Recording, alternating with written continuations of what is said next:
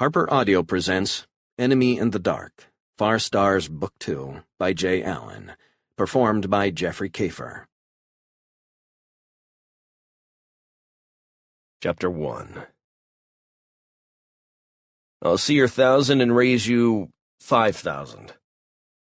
Ace stared across the table through the dim light and swirling haze of cigar smoke. His opponent wasn't half the poker player he fancied himself, and Ace would have been licking his chops anywhere else, ready to pounce. A pompous fool, whose arrogance greatly exceeded his skill, was tailor-made for a shark like Ace Graythorn. But today he had a job to do, and that was to keep the sucker at the table, something he would hardly accomplish by cleaning him out early. Ace looked at his hand for the third time, part of his carefully orchestrated act, and he exhaled loudly. Finally, he pushed his cards face down into the center of the table with a groan that was only half play-acting. Granted, he was sighing because he was laying down a winning hand. He figured his kings were a 90% favorite to win, but the sigh went over well. No matter what, the mission came first. The mission always came first. Alejandro José de Cordoba reached out and pulled the chips across the table with pudgy hands festooned with gaudy rings. He wore the elaborate dress of a Castilian nobleman, though Ace knew there was nothing but peasant blood coursing through his veins. Cordoba had earned his position the old-fashioned way. He'd killed for it. "Ah, Lord Suvorov, now you find yourself in a real game. One hopes you are not easily intimidated." Cordoba's voice was pleasant enough, despite the slightly mocking tone. But there was something else there, a menace only another killer would have noticed. Cordoba was a loud and boisterous man, but just like Ace, it was all an act. This is definitely not a man to be trifled with. "Indeed no, Lord Cordoba. I find the challenge stimulating." Ace had been gambling almost around the clock for 5 days, waiting for Cordoba to notice him and invite him to a game. Cordoba was well known at the Grand Palais as a high-stakes gambler, and more important, as the top henchman of Lord Aragona, the venerable establishment's notorious owner. It was easy enough to play the buffoon, but much more difficult to strike the balance Ace had managed most of the last week, that of a reasonably capable player, but one with inadequate control over his emotions. Just the sort of opponent an arrogant shark like Cordoba would seek. Strong enough to feed his ego, but weak enough to fleece. Ace had vacillated between winning and losing, managing to stay about even despite making some wild and foolish bets. Of course, that was exactly his job, but it still hurt the gambler inside to give it all away just to play a role. And it wasn't easy, either. He wanted to appear as a gambler who was reckless, but he wasn't looking to actually lose money. Anything he left at the tables would just ramp up the costs of the mission, and that would come right off the bottom line. "I am delighted to hear that, Lord Suvorov." Cordoba stared across the table, looking into Ace's eyes. "He's trying to get a read on me," Ace thought. "See how far he can push me. Good luck with that, you arrogant ass. It'll take a better man than you. Perhaps you'd care to up the stakes, Lord Cordoba?" Ace slipped his hand under the table and pulled a large purse from his belt. He dumped it on the table, and an avalanche of platinum coins poured out. "I need a chance to win my money back, and I'm prepared to wager my imperial crowns against your Castilian florins. Shall we say 50 florins to the crown?" Ace knew it was an attractive trade for Cordoba. Imperial coinage was illegal for use on Castilla, and although the official exchange rate at the planet's central bank was 25-1, that was a ludicrous example of wishful thinking that only supported a flourishing underground economy where a crown could fetch at least 60 florins, and often 80 or more. "Very well, Lord Suvorov." Cordoba nodded, his eyes barely betraying him. "He's good," Ace admitted. "Just not better than me." He'd put it at about 50-50 Cordoba would try and bargain him down, but he'd pick just the right number, an attractive deal that wouldn't look suspicious. "Then by all means, Lord Cordoba, deal." Ace looked out over the table. He was down about 1,500 florins, nothing he couldn't manage, and the big pile of platinum crowns was occupying Cordoba's attention. Ace wondered how the others were doing. His wife, Katerina, would be in the restaurant, hopefully making a fool out of him by now, and Blackhawk and Sarge would be approaching the target location soon.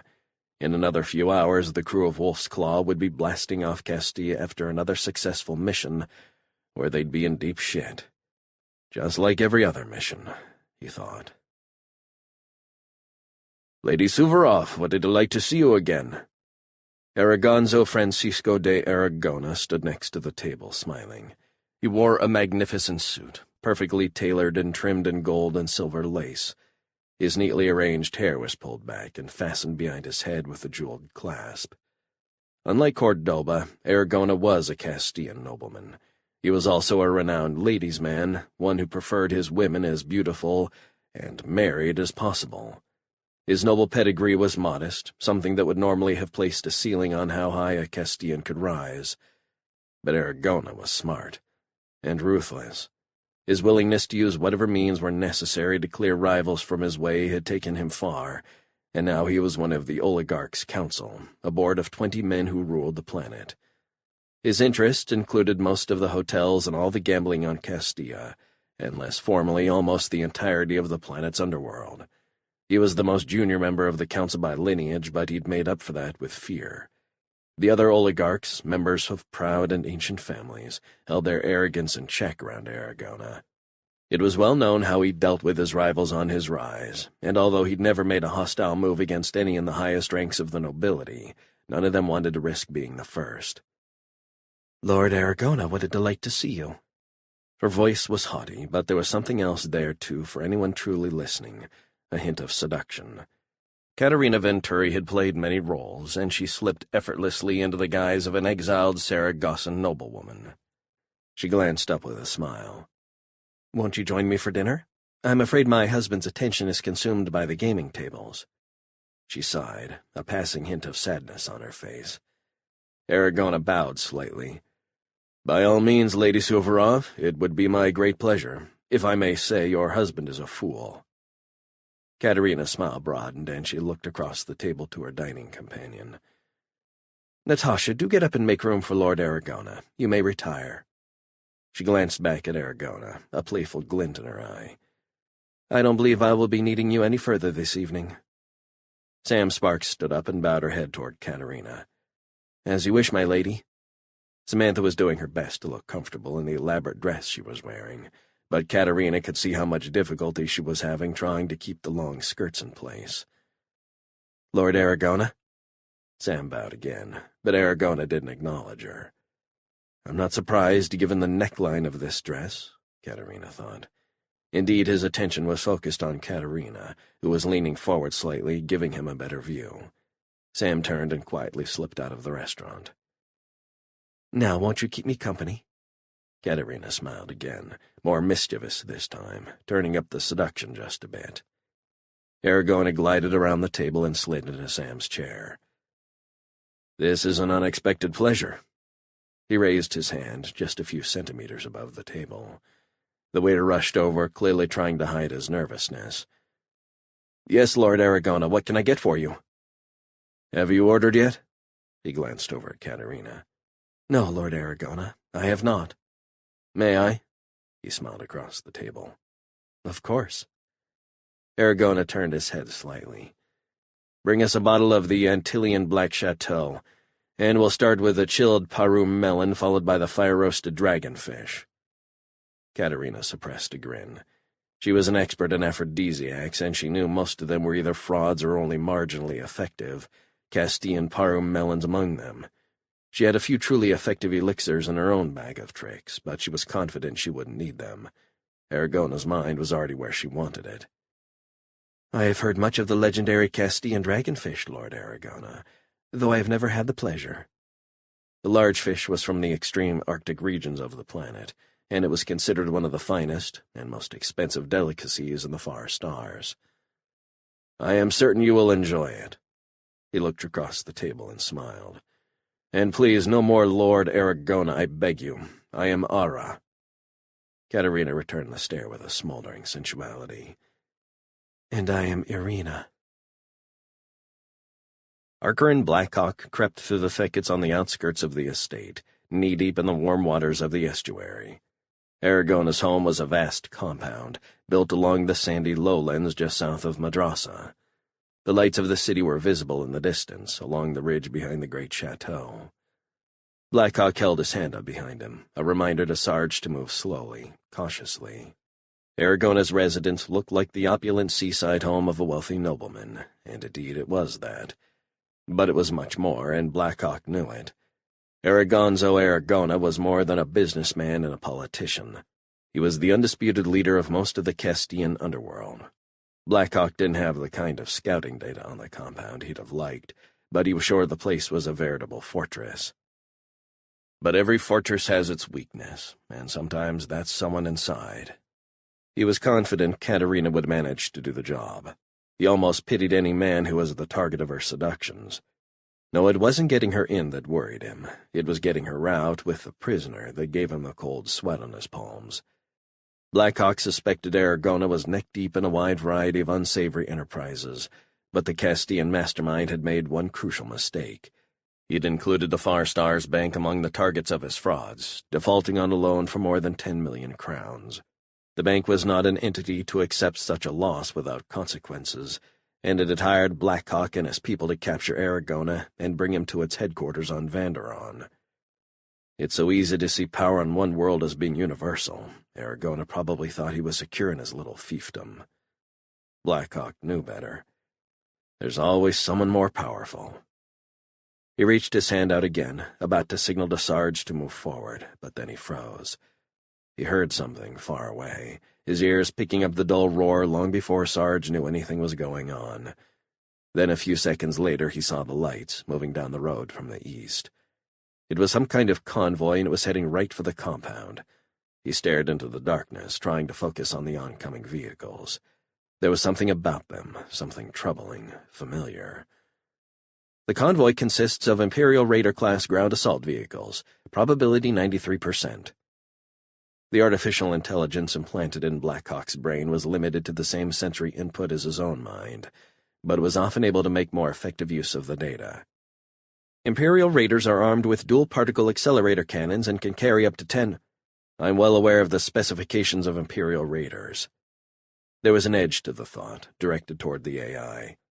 Blackhawk had an odd relationship with a computer presence in his mind. He couldn't dispute the fact that the AI, whom he'd nicknamed Hans for Handeus, an acronym for Heuristic Algorithmic Nanotech Dynamic Artificial Intelligence System, had been incredibly valuable on many occasions, but there was still some part of him that resented the intrusion. Despite the indisputable usefulness of the intelligence, he frequently found himself sparring with it. Pointlessly, he realized, but he did it anyway. What the hell are Imperial fighting vehicles doing on Castilla?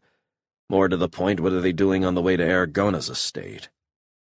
He wondered for a few minutes if Aragona's chateau was about to be attacked by his enemies, but as soon as the lead vehicle reached the gate, it was apparent they were expected. He stood stone still, watching the scene unfold. His grip tightened around his assault rifle, but that was pure reflex. He knew fighting wasn't going to solve his problem, especially not a suicidal assault on Aragona's villa. Blackhawk had no idea what was going on, but this was the second time in 6 months he'd run into Imperial involvement in the affairs of backwater worlds, and he didn't like it one bit. He wasn't a great believer in coincidence. There's no time to worry about that now, he thought, setting the topic aside. He knew immediately he had to change the plan. Katerina was planning to seduce Aragona and lure him back to his estate, where Blackhawk and Sarge's crew were positioned to get them both out. But the chateau was going to look like an armed camp in a few minutes. There was no way they'd manage to sneak anyone in or out. We're going to have to go with a backup plan, Sarge. That meant getting back into the city, fast, and he'd have to break communications silence, at least briefly, to let Katerina know. Hopefully he'd get to her before she and Aragona were on their way to the compound. He reached into his pocket and pulled out a small controller, pushing one of the buttons with his index finger. The communication was short, just a microburst to a small receiver in Katerina's ring. She wouldn't get any details, just a prearranged signal telling her to move to the backup plan. Just let it be in time. "Let's go, Sarge," Blackhawk whispered. "We need to round up your boys and get back to Madrasa." He took one last look at the chateau. The convoy was still coming, with no end in sight to the line of armored vehicles. That's trouble. Big trouble. Come on, Sarge. We're already late. Katerina felt a tingle on her finger, a small electrical discharge from her ring. It was a signal from Blackhawk, and it meant one thing: trouble. She had intended to seduce Aragona and get him to take her back to a chateau where Blackhawk and Sarge's crew would help her get him out. Indeed, Aragona had already propositioned her twice. She'd been playing along, making sure he was truly hooked, but now that plan was scrubbed, which meant she was down to the backup.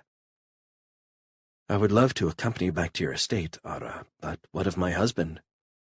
Katerina glanced across the table, rocking slowly in her chair. She was pretending to be drunker than she was. She and Aragona had finished off a second bottle of the dry Black Chateau vintage, more than enough of the strong red wine to inebriate most women her size. Women who hadn't been through the years of hard training at the Assassin's Guild on Sebastiani, that is, who hadn't done the rigorous survival training and the deep body control exercises she had. It took a considerable amount of alcohol to get Katerina Venturi truly drunk, and even then she maintained impressive control of her wits and reflexes. "He is quite engrossed in his poker game, from what I am told. It will likely be dawn before he tears himself away." Aragona's voice was distracted, his eyes glancing down at Katerina's bare leg. She'd shifted, moving to the side, and the Castilian lord had just noticed how high the slit ran in her dress. "We can slip away, and my men can have you back here long before morning." She stared at Aragona. She knew he was dangerous, far more so than his charming demeanor suggested. But she'd also heard his weakness for women was profound, and his devious intelligence at times took a backseat to another body part. She suspected it was ego that made him so intent to bed the beautiful wives of other rich and powerful men, another cold-blooded killer undone by hidden insecurities. He was tailor-made for her manipulations, which was why she had accepted the mission in the first place. Sex was a weapon, and one she was uniquely qualified to wield with deadly effect. "I'm sorry, Ara, but it is too much of a risk. Pavel can be a very jealous man, and he controls our fortune, if he should come looking for me, and I am." "I assure you, my dear, your husband will remain at the tables, even if I must order my people to let him win." Aragona's voice was tense, his urgency apparent. She knew she had gotten to him. Lust was doing its work for her, as it had so many times before. "I want to, Ara," she purred, "but I cannot take the chance. Without Pavel, I will be penniless, trapped on a foreign world." She ran her hand playfully through her mane of shimmering black hair, her dark brown eyes locked on his as she did. "Perhaps—" She paused abruptly. "Perhaps what, Irina?" He reached across the table, placing his hand on her arm. She moved her finger slowly, her polished red nails gently teasing his extended arm. "Perhaps we could sneak off to one of the suites in the hotel for a few hours." Getting Aragona upstairs was the fallback plan, but she didn't like it any more than she had when they'd originally discussed it. "I'm sure I can lure him up there, but how are we going to get him out of the hotel? The chateau is out in the countryside, but the Grand Palais is right in the middle of the city, full of guests and guards and kilometers away from the Claw. I guess we'll just have to make it work, somehow." Aragona paused, a troubled look momentarily passing over his face. Katerina smiled. "Of course," he finally said. "If you will excuse me, I shall have a suite prepared at once." He smiled and stood up, walking toward one of the stewards standing nearby. "Go and tell the manager I want the royal suite prepared at once. Flowers, candles, bowls of burning jasmina, and I am in a hurry, so I want it ready in 10 minutes. Yes, Lord Aragona. And I want another bottle of the Black Chateau in the suite, lightly chilled. Yes, my lord." Katerina was sitting quietly, listening to Aragona's seduction preparations. No doubt he thinks I cannot hear him. Katerina's hearing was quite acute, though, and her mental discipline allowed her to tune out background distractions. She couldn't match Blackhawk's uncanny senses, but she was the closest of the crew to matching the Claw's enigmatic captain. Katerina had also heard the fear in the steward's voice. It was another reminder not to underestimate this man. She'd seen terrified servants before, and she'd met 100 variations of the brutal masters who had instilled them with that fear. She hadn't killed them all, but she'd wanted to. She was a cold-blooded killer herself, but she directed her attentions toward the powerful and dangerous, not the poor and weak, and she despised bullies who brutalized those who couldn't fight back. No doubt for all his arts of seduction he'd kill a lover, too, because she displeased him, or simply because he felt the urge. Aragona walked back, smiling. I'm having them open the royal suite for us, my beautiful Irina. It will be ready in 10 minutes. He smiled, but she could see through it, to the monster below the surface. Just enough time to finish our drinks. Katerina reached for her glass and returned the smile. I look forward to a memorable evening. She took a sip of her wine and set it down, still smiling sweetly. But inside she was regretting that this was a snatch-and-grab job. She suspected she would have enjoyed killing the son of a bitch. Lucas Lancaster sat in his usual place, the pilot's chair on the Claw's bridge. The Claw was quiet, too quiet. It was just him and the twins. He was in charge of the ship as usual, and the twins were in reserve, in case anyone got into trouble. Everybody else was out on the op, even Sam. The brothers were monsters, gargantuan human beings well over 2 meters tall and weighing at least 150 kilos. They were great in a fight, but a bit too noticeable for undercover work, and a little too stupid, too. For all their blind loyalty and astonishing strength in a fight, Tark and Tarnan were what Ace liked to call dull blades. Lucas was monitoring the operation, and as far as he could see, everything was going according to plan. Unfortunately, he couldn't see much, because Blackhawk had mandated near-total communications silence. But Lucas wasn't without resources. He'd managed to hack into the Castilian Orbital Command before the op and commandeer one of its surveillance satellites. He was scanning the entire area, looking for anything out of the ordinary, any kind of problem that might interfere with the operation. Things had been quiet so far, but if his experiences on Wolf's Claw had taught him anything, it was that the situation could go to crap in a heartbeat. Like now. His eyes caught something on the scanner, movement around the Aragona villa. What the fuck? He muttered to himself. He stared at the screen closely, trying to discern what it was he saw. He thought about sending an instruction to the commandeered satellite, retasking it slightly to give a closer view, but that would require a high-energy communications burst, and Blackhawk had forbidden him from taking that kind of risk, unless the situation was dire. Lucas wasn't shy about massaging the meaning of a word, but he couldn't stretch all the way to dire. Not yet. His eye caught a flashing red light on the board, a signal from Blackhawk, and a step closer to dire. The mission was compromised, and they were moving to the backup plan. Lucas let out a long sigh. That was bad news. The backup plan sucked. Trying to snatch a paranoid psychotic from his villa in the countryside was bad enough, but grabbing him from his own hotel in the center of one of Castilla's biggest cities, that was downright suicidal. And yet just another day's work on the Claw. Tark, Tarnan, I need you guys to suit up. We might have some work to do. He wasn't going to rush in and blow everyone's covers, not yet at least, but he was damned well going to be ready because the shit was sure as hell going to hit the fan. It always did, and when that happened, he wanted the twins ready to go. Ace looked at his cards again. It was one of the false tells he'd invented, a way he'd been controlling the game, allowing Cordoba to win often enough to feel he was getting the better of his adversary, despite the fact that the money had remained fairly even. Ace had left Cordoba feeling he'd outplayed his opponent, and that his own losses had been due to dumb luck. It was the perfect enticement to keep the Castillan at the table.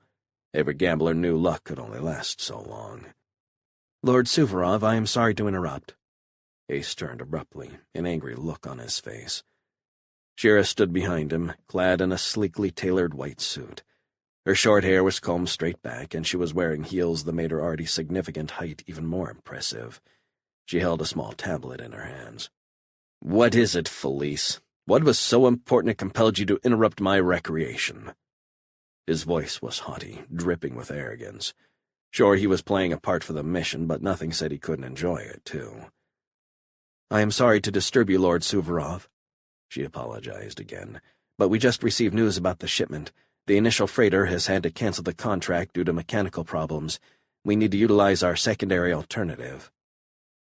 Ace stared at her with a sour expression on his face. Well, if there is no alternative, then proceed, and don't disturb me again unless it is important. It was bad news. Shira was relaying Blackhawk's order to go to Plan B. Beyond the problems that the captain would encounter, Ace's whole purpose had been to keep Cordoba occupied and in town, while the abduction went down in the villa. Now, though, all that had achieved was to keep the psychopathic son of a bitch in the same building where they were going to snatch Aragona. Ace wasn't the prime mover in this plan, but he hated being counterproductive. I'm not a big fan of the plan going straight to shit immediately either, although I should be used to it by now. A problem, Lord Suvorov? Cordoba glanced across the table, a hint of concern in his voice, but no real suspicion Ace could detect. Nothing a better staff wouldn't solve, Lord Cordoba. He glared up at Shira. Go, see to it, now. She looked back down at him and nodded respectfully. As you command, my lord. Ace watched her hurry from the room, and he noticed Cordoba doing the same. He had to admit she looked good in the form-fitting suit, but he felt like he was watching his sister. He knew Shira preferred women, at least when she defrosted enough to want anyone, but she had no difficulty attracting attention from either sex. No one could match Katerina for raw seductiveness, but Ace suspected Shira could have done the job, too. He held back a sigh. Things were going to hell, and the next few hours were likely to be extremely dangerous. Still, he enjoyed treating Shira like a servant, a small perk of the op. He suspected he'd pay for it later, assuming they all made it out, but it was still worth it. Indeed, Lord Suvorov, it is a constant challenge to find competent servants. Cordoba paused a few seconds before asking the question Ace knew was coming. Pardon my curiosity, but perhaps I can assist you with whatever business you are conducting. Ace reached over and grabbed his glass, taking a sip before answering. As you know, many of my brethren from Saragossa were dispossessed these last 8 years by the revolution there. However, recent news suggests that our cause has taken a turn for the better, and the revolutionary armies are on the retreat. Let us just say I have been safeguarding some special holdings for some of my fellow nobles, items they wanted to keep out of the hands of the rebels. He paused for a few seconds, glancing through the arches separating the VIP area from the main casino. It is a delicate matter, Lord Cordoba, perhaps one best discussed elsewhere. He gestured toward the table. Besides, the cards await us now, do they not? Indeed they do, Lord Suvorov, indeed they do. Ace watched the pudgy Castilian deal slowly. Now there's something else for you to think about, how you will manage to cheat me out of a shipful of Sargasson treasures. He smiled. There was nothing Ace liked better than dealing with greedy men, and he could see by the look in Cordoba's eyes his reputation was well-deserved. That was good, because Ace expected he was going to need every distraction possible if he was going to get back to the Claw. Chapter 2. Let's go, boys, we don't have much time. Really, we don't have any fucking time. Blackhawk knew Katerina couldn't stall Aragona all night. Sooner or later she'd end up in one of the hotel suites with him. He knew she didn't need help subduing him, but she was damn sure going to need backup getting him the hell out of there and back to the Claw. Right behind you, Captain. Blackhawk could hear the exhaustion in Sarge's voice, and a quick glance over his shoulder told him the rest of the crew was in even worse shape. Blackhawk knew his lung capacity was at least half again theirs, and probably more. He'd been driven by urgency, though, and his concern for Katerina and Ace and the rest of his people in Madrasa. But the others just couldn't maintain his pace. He was going to have to make a choice. Go on ahead by himself or slow down enough for them to keep up. He hated the idea of splitting up, but the thought of leaving Katerina on her own was worse. He stopped and spun around, his eyes focusing briefly on each of them. Sarge, I'm going to go on ahead. You guys follow as quickly as you can. He stared at the hulking soldier. You remember the layout of the city, right? He hadn't expected Sarge's people to get anywhere near Madrasa, but they'd gone over the backup plan anyway. Once. Yes, sir, I remember.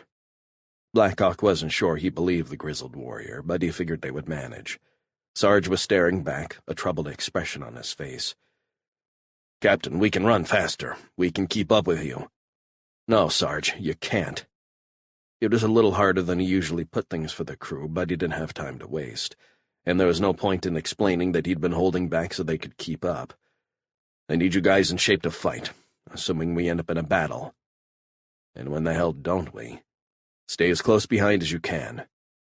He gave them all a quick wave, then took off, practically sprinting toward the looming buildings of the city. He figured they were still 10 clicks out, but alone he could cover that in 30 minutes.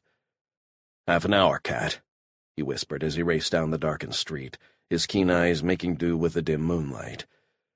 "I'll be there in half an hour, just hang on." Katerina looked around the room.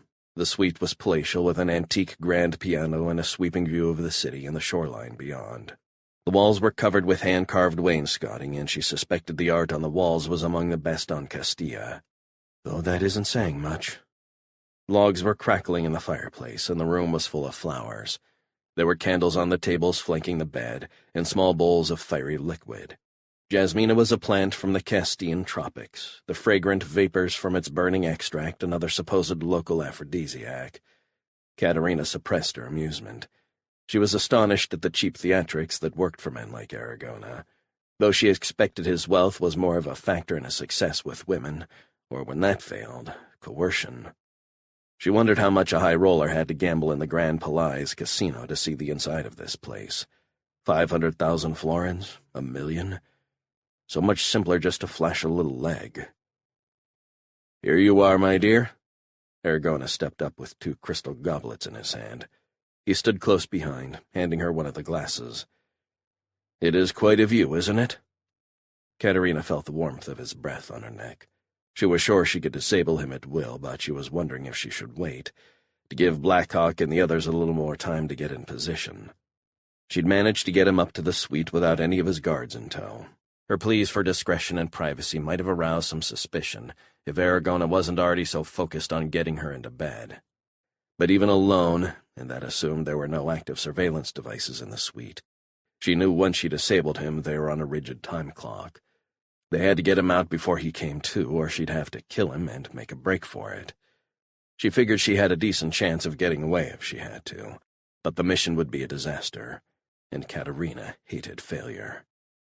The bank wanted a live captive, and the price Blackhawk negotiated reflected the increased difficulty over a simple assassination.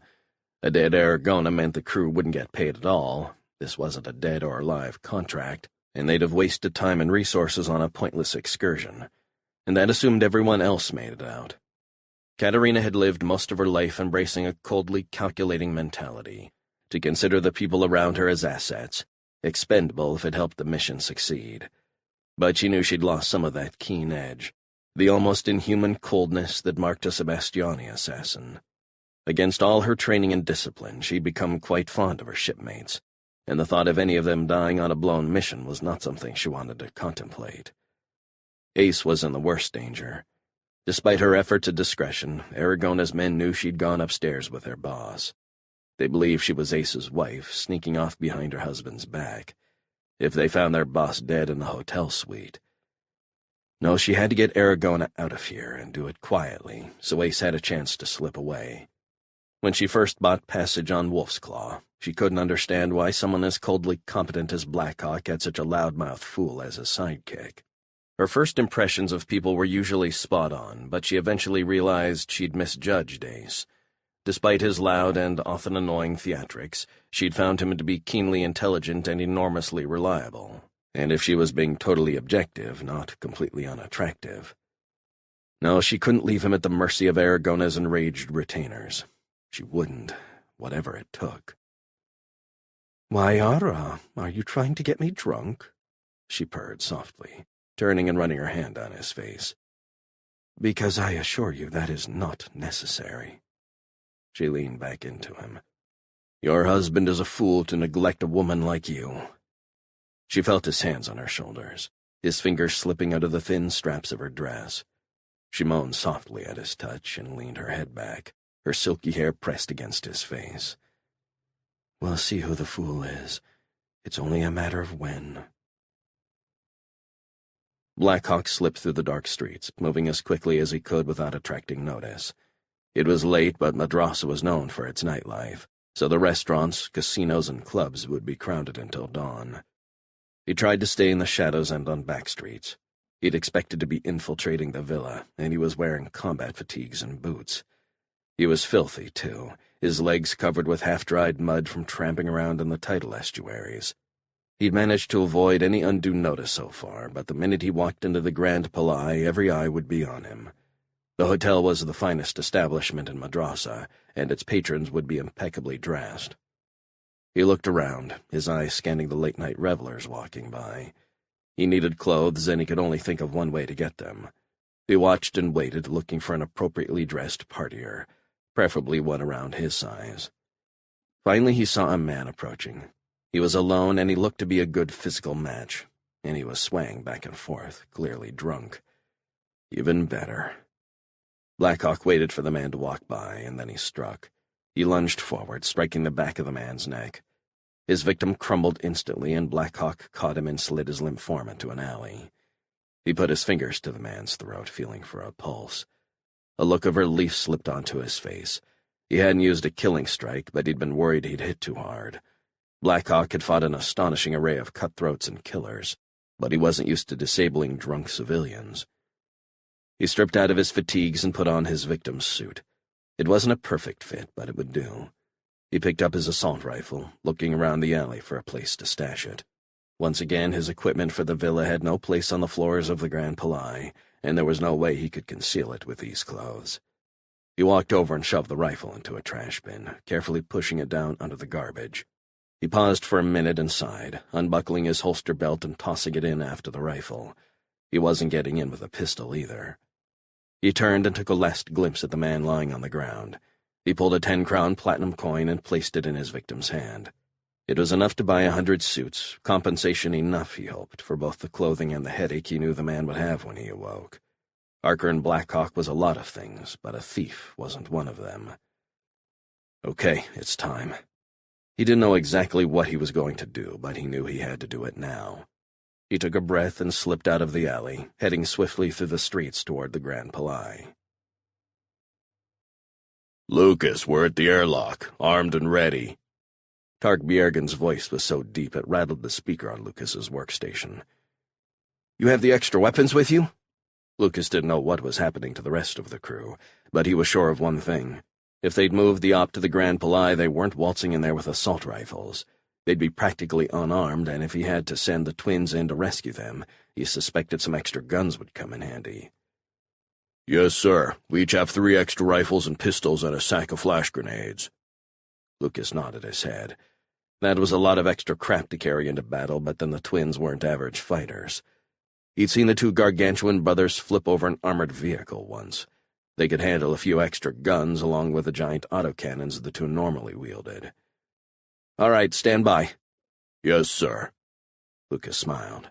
He wasn't remotely a sir. No one on Wolf's Claw really was except Blackhawk, and the captain was the last one to make a big deal out of rank. The crew had a variety of respectable names for their leader, but just as often he was simply Ark to them all. Below Blackhawk, though, there really was no rigid hierarchy on the Claw. Lucas and most of the rest of the crew generally thought of Ace as second in command, all except Shira. And Lucas knew that in a crunch she'd swallow her pride and accept Ace's orders, too. Truth was, in the end, they were a team, and whatever disagreements or rivalries they had disappeared when any of them was in danger. He stared at the power readouts. He had the field up at full strength. The Claw was as good as invisible to any casual observer, and even to a serious search effort unless it was extremely targeted. The distortion field was another of Blackhawk's mysteries. None of the crew knew where it had come from, but they were well aware how useful a device it was. It had probably saved their lives more than once, a lot like Blackhawk himself. For the millionth time, Lucas wished he could run the engines in the field at the same time, but the strange artifact drew an enormous amount of power. He'd been planning to test the new reactor Marshal Lucerne had given them to see if it could manage the strain, but that was an experiment for a time when they weren't in the middle of an operation, and when Sam was down in engineering where she belonged. Still, he was tempted. Castilla wasn't one of the prime worlds by any means, but it wasn't a backwater shithole like Saragossa or Kalashar either. It wouldn't take long for the Castilian Defense Forces to detect a launch after he dropped the field. From then he'd have maybe 10 minutes to get to Madrasa and grab everyone, or the Claw would end up in a battle with the entire Castilian fleet. Not an attractive prospect. Lucas stared down at the readouts, but his thoughts were with the rest of the crew. Should he blast off and rush to Madrasa, or should he sit tight and see what happened? They may call me sir, but I hate being in command. Sam, I need you to go back in there. Blackhawk had linked up with Sam and Shira just outside the Grand Palais, and he was doing something he hated to be forced to when he'd had a perfectly good plan. He was improvising. Whatever you need, Captain. Sam Sparks was one of the best engineers in the Far Stars, but she was also incredibly capable in a fight. Her age and introverted nature tended to make people either want to protect her or dismiss her, but that's because they'd never seen her in action. Blackhawk had, and he knew she'd killed a lot of people for a 27-year-old. A lot of people. We have to get Katerina and Aragona out of there, he continued, and we need a diversion of some kind to do it. Do you think you can get down to the mechanical level and knock out the building's power? She looked back at him for a few seconds before she answered. I can try, Ark. She paused again. I'll manage it, somehow. Be careful, Sam. Blackhawk reached out and put his hand on her arm. I know this is dangerous, but don't take any unnecessary risks. If you can't get down there, back off. We'll manage some other way. She nodded. I'll be careful. She smiled and turned to walk back toward the hotel's entrance. Blackhawk watched her go, a little worried about just how careful she would be. He spent most of his time worrying about Ace doing something insane, but he knew Sam had a little streak of craziness in her, too. It put a knot in his gut, but it also made him proud as hell. What do you want me to do, Cap? Shira stood next to Blackhawk, also watching Sam walk toward the hotel. Blackhawk turned back toward her. Stay close to Ace. If the shit hits it, he's vulnerable. At this point, the mission was of less concern than his crew. For all his skills and enhancements, Blackhawk knew his people were his greatest weakness. Not that they'd let him down, but that he'd let them down. He could face his own death, but the thought of his crew being killed tore at him inside. Other than Augustin Lucerne and Astra, they were all he cared about in the universe. Don't worry, Ark. I'll make sure he gets out. She turned her head, looking down the street. But where's Sarge and his boys? You aren't thinking about going up there alone, are you? He nodded. How are half a dozen of us going to sneak up to the top floor of that hotel without being noticed? He could see the concern taking over her expression. It'll be okay, Shira. I'll handle it. And Sarge and his boys will be here by the time we're on the way out in case we need backup. Besides, Kat will be there to cover my 6. Shira didn't look convinced, but Blackhawk knew she wouldn't argue with him, not in the middle of an operation. Good luck, Ark. Her voice was soft.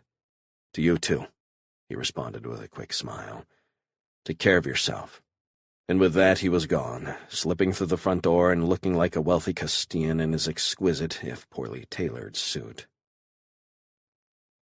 Katerina felt Aragona's hand sliding down her back, pulling down the zipper on her dress. He had a gentle touch, something she'd found to be quite rare among the butchers and power-mad politicians who'd found their way into her crosshairs over the years. It made no difference. Skilled lover or brutish lout, Aragonzo Aragona was just a mission to her.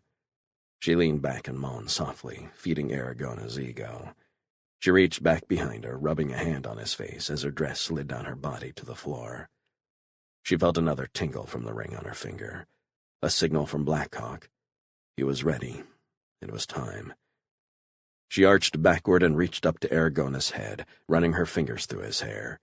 She let her hands drop slowly toward his neck. Then she spun around behind him in one swift motion, pulling upward and jamming her left hand into the side of his neck. His body tensed for an instant, and she could feel him pulling away, but then he went limp and slid to the floor. The nerve pinch was an ancient Sebastiani technique, one she'd learned as a child acolyte. Most of Katerina's moves tended to be fatal. She was a trained assassin, not a kidnapper. But her arsenal included a few non-lethal maneuvers, and this one was more than enough to deal with the likes of Aragonzo Aragona. She slid off to the side, pressing her ring hard against her finger, sending the expected response to Blackhawk. She reached down and scooped up her dress, just as the claw's captain slipped through the door. His shirt was covered with blood. Her stomach tightened for an instant before she realized none of it was his. "Guards," he said grimly, as if reading her thoughts. "How long will he be out?" She could see he was trying not to stare, with mixed success. She paid it no mind. She was used to men's reactions to her wearing a few wispy pieces of silk and nothing else. That's one of the main reasons I'm in this suite in the first place. An hour, perhaps, possibly a bit less. The nerve pinch worked differently depending on the subject's body chemistry and recovery time. but she was sure he'd be unconscious for at least 45 minutes and probably longer, which was enough to get out or get killed trying. She slipped gracefully back into her dress. "So, shall we get out of here, Archerin?" She was the only one who used Blackhawk's full name. "I've had quite my fill of Castilla, and I suspect you have too." "I have indeed," he replied, reaching down and hoisting Aragona over his shoulder. "I have indeed." Sam crept down the concrete hallway, stopping every 10 meters or so to listen. She was looking for the Ply's power core, and she was tracking it like a hunter stalks his prey. Finally, she caught a hum in the air, and she knew it was the reactor.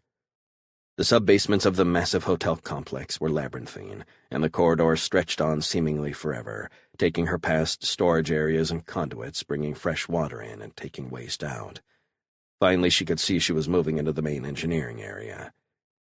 She'd never get to the reactor itself. She knew it would be too heavily guarded, but if she could find the main conduit, she might be able to shut down the entire complex, at least for a while. She crept forward, her eyes focusing on the pipes and the mechanicals running along the ceiling. She was moving as much on instinct as anything else. The hum was getting louder, and she was sure she was close to what she wanted. Suddenly, Sam heard footsteps come around the corner behind her. "Halt! Who are you?" The voice was gruff, suspicious. She turned slowly, grabbing the tiny gun she always carried in her waistband as she did. They teased her about the miniature weapon, told her it looked like a toy, but it was compact and easy to hide, and it was made entirely of hardened polymer, so it slipped past metal detectors and most other security devices. It only held 4 projectiles, but that was all she'd ever needed. "I was on my way to engineering. They called with—" She fired as soon as she came around, and the guard fell onto his back, a small round hole in the center of his forehead. "Better get moving in case somebody heard that." She jogged down the hallway, turning at each opportunity in the direction of the reactor's hum. She was close, and she started to see heavy electrical conduits along the walls and on the ceiling. There were major trunk lines leading to various subsystems. The main nest of cables had to be close, then. She pushed onward, tracing the wires backward toward their origin. Finally, she turned a corner. 2 technicians were standing in the middle of the hallway, staring right at the main power conduit. When they saw her, they seemed frozen in surprise. Then as one, they turned to sound the alarm, but she dropped them with 1 shot each. "Now I just need to knock this thing out and get the hell out of here." Blackhawk raced down the stairs, carrying Aragona wrapped in a sheet and draped over his shoulder. He'd considered trying to take out the surveillance cameras in the hallway, but he knew that was a waste of time. He doubted he could find them all anyway, at least in the amount of time he had available. Besides, knocking out a camera was like flashing a warning sign to anyone watching. All they could do was get the hell out before anyone could respond. With luck, they might shake any pursuit once they were outside. Then he could call Lucas and have the Claw meet them somewhere near the city. He touched his ring again, sending a signal to Ace. It was time for him to make an excuse and get the hell out of the casino.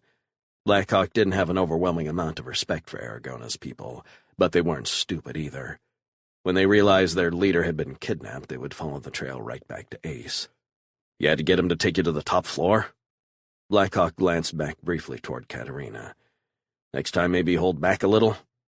They were 2 of the fittest human beings in the far stars, but 80 floors was a long way, even going down, especially carrying 80 kilos of unconscious Castilian gangster.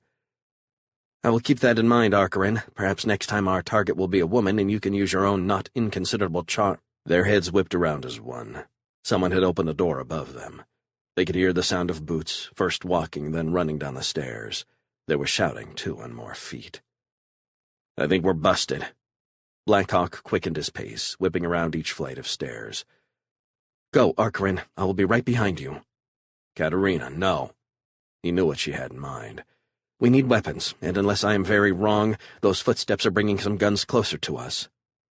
Blackhawk wanted to stop and argue with her, but he knew there was no point. Katerina was going to do whatever she thought was best, and all he could do by arguing was make the maneuver even more dangerous. Besides, she was right. "Just take out the first group and grab their guns." His voice was firm, commanding, though he didn't know how much good it would do. "I will be right behind you." She turned and raced back up the stairs, her footsteps silent on the concrete risers. Blackhawk continued down, listening carefully. He knew he shouldn't slow down, but he did anyway. If it came down to escaping with Aragona or running to Katerina's aid, he knew exactly which he'd choose. He heard a loud thud, and then a second later another. No shots went off. There weren't even screams. Chrono, she's good. He kept moving down. Eventually he heard something move up behind him, barely audible. "Well done," he whispered. "Thank you." Katerina reached around him, pressing a pistol into his hand. "Take this. You should be able to manage it carrying that putrid load." "Got it, thanks." Blackhawk moved forward again down the stairs. "But let's try to get out of here without having to kill anyone else." Blackhawk wasn't going to bet on that prospect, though. "I'm sorry to disturb you again, sir, but I'm afraid there are matters that require your immediate attention. Several of the nobles are vociferously demanding to speak with you." Shira stood almost at attention, her hair perfectly groomed, not a wrinkle on her suit. Ace understood. It was time to get out. Now. "It is astonishing that nothing can get done without my direct intervention." He looked across the table at Cordoba. "If you'll excuse me, Lord Cordoba, I'm afraid I must attend to this at once. If you are amenable to a short break, I would be very interested in continuing our game in, say, 1 hour. Cordoba stared back at Ace. He was clearly annoyed at the delay, but he nodded and said, "Of course, Lord Suvorov. We must all attend to our work when it demands." Ace stood up and stared at Shira with a frustrated scowl. "Let us go so that I can finish your work and get back to my game." He reached toward the table and started to scoop up his chips and coins. "There is no need, Lord Suvorov." Cordoba's voice was firm. "I can assure you no one will disturb your steak while you are gone. I will have my people guard the table until we resume." Fuck, Ace thought. All that money. But he couldn't risk insulting Cordoba. Not this close to getting the hell out of here. "My thanks, Lord Cordoba." Ace tried to pull his eyes away from the stacks of money on the table, funds that were about to be written off as expenses of the op. "Come, Lord Suvorov, your associates are waiting." Ace knew Shira was afraid he'd get himself shot to pieces over a pile of chips, and he knew that fear wasn't entirely ungrounded. But the mission came first for all Blackhawk's people, even Ace Graythorn, even when he had to walk away from a pile of money and an opponent he knew he could fleece. "Very well, Felice, let's finish this as quickly as possible." He turned and followed her back toward the main casino floor. His eyes caught a pair of guards moving from a back room toward Cordoba as he and Shira were crossing the room. He didn't get a good look, but their body language was clear. Something was wrong. "Fuck, I think we've got trouble," he whispered to Shira. "Just keep walking." "Lord Suvorov." It was Cordoba, and the change in his tone was obvious. "I'm afraid I must ask you to wait a moment." "I'm sorry, Lord Cordoba, but I really must attend to my business. I will be back shortly." Ace could hear the guards starting to move toward him. His eyes darted back and forth, looking for something, anything he could use as a weapon. He saw a waiter walking by, carrying a large metal tray filled with glasses. He turned his head slightly, and he saw the guards moving toward him, reaching into their jackets. "Now, Shira." He spun around and shoved the waiter down, grabbing the tray. Drinks flew across the room, and the crystal glasses shattered as they hit the ground. Ace turned, swinging the tray hard and hitting both guards in the face. They dropped the pistols they'd pulled out from their jackets, and Ace dove for one. He could hear the sounds behind him, more guards rushing forward. He lunged for the pistol, grabbing it and swinging around, bringing it to bear. His reflexes were fast, but not fast enough. He knew in that instant his adversary was going to get the first shot off. He braced for the impact, his enemy's bullet slamming into his body. But it didn't come. Instead, he saw something whip across his field of vision so quickly it was barely visible. Then another. He fired his pistol, but his enemy was already stricken, hit by the 2 tiny throwing stars Shira had hidden in her necklace. Ace pulled himself up and ducked behind an overturned table, motioning for Shira to take cover with him. There were 6 guards in the room already, and he had no doubt more were coming. He started firing, dropping 2 almost immediately before they started shooting back. Then the lights went out. "Sam," Blackhawk muttered to himself, not at all surprised she'd managed to plunge the enormous Grand Ply into total darkness. So much for the cameras and alarms, he thought. He slowed abruptly, stepping much more carefully in the total darkness. Blackhawk had an eagle's eyes, but even his uncanny vision couldn't cut through total darkness. He and Katerina could do little but wait. Can't risk breaking our necks, but shouldn't be much. The emergency lights flipped on. Finally. Blackhawk's voice was heavy with frustration. Luckily, we're almost to the ground floor, Katerina said. This stairwell will exit on the far end of the casino, I believe. We will need to go east to reach the main entrance. Katerina's voice was calm, sure. She had stayed right behind Blackhawk, stopping every few flights to turn back and make sure no one was catching up to them.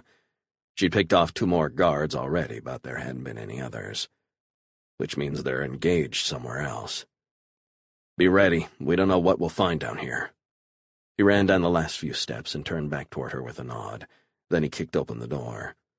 There was pandemonium on the floor, people running and screaming and guards desperately trying to restore order and stop patrons trying to get to the exits with stacks of stolen chips. The light from the emergency lamps was dim, but Blackhawk's vision sliced right through the gloom. He hugged the wall, trying to move around the edge of the worst chaos. There were guards everywhere.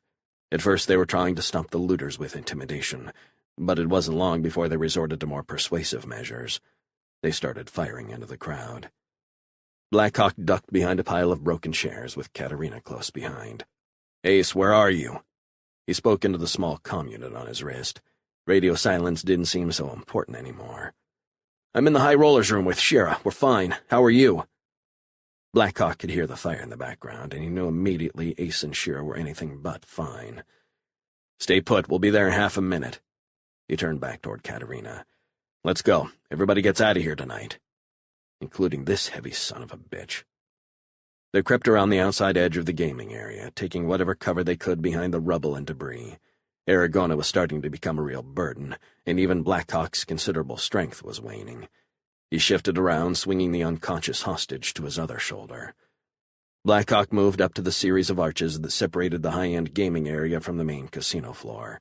He could see Ace and Shira pinned down on the far side of the room.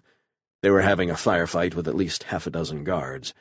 They'd already taken out at least that many more, but the survivors were behind hard cover now, and the exchange had turned into a stalemate. "They're trapped in there, cut off from any exit." Blackhawk looked back at Katerina. "Ready?" She nodded. He took a quick look around, and then he ducked inside the room, firing the pistol as he dove for cover. He took out 2 guards before he fell behind an overturned table, dropping Aragona hard as he hit the ground. "They need to get him out alive. No one said he had to be in one piece." He turned in time to watch Katerina, unhindered by the burden he carried, open up with 2 pistols, taking down the remaining guards with precision shooting. "Let's go!" she shouted across the room, waving to Ace and Shira. Kat was standing upright in the center of the room, wearing a slightly disheveled but enormously expensive evening gown and brandishing 2 smoking pistols. She still looked like she could seduce any man left alive in the casino. Blackhawk pulled himself up and looked around. "Too much damage, too much noise. We're never going to get out of Madrasa on foot. Even if we steal a vehicle, we're screwed." Which could only mean one thing. He had to risk bringing the Claw in to get them. He hated putting the ship on the line, but there was no choice. He tapped the comm unit. "Lucas, you need to get the Claw to Madrasa as soon as you can, as close to the Grand Palais as possible." "I'm here already, Skip. I just picked up Sam and dropped off the twins to go in and get you guys. Get up to the 5th floor roof deck and I'll bring the ship around there." Blackhawk heard the sounds of heavy automatic fire coming from the main entrance, the massive autocannons the twins used as hand weapons. He smiled. Damn, he was proud of his crew. "Everybody ready? We need to hook up with the twins and get to the 5th floor deck. Lucas has the Claw flying over the hotel and he'll get us out of here." The others nodded. Blackhawk leaned down and scooped up Aragona. Standing, he waved his arm forward. "Let's move." "They're heading up to the 5th level, Sarge. You guys follow them up there and I'll pick you all up." Lucas had been following Sarge's crew on the scanners. Lucas knew the radio traffic was going to mean trouble. He was pretty sure the Claw had made it to Madrasa undetected. He'd taken a huge risk and flown over with the field up and engines blasting away. He was damn sure putting Marshal Lucerne's reactor through its paces. Then Chronosam is back on board. Pushing a fusion reactor to the brink was crazy enough, but doing it without the ship's engineer on board was downright insane. Which pretty much describes everyone on this ship. "Understood, Lucas. We're on our way." Lucas glanced at the scanner. Nothing yet. But that was only a matter of time. The comm signals he was sending out were like a beacon, and they led back to the Claw. "And hurried up before half the Castilian Air Force gets here and starts shooting at us." He flipped the comm to the intra-ship channel. "How are things down there, Sam?" "Shitty, Lucas. What the hell are you doing to my ship?" He suppressed a laugh. "Just what I had to do, Sam." She'd still been wearing her costume from the op when he picked her up, and he tried to imagine her down on the Claw's tiny engineering space, shoving the layers of silk out of the way as she worked at her familiar controls. Now that's a scene I wish I could capture on camera. "Just hold her together, Sam. The others are in deep shit and we've got to pluck them off the roof. Drop the field if you have to, but I need full engine power." "No problem. I'll just sprinkle some fairy dust on it, Lucas." Sam was very protective of the ship and its systems, and she was pissed. Lucas was sure she realized he'd had no choice, and he knew for a fact she was just as concerned about the others. But that didn't stop her from getting mad at him all the same when he was too hard on the Claw. They all loved the ship. It was their home. But Lucas knew it was Sam's baby, and she protected it like a mama carnosoid. "Let's go, boss. The way to the stairs is open." Blackhawk nodded with a smile. "It's open because you hosed the whole area down with 12mm rounds." Looking at the shattered wreckage of the casino floor, he remembered what a force of nature the twins truly were in battle. "All right, everybody, let's get the hell out of here." Blackhawk took a deep breath and hauled Aragona with him.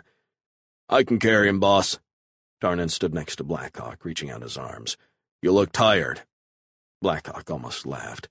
"Yeah, Tarn, I'm pretty fucking tired." The giant reached over and plucked Aragona from Blackhawk, throwing the Castilian over his shoulder like a rag doll.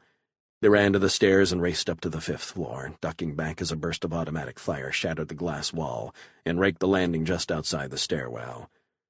"Fuck, there are at least a dozen guards out there, and they're not firing those little pop guns they had downstairs." Blackhawk turned back, looking toward the rest of his crew. They all had assault rifles now, courtesy of the twins. "We don't have time for a firefight, Ark." Ace was looking all around. "What do you have in those sacks, Tark?" He just noticed the small bags hanging from the twins' shoulders. "They're flashers, sir. We got a dozen in each bag." Ace turned toward Blackhawk. "What do you think? Throw a dozen stunners out there and charge?" He stared at Blackhawk for a few seconds. "I don't see any other options." Blackhawk took a deep breath and nodded. It was a desperate plan, but Ace was right. They didn't have time. More guards would be coming any minute, and if they screwed around long enough, they'd have Castilian army units on their asses, too. "Let's do it." He turned back toward the crew. "Everybody take 2. We throw on my command, and then we charge ahead, firing full. Got it?" They all nodded, and the twins handed out the grenades. Blackhawk reached back and took 2 himself. "Okay, one right after the other. Then charge." He took a deep breath. "Now." He pulled the pin on the first grenade and threw it out onto the terrace beyond, followed immediately by the second one. Then he lunged forward, firing his assault rifle on full auto as he ran through the shattered picture window and out into the cold Castilian night. Chapter 3. The explosions lit the inky black sky, each blast briefly turning the moonless night to day. The valley was filled with fire, the growing conflagration of war destroying everything in its path, leaving nothing but charred ruins to attest that men had once lived amid these rolling hills and gentle plains. The battle had been raging for weeks now, without pause, without mercy. Rykara was a planet scourged by the hell of war. Arias Callisto stared at the nightmare laid out before him. He had not expected the enemy to put up such a fight. Rykara had been a divided planet, ruled by a squabbling class of hereditary lords eternally at war with one another. By the standards of a prime world like Celtiboria, it was a backwater, its strength and technology no match for the invaders. Callisto had expected to topple Rykara's petty fiefdoms and secure the planet in a few weeks. It had been 4 months now, and despite being reinforced twice, he was still battling his stubborn foes. The light casualties he'd expected had grown into catastrophic losses, and many of his lead units were down to 50% strength.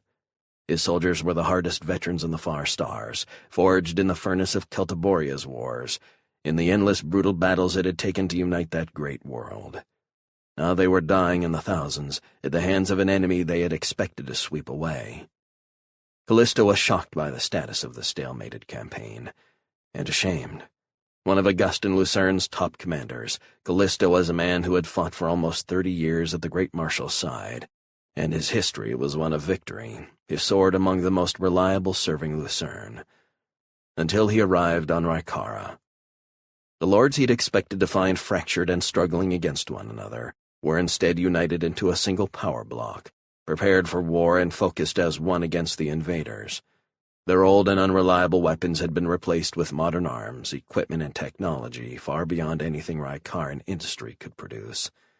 Indeed, much of the enemy ordnance was more advanced than the equipment used by the Celtiborians.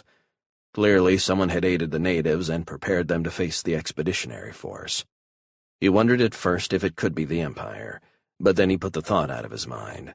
There had been nothing but ineffectual governors on Galvanus Prime since his grandfather had been a boy, and this was serious intervention, not the passing efforts of some imperial peacock sent to the edge of civilization for not bowing low enough in the Emperor's presence. Still, he couldn't think of anyone else it could be. His soldiers fought on, ignoring their losses and the superior weapons of their enemies. They were Augustan Lucerne's warriors, the proudest army in the far stars. Not many could claim to be their equals. But on Raikar, they were outnumbered and dependent on a tenuous supply line stretching back to Celtiboria. When the expected quick victory failed to materialize, the impact of their weak logistics moved from problematic to critical. The longer the battle went on, the worse the situation would become. Celtiborian resources were already stretched thin, supporting wars of liberation, or conquest, depending on point of view, on almost a dozen worlds. Callista knew time wasn't his ally, and so he did the only thing he could. He pushed his forces even harder.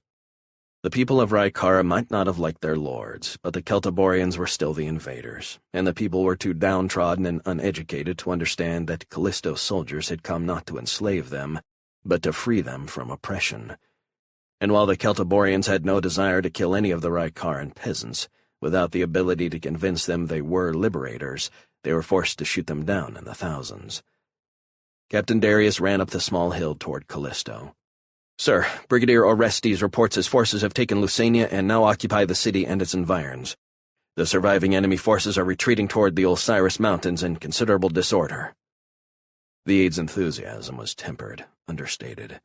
Both of them knew just how many casualties Orestes' troops had sustained in their triumph. "Please send Brigadier Orestes my congratulations." Callisto knew he should call a subordinate himself, but he needed a little time to absorb the magnitude of his army's ordeal, and to convince himself this was a victory. Orestes was a good officer, and he deserved his commander's heartfelt thanks, but Callisto didn't know if he was capable of that. Not yet. He didn't blame Orestes for the losses. He doubted even Marshal Lucerne himself could have won Lusania at a lower cost. But those were still his soldiers out there, and a lot of them were dead or mangled in the field hospitals. If fighting at the side of Marshal Lucerne for 3 decades had taught Callisto anything, it was never to forget the common soldiers. Generals were prone to blindness toward the suffering their campaigns caused, to the misery of the men they commanded, seeking only personal glory and justifying any amount of pain and suffering with victory. Officers like that didn't last long in Lucerne's army. Callisto knew his first stop. He was going to visit the field hospitals to pay his respects. He owed them nothing less, miserable tribute that it was. Then he would go to Orestes' headquarters. He'd known Ravenna Orestes for a long time, and he suspected the brigadier would be as uncomfortable accepting accolades now as Callisto would be offering them. If there was one thing Augustan Lucerne had pounded into his officers, it was humility, to appreciate and respect the common soldiers, the ones who fought the battles and died in the trenches and the blood-soaked fields. Callisto walked slowly down the hillside, his mind focused on the battle now entering its final stages. He knew the fight on Raikara would soon be over, but he felt no satisfaction. There is no glory here, only death and the heavy burden of duty. "Marshal Lucerne, I am sorry to disturb you, sir, but we have new reports from Raikara and Nordlingen."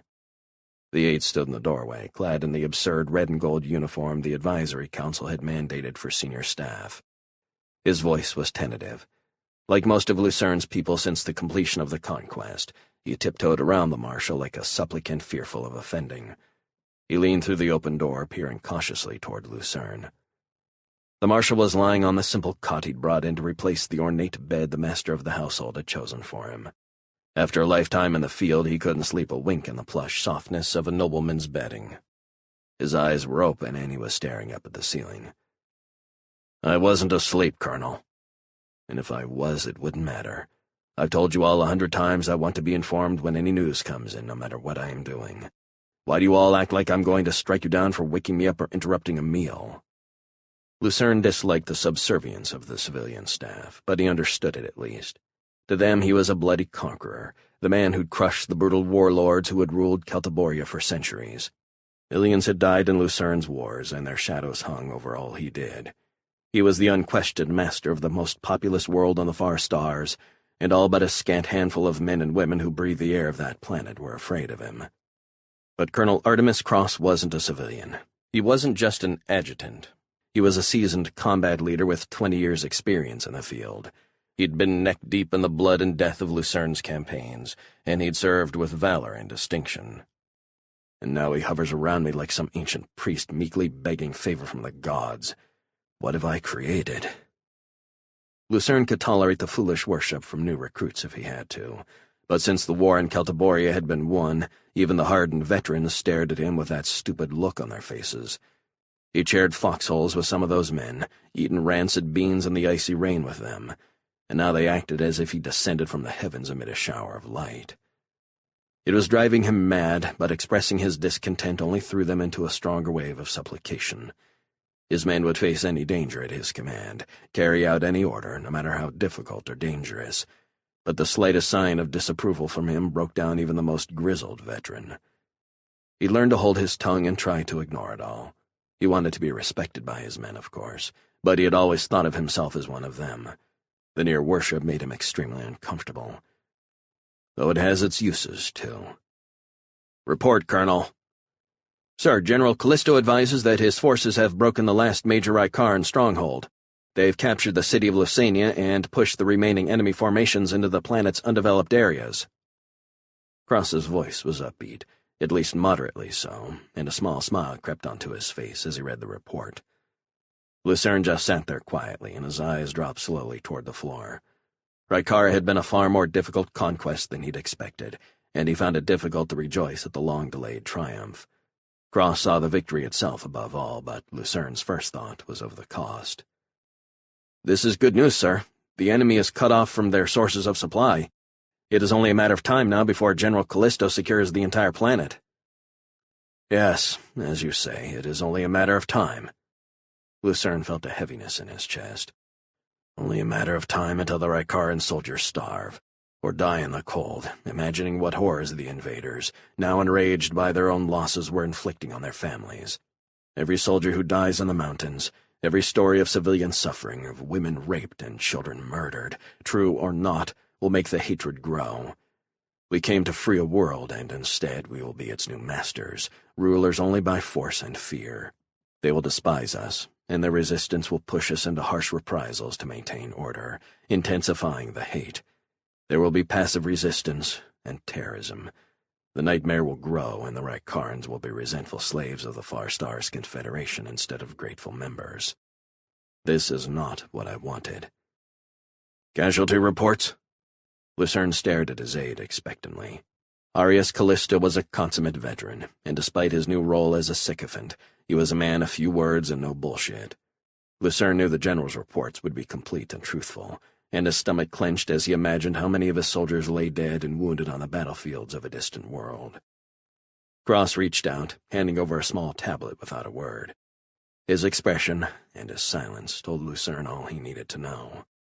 The Marshal glanced down at the columns displayed on the screen, and he felt a cold sensation moving down his spine. He'd expected bad news, but the loss figures he was looking at were beyond even his worst fears. Far from the easy conquest he'd expected, the war on Rykara had been a holocaust. Is victory still victory when the cost is this high? Callisto's forces had run into a superbly equipped local force, armed with weapons far beyond anything they should have possessed.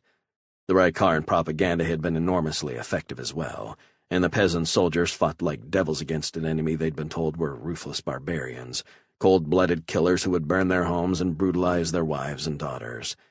They'd been told the Celtiborians would butcher them if they yielded or carry them off as slaves to work in the uranium mines. This is not what I expected on Rykara. His voice was somber.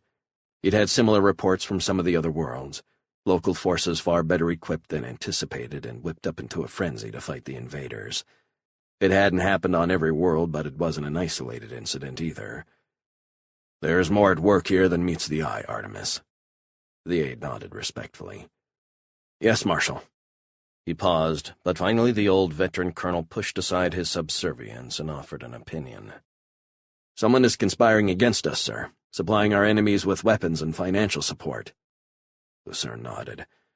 "But who, Colonel? Who has the resources to interfere on so many worlds at one time?" Lucerne had his own thoughts, but he wanted to hear Cross's opinion, untainted by knowledge of his own view. "One of the other primes, sir?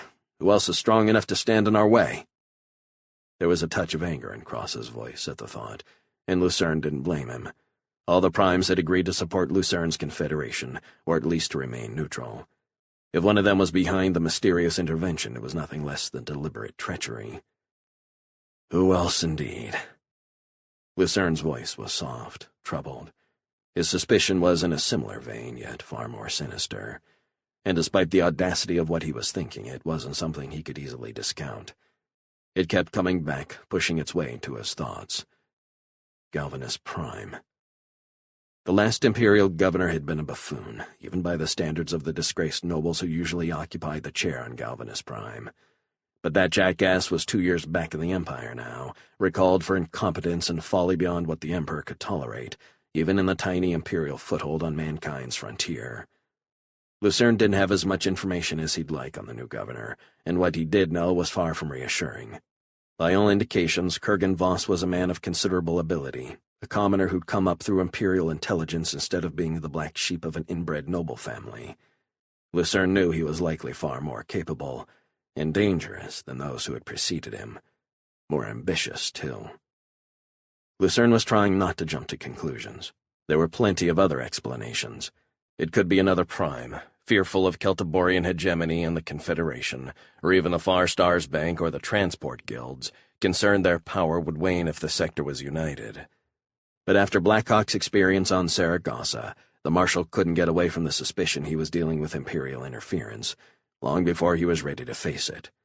He'd pursued the dream of the Confederation for 30 years expressly to ensure the Far Stars would never fall under Imperial rule. If against all odds there was finally a capable governor on Galvanus Prime, he too would surely recognize the implications of a united sector and seek to sabotage the Confederation at any opportunity. "Send word to Admiral Desai. I want him to dispatch a dozen ships at once." Lucerne looked over toward Cross, pausing for a few seconds. "He is to find Wolf's Claw wherever it is and give Arkern Blackhawk my request that he return to Celtiboria as quickly as possible." If anyone could figure out what the Empire was up to, it was Blackhawk. The captain of Wolf's Claw knew more about the Empire than any man in the sector. And he's the one man in the Far Stars I'm absolutely certain is not an Imperial spy. Esther Lucerne sat at her desk, shaking her head at the data she'd been reviewing. She was determined to make sense of it, but it had frustrated her so far. Her office was in the Great Palace at the end of the sprawling South Wing. The massive structure was situated at the geographic center of Celtiboria City, and the vast metropolis extended out in concentric circles 10 kilometers in every direction. Astra lacked a clear title, but she was one of her father's key advisors nevertheless. Augustin Lucerne was well aware his daughter was far more than a pretty face, and he took her counsel to heart. Her concerns had proven to be right far more often than wrong. The status of women varied enormously on the worlds of the Far Stars. Patriarchal societies were common, especially among the backwater worlds along the rim. Even on a prime world like Celtiboria, where there was a rough legal equality between the sexes, women rarely served in the armed forces. It was tradition more than law in Celtiboria, and there were indeed a few women in her father's armies. But they were a tiny minority, and cultural stereotypes remained strong among soldiers in the field. Esther knew she'd have been more useful to her father if she'd been born a son, and she felt an irrational guilt that her gender complicated his succession plans. Celtiboria might accept a female ruler, but the less developed worlds would only do so under the guns of her soldiers, and she knew that was not the nation her father had struggled to create. Her feelings of guilt didn't make sense, but they were real nevertheless, and they drove her to work even harder, striving to help her father support his enormous burden any way she could. She sighed and moved her hands to her face, rubbing her burning eyes. She'd worked all day and into the night, and now she could see the light again, dappled rays streaming through the 2 large windows behind her. It was dawn, and she was as stymied as she'd been the night before. The numbers simply didn't add up.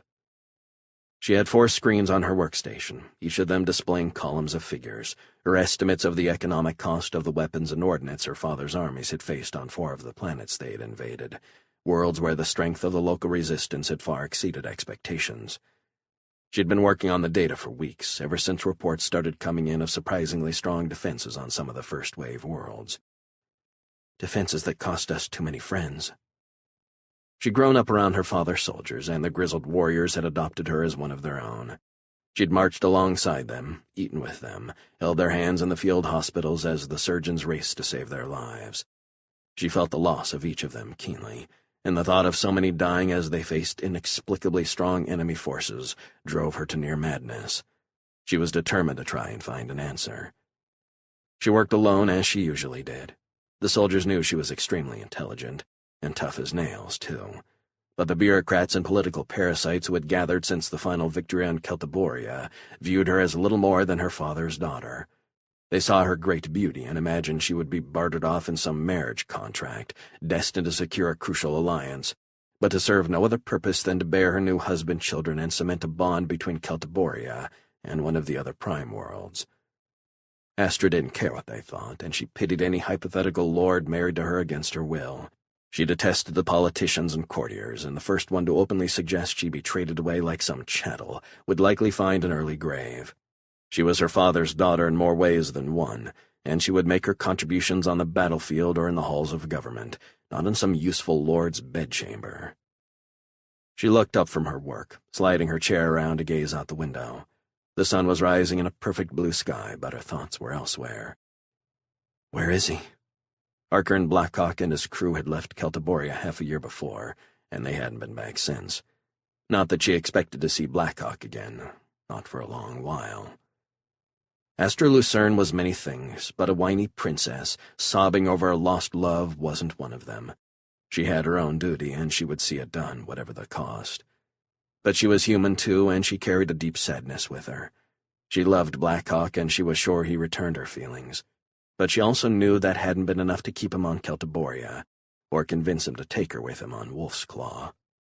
She knew he had a painful past, one that haunted him every day, and she was sure that was a major reason he had fled from her embrace. But she'd never been able to find out just what it was that burdened him so. She suspected her father knew the truth, but it was one of the few things she'd never been able to talk out of him. Despite her best efforts, Augustin Lucerne was like a block of granite when Blackhawk's past came up. She couldn't imagine anything that would change how she felt about Blackhawk. No darkness from his past that could diminish her love for him. She tried to convince him, but he was infuriatingly stubborn, and she found herself wanting to strangle him more than once. Deep down she knew she was his mirror image, and she matched him measure for measure in pig-headedness. But he still made her want to scream. And maybe that's why we're perfect for each other. Sighing ruefully, Astra drew her mind back to the work at hand. There would be time for personal pain later. Now Celtiborian troops were fighting on 11 planets, and that was more important than tormenting herself over Blackhawk. She leaned over and pressed the small comm button on the desk. It was hours before the start of the workday, and the outer offices would be quiet, with only the evening skeleton crew on duty. But Lise was an early riser, and Astra half expected she'd be at her desk by now. "Lise, you out there yet?" The response was almost immediate. "I'm here, Astra." Astra smiled at her friend's alert voice. "Can you come in for a minute?" "Be right there." A few seconds later, the door opened and a young woman in a crisp suit walked in.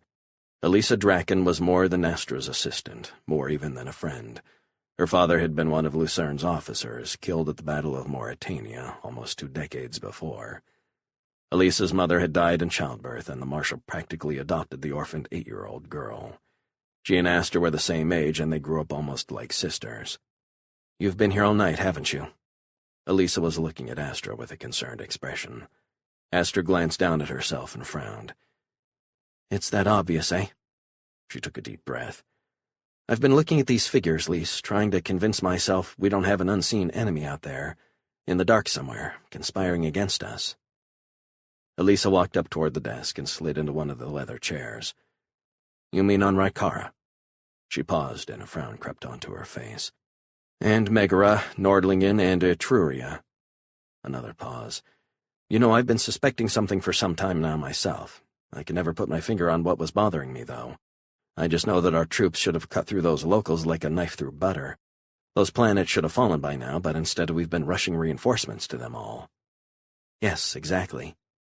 So did you come to any conclusions? Astra shook her head slowly. Nothing definitive. Whoever it is has resources. One of the primes, possibly, or the guilds, maybe even the Far Stars Bank. They all stand to lose influence if the Confederation really takes hold. The Marshal has been careful to preserve all their perquisites in the Confederation Treaty, for just this reason. Despite Astra's and Lucerne's protestations, Lys insisted on always using his rank, and Astra had long given up trying to convince her friend to do otherwise. Yes, he has, and he has reached out individually to every major power in the sector, but that doesn't change the fact that they will still lose power, at least relatively. The Far Stars Bank and the guilds are enormously influential because they operate sector-wide, virtually the only entities that do so. Their strength and their ability to exert influence derives from that exclusivity as much as anything else. If the Confederation comes to encompass all or most of the Far Stars, it will create a framework for other institutions to compete on an interplanetary level. That will erode their positions. Lys nodded slowly. That makes sense. The Far Stars Bank would lose its monopoly power as the financier of interplanetary trade. And commerce between planets joined by the Confederation Treaty will not require guild-bonded ships. Existing grants of landing privileges and mercantile treaties will be voided by the Confederation's free trade provisions. She took a deep breath, staring down at the floor for a few seconds before she looked back at Astra. But the Marshal has assured the bank and guilds of preferential treatment within the Far Stars Confederation. He didn't like it, but he recognized the need, and he held his nose and wrote it into the treaty. Yes, Astra said softly. But don't forget that he had to do that because they have real power now, unassailable, secured by the fragmentation of the sector. Father's assurances are just that, though, the promises of one man. Even if they trusted him completely, which I doubt, he is mortal. One day he will be succeeded and his promises will die with him. Documents like the Confederation Treaty can be changed, they can be ignored, their meaning twisted. It wouldn't be the first time a governing document was twisted to serve the needs of those in power. But the treaty... Lisa's voice drifted off to silence. Right. In the end, the treaty is just words. Exactly. Would it shock you if the bank or the guilds, or even one or more of the primes, decided this was all too big a risk? That Father's fear of the Empire one day controlling the Far Stars is less a threat to their positions than a sector-wide governing body? No, I suppose not. Astra nodded. We speak of the Far Stars as if it is a single entity, but the truth is the only trait the different worlds share is that they are not part of the Empire. Beyond that, what do we have in common? Some planets are united, others are fragmented. Some are republics, or at least reasonable facsimiles of electoral governments. Others are dictatorships. There are, what, a dozen major religions in the Far Stars? Perhaps more? And hundreds of local customs. The fear of the Empire creates a bond between us, but it has been almost 2 centuries since the last Imperial attempt at conquest, and it has become a theoretical worry for most people of the sector. But a Far Stars Confederation will be real. Even though the treaty goes a long way to preserve autonomy, Father couldn't allow total freedom to local authorities. There are over 100 planets in the sector with sizable populations, right? At least 20 have legal slavery or serfdom. Half a dozen have officially sanctioned gladiatorial combat, and at least twice that many tacitly allow such practices. 2 have subcultures that engage in human sacrifice. There's no escaping the fact that the Confederation must, and will, impose real laws on them and force them to abandon some of their ways of life. And they will bear their share of the costs of the fleets and armies protecting the sector, armed forces that exist solely to enforce the laws the Confederation imposes on them, and protect them from an empire they no longer fear. Everything you say may be true, Astra, Lys said. But it is still folly. The Empire is a danger to them all despite the lack of aggression in recent years, and the consequences of Imperial domination are far more terrible than any of the burdens imposed by the Confederation. That's easy for us to say, Lys. We grew up with my father's armies. How many times did we listen to him go on about it, how the Empire was dangerous? But do you think anyone really fears the Empire anymore, Lys? Enough to overlook their own petty positions and make real sacrifices? No, I suppose not too many. Not anymore, at least. It's just been too long. 2 centuries is a long time, and there's no one alive who remembers the last Imperial atrocities. Chrono, no one alive today even knew anyone who lived during that time. Sure, everybody pays lip service to the old fears handed down from their great-grandparents, but they aren't really afraid anymore, are they? Esther sat back and shook her head. Elisa wore a troubled expression. What is it, Lise? I'm just wondering. Nobody's afraid of the Empire anymore, except the Marshal, of course. But people are usually wrong about such things. Do you think... Her voice trailed off. Do I think what, Lise? Maybe we should be worried about the Empire? Not in a generation or 100 years, as the Marshal does, but right now. What do you mean? I mean, maybe they're involved in all this. Perhaps the danger is far closer than we imagine. Esther didn't answer. She'd been thinking the same thing, but she hadn't wanted to say it, to admit the possibility. She felt a shiver move through her body. If the Empire was working against them already, the far stars just got more dangerous. A lot more dangerous. The two sat long in silence, each of their minds treading down dark roads. Chapter 4. All right, Lucas, get us the hell out of here. Way ahead of you, Skip. The Claw's pilot was working his board like a virtuoso, increasing power at just the right speed and charting the best route through the thick Castilian atmosphere. Blackhawk knew Lucas was on it, so he dropped hard into his command chair, reaching around and clipping his harness in place. The tight strap hurt as it pressed against his midsection. He'd caught around in the side during the final escape from the Grand Palais. He'd been a warrior for 35 years, and he'd known immediately it was nothing serious, just a flesh wound. But that didn't change the fact that it still hurt like hell. The snugness of the strap tugged at it, ripping open the hasty dressing he'd applied. Just another scar to add to the collection. Shira bounded up the ladder and ran across the bridge toward Ace's station. She sat down hard and leaned over the scope. "How is he?" Blackhawk asked. Ace had been hit too, twice, and one of the wounds was serious. Doc was down in the Claw's tiny sickbay, still working on him.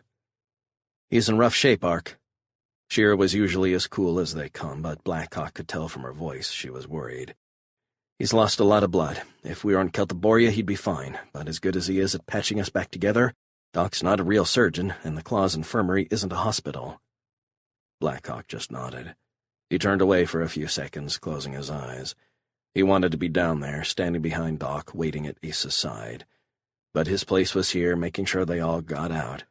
It wasn't going to help Ace if the Claw got blasted out of the sky by the Castilian Defense Forces. "I've got bogies on the scope, Captain." Her voice was calm once more. Blackhawk allowed himself a quick smile. Nothing phases her. "Lucas?" Blackhawk shot his eyes over toward the pilot station. "I'm pushing as hard as I dare, Skip. This atmosphere is too damn thick." Castilla's air was heavier than Celtiboria's, with an atmospheric pressure 30% higher. It made lifting off quickly a hazardous proposition at best. The Claw was a solid vessel, but she was still subject to the laws of physics. Friction causes heat. If the hull temperature got hot enough, even the iridium alloy armor would melt. We've been in tough scrapes before, and if it hasn't melted yet... Well, push it harder. I'd rather bet on the Claw's hull holding out than fight the entire Castilian Defense Force. He leaped out of his chair abruptly, grabbing onto one of the support columns as he moved toward Ace's station. "Get down to the turrets, Shira, just in case. I'll man the scope." "Yes, sir." She jumped up and moved quickly toward the ladder, her step never once faltering. A planetary takeoff was a rough affair, but she raced across the wildly pitching floor with the grace of a dancer and hopped onto the ladder. "And take one of the twins with you," he called out to her. "Tark." The twins were alike in so many ways it wasn't hard to think of them as anything but two copies of the same person. But despite their similarities in appearance, voice, temperament, and personality, Tark was inexplicably a better shot than his brother. "Got it, Captain." She vanished below the floor. Blackhawk staggered the rest of the way across the bridge, grabbing hold of Ace's chair and pulling himself around. He sat and bent over the scope immediately. "We've got 20-plus enemy craft launching, Lucas, and that's only from this hemisphere. I'm punching it hard, Skip, but I'm a big fan of having a hull between us and the atmosphere. You and me both, but I'm not a fan of catching a missile in the non-melted hull." Blackhawk could feel the ship bucking as the thrusters pushed it faster into the Castilian sky. He knew Lucas was taking it right to the limit. The Claw would be fine once she cleared the atmosphere. The big question was if she would clear it. The Castilians didn't have anything that could catch her in space, at least not in a straight-out chase. Blackhawk sighed, watching the enemy ships moving slowly on the scope. At least the thick air was a factor that limited them both equally. That gave the Claw a chance to escape. I hope. Plot the best course to avoid enemy contacts. Let's see if we can get out of here without a battle. It'd be nice to have someplace we could come back to for a change. He didn't have any real desire to return to Castilla, but the list of places where the Claw and its crew had worn out their welcome was getting long. Already working on it, Skip. Give me 30 seconds. Blackhawk dialed up Shira's turret. You in place yet? Yeah, Cap, just strapping in and powering up the guns. He could hear her scrambling into position and slamming the hatch behind her. The turrets were tight spaces and nobody really fit in them, at least not well.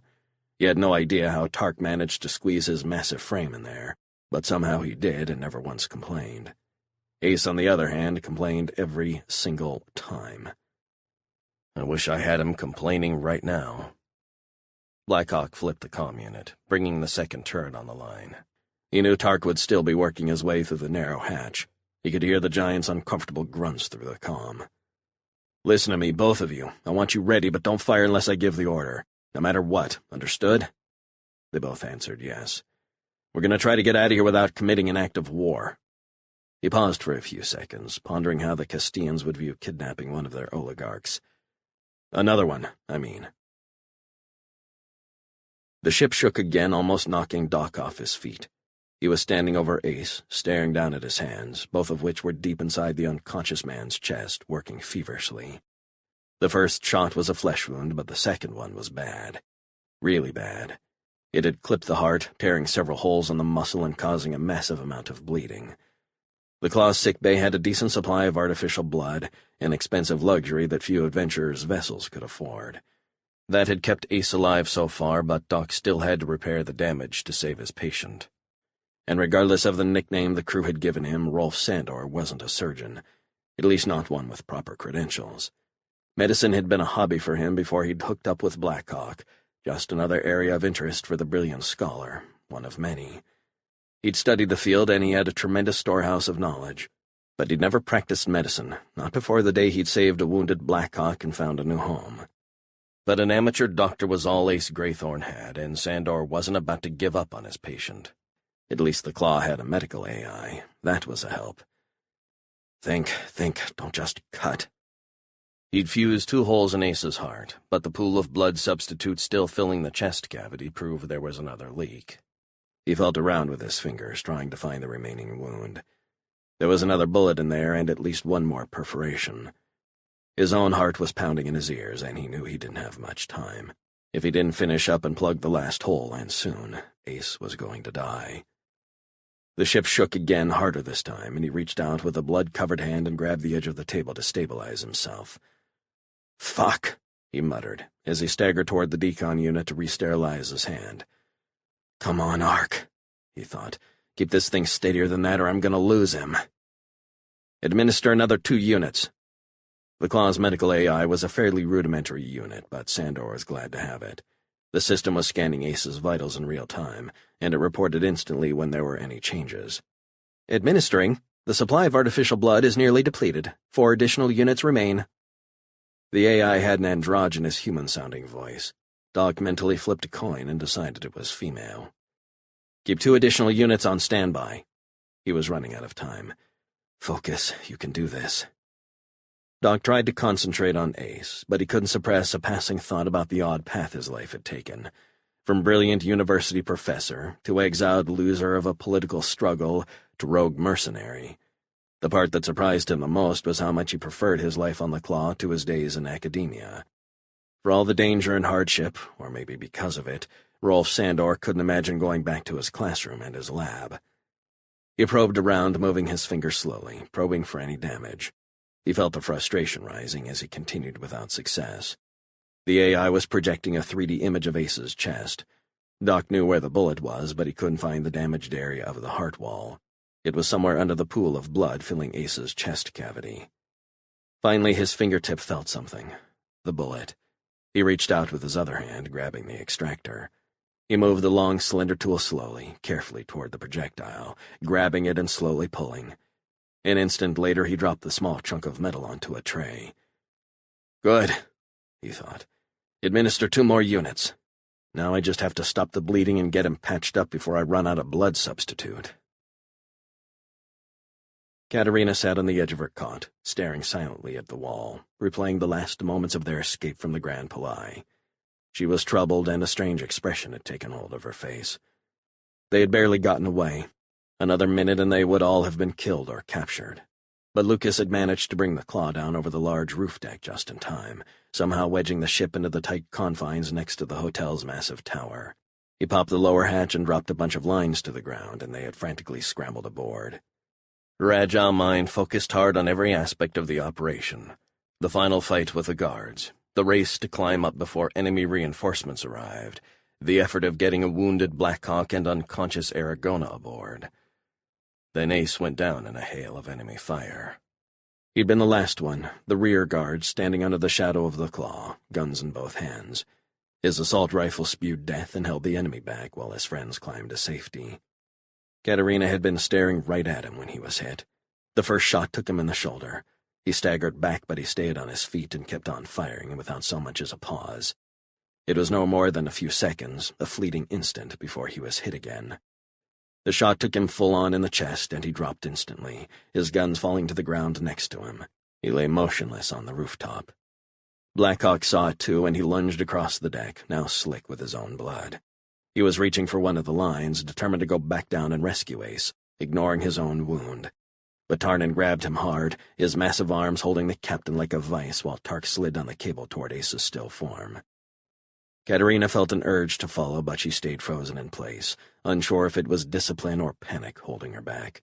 She was as cold-blooded and fearless in battle as Blackhawk, but something about seeing Ace sprawled out on the concrete below hit her hard, stripping her of her normal decisiveness. She stood stone still and watched as Tark dropped to the roof, certain the big man would never make it back up with Ace through the heavy enemy fire. She was about to rush to one of the cables when a blinding flash ripped through the air, and the shattered remnants of the hotel wall erupted into flame and debris.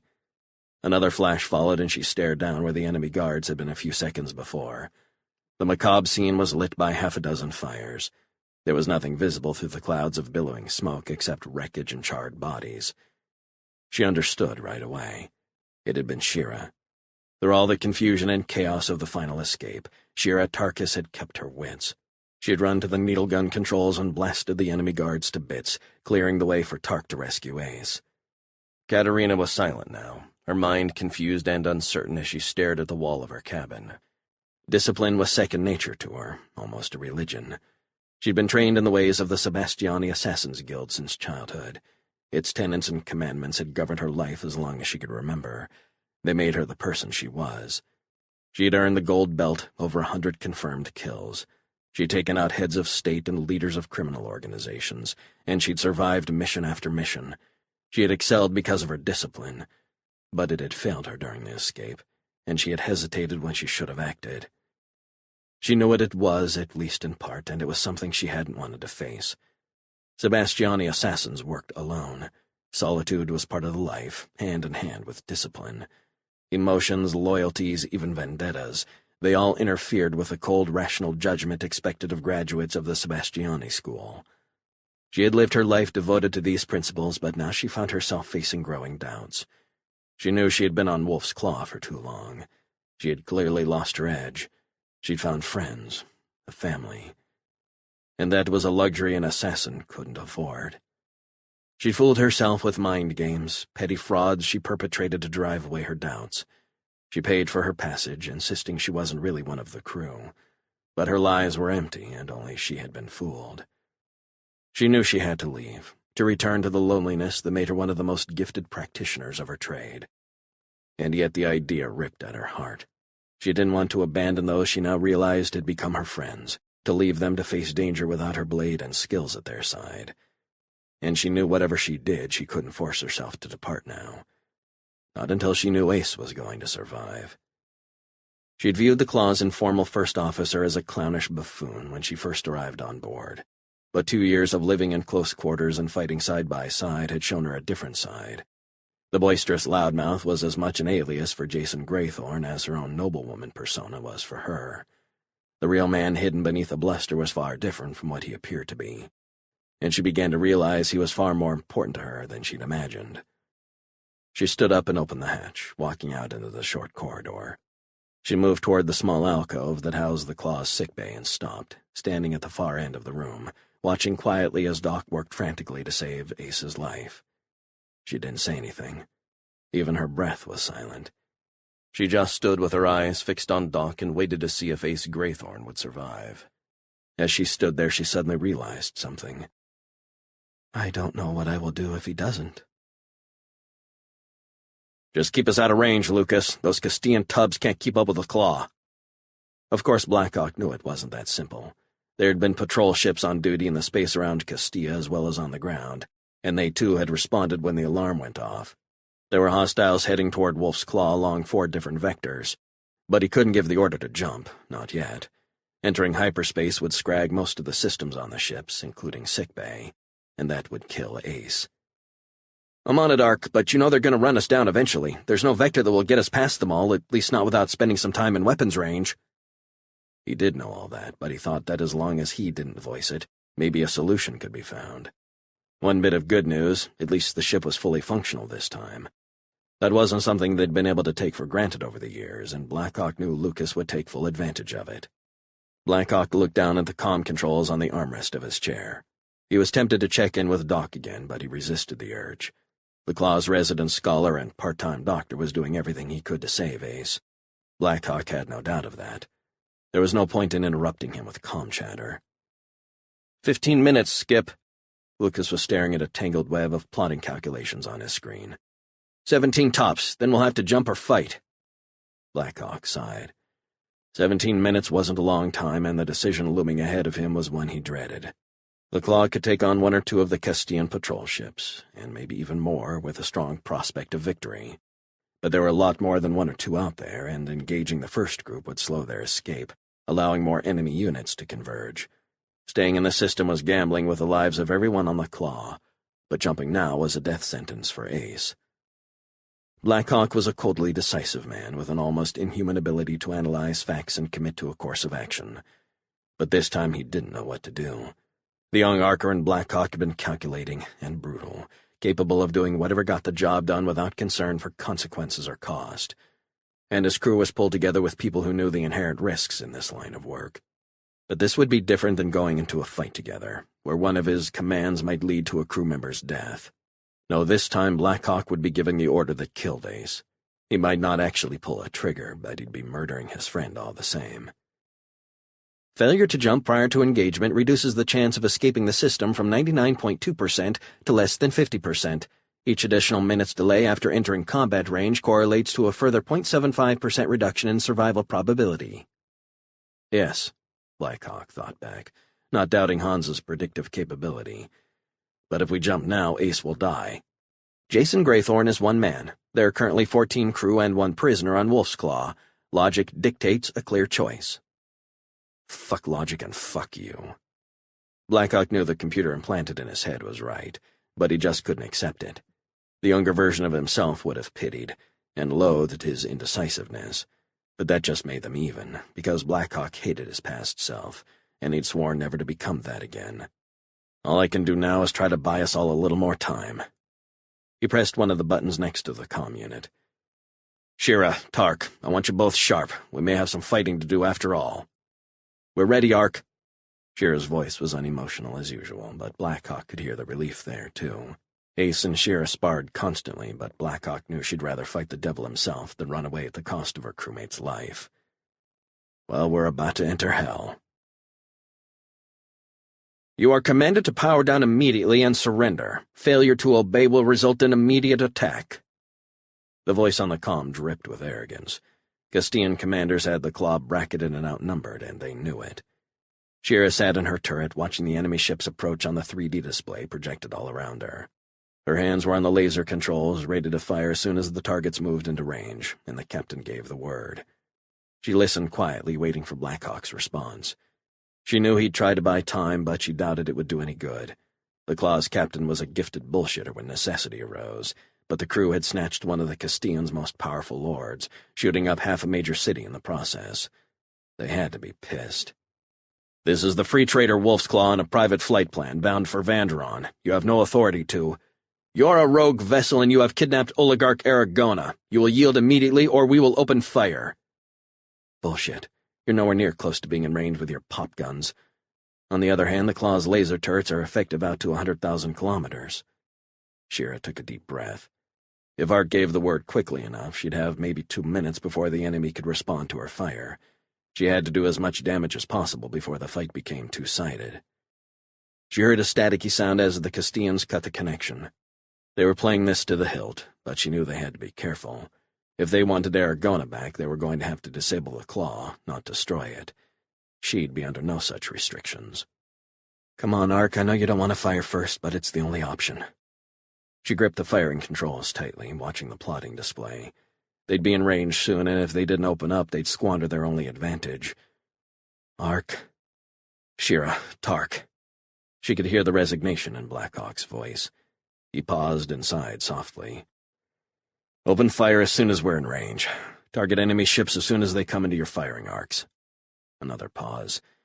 "And try to disable them, not blast them to atoms." A feral smile grew on Shira's face. She wasn't as reluctant as the captain to resort to violence. The Castilian shot ace. She didn't even know if he was going to survive. As far as she was concerned, the crew of the Claw had a score to settle. She watched silently as the closest enemy vessel slipped into range. She closed her eyes, concentrating as the targeting system projected the display directly into her brain. She turned off her other thoughts, focusing, feeling the triple laser turret as if it was part of her, another arm or leg. She felt her hands tighten, her finger brushing against the firing stud. Another second or two. She pulled the trigger, watching a projection of the shot lancing through space, slamming into the image of the enemy vessel. She felt the elation she always did when she scored a hit, and she waited for the AI to complete the damage assessment while her guns recharged. An instant later, the projection disappeared in a bright flash. "Nice shooting, Shira, but what happened to disabling them?" Blackhawk's voice seemed hollow, distant.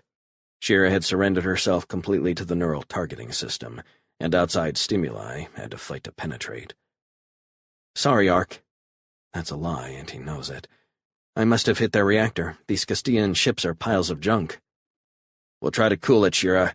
Let's try to cut down on the body count for once." "Got it, Cap." Her attention snapped back to the tactical display.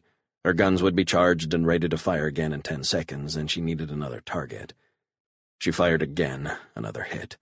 This time the ship survived, but it stopped accelerating. She must have taken out the engines. There were half a dozen vessels moving into range, and in another minute they'd be firing back. She pulled the trigger again and again. 2 more hits, but the targets kept coming, accelerating toward the Claw. The ship shook hard, and alarms started to sound. The one-sided fight was over. Shira locked her thoughts on her target, firing again, but the Claw shuddered a second time, and her shot went wide. Fuck. 4 enemy ships were firing on the Claw now, approaching from 3 different trajectories. If they managed to score a solid hit and knock out the hyperdrive, that would be the end. The Claw would put up a tremendous fight, but there were almost 30 enemy vessels in the hunt now. Eventually, they'd pound her into a floating hulk. Then they'd come for Aragona. Shira promised herself she'd put a bullet in the fucker before anybody boarded the Claw. One last act of defiance before death. Suddenly, the comm crackled to life. "Ark, it's Doc. I just got Ace all stitched up. He looks like shit, but he's out of danger. You can get us out of here whenever you'd like. Now would be good." Shira felt a wave of relief. She could hear the exhaustion in Doc's voice, but also the satisfaction. He wasn't the cutting edge of the Claw's combat power by any measure, but Rolf Sandor carried his weight and more. Shira would never admit it, least of all to Ace himself, but she'd been scared to death they were going to lose him. For all the caustic friction that sometimes crackled between them, deep down she thought of the pompous windbag as an older brother.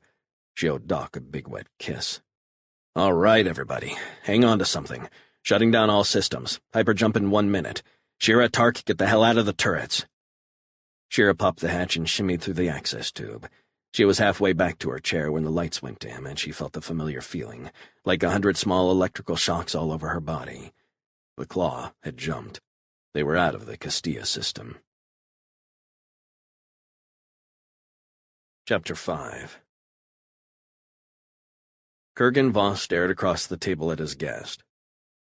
So you are telling me that the Far Stars Bank has hired Archer Blackhawk and his people on multiple occasions, that he is indeed on a mission for the bank even as we speak? He was calm, his tone pleasant as he spoke. His eyes flitted to the side for an instant, flashing a brief glance toward Mac Wilhelm before returning his gaze to the nervous man sitting across the table. Yes, Your Excellency, Blackhawk is extremely reliable. The bank has utilized him for dealing with, troublesome clients before. Cases of fraud, mostly, where the bank felt it was necessary to set an example. The man sitting across from Voss wore a perfectly tailored suit made from Troyan silk.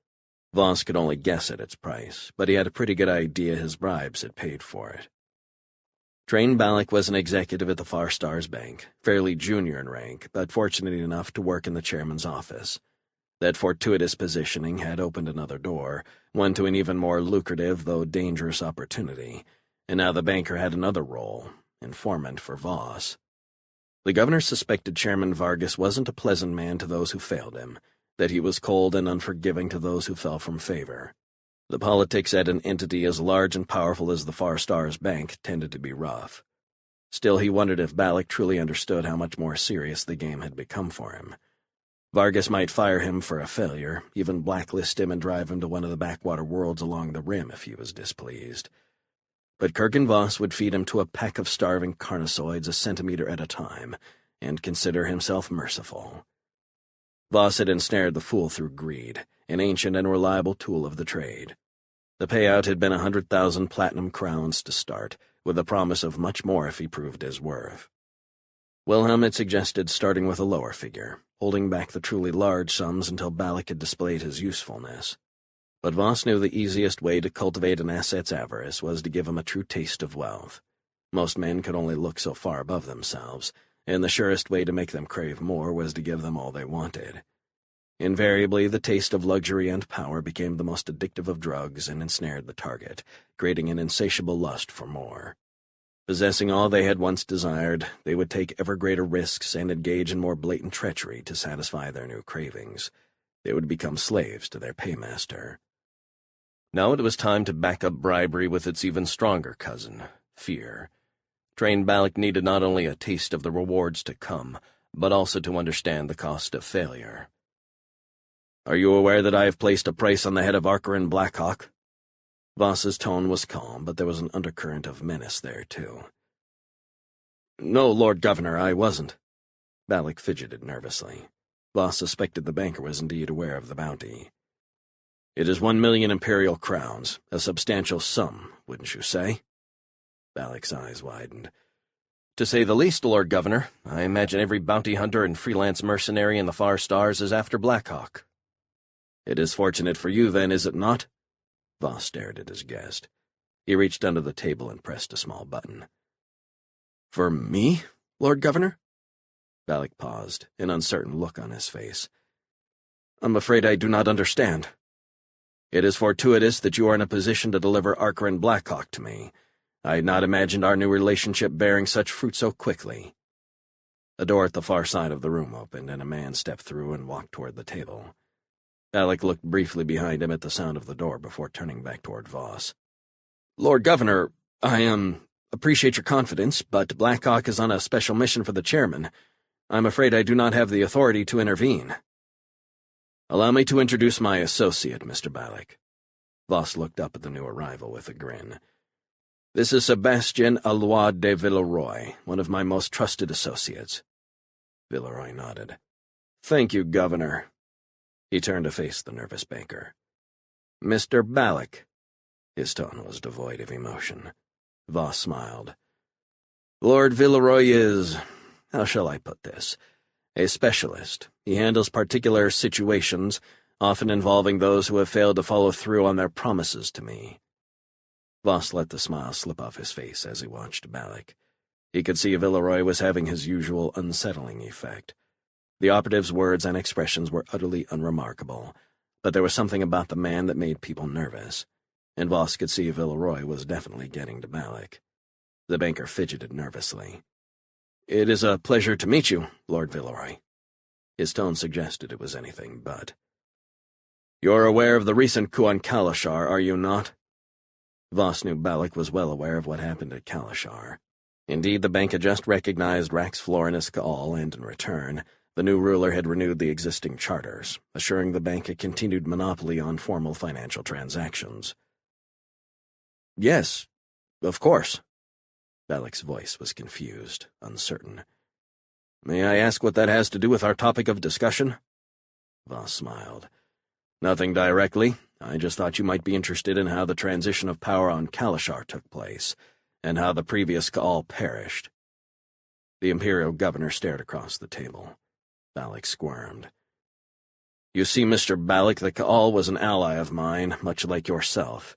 He took my coin and made great promises to me."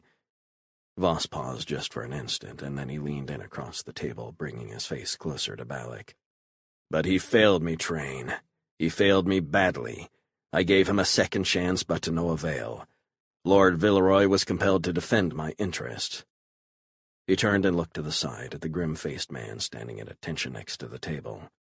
"Perhaps, Lord Villeroy, you could provide some details on how the Ka'al met his, unfortunate demise." "Certainly, Excellency."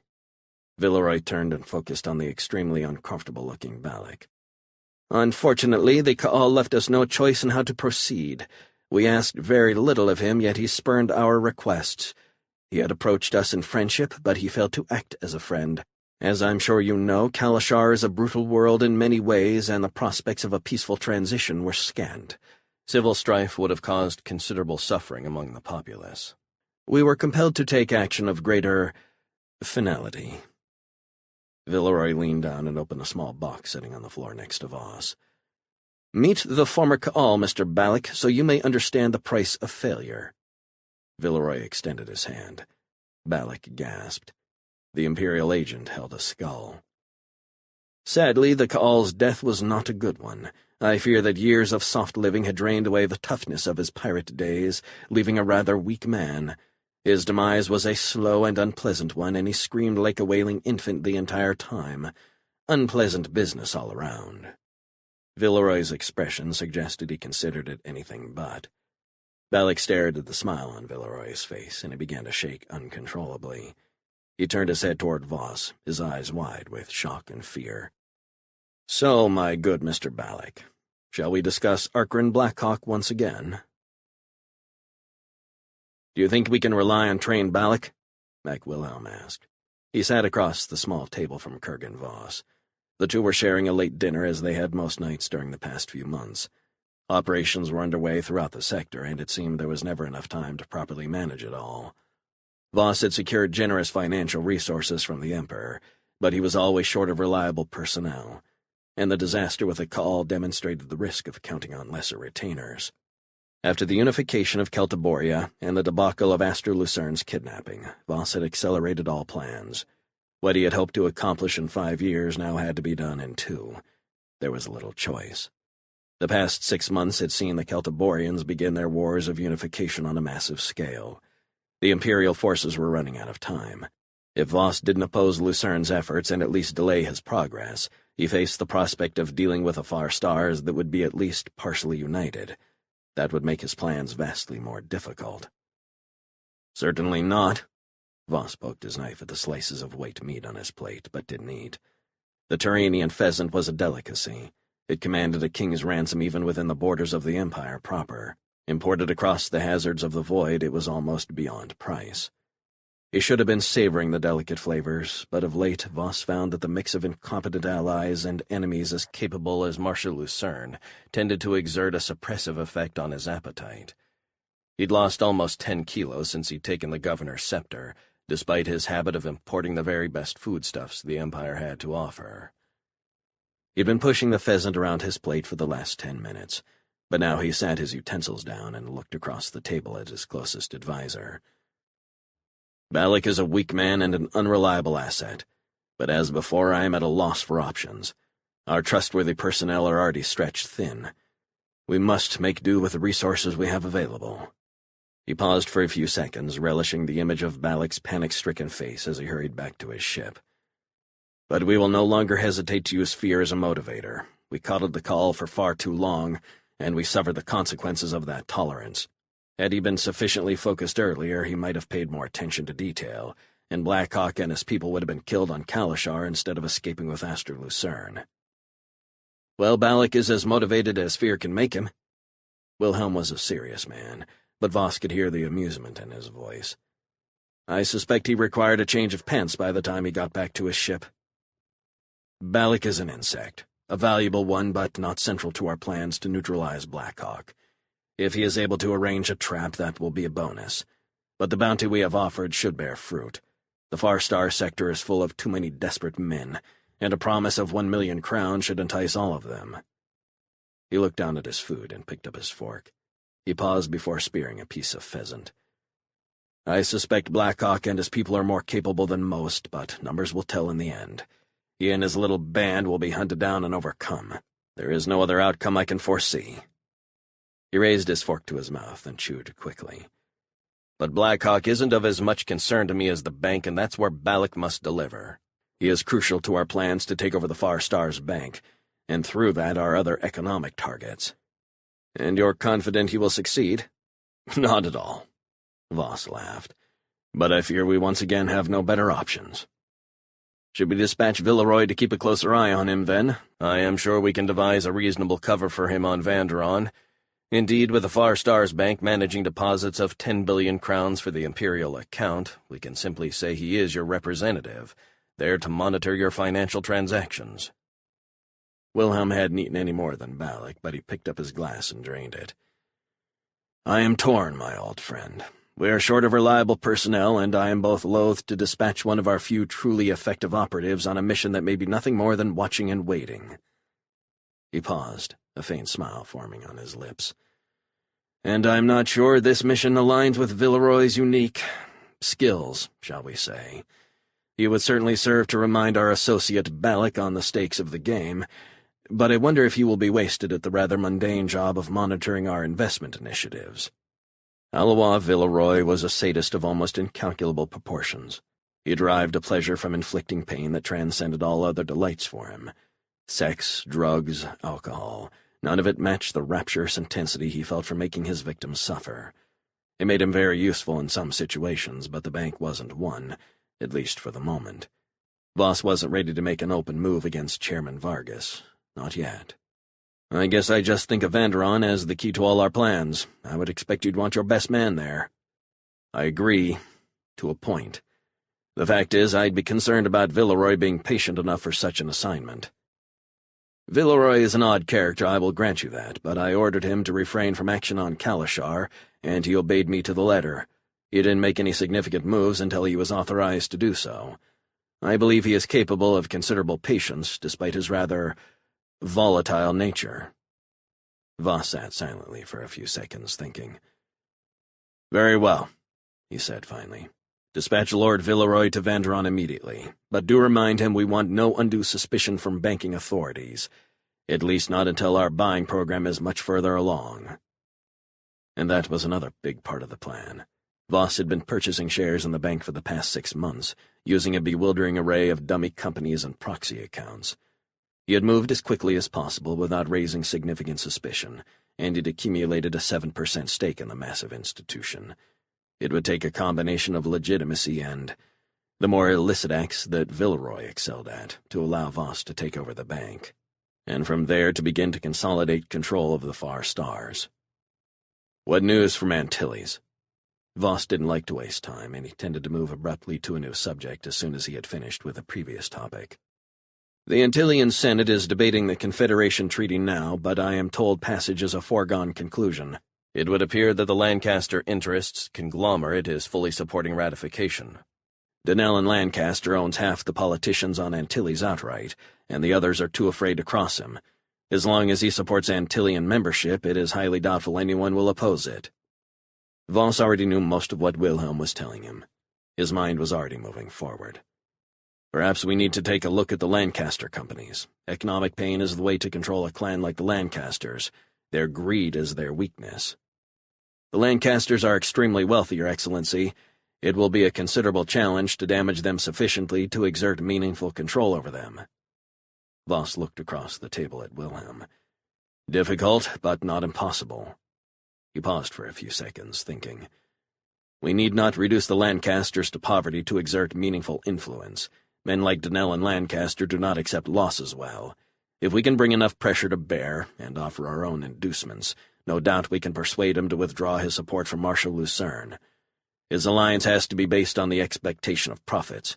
Augustin Lucerne is a patriot and a man of principle. Voss's tone was a strange combination of admiration and mockery. Donnell and Lancaster is neither. He is motivated solely by financial gain. Yes, but our resources are already quite extended, sir. Is it feasible to commit a sufficient sum to mount a meaningful assault on Lancaster interests? The Far Stars Bank is a daunting target by itself, notwithstanding our intentions toward the transport guilds and our support programs for worlds under attack from the Celtiborians. Voss nodded. Which is why I have requested additional financial support from the Emperor. Wilhelm put his fork down and looked across the table.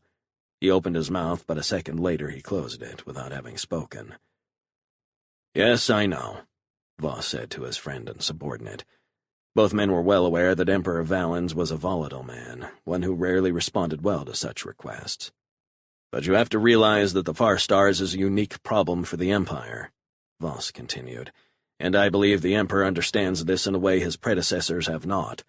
First, because of Imperial unwillingness to risk significant military assets on a crossing of the void, we are compelled to operate without the strength available in the other provinces. Economic power is all we have. We have money and weapons, but not enough ships and soldiers. So we must rely on proxies. We can bribe them to bring them to our side and equip them with Imperial weapons they can barely use, but we lack the strength for direct military action. He made a face. Other than a few squadrons of old rust buckets, 2 moth-eaten legions, barely enough to defend Galvanus Prime. Wilhelm shifted in his chair. But will the Emperor agree the Far Stars are worth the investment? It is a backward sector on the edge of human habitation. There are only a handful of worlds of any real value, and even they shrivel to insignificance next to planets like Optimus Prime or Vaconis. But they defy Imperial will, Mac.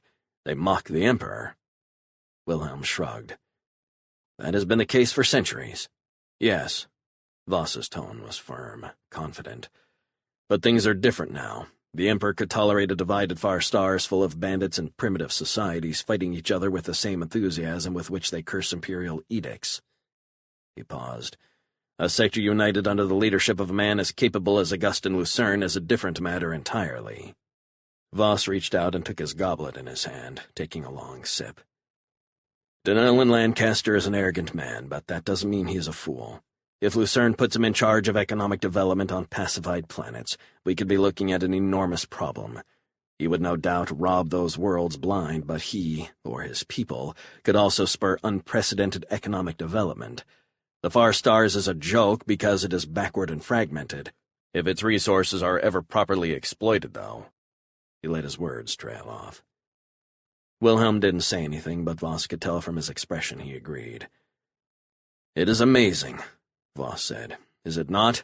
How much difference a single man can make? Marshal Lucerne is capable of building a strong and independent Far Stars if we allow it.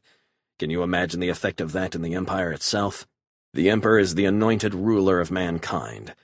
It is one thing to have a cluster of rogue planets and pirate havens nipping at the Imperial feet with their defiance, and quite another to have a strong and successful interstellar nation setting an example to every rebel movement and nest of traitors in the Empire.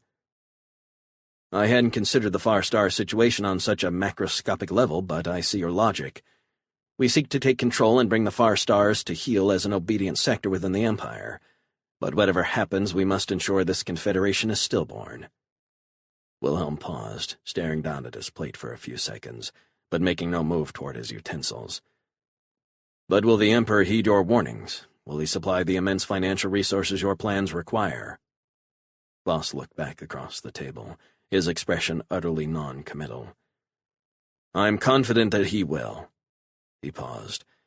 But only time will tell for certain. In the meanwhile, let us put our plans in motion. I will find the resources we require, one way or another. I agree, Your Excellency. Wilhelm looked like he still had some doubts, but Voss knew a second-in-command was on board, which made this next part easier. I am sorry, Mac, but I don't have anyone else to send to Antilles, no one with the capability to direct our efforts against the Lancasters. Voss's regret was evident in his expression. He didn't want to do without Wilhelm's support and counsel for the months he would be on Antilles, but he needed him there. "I understand, Your Excellency. I will prepare to leave immediately." Chapter 6. "We can make this easy or we can make it hard. Your choice." Blackhawk stared down at the prisoner, his expression devoid of emotion. He was alone, as he preferred when interrogating a prisoner. He didn't like his crew to see his darker side, and he suspected it might come out if Aragona was uncooperative. "Fuck you, you bounty-hunting scum!" The captive stared at Blackhawk with venom in his eyes, the look of an egomaniacal elite staring at someone he viewed as an inferior. "When my people catch up with you, you're going to wish you were never born." Blackhawk sighed. "If only Aragona knew what I am capable of, what I have done to others in his position, he'd piss himself in those expensive pants." Blackhawk was ashamed of his past, but there were times it provided an interesting frame of reference. "First of all, if you were aware who was paying that bounty, you wouldn't be so cocky, my friend." The Far Stars Bank had a fearsome reputation for dealing with those guilty of fraud or theft. It was hard on any who defaulted on its loans, but those who deliberately set out to steal from its coffers could expect the harshest treatment. "But I'm afraid things have gotten much worse for you. There are more terrible adversaries in the universe than the Far Stars Bank." Aragona sat quietly, and the Claw's captain could feel his prisoner's arrogance suddenly draining away. The mention of the bank had definitely caught his attention, but there was also something in Blackhawk's voice, a coldness, and it was clear Aragona felt it. Blackhawk watched the prisoner, and he could see the change in the Castillan's expression as he began to realize he was not dealing with some ordinary mercenary or bounty hunter. And yet there was a touch of arrogance in Aragona's eyes, because he still didn't understand the monster standing before him. "No, he doesn't understand, but if he forces me, I will show him. Oh yes, I will show him." For now, though, Blackhawk would fight down his former self. He sat down on the bench opposite Aragona. "I saw the troop convoy moving toward your villa last night. Now, normally I wouldn't care about bullshit wars and coups among petty wog lordlings, but I am very concerned with how your backwards-as-fuck personal army was able to acquire Imperial equipment." He leaned forward and stared at Aragona's stunned face with icy eyes. "Yes, I know that equipment is Imperial in origin. I'm also well aware that you'd never manage to find that much of it on the black market." Blackhawk could see the panic building in his prisoner's face. "Besides, you couldn't afford it even if you did turn it up for sale somewhere. And yes, I know how much you're worth, especially with the money you stole from the bank. I'd wager just the stuff I saw from a distance was worth more than everything on your stinking planet." Aragona stared back at Blackhawk. The arrogance was finally gone from his face, replaced by a look of astonishment and fear. "There it is. Now we can start." I insist that you return me immediately. I am a duly appointed member of Castilla's ruling council." "Yes, and abducting you is an act of war. Your people will hunt us down wherever we go and rescue you. Blah, blah, blah." Aragona could only stare. "That's what you were going to say, right? More or less?" "Whatever the bank is paying you, I will double it if you release me." His growing panic was clear in his tone. Blackhawk suppressed a smile. It was a pretty typical progression. Aragona realized his threats weren't getting anywhere with Blackhawk, so he moved on to bribery. "Assuming we could get past the fact that I do not trust you in any way, it is laughable to expect that you could match the resources of the Far Stars Bank in some kind of bidding war, or that I would destroy my relationship with Vanderon and risk retaliation for the miserable coin you could offer me." Aragona seemed to deflate just a touch more, and Blackhawk finally allowed himself a smile. Of course it was, along with the mockery, all a part of the interrogation. By stripping Aragona of his pride, Blackhawk established his own dominance, and in turn demanded compliance. He'd seen far tougher sorts than the Castillan gangster broken by words alone. Blackhawk was prepared to move past the verbal abuse if necessary, but he found himself hoping Aragona would yield and not force him to more extreme measures. "You have been cloistered on your shithole planet for too long, Lord Aragona. You have a distorted view of your own power, one I suspect has been fed by the obsequious parasites hanging on your every word back on Castilla, the same idiots who had us surrounded and still couldn't stop us. You may dispense with such foolish views now. You are nothing, a piece of meat subject to whatever fate I choose to pronounce for you. The men and women on this ship will space you without a second thought." He paused. No, that's not true. They might think of what a waste of oxygen it was and maybe ask if they could skin you alive instead. Messier, but ultimately less wasteful. Blackhawk stared at his prisoner, his expression cold, almost inhuman. Fact was, he had no intention of killing this man, but this was the second unexplained Imperial intervention he'd encountered in less than a year, and he was determined to find out what was going on before he turned Aragona over to the bank. The sooner you accept that you are utterly without power and completely at my mercy, the better chance you have of coming out of this alive. Aragona's eyes widened. The mention of survival had clearly piqued his interest. Because while he wasn't going to execute this petty lordling, Blackhawk knew his captive was well aware of what the bank would do to him. The suggestion of a way out was like music to the miserable Castian. Blackhawk leaned forward. I'm going to ask you once again, Lord Aragona. His voice was soft, almost like that of an adult addressing a child. Do you wish to tell me how your forces obtained Imperial weaponry, or would you prefer to continue to lie to me while I set a course for Vanderon? Aragona sat silently, looking at Blackhawk for an instant, before letting his eyes drop to the floor. It was obvious he was torn between fears, of the bank, of Blackhawk, and of someone else, too. Blackhawk didn't imagine some Imperial agent had just given him a huge cache of high-tech weapons without expecting something in return. He suspected there had also been a discussion of the consequences of treachery and failure, and Aragona's nervous fidgeting only confirmed that. Look at it this way. Blackhawk's voice took on an edge, and he grabbed the sides of his captive's face, jerking hard until they were staring at each other with only a few centimeters between them. You are afraid of them, and you are afraid of me. Blackhawk paused, the calm demeanor gone, his angry glare itself a blood-chilling threat. But you are in my brig. They can threaten you. He pulled out his sword, shoving the point hard against Aragona's neck. But I can cut you into a pile of chunks right now and feed you to a Delphian battle cat. Blackhawk held his position. His blade was razor-sharp, and a small trickle of blood dripped down the prisoner's neck. So make your choice, Lord Aragona, and I will make mine, whether to slice you open and watch you bleed to death, or leave you to the tender mercies of the Far Stars Bank, or to spare you if you can make yourself useful to me. Aragona was defeated, and he sat trying to hold back tears. Blackhawk stared down at him with disgust in his eyes. He didn't doubt he himself could be broken too. Anyone could. But he knew it would take a lot more than threats and the touch of a blade to his neck. Aragona was like hundreds of local bullies he'd encountered in his life. They were ruthless and cruel when they were abusing the weak and helpless. But he'd never met one he couldn't turn to a quivering creature begging for his life. So what is it going to be, Aragona? Blackhawk's voice was like death. Because I don't have any more time to waste with you. Aragona looked at Blackhawk with moist red eyes. I will tell you what you want to know. Blackhawk turned away and allowed himself a brief smile. Tell me how you got the Imperial weapons, he said, his back still turned. Every detail. If you are cooperative enough, you may yet make a live prisoner. You look like a pile of stegoid shit. Blackhawk stared down at Ace. His friend was deathly pale, and there were half a dozen tubes connected to his chest and arms. His hair was crusted with dried blood, and his breath was a ragged, raspy affair. But at least you're alive, you crazy son of a bitch. What are you talking about? Ace's voice was soft, barely a whisper, and he spoke slowly, deliberately, forcing painful words from his parched throat. Never felt better. Blackhawk smiled. Ace was full of shit again. That was the last indicator, the sign he'd been looking for. Now he knew the fool was going to pull through.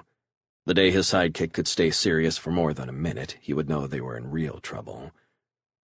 So what the hell was that, you moron? You thought you could take all of them on yourself? You got hit, Ark. Ace turned his head slowly, painfully. I had to take over, and I knew what you would do. Blackhawk hit a wince. He didn't like to think of his friend almost dying trying to emulate him. He knew Ace was right, but he didn't want his people following his example because they didn't have the advantages he had. Blackhawk had all his enhancements, physical capabilities none of his crew could match, and then there were years of experience doing things they couldn't even dream of. Most important, though, Blackhawk didn't fear death. Indeed, there was a part of him where the guilt and self-loathing lived. He suspected would welcome it. He could do things because the consequences meant nothing to him. He never wanted his people to think that way. "Well," Blackhawk said, changing the subject, "Doc was able to put you back together, so I guess we both owe him a debt of gratitude." Ace moved his head slightly, the closest he could come to a nod. "It feels like you smashed my chest with a sledgehammer." His tone changed slightly, a bit of disbelief creeping in. "I'm surprised you're not in a bed next to me. I know you got hit." Blackhawk nodded. "Yes, I caught around. It was just a flesh wound. Doc patched it up after he finished with you." It had been considerably more than a flesh wound, but it hadn't hit anything vital. It was still a little tender, but his recuperative powers had already begun their magic, and he was half healed. "You'll feel better soon, Ace. Doc told me you're past the worst." "Easy for him to say," Ace croaked. "It feels like you did a little dance inside my chest." "I'm sure it does, but I promise you'll feel better soon," he repeated. "You told me you'll be up and around in a couple days, and causing trouble not long after." "Me? Cause trouble? Never." He forced a smile. "Are we on the way to Vanderon? Cat told me we got Aragona out. So, mission completed. Again." His voice was still weak, but there was satisfaction there, too. Ace liked to win. At cards, in the field, anywhere. "Well, we do have him. He's sitting in the brig now, no doubt pondering just how dark his future looks." Blackhawk allowed himself a grin. "I worked him over pretty well. I think he'll feel lucky if we don't sell him for parts on the black market."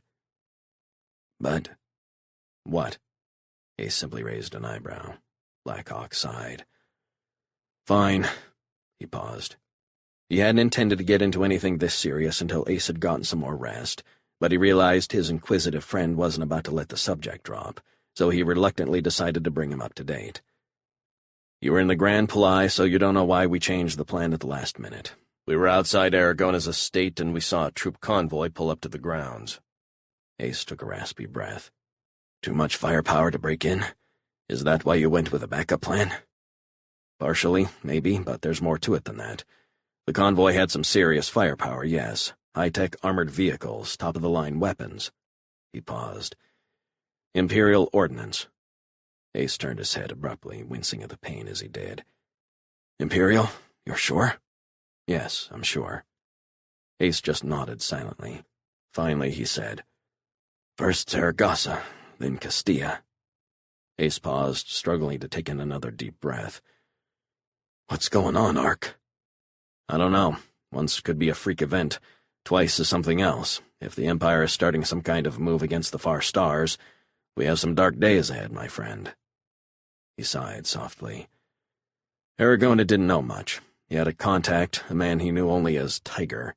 This Tiger offered him enough support to effect a coup and to assume the sole rule of Castilla. Aragona was suspicious at first. He's not smart, but he's not an imbecile either. But Tiger delivered a shipment of high-tech weapons, stuff so advanced Aragona's greed overcame his caution. He was hooked. "You think this Tiger was an Imperial agent?" Ace looked exhausted, but he was focused like a laser on Blackhawk. "Yes, I do. This is exactly how the Imperials would begin a move against the sector, by backing the local warlords, establishing puppet regimes through clandestine support." Ace closed his eyes for a few seconds. Blackhawk wanted to let him rest, but he knew Ace wouldn't let him until he had brought him up to date. "Maybe he's just a smuggler who managed to get some Imperial stuff across the void," Ace suggested. Blackhawk shook his head. "No, that doesn't make any more sense than it did on Saragossa. Do you have any idea what that ordnance is worth? Imagine what Marshal Lucerne would have paid for it, even to keep it out of an enemy's hands. Castilla isn't quite the forgotten backwater Saragossa is, but there must be 50 planets that could have paid more for a weapons cache like that. What smuggler turns his back on a fortune to sell to some middling racketeer on an unimportant planet? No, it has to be from the Imperials themselves, and in a way it makes sense. If Lucerne has to scramble all over the periphery planets to maintain order, when will he have time to consolidate the core?" Ace lay quietly for a few seconds. Finally, he turned his head slowly and said, "You're right, Ark. But what do we do now? The bank's expecting us to deliver Aragona. We have a reputation for getting the job done." I don't know if Aragona's going to be any use to us or not in tracking down whatever Imperials are operating in the sector. He says he didn't know anything and that his contact did not ask anything of him except to move quickly to seize power. The coup was scheduled for 2 days after we snatched him, so the oligarchs on Castilla owe us a favor, though they don't know it. I doubt Aragona's lieutenants were able to pull off the coup without him, and I don't imagine they could hide the preparations forever either. I suspect things are about to get a little hairy on Castilla, if they haven't already. Hopefully that pompous shit who thought he'd fleece me at cards while Aragona screwed my wife is sitting in a Castillan prison cell, or worse. Probably. Blackhawk smiled.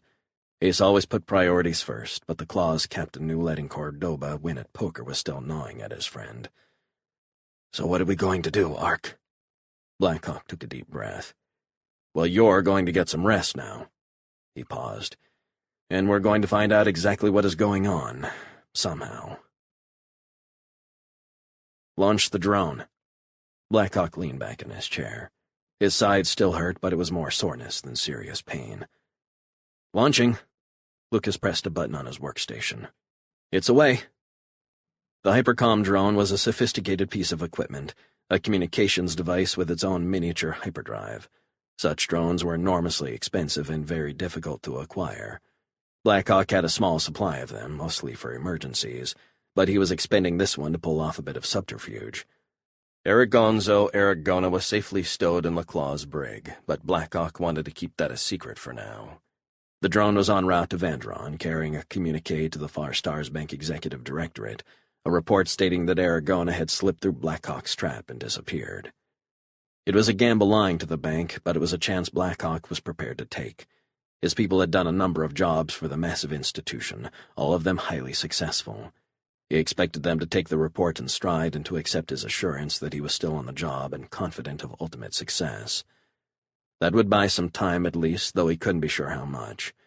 Castilla had been 2 days from a planned coup d'etat when the Claw blasted off and made a run for it. They'd been 3 days in space since, and he had no idea what had happened since they'd made their run for it. If the bank had spies on Castilla, they might report back that Aragona was missing. Still, that wouldn't contradict his story, not directly at least. It was reasonable to assume a scared Aragona might go into hiding after a botched kidnapping attempt.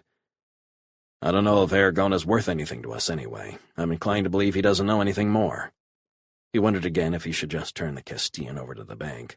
If he didn't know anything, there was no real reason to keep him. He might report Blackhawk and the Claw to his Imperial contact, but there was very little chance Aragona would ever leave Vandron anyway. He'd stolen millions, a blatant fraud that made the bank look foolish. The Far Stars Bank could afford a few losses here and there, but its directors could never tolerate a scam that sapped their reputation for skillful finance and brutal toughness. Aragona was as good as dead if he set foot on Vandron. No, we will hold on to him for now. He may yet prove useful. The drone's course checks out, Skip. It should get to Vandron in about a week. Lucas spun around on his chair and looked over at Blackhawk. So where to now, Skip? Blackhawk opened his mouth, then closed it again. He had no idea. He was sure the Empire was involved, but Aragona's lack of knowledge left them with no direct leads. I don't know, Lucas. Maybe I should work Aragona over again. Maybe know something more than what he told me. Unfortunately, he didn't actually believe that. The klaxon sounded and Lucas's head whipped back to his board. Contact, Skip, emerging from hyperspace at 120,000 kilometers, coordinates 201.332.181. Blackhawk tapped the comm unit. Shira, Tark, get to the turrets. We've got an unidentified contact. He had no idea if the incoming vessel was hostile, but he'd found it to be much healthier to assume everything was an enemy until it proved otherwise. Got it, Cap. Shira's voice was crisp, alert. She never sounded tired or distracted. Blackhawk used to wonder when she rested, but he'd long ago decided she didn't sleep any more than he did. An hour here, an hour there. It was all the ghosts allowed him. And apparently Shira, too. Tark's response came half a minute later, and it was clear he'd awakened the giant. The twins didn't have any trouble sleeping. Waking up was definitely more of a challenge. Lucas, got an ID yet? No, Skip, their identification beacons aren't broadcasting. Blackhawk exhaled. That wasn't a good sign. Shira, you in yet? They weren't in laser range, but Blackhawk wanted to be ready for whatever was going to happen. Climbing in now, Cap. We'll be charged and ready before they're in range. Shiro's voice was harsh, predatory. Blackhawk knew as always she was ready to fight. It looks like a frigate, Skip. Lucas's voice was subdued. The Claw was a tough ship, and its weapons had a hell of a bite, but a frigate was a tough opponent. Probably more than they could handle even with Lucas at the controls and Shiro manning the guns. I'd give us maybe 1 in 4 odds. 1 in 5 is more accurate. Thanks. We've got communications incoming. Lucas was staring at the screen as he spoke. Put it on speaker, Lucas. Repeat, please identify yourselves. This is the Celtiborian frigate Equius. Are you Wolf's Claw? Blackhawk felt a wave of relief, but it was short-lived. He was glad the ship was not an enemy, but he couldn't think of any good news that would have caused Marshal Lucerne to send his ships out looking for the Claw. The captain nodded toward Lucas, who flipped a switch and nodded back. This is Archer Blackhawk on the vessel Wolf's Claw. Greetings, Equius. He paused for an instant. What can we do for you? Wolf's Claw just jumped, sir. It appears to be following the Celtiborian vessel. Cedric Kandros turned and stared at the pilot. His greasy hair was long and gray, and it hung about his time-worn face in large, tangled hanks. He was a grizzled fighter, and he bore the scars of many battles, including the mark of one old wound that ran down his face all the way to the side of his neck. Kandros was a smuggler and a mercenary, just like Blackhawk and his people. Indeed, he was one of Blackhawk's rivals among that curious breed of disreputable but highly sought-after adventurers. But this time he wasn't competing with Wolf's Claw to run guns or smuggle supplies to a red-lined world. No, this time the competition with Blackhawk was far more direct and personal. Prepare to jump. Kandros and his people had gone to Castilla half a day too late. They'd found the planet in an uproar and martial law in effect. They'd had to shoot their way out of the spaceport to take off after Blackhawk. Cutting the red tape was how Kandros had referred to it. Kandros had managed to track down the Claw without being detected, no small feat considering the skill of Blackhawk's people. He had no idea where Blackhawk had been planning to go next. He'd considered attacking the Claw in space, but he put that thought out of his mind almost immediately. He'd run into Blackhawk in a ship too many times, and he was well aware that the Claw was a hell of a lot more than she appeared to be. The pockmarked and peeling hull didn't tell the whole story, and everybody knew Lucas Lancaster was damn near the best pilot in the far stars. No, Kandros knew his iron wind couldn't take Blackhawk in space. He'd have to follow the Claw and make his move on the ground somewhere. The hyperdrive will be powered up in 3 minutes, sir. Starn Quintus was a good pilot, with decades of experience at the helm of ships like Iron Wind. He'd signed on with Kandros 3 years before, but he'd only been up against Wolf's Claw once in that time. It wasn't even close. The 2 ships had been racing with several others to get arms to the rebels on Persepon. There was a bonus for the first ship to deliver, double the normal rate, and it came down to Iron Wind and the Claw. But Lucas Lancaster flew circles around Quintus, and Blackhawk's people won easily. Quintus had been angry at his defeat, but when Kandros told him that Lucas Lancaster was only 25 years old, the veteran pilot flew into an apoplectic rage. From that day on, Quintus hated the Claw's pilot with an irrational passion, which was all the more inflamed by the fact that Lancaster didn't even know who he was. For some reason, this always made Kandros smile. Where are we going? The pilot hadn't even tried to get a tracer on the Claw. It was hard enough to avoid detection just sitting dead in space. I didn't know, Starn. I was trying to think like Blackhawk, to reason out where he would go, but I couldn't come up with anything, not until that Celtiborian frigate showed up. He turned toward the pilot. Set a course for Celtiboria system. Celtiboria? Quintus's voice was heavy with concern. But there's a death sentence on us on Celtiboria, and Lucerne's navy will be all over the place. I know that, Starn. Kandros's voice was deep, and his determination came through clearly. But that's where Blackhawk is going, and we're going to get that bounty before someone else does. 1,000,000 imperial crowns was a king's ransom, and Kandros couldn't imagine why anyone would pay that much for the likes of Archer and Blackhawk. But he was glad to take it, and settle a few old scores at the same time. Bring us out of hyperspace in the outer system. We'll lie low while Blackhawk does whatever business he has on Celtiboria, and then we'll follow him when he leaves. Quintus nodded. Yes, Captain. He didn't sound completely convinced, but he laid in the plot anyway. All hands, we're jumping in 20 seconds. Chapter 7. The soldiers moved steadily through the smoldering wreckage, chasing the last of the Rykaran defenders, gunning them down in the streets and in the dark holes where they ran to hide. They took no prisoners, showed no mercy. The Celtiborian soldiers were well trained, but discipline had failed them amid the carnage and their desire for vengeance. Arius Callisto stood in the middle of a street covered with shattered glass and masonry. He wore a plain gray uniform devoid of all insignia save the 4 stars on his shoulder. Augustin Lucerne had set the example for his commanders, and fancy uniforms and silver lace were reserved for parades and propaganda. In the field, a Celtiborian general dressed like the men he commanded, and he served in the blood-soaked mud alongside them. There were 6 vehicles along the sides of the street, 2 of them still burning, the others charred hulks. The city had been virtually destroyed in the fighting, and at least half its buildings were empty shells, the residences and workspaces they had once housed consumed by the fires. Callisto wondered how many of the former occupants had been inside when the flames ravaged the dying buildings. He hadn't even begun to try to count the civilian casualties, but he knew they were heavy. It would be winter soon in the northern hemisphere, where most of the people lived. The Celtiborians had no shelters and barely enough food for themselves. He'd sent a request to Lucerne for humanitarian supplies, but he doubted they would arrive in time. He had no idea how he was going to manage, but he knew if he didn't do something, millions of Rykarans would die, and that would cement their hatred for the Celtiborians and the Far Stars Confederation for generations to come. Callisto held a gun in his hands, an assault rifle of some kind. His men had been bringing them in, hundreds of them stripped from the enemy dead. Its stock was made from some strange carbonite material, but he'd never seen its like before. The weapon was superior to those his troops carried, with a higher rate of fire and a faster muzzle velocity. It fired strange projectiles, darts that flattened and spun wildly inside the target, doing massive tissue damage anywhere they struck. Despite the excellent medical services of his army, he had twice the rate of KIAs he had expected. He walked down the street toward Ravenna Orestes' command post.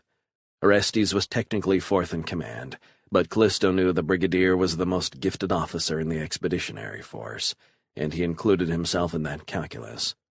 Orestes commanded the elite Black Flag regiments of the army, units consisting only of veterans of 5 years or longer, and intended to serve as the sharp edge of any attack.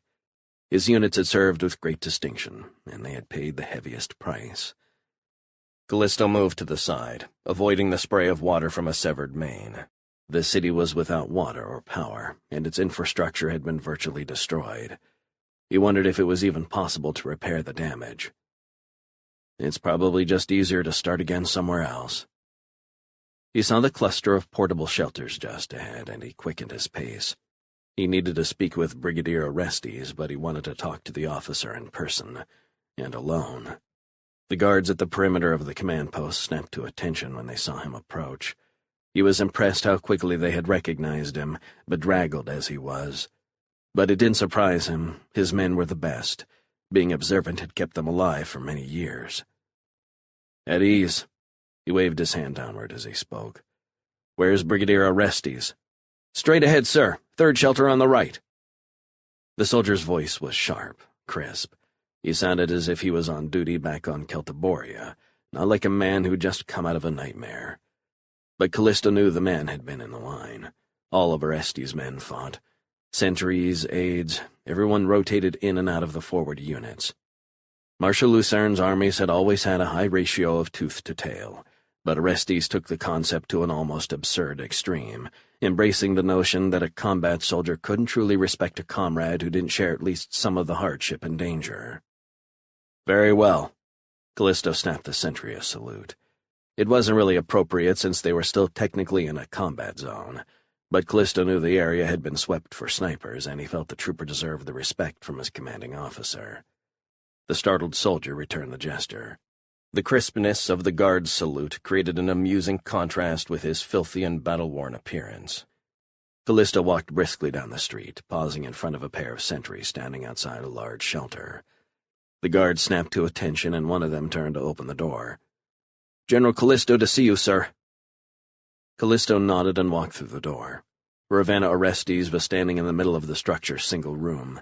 There were half a dozen other officers engaged in various tasks. "Greetings, General." Orestes bowed his head slightly. "We were not expecting you. This area is not entirely secure yet, sir. I don't think you should be out by yourself without an escort." "I'm fine, Brigadier. I'd like to speak with you about something." Callisto panned his head around the room as he spoke. "Alone. Out, all of you, now." Orestes' voice was firm, insistent, and everyone else in the room jumped to their feet and raced for the door. The Brigadier watched as the last of his aides left, closing the door behind them. "Can I offer you something, sir? I'm afraid we don't have much. Water? We may have some coffee left." "No, thank you, Ravenna." Callisto's tone relaxed a bit now that they were alone. "I wanted to talk to you about something. I need your help." "Of course, sir, anything." Orestes pulled a chair around from behind one of the desks, moving it toward Callisto. "What can I do?" Callisto tossed the assault rifle on the desk. It landed with a thud.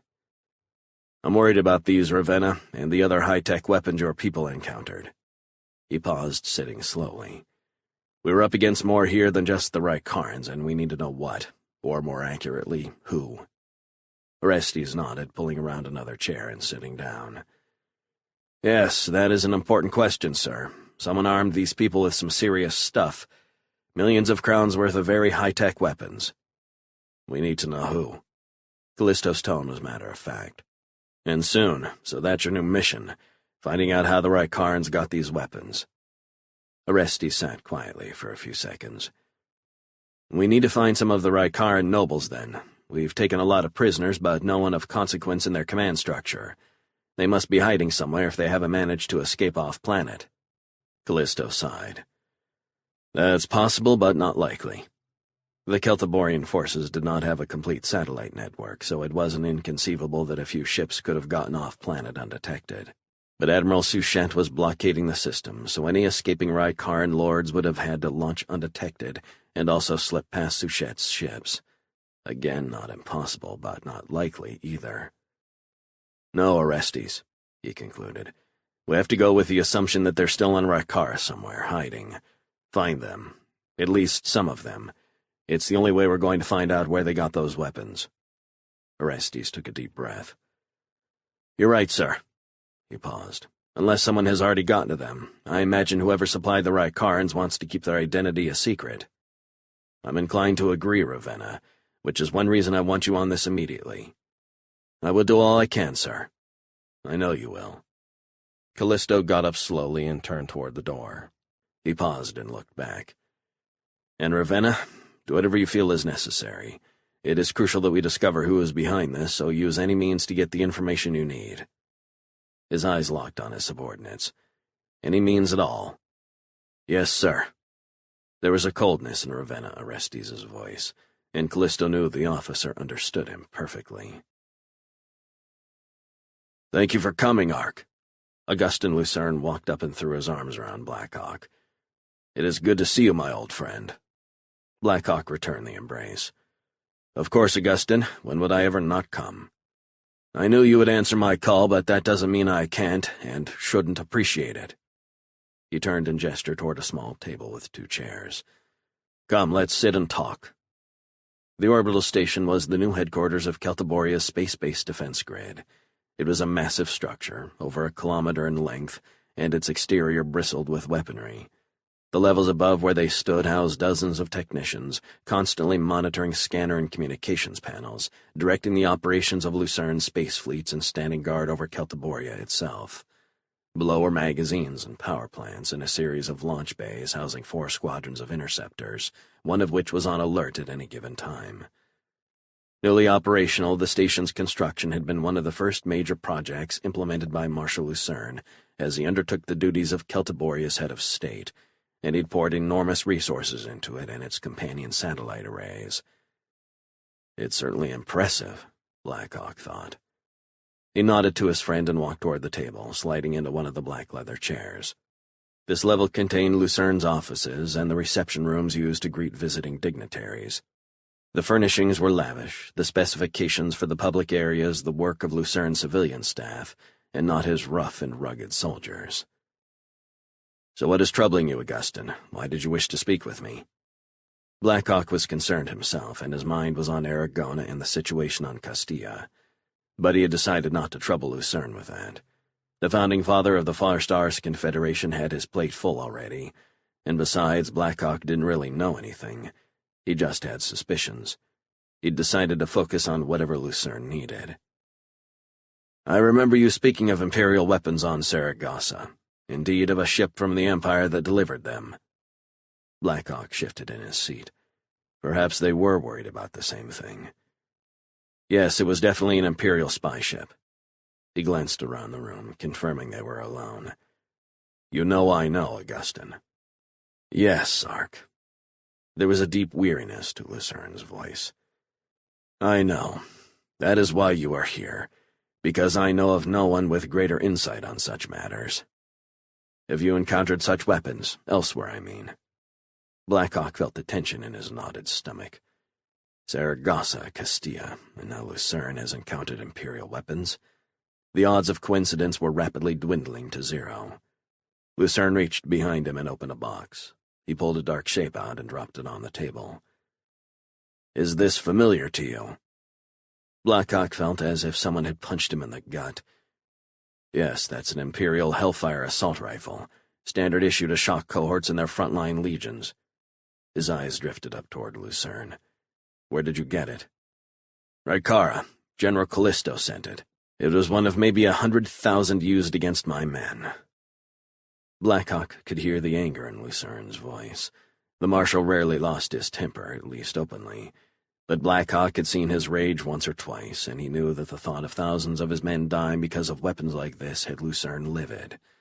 Blackhawk had a good idea of how his friend would deal with whoever was behind supplying his enemies with the guns.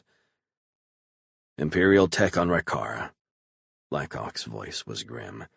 "I just ran into weapons like this somewhere else, Augustin, on Castilla." "It's what I've feared." Lucerne took a deep breath.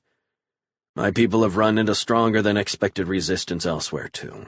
I don't have the level of confirmation I do from Rykara, but my gut tells me we've run into these weapons on at least 4 worlds. That would be 6 planets in less than a year with highly advanced weapons that have no place on any of them." He paused and stared at Blackhawk.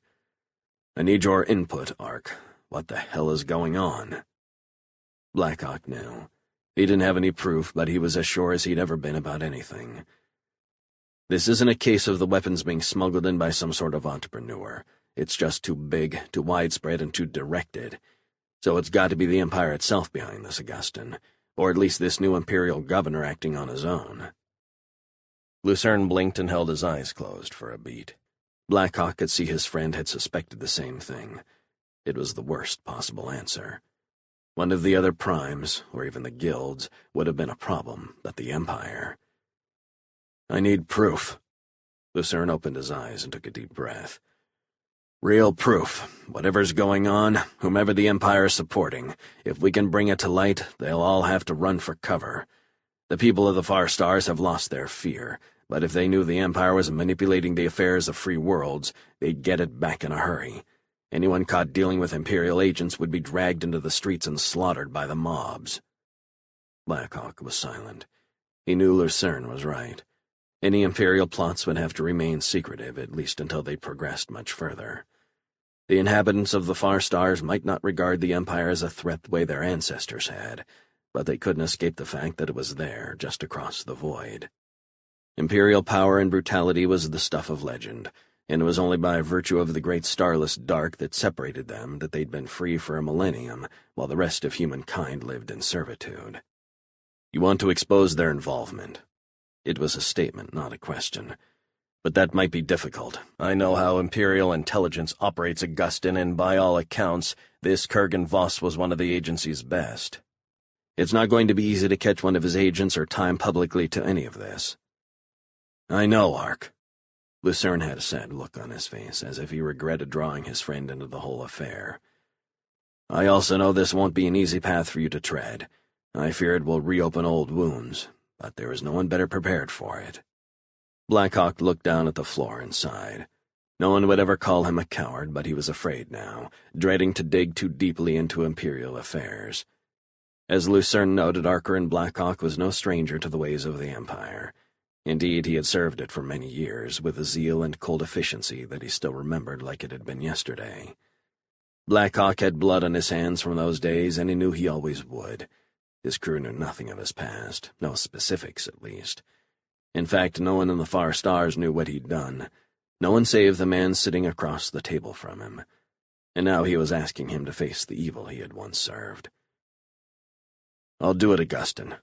Black Hawk's voice was somber. "I will get you proof, whatever it takes." Lucerne looked back at his friend, and his eyes were soft with empathy. "This is your penance, Archerin." He leaned forward and put his hand on Black Hawk's arm. "Promise me, my friend, if you do this, you will forgive yourself and accept that you are a good man, whatever you may have done 25 years ago." Black Hawk stared at his friend and forced a small nod. "I will," he croaked. But he wondered if he really would, if he ever could. Some guilt was incurable, some crimes unforgivable. In his heart he knew he'd just lied to Augustin Lucerne for the first time since they'd met almost a quarter-century before. Black Hawk paused. Lucerne hadn't mentioned Astra. "She's okay. He'd have told me if anything had happened to her." He leaned slightly forward, almost asking the question that was at the front of his mind, but he pulled back before a word escaped. "Forget about Astra, you fool. She can take care of herself, and you are the last thing she needs. I will leave immediately. I suspect time is not on our side." "You have to get us out of here, Mr. Bartholomew." The Rycaran lord spoke with a heavy accent, and his words were tinged with fear. "The war is lost, and the Celtiborians are infuriated at the losses they have suffered." He looked over at the finely dressed man sitting quietly across from him, becoming even more agitated at the calm expression staring back at him. Lucius Bartholomew sat still for a few seconds, watching his companion. He let the Rycaran stew for a few seconds.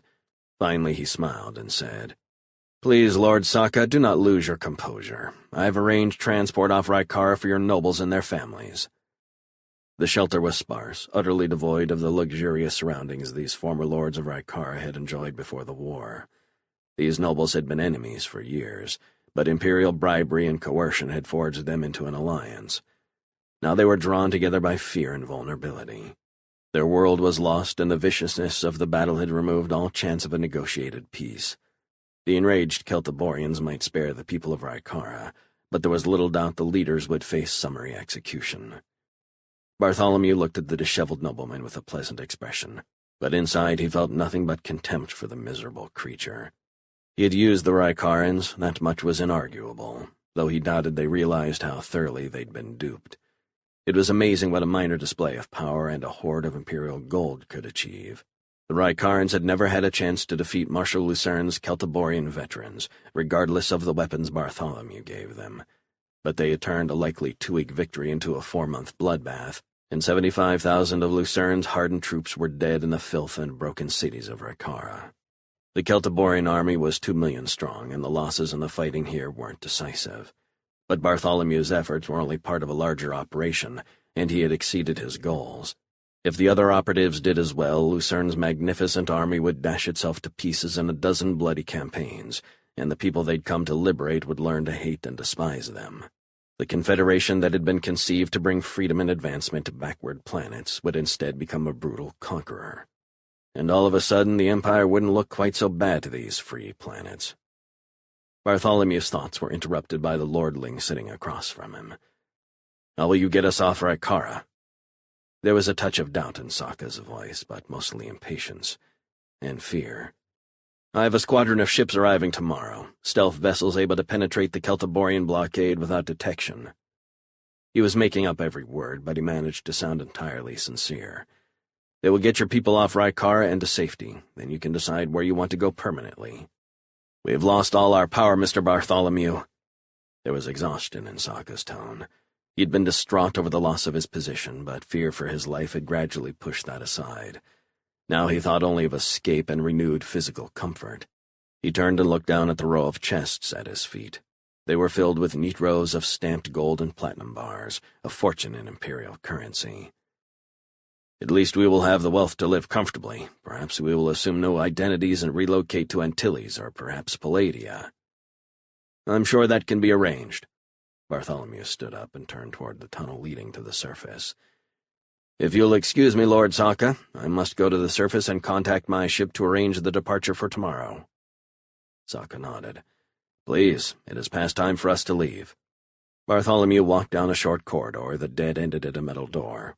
He put his hands on a small wheel and turned it, popping the hatch and swinging it open.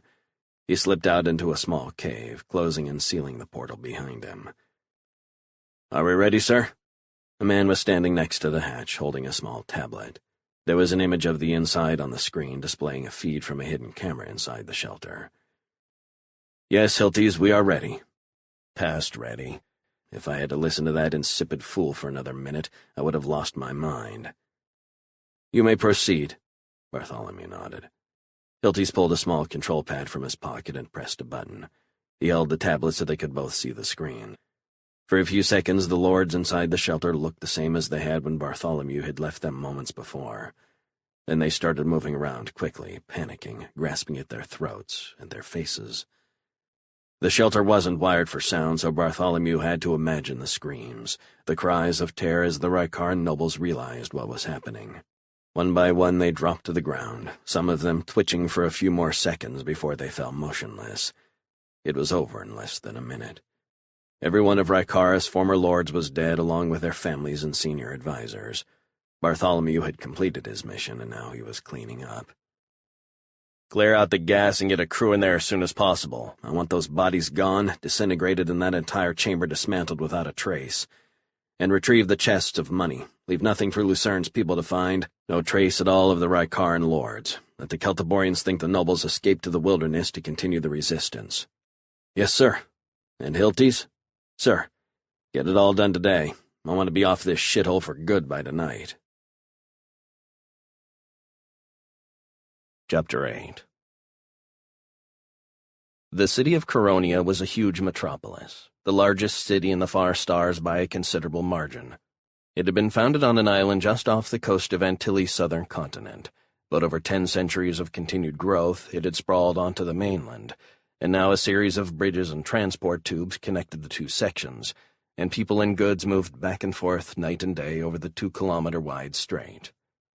Since its unification, Celtiboria was widely regarded by most as the strongest of the primes, and Marshal Lucerne's veteran army inspired respect, and not a little fear, throughout the far stars. But Antilles was unquestionably the center of finance in the sector. Indeed, even the mighty Far Stars Bank had begun its long and storied existence as an Antillean institution, and it had been headquartered in Koronia for 5 centuries before it took control of Anderon and made that planet its home. The Old City, as the island portion had come to be called, was home to the wealthiest residential sections as well as the financial center, the home of the Antilles Stock and Commodities Exchange, and the symbolic manifestation of Antillean industrial might. The middle and lower classes lived in the new city, stretching across 200 square kilometers of coastal lowlands. Most of the industry was also located on the mainland, and seemingly endless rows of factories and assembly plants ringed the inland periphery. This center of industrial power was connected to the planet's spaceport and other metropolitan areas by a series of high-speed rail lines, with trains running around the clock, carrying the lifeblood of the planet's vibrant capitalism. In the center of the financial district, surrounded by the headquarters of the old merchant banking families, rose Lancaster Tower, a kilometer-tall behemoth dwarfing everything around it. Its singularity and enormous scale communicated a stark reality. On a planet devoted to economic prosperity, in a city housing some of the richest and most profitable financial firms in the sector, all stood in the shadow of the legendary Lancaster interests, an immense conglomerate, centuries old, whose tentacles extended through space to half the worlds of the far stars. Donellan Lancaster sat in his palatial office atop the tower that bore his family name. The eldest of the family's main branch, Donellan was the patriarch of the Lancaster clan and the custodian of the massive family business. 100 Lancasters, his wife and daughter and a vast array of siblings and cousins, nieces and nephews, relied on him to maintain the family's almost incalculable wealth, and to ensure the continuation of their princely lifestyles. He'd had a son once, too, though he rarely allowed himself to think of his lost progeny. Lucas had been his greatest disappointment, a defiant and rebellious child who'd shown no interest in accepting his responsibility for the family business, preferring instead to become a lowly pilot. And even that hadn't been a final blow. No, Lucas Lancaster had been a reprobate and a hopeless drug addict, a self-destructive hellraiser who'd managed to get himself thrown out of the Antilles Naval Academy, despite Allan's repeated interventions. The Lancaster patriarch had ultimately disowned his only son and banished him from the family home. He'd lost track of the boy shortly after, and he had assumed for years now that Lucas had managed to get himself killed, probably brawling in some dive bar or overdosing in a cheap hotel room somewhere. But this was no time to wallow in old pain and festering wounds. Not now, not when he was planning a series of moves that would propel Lancaster interests to a level of dominance his forefathers could have barely conceived. His alliance with Marshal Lucerne was designed to pave the way to complete economic supremacy in the Far Stars, exceeding even the power of the Far Stars Bank itself. He would allow nothing to distract him now. "I am concerned, Mr. Lancaster. Our new capital issues have been massively oversubscribed. We very carefully compiled projections on demand for the securities, but the actual transactions have exceeded these figures by more than 100%. Silas Grosvenor was a cautious man by nature, a trait that befitted his position as Allan Lancaster's chief financial advisor. The Lancasters were enormously wealthy, and after 18 generations, there was just one overriding purpose for the family: preserving and expanding that wealth. Silas adhered to this to the letter, too often with emphasis on preservation, and not as much on expanding, much to Allan's consternation. "What has you worried, Silas? I know you tend to the paranoid, but you can't possibly imagine anyone is making a move on us." Lancaster sat behind his massive tanglewood desk. The material alone had cost enough to pay 1,000 laborers for a year. He'd had to hire a band of mercenaries to retrieve it from the swamps of Gisenia. The planet was one of the most primitive backwaters in the Far Stars, and the swamp dwellers prayed to the great trees, revering them as avatars of their gods. Lancaster's thugs had been forced to shoot at least a dozen of them before they'd been able to cut down even a sapling. But the wood was among the greatest treasures in the sector, and Allan Lancaster had decreed he would have it at whatever cost. And so he did. Just as I'll have this deal. "I don't know, Mr. Lancaster. There's something about it that is unsettling. We have never misjudged the demand for an issue by such a wide margin. Indeed, we left considerable money on the table by not pricing the securities higher. Perhaps word leaked of our pending alliance with Celtiboria and their new confederation. Our, development of the world's Marshal Lucerne is bringing into the confederation will be enormously profitable, beyond anything we have ever achieved. My position as head of economic development for the confederation will effectively cut out all competitors." Allan Lancaster had readily agreed to accept a post heading up the Economic Council of the Far Stars Confederation. He wasn't so naive as to be convinced Lucerne had come to him for his economic prowess, and not just to help deliver Antilles into the new entity. But whatever the reason, the posting would put him in an incomparable position to pillage the resources of the underdeveloped planets. By the time he'd brought their backward economies into the present, Lancaster interests would be entrenched. He couldn't even guess at the profits that would flow back to Coronia, which is not to say he hadn't tried. "I do not doubt our potential profits, sir. However, I am also aware that the investment required to spur development on so many planets simultaneously is almost incalculably large. Your decision to forego the formation of a cartel and to finance the entire cost ourselves is compelling us to dilute our control over current Lancaster interests. We will have a large number of new shareholders, and some of the existing ones will substantially enlarge their stakes." "You fear a takeover attempt?" Lancaster's voice was shrill, his tone displaying both surprise and incredulity. "Who could possibly finance such an enormous project? Who would dare move against us?" "The Far Stars Bank, for one." "Are you serious, Silas? The bank directors have never made a hostile takeover of one of the bank's customers in good standing. It would be a fatal move. No one would trust them. Their other business partners would run away as quickly as they could, throw their support behind any competitor. Besides, we own almost 10% of the bank. Do you imagine we could fail to discover such a plot? Or that Chairman Vargas wants me as an enemy?" There was a touch of darkness in his tone when he spoke the last sentence. He didn't think for an instant Vargas was involved, but even the thought stirred his anger. "You're right, of course, sir. My point is simply that we cannot take for granted that we are too big to be vulnerable, especially when we are about to become so extended. We may not be exposed to many entities individually, but our rivals could form a cartel, pool resources." Grosvenor's voice trailed off, and he paused. "But of course you are correct, sir. I am sure I am simply being paranoid." The advisor exhaled softly and looked across the desk at the sweeping view behind Lancaster, a panorama stretching across the small strait between the old city and the mainland. There were more than a dozen bridges and tubes extending over the water, connecting the two halves of the city. The mainland waterfront was highly developed, a commercial zone beginning to rival the old city itself, and beyond that, kilometers of homes and offices and factories. Past the city limits lay a vast rolling plain, rising slowly as far as the eye could see. But Grosvenor turned away, a deepening frown on his face. "But if it isn't the bank, then who is bidding up our stock so aggressively?" Lancaster stared back at his aide. His arrogance made it difficult to even imagine that someone would dare to challenge the Lancasters, but the thought still nagged at him. Who was buying so much stock? "Did you obtain what I requested?" Sebastien Allois de Villeroy spoke softly, but his tone conveyed considerable menace nevertheless. Train Balak stood in front of the Imperial agent, calling on all his self-control to fight back his fear. Governor Voss had recruited Balak personally, and he'd been a perfect gentleman in the process, at least initially. "We just wish to establish friendly economic ties with the worlds of the far stars," he had said, and Balak, dazzled by the rewards dangled in front of him, had believed it all. What a fool I was. Now he was inextricably involved in something far worse, though he still didn't understand the scope of what was happening. He wanted out, but he knew that wasn't an option. He doubted Voss would hesitate to have him killed if he moved from useful ally to dangerous loose end, and he was sure the psychopath in the room with him now would not only carry out that order, he would enjoy it.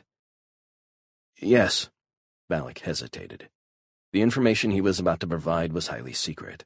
If Chairman Vargas found out he had divulged it, he would be in deep trouble. "Well, give it to me. We don't have time to waste on nonsense." Balak felt his stomach clench. Villeroy was not a patient man, that much was clear. The terrified banker understood the only thing keeping the Imperial agent from roasting him over a spit was Voss's protection, and the only way to keep that was to do whatever the Imperial governor demanded. He'd thought about going to Vargas, telling him everything, and seeking his aid in escaping his situation, but he doubted the chairman, for all his power, could best Voss. The Imperial governor was the smarter of the two, that much was obvious, and Voss had even greater resources at his disposal than the bank. The Empire was vastly larger than the Far Stars, and it was far more developed. The Far Stars Bank was legendary for its reach and power in the sector, but it was nothing next to the might of the Empire.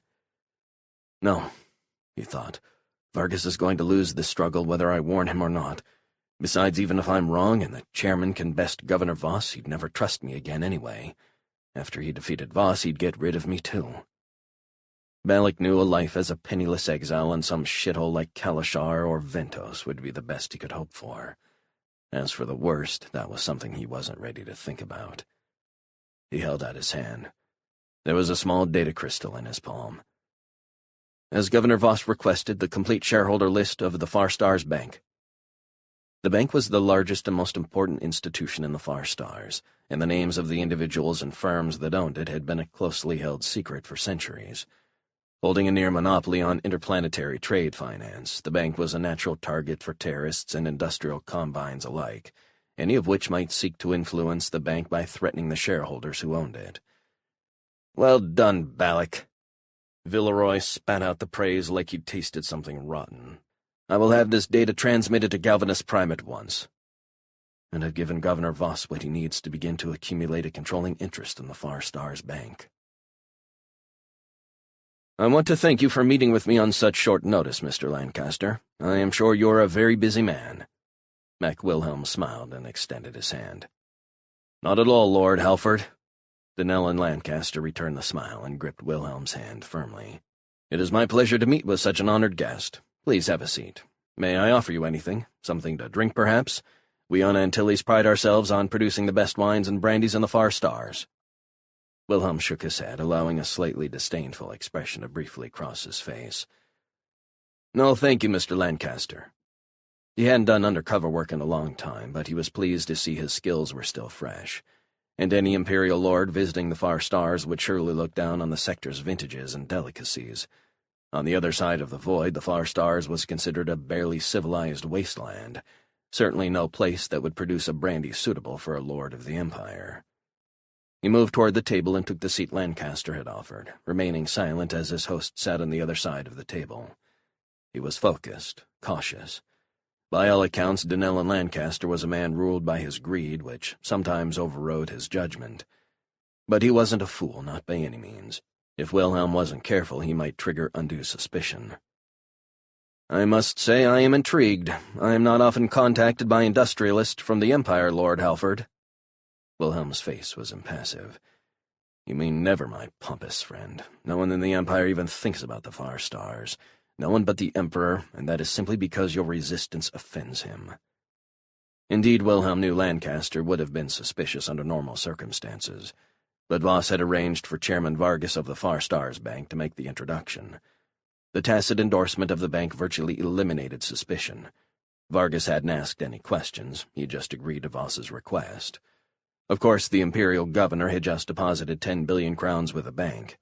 Vargas probably harbored some old suspicions about the Empire, but he was too rapacious a banker to risk his relationship with his newest and biggest depositor. "No, I would think not." Again, Wilhelm allowed a hint of derision to slip into his tone. "I like to think Halford Transport is one of the more forward-thinking companies in the Empire. When Governor Voss told us of his plans to establish trade agreements and move toward full diplomatic recognition, I immediately expressed an interest in participating. His plan to ensure transvoid shipping is nothing short of revolutionary, and I wanted to be part of it from the start." Halford Transport was a real firm, and Lord Janus Halford was its chairman. Both were inventions of the Imperial Intelligence Service, which controlled every aspect of the firm's operations. Other than that, though, no one but Voss was aware of this duplicity at the moment. "I admire your boldness, Lord Halford. Indeed, Lancaster interests will be at the forefront of establishing peaceful trade with the Empire." Wilhelm smiled. "I'm thrilled to hear that, Mr. Lancaster." He paused and cleared his throat. "Because I have a project in mind, and I believe Halford Transport needs a partner, one with far greater experience and presence in the far stars." "What kind of partnership do you have in mind?" Was that suspicion in his tone? Go slowly. "Just as you plan on being at the forefront of normalizing relations, we plan to be at the forefront of transvoid shipping. However, I'm afraid we have no experience with freight hauling operations in the far stars. We have no landing rights on any worlds of the sector outside the Imperial holding, nor any relationships with vendors and manufacturers." Lancaster nodded. "It sounds like you need a shipping partner." He paused. "Unfortunately, that is not one of Lancaster's areas of business. I may be able to arrange some introductions, however, if— Indeed, Mr. Lancaster, it is precisely because your firm is not currently involved in transport that I chose you as my first contact."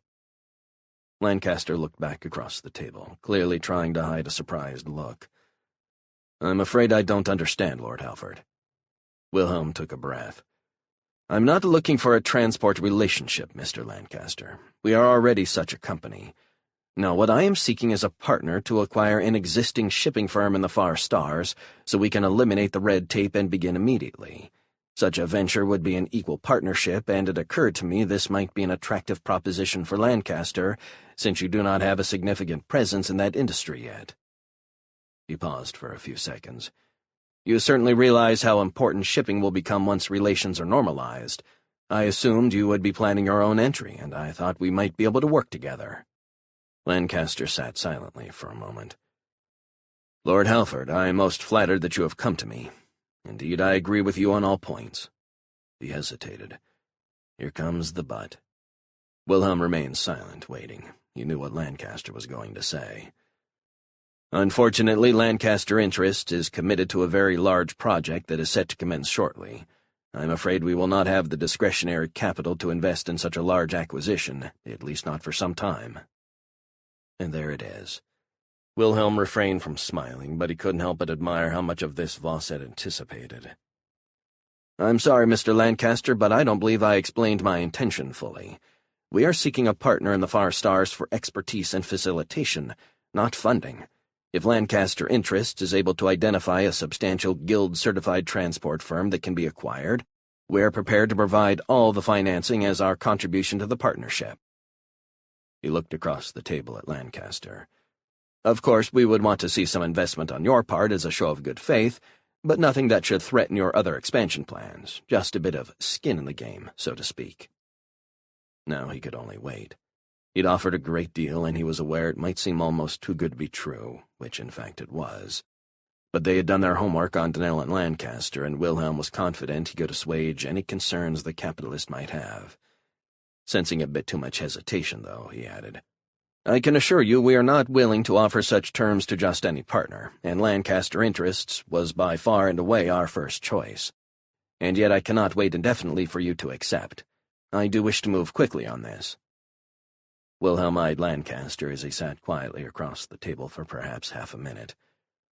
"Your proposal is a very generous one, Lord Halford, and I must say a very intelligent one as well. There is no one who can aid your integration into the business of the Far Stars like Lancaster." Wilhelm felt a surge of relief. "I even have a firm in mind. It is not the biggest transport company in the Far Stars, but with the right investment and support, I believe it can become the largest, and the family that owns it is fractured and feuding. I believe they might accept a generous enough offer." Wilhelm nodded. "My firm has placed 3.5 billion Imperial crowns on deposit with the Far Stars Bank. I can provide you with a letter of credit immediately upon our negotiating a satisfactory partnership agreement." Lancaster looked back with surprise. "So quickly?" "As I said, speed is essential, Mr. Lancaster. Once Governor Voss's intentions are widely known, every major concern in the Empire will be looking for Far Stars partners.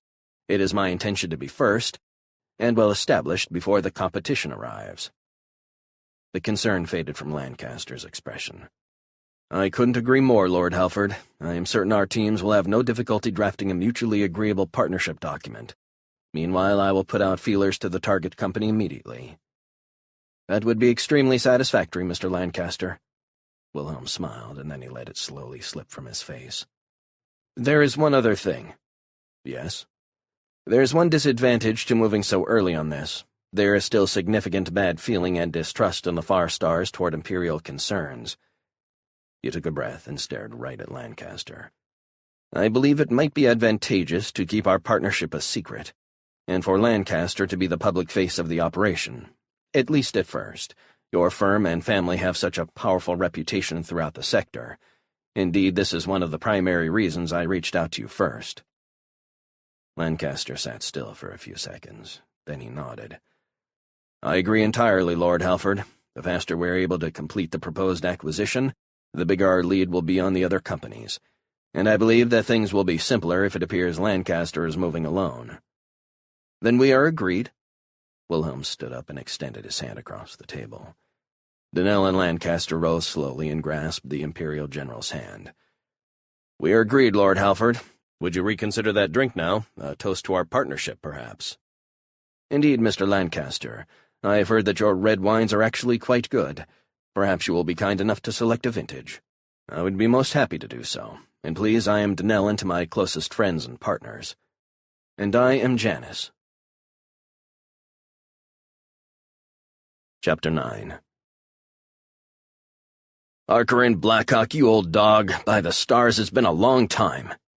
Blackhawk had extended his hand, but Arius Callisto walked right past it and embraced his friend. "It has, Arius, far too long." Blackhawk returned the hug. "So you had quite a battle here, I'm told," he said, releasing the embrace and stepping back half a meter. He peered over Callisto's shoulder at the wreckage of war strewn all around and realized his error. Blackhawk had seen his share of war and knew this wasn't a battle. It was annihilation. He paused and took a good look at the Celtiborian general. Callisto's expression changed, the joy at seeing an old friend slipping away, replaced by the gloom that had shrouded him since the struggle on Rykara had come to its bloody finish. "It was a bloodbath, Ark. My losses were—" His voice trailed off. Blackhawk understood Callisto's pain, and he moved the subject along. There was no reason to dwell on the casualties. It wouldn't change anything. Still, at least it is over. Marshal Lucerne has asked me to try and trace the source of the Imperial weapons that were employed against your forces, but so far I've come up with almost nothing. So you're positive they were Imperial? I'm positive, and pretty sure the source is the Empire itself. There were far too many of them to have been contraband. What makes you think that? Just the fact that even if some black marketer had been fortunate enough to find a large cache of Imperial weapons, why would he choose to sell them here when there are other worlds that would pay 10 times what the Rykarans could? Callisto nodded, weary. Are you saying we were fighting against the Empire here? Not exactly, Arius, but I'm almost certain that the Imperial governor was involved in this struggle, at least indirectly. That he wanted to give the Rykarans a chance to defeat you, or more likely, to inflict heavy losses on your forces before you secured the planet. Blackhawk panned his head around, surveying the wreckage. That's what I'm trying to find out. Were you able to capture any of their commanders or nobles? No, Callisto said with frustration. Not one. The closest we found of them at all was a shelter of sorts in the mountains. We almost missed it entirely. It had been destroyed, wiped clean of any hint of its former use. But we found traces of nerve gas. Someone apparently executed a large group of people there, though we couldn't find a clue as to who it was. It was your missing nobles, Arius, Blackhawk said without hesitation. How can you be so sure? You haven't even seen the cave. I'm sure, Arius, Blackhawk said sadly. It was standard Imperial procedure. The Rykaran lords had served their purpose, and once they'd become extraneous, termination was inevitable. Imperial operatives did not get emotional about their obsolete tools, nor did they leave live security risks behind. You're just going to have to take my word. Callisto stood silently for a few seconds. Finally he said, Well, Ark, if you're right, I doubt there are any leads here. We've got a pile of captured weapons, but that's about it. We haven't managed to take any prisoners higher up than battalion commander, and none of them seem to know anything.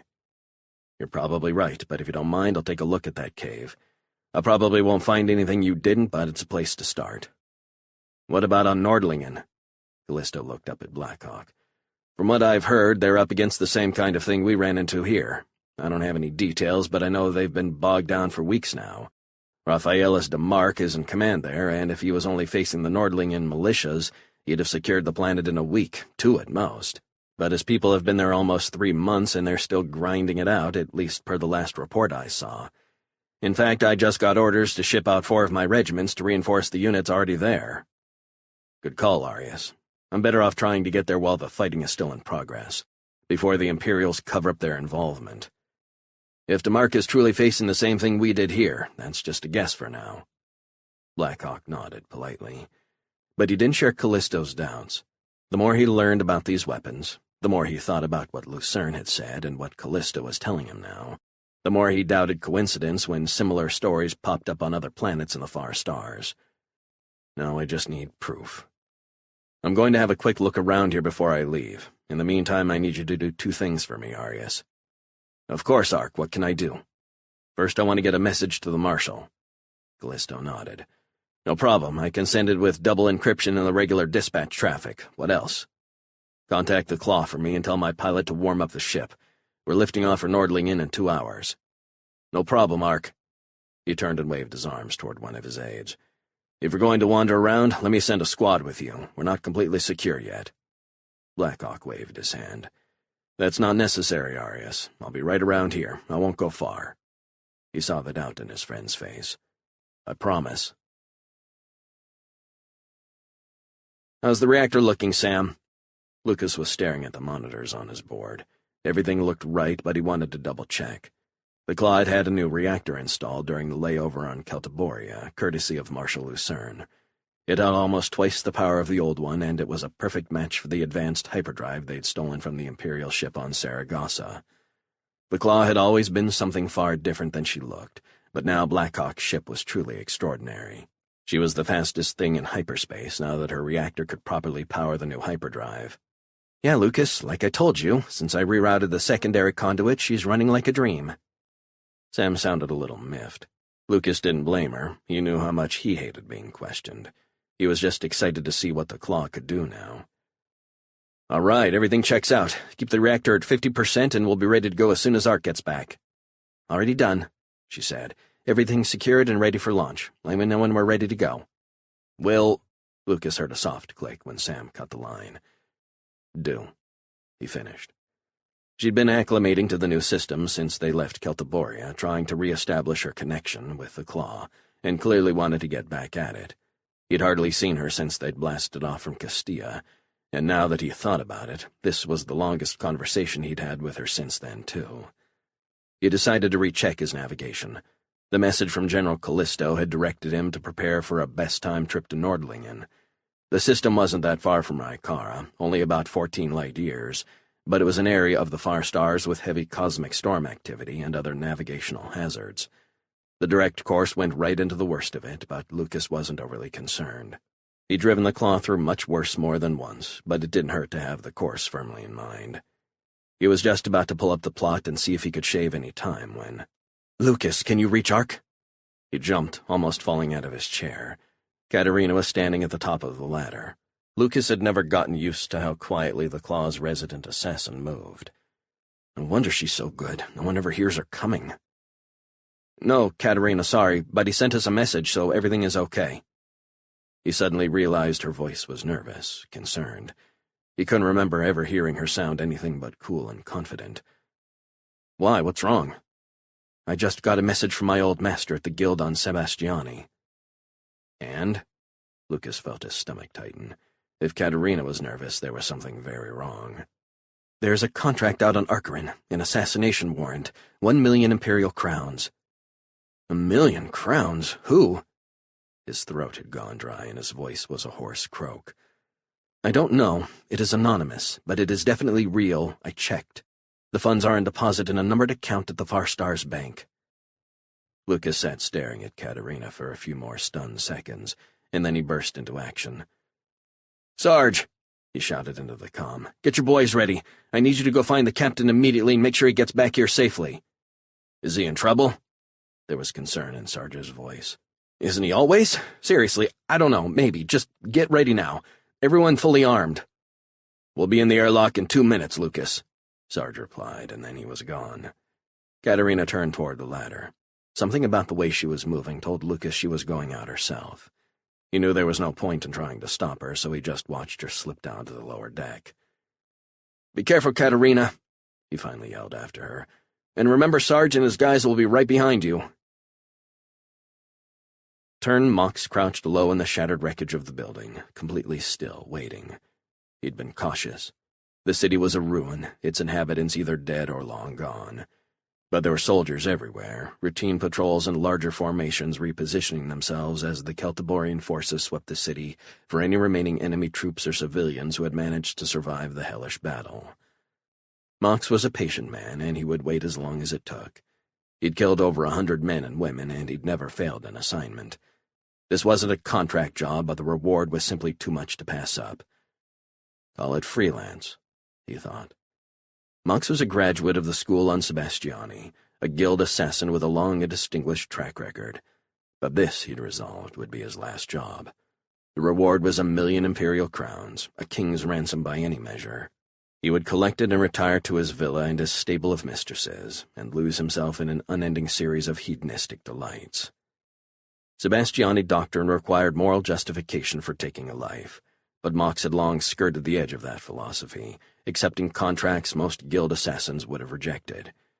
In his days as an acolyte, the guild masters had been very strict, and they'd adhered firmly to the old ways. They'd beaten into his head the bizarre morality of the Assassins' Guild, an institution that prided itself on a strict code of ethics, even as it trained a new class of expert killers. The indoctrination had worked on Mox as well as it had on his classmates, but only for a while. He'd always been a greedy man, fond of luxury, and those old passions returned. Soon he began to stray from the teachings. He cast a doubtful eye on the ascetic lifestyle of his fellow Sebastiani assassins, opting more and more for debauchery and excess in his personal life. He was a brilliant killer, and that provided the means to fund a lavish existence, one he enjoyed to the fullest between contracts.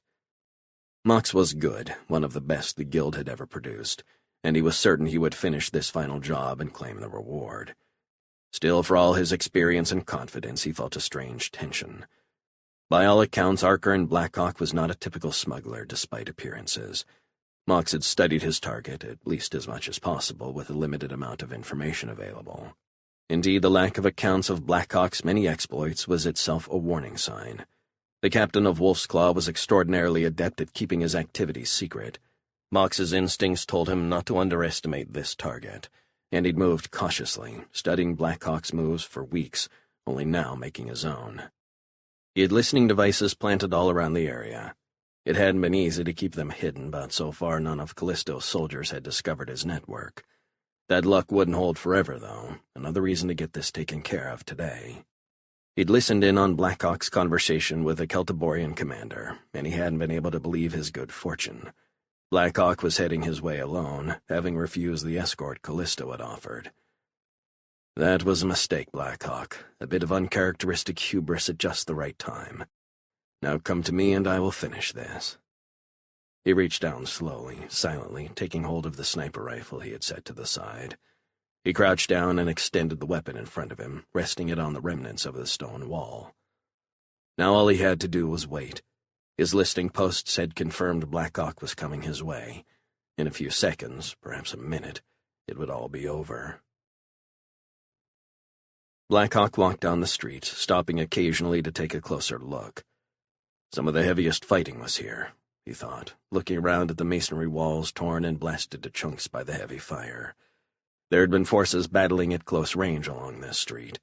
Callisto's men had cleared away the dead, leaving only broken weapons and equipment, and the bone fragments and shattered remains of the dead, bits and pieces too small to be noticed by the overworked burial details. The distribution of the detritus of war told the tale. The Rykarans had been on the side of the street to his right, and Callisto's men on the left. Blackhawk tried to imagine the carnage of a firefight at such close range. Hundreds of men died here, maybe thousands. His mind drifted back across the years to other battlefields, other destroyed cities, but he forced himself back to the present. There are enough nightmares now to worry about nightmares from the past. He looked straight down the street. For an instant he thought he saw something, a dim flash of some kind. That was a reflection off some type of glass or hyperplastic. A lens, 57% chance. Caution is highly recommended. Blackhawk frowned and started to direct a scathing thought back to the AI when his instinct took over. He let his legs go limp, falling hard to the ground, just as a muffled shot rang out. Sound analysis suggests a high muzzle velocity, non-automatic weapon with silencing device attached. Probability, a sniper's rifle of modern design. Blackhawk scrambled behind a pile of broken rubble lying between him and the direction of the firer. Thanks, he thought back at the computer in his head. You saved my life right there. No thanks are necessary. Assisting you is my purpose. And this is not the first time my counsel has saved your life. It is the 14th. Blackhawk went back to ignoring the AI. He knew on some level he enjoyed sparring with Hans, but now wasn't the time. The warning was quite welcome, though.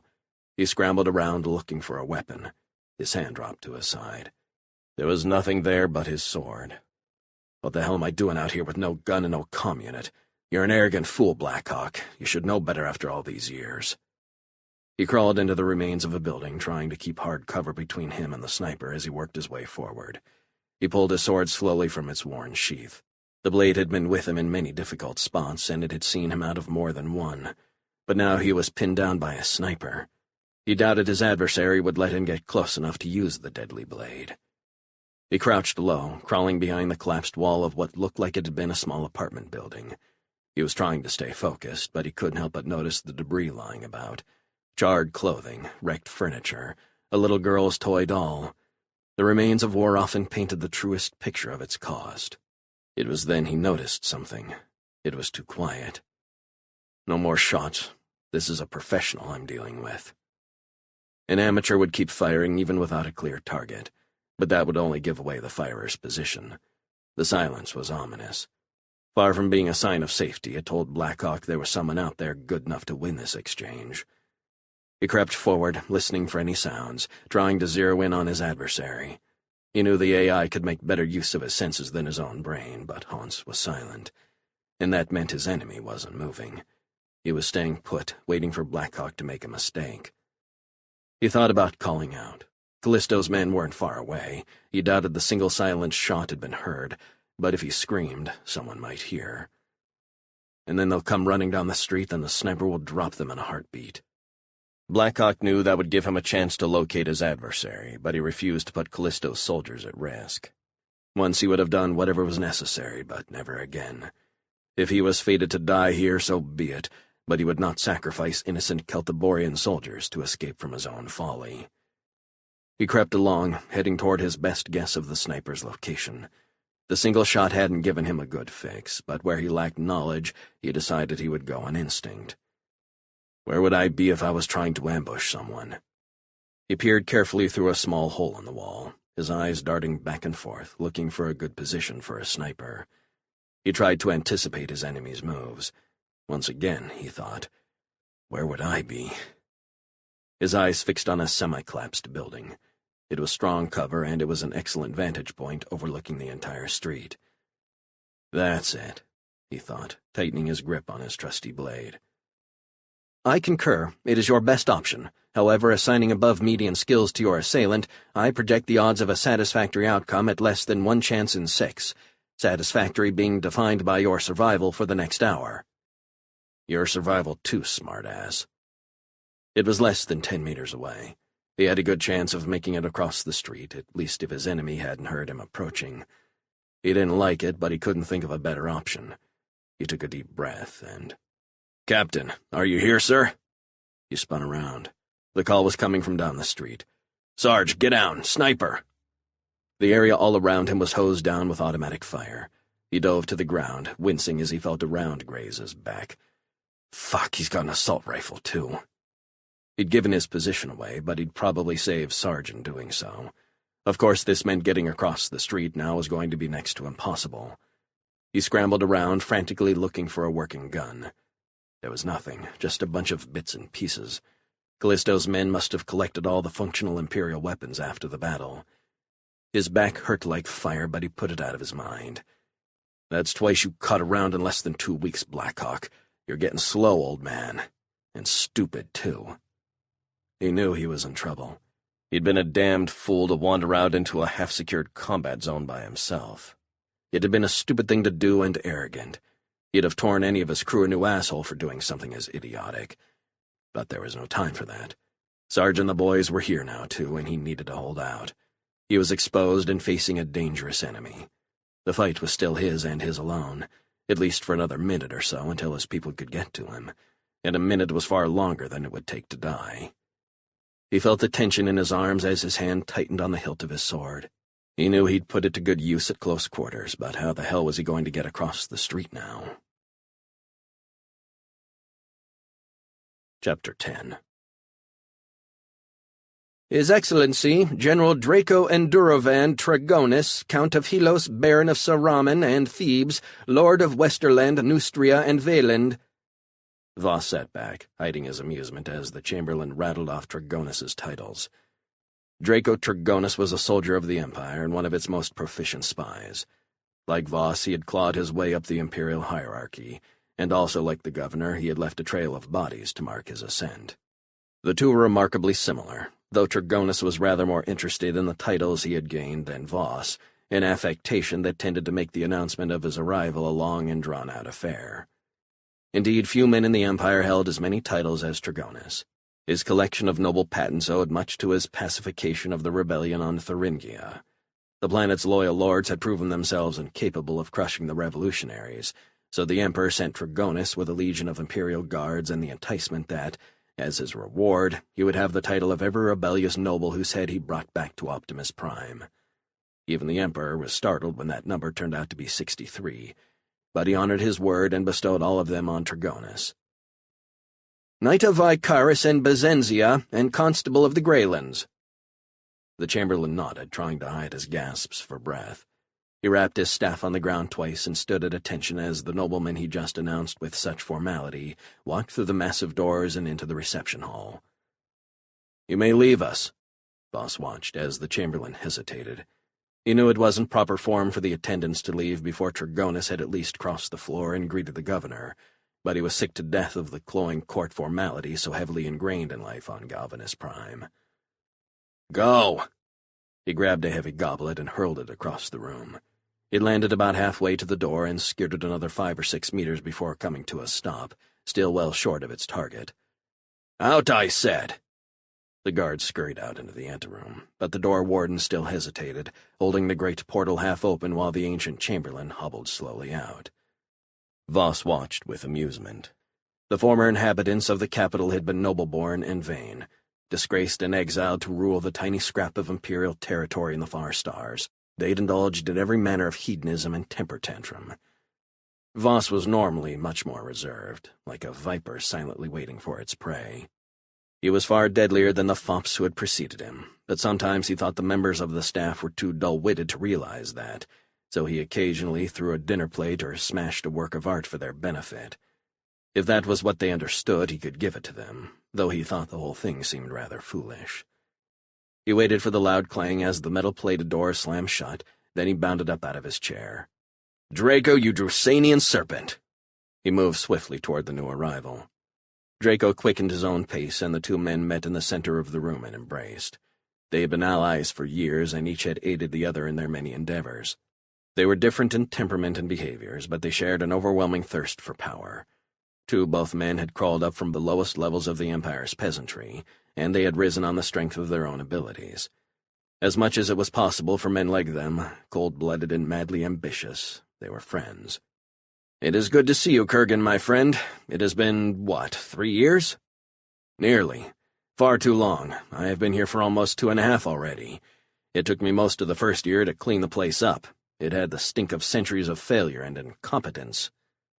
He glanced back toward the doors where the wardens and chamberlain had fled. "I still have a few things to bring up to standards, but I couldn't delay my plans any longer. I do not intend to spend the rest of my life on this forsaken frontier. Once I break these people and bring them back into the Empire, I shall turn over the acting governorship to one of my lieutenants and return to Optimus Prime." "To accept your rewards?" Dragonus laughed. "Indeed, the first governor in a millennium to tame the firebrands of the far stars. No doubt His Imperial Highness will shower you with rewards." "No doubt. And that's all you'll get from me about this subject, Dragonus. But for now, come, let us sit and drink. Believe it or not, a few of these backwater planets actually produce some palatable vintages, particularly Antilles." Dragonus returned his friend's nod. "By all means, Kurgan." He followed Voss toward a small table with 2 chairs. "Antilles is well known in the Empire, among the educated classes, at least. It is said an Antillian would sell his grandmother to a Rutarian slaver if the price was right. It is an extremely mercantile world for certain. The richest world in the sector, though not the most powerful, I would venture." Voss reached out for a large decanter and poured 2 glasses full of the deep red wine, holding one out toward his visitor. "That would be Celtiboria." Dragonus extended his hand, taking the offered glass. "Indeed, certainly since Marshal Lucerne has unified the planet." Voss sat, motioning for Dragonus to do the same. "There is still some disorder while he continues to reorganize the economy, but Celtiboria is the most populous planet and one of the most advanced as well, and its army is unmatched in the sector." "Even by yours?" It wasn't a question, and there was definitely the hint of an insult, but Voss knew it was bait not worth taking. "Exactly. So Lucerne is your biggest obstacle, then?" Dragonus asked, disappointment touching his eyes briefly. "Yes." Voss hesitated for a few seconds. "Certainly he is the most obvious and the most powerful, too." "But?" Dragonus set down his glass and stared at Voss. "There is something else. I can feel your concern. Something unexpected, no?" "It is probably nothing. Just an adventurer, a mercenary, name of Archerin Blackhawk. He interfered with one of my plans, by coincidence it seems, but then he went on to wreck another operation. In a few weeks he cost me a very valuable hostage and control of an entire planet." Dragonus took another drink from his glass. "Coincidence, or something deeper?" He looked at his glass as he set it down. "You are right, by the way. I had no idea such excellent wines were produced all the way out here." Voss pushed the decanter toward Dragonus. "Please," he said, gesturing toward the wine. As Dragonus poured, Voss continued. "I thought coincidence at first, but then I discovered this Blackhawk has some kind of connection to Marshal Lucerne. I have had him thoroughly researched, and it appears he is more capable than a typical mercenary or smuggler. Vastly so. Perhaps he is one of Lucerne's people. I thought that, but most of his past operations seem to have no connection to Lucerne. Indeed, the Marshal fought a long and bloody war to unite Celtiboria. I have uncovered a few instances of this Blackhawk assisting him, but for the most part, he and his crew have operated elsewhere. But that is not the strangest thing. Dragonis took the wine and refilled his glass again. What is? There's no trace of him, none at all prior to approximately 20 years ago. Perhaps he was simply unknown back then. If he hadn't yet achieved a sufficient level of notoriety, you wouldn't necessarily find any— No, my friend, you do not understand. I have found nothing. No hints about his past, no information about what planet he came from, the names of his parents, not even anecdotal references to anything at all. He paused for a few seconds. It's almost as if he'd been— Been what? Erased. Dragonis had been reaching for his glass, but he stopped suddenly and focused on Voss. You mean you think he had another identity? That he was someone of consequence before he became Blackhawk? Voss exhaled hard. I don't know, Draco, yet it's the only thing I can think of that makes any kind of sense. I can't find a trace of him further back than 20 years, either as Blackhawk or as anyone I can tie to him. The two sat silently for a moment before Voss slapped his hand on the table. But enough about Blackhawk. He is hardly my only problem. You're not out here on holiday, I imagine, so tell me, what brings you to the Far Stars? Dragonis's face became serious. I have brought you several things. First, a warning. As you know, you have enemies at court, and they have not been idle. Your operations to date have been enormously expensive, and there are those who have not hesitated to suggest they have been too costly. Some have whispered that you have been embezzling the funds. I even heard one rumor that you are planning to make yourself king of the Far Stars, using Imperial resources to do it. Voss made a face. It is impossible to avoid such nonsense. I cannot be there and here simultaneously, and there are always those who will maneuver behind my back. He looked across the table at Dragonis. Do I still have the Emperor's support? Dragonis smiled. You do. The Emperor finds it refreshing that a governor in the Far Stars is actually doing something. You have not yet exhausted your pool of Imperial patience. Indeed, I have done all I could to add to it. To an extent, I have bet my own position on your success, which is one reason, beyond simple friendship, that I have come out here to help you. My thanks to you, Draco. There are few men upon whom one can rely, and you are one of those. Voss bowed his head slightly. Dragonis was full of shit, and Voss knew it. Draco was a friend of a sort, but he would only have come to Voss's aid if he saw potential gain in it, and he'd abandon him in an instant if things fell apart. But if he was going to help for the time being, there was no harm in the open display of gratitude. I would say we have 2 more years to achieve some significant results. Not total victory, but something noteworthy. Perhaps half a dozen worlds brought under Imperial control. After that, I fear the Emperor will weaken in his resolve and begin to listen to some of the whisperings of your enemies. I thank you for your insights, my friend. It is invaluable to know what trustworthy ears have heard. Voss held his glass to his lips and drained it. What other counsel do you bring? I trust you know me better than that, old friend. Would I join this venture and bring nothing more than words? I bring more than advice and gossip, Kurgan. He gestured upward. There is a fleet even now entering the system, mostly transports and a few light warships, mostly older frigates. I have brought you more coin, as well as new caches of advanced weapons. A self-satisfied grin came over his face.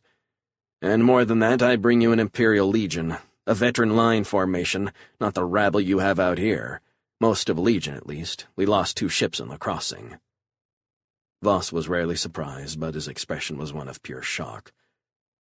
I requested military support 6 times before I left, but the Emperor wouldn't budge. I think it had more to do with your operations reports, proof that he finally had a governor out here trying to accomplish something. I was able to obtain a private audience, and I pled the case that without any military power your plans were at great risk. It was difficult, but I finally convinced him to detach a legion under my command. He wouldn't risk any of the Imperial Guard, but he didn't send me raw recruits either. Voss held up his glass. To your persistence and your skill in bending the Imperial ear. Draco clinked his own glass against Voss's. I tried for naval support too, but he was adamant on not risking any battleships in the void. Still, a legion will be enormously useful. Voss sat silently for a few seconds, deep in thought. I had been planning something, but I have held back for lack of resources. He lifted his head and looked at Draco. I may have a use for your legion, one with far more impact than its military might alone. I'm intrigued. It is a less glorious mission, perhaps, than assaulting an enemy planet, but one that will do more toward attaining ultimate victory. He leaned back in his chair. I've made efforts at recruiting a force of native soldiers, but they are little more than rabble. But if you'll deploy your veterans as a cadre to train and lead the new recruits, we should be able to build a truly effective army, one that can face most of the other forces in the far stars. Is that what you need most? Dragonus's tone was inquisitive, with the slightest hint of doubt. A legion could likely conquer a few of these worlds outright. It is the easy way to show progress to the Emperor. That's why I fought so hard for direct military resources. Voss looked across the table, nodding toward his companion. Of course you are right, at least conventionally. We could pick out a few planets and occupy them, and send glowing reports back to Optimus Prime. A strange smile crept onto his face. But the progress will be false and, in the end, take us no closer to true victory. My plan is to subjugate the far stars, all of it. Anything less will be defeat. I know I could go back to the court, we could go back, and wave a few captured planets before the Emperor, the first worlds of the sector to come under Imperial control in 200 years. We would receive a reward, no doubt, a measured prize for a modest goal. But I came here for one thing, total victory. I will return in triumph, having brought the whole of the far stars into the Empire, or not at all. These arrogant frontiersmen will learn to bend their knees, and I, and you, if you will join with me on this quest, will ride victory to the highest levels of the Imperial service. Dragonus's eyes narrowed with understanding. You have your eyes on the Chancellorship. Voss could hear the respect in his friend's voice. Ambitious men respected ambition, and Voss understood Dragonus had just realized how high the governor of the far stars had set his sights. I do. It was a direct question, and Voss saw no reason not to give an equally straightforward answer. I did not come out to this forsaken shithole to get a medal and a meaningless title. I came to achieve a level of advancement not possible through anything accomplished in the Empire proper. And now that you're here, I think I can do just that. So, he asked, will you support me on this, Draco? Will you cast aside ambitions for petty rewards and the crumbs left after the noble-born feast on the cake? Will you reach for the heights of power with me? Voss looked across the table as Dragonus opened his mouth to reply. But he could already see from his friend's expression his words had done their work. Draco Dragonus was with him. I knew there was a reason I came out here, besides friendship, that is. This is a once-in-a-lifetime opportunity, Kurgan. If you have the courage and determination to reach for it, I will join you, and together we will conquer the far stars. He paused and picked up his full glass, downing it in a single gulp. So about building this army. Draco Dragonus sat in his cramped quarters on the cruiser Vanderus. He held fiefs and manors on a dozen planets, and he was used to considerably more comfort than an Imperial warship offered. But he was a long-time operative as well, the veteran of countless missions, and he'd been in far worse places, too. That said, he was particularly averse to space travel, and crossing the void had been like a nightmare become real. The thought of disappearing without a trace in the depths of that starless expanse struck at his deepest fears. It was only his ambition trumping this dread that allowed him to make the journey, but make it he did. And now he was very glad to have done so. He'd come to help Governor Voss because they were friends, but mostly because he recognized his ally's genius and he wanted to attach himself to the victory he anticipated. It had taken almost 3 months to reach Galvanus Prime, and he'd expected to remain on the firm ground of the sector capital for a good long time. Instead, he was back aboard Vanderus after less than a week, and willingly. He'd agreed immediately with Voss's plan to utilize his legion as a cadre to train a large army. He'd assumed that would take place on Galvanus Prime, but Voss had a different idea in mind. Kalashar. Dragonus had heard the name before, at least he thought it was vaguely familiar. It was way out on the periphery, a backwater even by the standards of the far stars. But he hadn't realized what a shithole it was until he scanned the library computer entry. He'd almost backed out, or at least insisted the recruitment and training program be carried out on Galvanus Prime. But again he realized Voss was right. There were probably spies all over the Imperial capital, operatives working for the Far Stars Bank, the guilds, Marshal Lucerne, even the other prime worlds. Dragonis didn't think they could raise an army anywhere without someone noticing, but they'd come a lot closer in a place like Kalashar. The pirate haven was also a likelier spot for recruiting. Galvanus was populated mostly by imperial bureaucrats, supported by a native servant class. There was very little raw material to build an army of effective soldiers, and it was in the middle of the sector close to the primes. The citizens of the prime worlds had the closest thing in the far stars to a sense of patriotism, and besides, there was no way any of the governments of those planets would tolerate imperial agents recruiting their citizens. The worlds along the rim had weaker governments. They were poor planets, offering few opportunities to the lowliest among their populations. Several were in a state of near anarchy, and many of the rest were fractured into warring factions constantly at each other's throats. It was an ideal recruiting ground. Finally, the local monarch, an ex-pirate named Rax Florin, was one of Voss's allies, and he owed his throne to imperial support. By all accounts, the Ka'al, where did these wogs come up with these names, had an independent streak. But he'd sworn loyalty to Voss, and he'd seen in his own rise to the throne and the demise of his predecessor just what happened to those who failed the governor. He will cooperate, or I will have his head removed from his body. Dragonis had agreed to go to Kalashar and see to the training of the new army, but he demanded, and received, Voss's permission to handle the Ka'al any way he saw fit. I didn't come all the way out to this miserable corner of space to prance around some barbarian playing at kingship. He had been shocked by the true extent of Voss's ambitions since their first conversation in the capital. His ally had always been aggressive and fearless, but his plans exceeded even Dragonis's wildest aspirations. The Far Stars had resisted imperial control for nearly a millennium. If Voss's plan succeeded, if he brought the entire sector under imperial rule, it would be the greatest victory in 5 centuries, and he would have achieved it without any substantial military support. Dragonis had brought his legion to the Far Stars to act as a spearhead, to lead the invasion of a key world, possibly 2 or 3, but now he would disband it instead. His common soldiers would become corporals and sergeants, and his existing non-coms would see themselves promoted to junior officer ranks. They would command the vast numbers of new troops he would raise, and train them until they were up to imperial standards. His senior officers, cohort leaders and above, would have their own legions to command. And when the new units were ready, Marshal Lucerne wouldn't be the only one in the Far Stars with a large and formidable army. The struggle for dominance in the sector would change radically, and he and Voss would squeeze the defiance out of these arrogant frontier folk. Chapter 11. Sarge was lying on the ground, his rifle pointing ahead. "Everybody okay? Sound off." One by one, his 4 troopers responded. Nobody was hit, but that hadn't been because of their skill or their fast reactions or even luck. There was heavy fire farther down the road. Whoever was out there was ignoring them and shooting at Blackhawk. "We need to get to the captain." Sarge turned his head, looking down the rubble-strewn road. "Drake, Ringo to the right. It sounded like the captain's voice came from that side of the street. Get to his position as quickly as you can." "Got it, Sarge." The 2 men responded almost as one, and they crawled off into the wrecked building to the right. "Vaughn, Buck, with me. We need to take out whoever's out there shooting at the captain." "With you, Sarge." He flipped his comm unit to the ship's frequency. "Sarge to Wolf's Claw." "Wolf's Claw here." It was Lucas. "Did you find the skipper?" "We've run into hostile fire, but yes, I think we found him.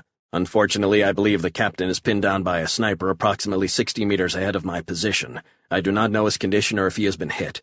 Moving forward now." "Don't waste time with me, Sarge. Go get him." A veteran of many combat situations, he didn't need to be reminded about the task at hand, and his mind was now focused like a laser.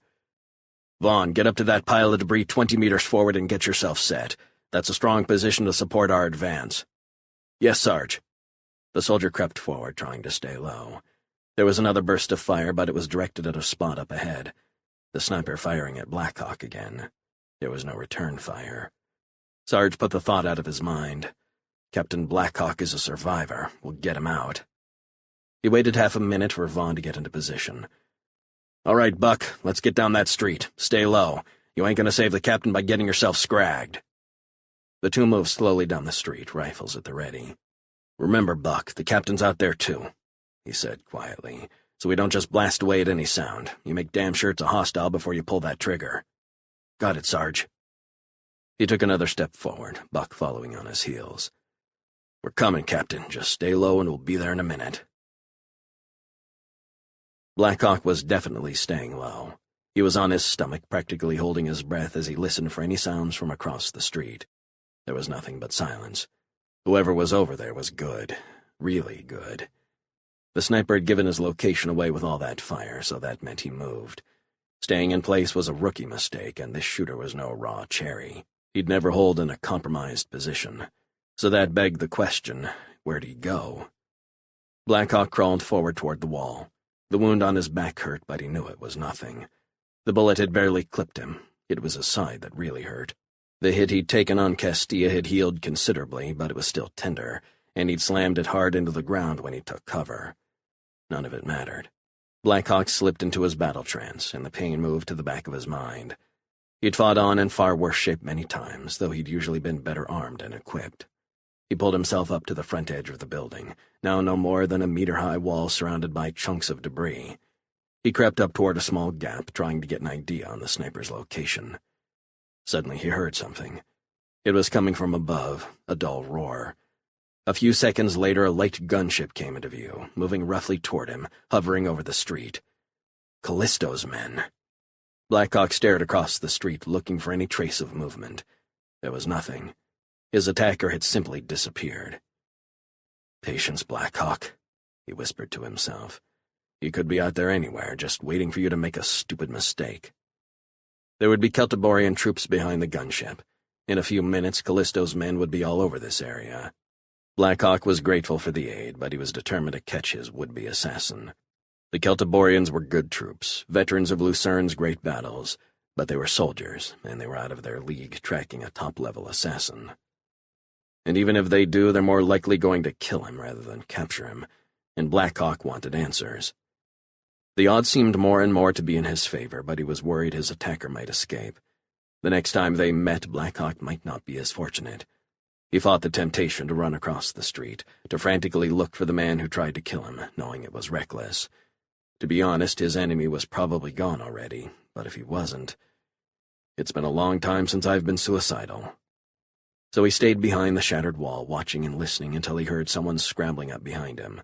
He swung around, knife at the ready, but he relaxed immediately as he saw Drake sliding down a pile of rubble, followed by Ringo. "You guys are a sight for sore eyes," he said gratefully. But his frowning face was turned away from them, staring vainly across the street for a sign he knew wouldn't come. Mock slipped between two twisted girders and continued on to the south. He'd had Blackhawk in his sights. He'd been half a second from taking him out when the bastard ducked. He knew enough about his target to realize that Blackhawk had a history of escaping close calls. Well, he thought, here's one more for his record. Mox was confident, even cocky, but he was still a Sebastiani-trained assassin, and he knew when to pull back, to escape and try again another day. Only fools, rookies, and brainless thugs stayed in a fight when the odds had shifted. Mox was none of those things. He didn't miss many opportunities, but when he did, he was smart enough to abandon the effort and flee. He raced from one shattered building to the next, avoiding the open streets whenever possible. The Celtiborian troops would be out in force by now and on full alert. He could handle a few if he absolutely had to, but he preferred to avoid a pointless fight. A couple dead soldiers meant nothing to him one way or another, but he was far better off just slipping away. He'd get another chance at Blackhawk. He'd make sure of that. He leaped across piles of rubble and slipped through narrow openings, all without a sound. This was where the training was most valuable. Not in the kill itself, but in the maneuver, the gracefulness. Anyone could learn to shoot, but to do so and then evade capture. That's what separated the Sebastiani from everyone else. He could hear the Celtiborians stumbling down the streets looking for him from a kilometer away. But they wouldn't find him. There was no one on this god-forsaken rock with the skills to track him.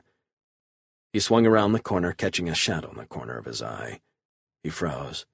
It held still for an instant, and then he caught the motion. He dove to the side, but not quickly enough. A knife bit deeply into his side. There's no way. He rolled over a large chunk of twisted steel, putting distance between him and his new enemy. He flipped over onto his feet, turning to face his attacker. There was blood pouring down his side. The blow had been a deep one, but not mortal. It was serious, nevertheless. He replayed the meditative chant in his head, using the Sebastiani art of discipline to banish the pain. He stared back at the spot where he'd been hit. His assailant stood there, blood dripping from the knife she still held at her side. "Hello, Mox." Her voice was frigid and there was death in her eyes. "Venturi," he spat. "Why? We have no quarrel." "We do. You have forsaken our way, Mox, but more important, you attacked my friend. Now it is time for you to die." "Your friend?" Mox's voice was thick with derision. "We of the Guild do not have friends. We are solitary hunters, alone, focused solely on our purpose." He was stalling for time. He knew Caterina Venturi was one of the most gifted assassins who'd ever graduated from the Guild school. He'd always rated himself the best, but now he felt a clammy grip of fear on his spine. "Perhaps I too have strayed from the path, because I do have friends. Indeed, they are family, and you tried to kill the head of that family. For that I claimed the Ascarizon, the death oath. Only your blood shall sate my vengeance." She crouched down, holding the knife in front of her.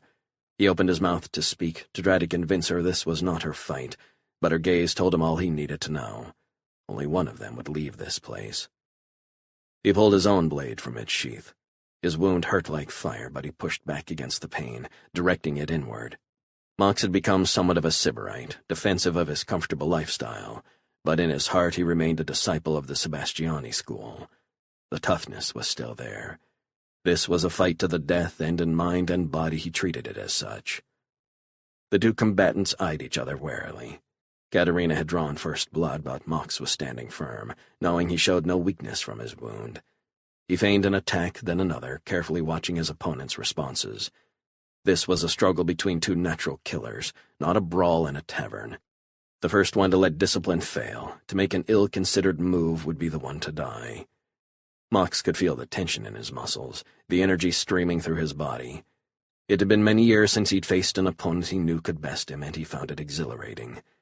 He watched as Caterina moved slowly to the side, her eyes fixed on his, her blood-stained blade held tightly in her hand. Her face showed no anger, no fear, no emotion at all. Mox had managed the pain, but he knew he was losing blood from his wound. Time was not his ally in this fight. He would grow weaker with each passing second while Caterina waited for her first strike to take its toll. "I have to make a move." His eyes darted back and forth, looking vainly for an opening to attack. But Caterina stood firm, her defenses solid. She stared back warily but made no offensive move. Mox felt the tension in his stomach, the fear growing, a new sensation for him. His options were few. Waiting for Caterina Venturi to make a mistake was a fool's game, a bet stacked heavily against him. He felt the darkness creeping from the back of his mind, the growing realization that he stood in death's shadow. His hand tightened around his knife, and he lunged forward, twisting to the side, moving to get around Caterina's expected counterstrike. He jerked his upper body downward and thrust his blade toward his opponent. He felt resistance as the tip of his knife bit into her flesh, but she pulled away from his blow before he could drive it home, leaving a spray of blood behind her rapid move. He saw her response out of the corner of his eye, her body swinging around, the glint of her blade as she slashed at him. He tried to curb his momentum, to angle his body to avoid the attack he saw coming, but there was no time. He felt the pain as her knife struck home and sliced through his shoulder and up the side of his neck and face. He stumbled back, his blade snapping upward in a defensive motion. He could feel the blood pouring from the ghastly wound, covering his shoulder and dripping down his arm. He called on all his discipline, willing away the terrible pain, struggling to stay focused, to remain in the fight. He backed away slowly, regrouping, locking his gaze on his adversary. He felt weakness and his sight was beginning to fail. If he didn't strike a death blow in the next few seconds, he knew he never would. Venturi was staring at him with cold focus in her eyes. She held her knife firmly, her grip so tight her fingers were white.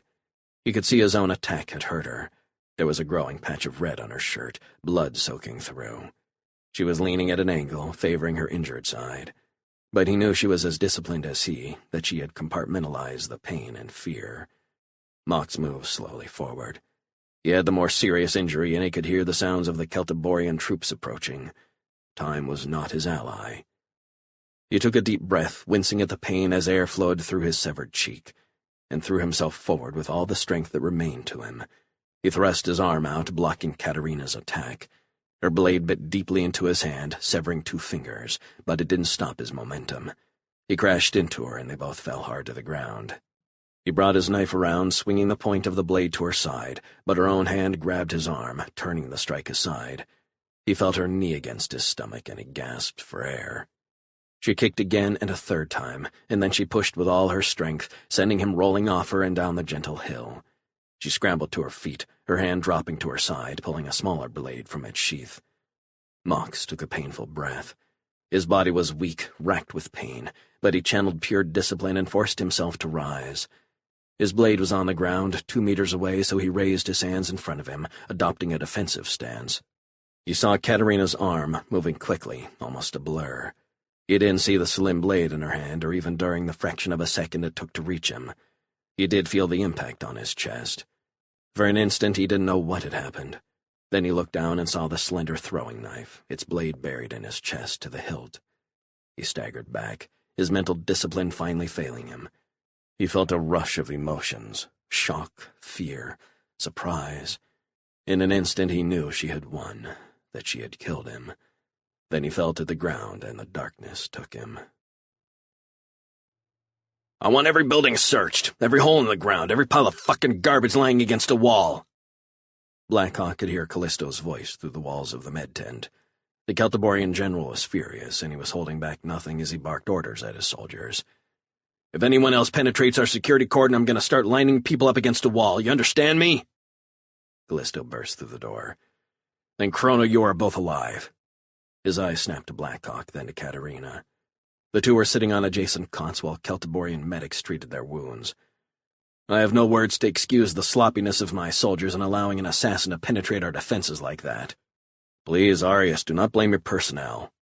Blackhawk was sitting shirtless, leaning forward as a medtech fused the wound on his back. His voice was slightly strained. He had refused any anesthetic, insisting he had to remain completely lucid. "From what Katerina told me, the man in question was one of the most accomplished killers in the Far Stars. It is unlikely that any security cordon could have kept him out. And my gratitude to you, Lady Venturi, for saving Archerin." "No thanks are necessary, General Callisto." Katerina was leaning at an angle, partially covered by a sheet as a medic finished applying a dressing to her wound. "I am just happy that I was able to reach Mox in time to neutralize him." She paused for a few seconds, adding, "He was a very dangerous man." "I don't think you need to conduct the exhaustive search I heard you order, Arius." Blackhawk straightened up as the medic finished working on his back. "Sebastiani assassins work alone." He looked over toward Katerina with a small smile on his face. "Most of the time, that is. I doubt you'll find anyone else." "We won't be taking any chances, Ark." Callisto's voice was deep with anger. "And if there are any more would-be assassins out there, we will find them if we have to tear down every structure on Rykar to do it." He looked back at Blackhawk. "Is it true that a price has been placed on your life?" Blackhawk sighed. "It would seem so. 1,000,000 crowns. A flattering sum, if nothing else. I can't imagine who wants me dead so badly." He chuckled softly. "I can think of plenty who'd love to put a bullet in my head, but none who'd pay so much for the pleasure." Katerina stared over at Blackhawk. "Archerin, this is nothing to be taken lightly. Turn Mox was a very successful assassin, one of the best ever to graduate from the Sebastiani school. If he was willing to cast aside his ethical obligations as a member of the Guild, we should not underestimate the enormous incentive effect of so large a reward." Her eyes locked on his. "You are in tremendous danger. We must get you back to the Claw now and take you somewhere safe." "Forget Wolf's Claw." Callisto looked at Katerina, then back to Blackhawk. "I will detach a heavy frigate from the blockade fleet, and a company of veterans. We will keep you safe." Blackhawk frowned. "I appreciate your sentiments, both of you, but the day I run and hide because someone threatens me is the day I'll put a fucking bullet in my own head." He turned toward Callisto. "Thank you for your kind offers, Arius, but I will be perfectly fine on the Claw with my own people. This isn't the first time someone has taken a few shots at me." Callisto looked like he was going to argue, but Blackhawk put up his hand. "I am serious. Your friendship and concern mean a great deal to me, but I cannot be who I am not. I will not hide, and certainly not when I have work to do. I promised Marshal Lucerne I would track down the source of the Imperial weapons, and I intend to do just that." He looked across the room. Sarge and his men were standing silently at attention. They'd refused to leave him, even once they were safely back in Callisto's camp. "Let's go, Sarge. It's time to get back to the Claw. We've got a job to do."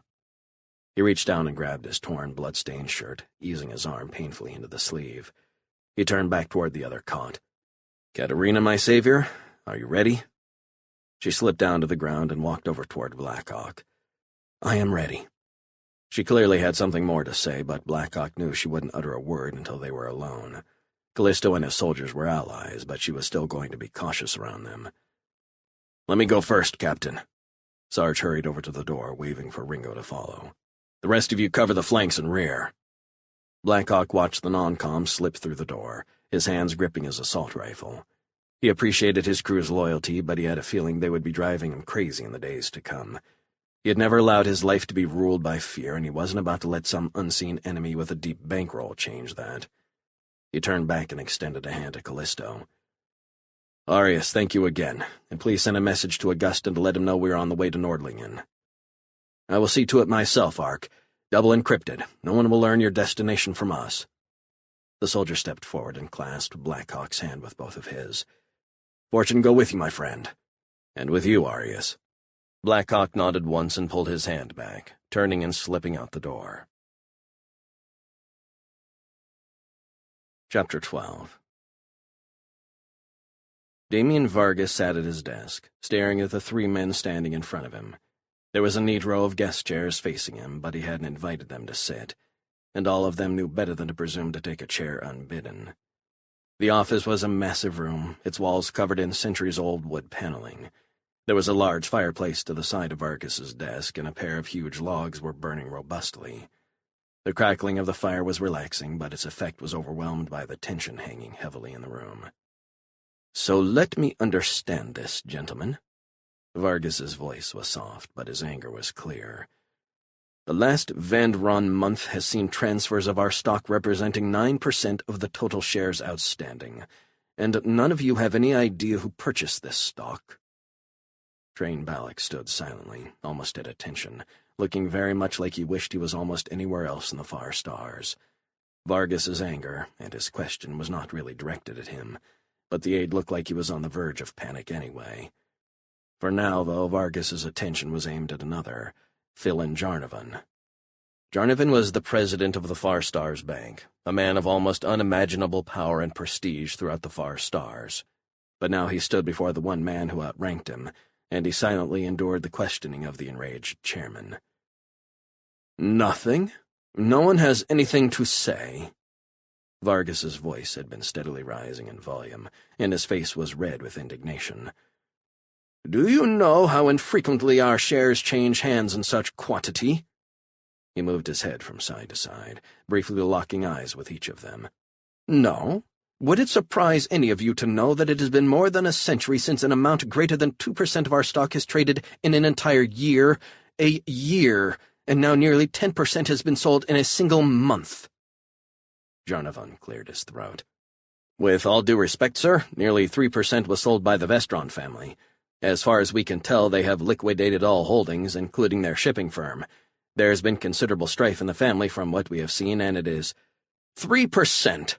Actually, it is 2.67%, but that is irrelevant. What about the other 6%, and the 12 separate owners of that stock? Do you have any thoughts to offer on that? Any suggestion on who is buying these shares?"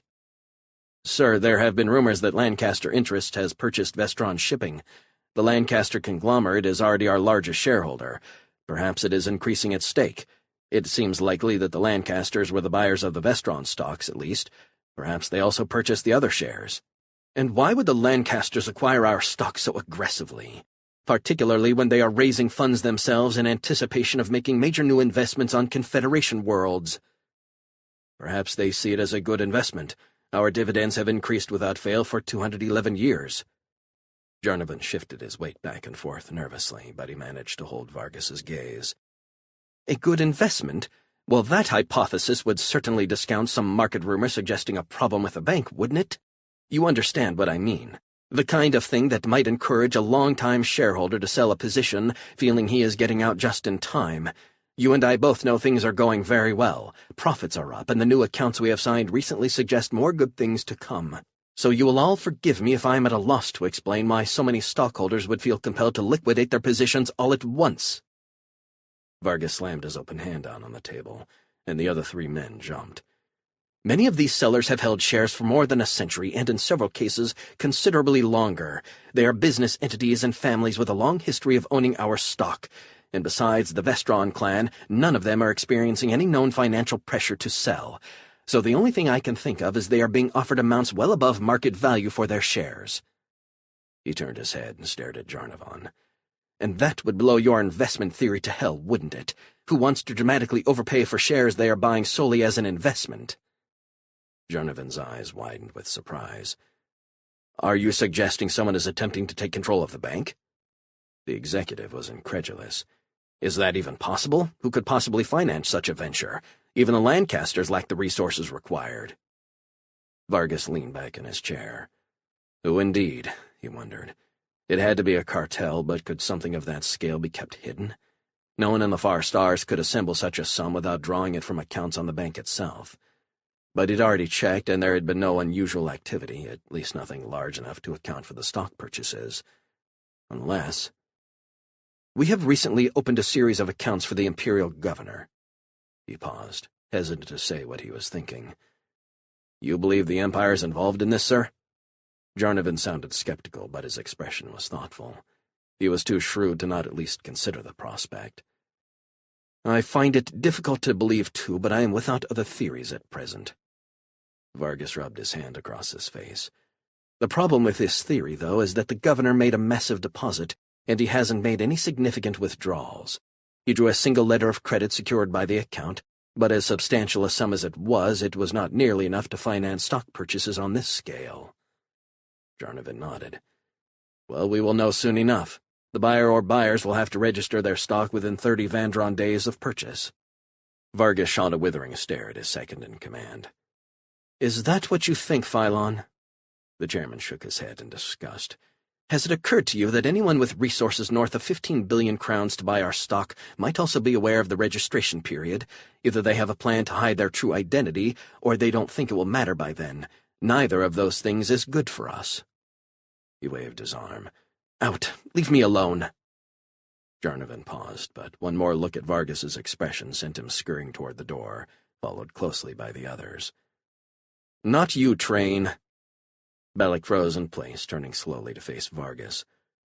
"Yes, sir?" "Close the door and come sit down. I want to speak with you." The banker moved slowly, nervously toward Vargas. He stopped and stood about a meter from the desk.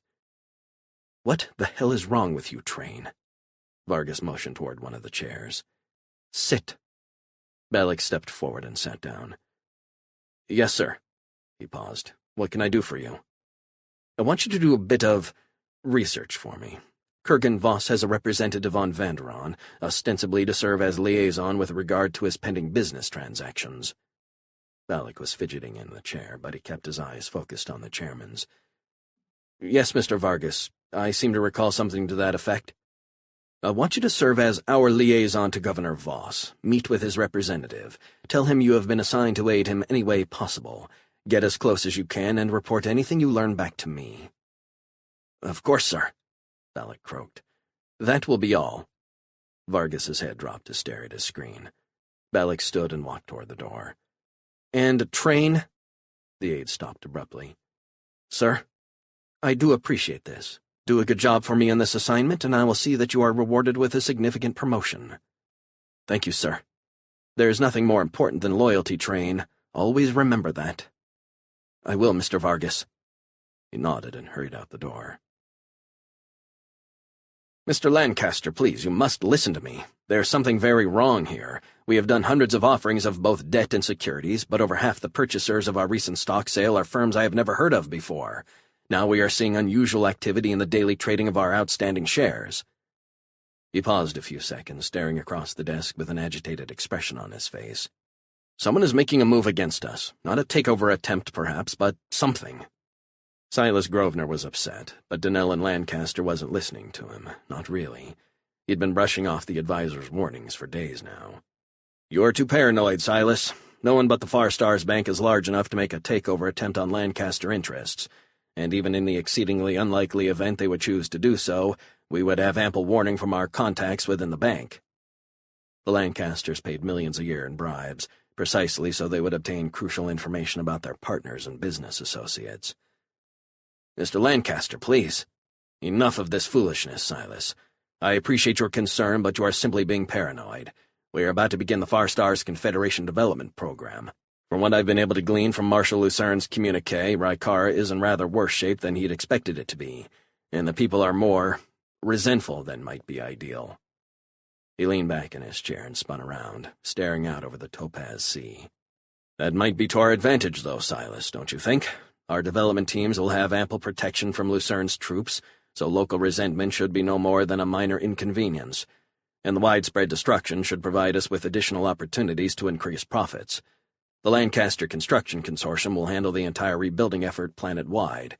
We will skip any competitive bidding on humanitarian grounds due to the urgent need of the people for a rebuilt shelter and infrastructure.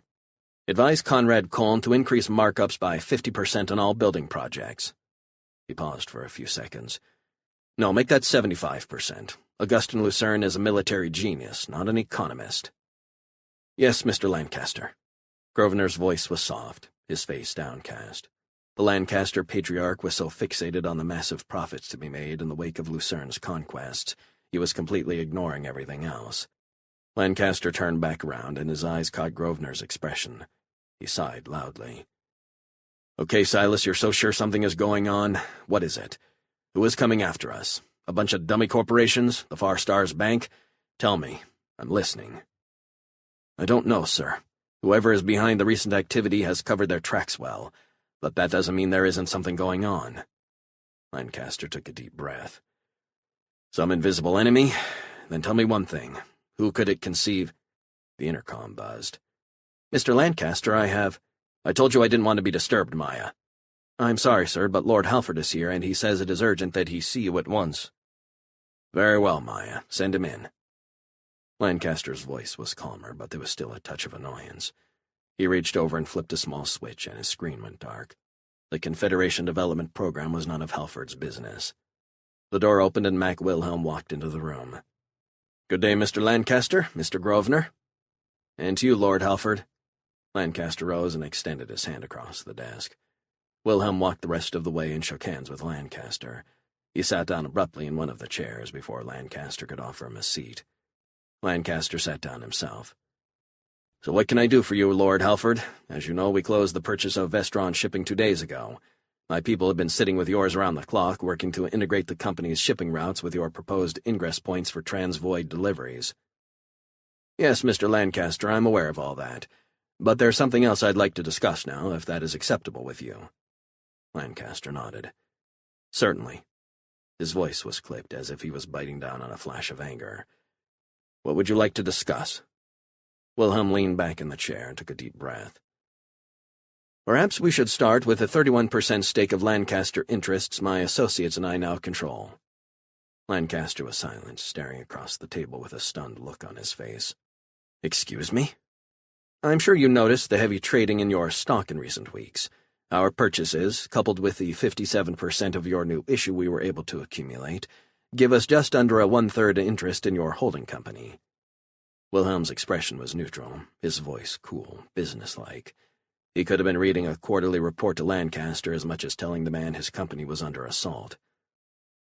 What the hell do you think you're doing? Lancaster's tone became angry.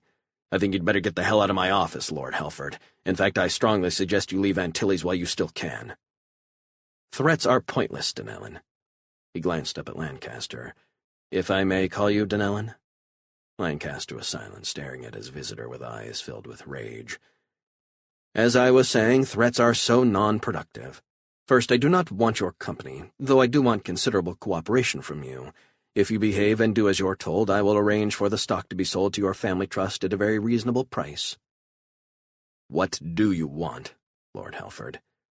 Well, to begin, allow me to introduce myself, my real self. I am afraid the esteemed Lord Halford is an alias. I am General Mac Wilhelm, Special Envoy of His Excellency Governor Voss. Lancaster turned pale. You are an Imperial General? His mouth had gone dry, and his words were a scratchy whisper. Indeed I am, though you should find it at least somewhat reassuring to know that I am not here in a military capacity. I wish only to discuss closer cooperation between your firm and the governor." Lancaster sat still, frozen in his chair, staring across the table. "But I am in charge of economic development for the Confederation. There's no way I could also conduct business with the Empire. Marshal Lucerne would. Yes, we understand the motivations of the good Marshal, and I am afraid we cannot allow this confederation of his to take form, at least not as currently conceived." He smiled and stared across the table, his eyes boring into Lancaster's. "You may work with us and maintain control of your company, or you may oppose us, even run to Marshal Lucerne and disclose what I have told you, in which case another 1,000 years will go by before Lancaster heads up this firm again." Lancaster slammed his fist on the desk. "By Chrono, I will not be pushed around in my own building. You may have acquired 31% of Lancaster, but my family controls 35%, yes, I know. That would leave us on opposite sides of a war for control. I am motivated by factors other than profit potential, and I am prepared to issue a tender offer at 3 times the last closing price for additional shares." He paused and smiled again. "Are you able to match that, Allan? Perhaps you can mortgage the family silver. I suspect there is a lot of it lying around." Lancaster had opened his mouth, but he didn't say anything. He just let his body slide back into his chair. He was clearly trying to remain defiant, but Wilhelm could see the realization setting in. Allan Lancaster had been a colossal fool, and he stood on the verge of losing his family's legacy. "I assure you there is no reason for such a downcast look. You can come out of this stronger and wealthier than ever, as long as you work with us. Kurgenvoss is well known for the ferocity with which he dispatches enemies, but he is also a man who knows how to treat an ally, one with the good sense to choose the winning side." Lancaster sat quietly, staring at his desk. Finally he lifted his head and spoke with resignation. "Very well, General Wilhelm. What do you propose?" "I have been ordered to stay close to you. I am to report back directly to Chairman Vargas with any information that may be useful to him." Villeroy was lying on a large chaise longue, stripped to the waist and staring sideways across the room toward Balak. There was a young woman perched behind him on the settee. She wore a tiny costume that appeared to be made entirely of white silk, and she was massaging his shoulders. "Don't mind my assistant, Train. Please continue." His words were polite, but there was always something in his tone, an undercurrent of menace that made Balak shiver. "He suspects the governor is behind the recent accumulation of the bank's stock." "But he doesn't know?" "No, I don't believe so, but who else could it be? Who in the far stars could afford such an investment?" "Who indeed, Train, and what you propose to tell our good friend the chairman?" Balak felt himself take a step back, an involuntary response. He hated even being in the room with Villeroy. The entire affair had turned him into a nervous wreck, but dealing with this sick animal, it was too much to handle. He'd wanted to tell Vargas when he'd been in the office, to spill his guts about Voss and the Imperial plan to take control of the bank. But something had stopped him. He was in too deep already, and he knew it. Telling Vargas would have been suicide, whether the chairman decided to send him to his death or Voss retaliated and took the handcuffs off his pet psychopath. "I have no idea. What does the governor want me to say?" Villeroy smiled, but on him it was more unsettling than his normal scowl. "A little lower, my dear." He leaned back, flashing a glance to his masseuse. He turned his head back toward Balak. "Well, there is no way to achieve control of an entity the size of the Far Stars Bank without arousing some suspicion. Indeed, when the stock transfer reports are completed, Chairman Vargas will have no more information than he does now. He will be faced with a nearly impenetrable maze of dummy corporations and false identities. Nevertheless, it might be in our best interest to lead the good chairman on, to nurture his suspicions without confirming them." "You don't want me to try to convince him it is not the governor behind the stock purchases?" Balak was surprised. He'd expected Villeroy to threaten him and send him back to tell the chairman the governor was not involved. "That would be ideal, Train, if it were a possibility. However, I doubt you are capable of carrying it off. Indeed, it is unlikely anyone could. There are few entities capable of threatening the Far Stars Bank. None, in fact, in the Far Stars, save some kind of large consortium, which would be nearly impossible to hide without imperial resources. In truth, the governor and Empire are the only likely suspects. I see no way to completely convince the chairman that Governor Voss is not involved. So our best option is to cultivate that suspicion, slowly. Vargas will not dare challenge the governor openly until he has proof. We must allow him to think he is moving toward such evidence, though. If he feels you are on the trail of what he needs, we may divert him from other means of investigation, and by the time the governor needs to complete the accumulation of a controlling interest. So what do you want me to tell him? Villeroy sighed. Must I put the words into your mouth? He rolled his eyes. Yes, of course I must. I wonder what it would be like to work with truly intelligent assets one day, instead of imbecilic meat puppets. It wasn't a question, you idiot. Villeroy sighed. Just tell the chairman that you spoke with me, that I assured you the Empire has no involvement in the accumulation of the bank's stock. Say that I was convincing, but you still have suspicions. Inform him that you have arranged to monitor my communications and to have my rooms placed under constant surveillance. He will applaud your initiative, and he will wait to see if you discover anything useful. Meanwhile, Governor Voss will move toward completion of his plan. In another month, it won't matter what Vargas discovers. He stared at Balak, and a perverse smile crept across his face. It will be too late for him to do anything about it. Chapter 13. Raphaelis, it is good of you to make time. I realize you're extremely busy. When Archer and Blackhawk calls, General DeMarc said, one makes the time. I'm just sorry we had to keep you in orbit so long. They made a real push to take out our LZ. It was touch and go there for a while, but we finally forced them back and we could reopen for landings. The Celtiborian general threw his arm around Blackhawk's neck, greeting him with a one-sided hug. His other arm was bound up in a sling under his jacket. Besides, you bear the Silver Seal, if I'm not mistaken, so I would be compelled to shine your shoes if that was why you have come. Lucerne had indeed given Blackhawk the seal, the Celtiborian badge of vice-regal authority. It compelled all Celtiborians, military or civilian, to accede to any request the holder might make. But Blackhawk had left it on the claw. He hadn't needed it with Castillo, and he wouldn't need it with Raphaelis DeMarc. So tell me, my friend, what is the situation here? He gestured toward the general's arm. You're wounded? It is nothing, just a scratch. I'd like to say I was hit while leading a charge. That sounds very gallant, no? But sadly it was an enemy bombing run. I was caught out in the open and took a piece of shrapnel. He raised the injured arm, wincing as he did. I've had worse. Blackhawk smiled. DeMarc had a bit of the swashbuckler in him, but he was one of Lucerne's most gifted commanders, which was why he'd been given command of a planetary expedition. So I take it things have been tougher here than you expected. That's an understatement. Nordlingen was supposed to be a second-tier world with a second-tier army, but these sons of bitches have been hitting us with particle accelerators for Kronos' sake, and they pounded us for weeks with their fighter bombers. They weren't even supposed to have an air force. We were badly equipped to deal with all of it. My initial force was 45,000 strong. I lost a third of them the first day. You're not alone, Raphaelis. Arius Callisto ran into something similar, and so did my people, on 2 different worlds. He paused. It's the Imperials. I don't know what's going on, but they are intervening in struggles across the far stars. DeMarc exhaled loudly. The Empire? That's just about the worst news you could have brought. I know the Confederation is intended to be strong enough to ward off Imperial threats, but it still only exists in theory for the most part, if they're hitting us now. Fortunately, I don't think they have the resources in the far stars for an upfront fight, at least not yet.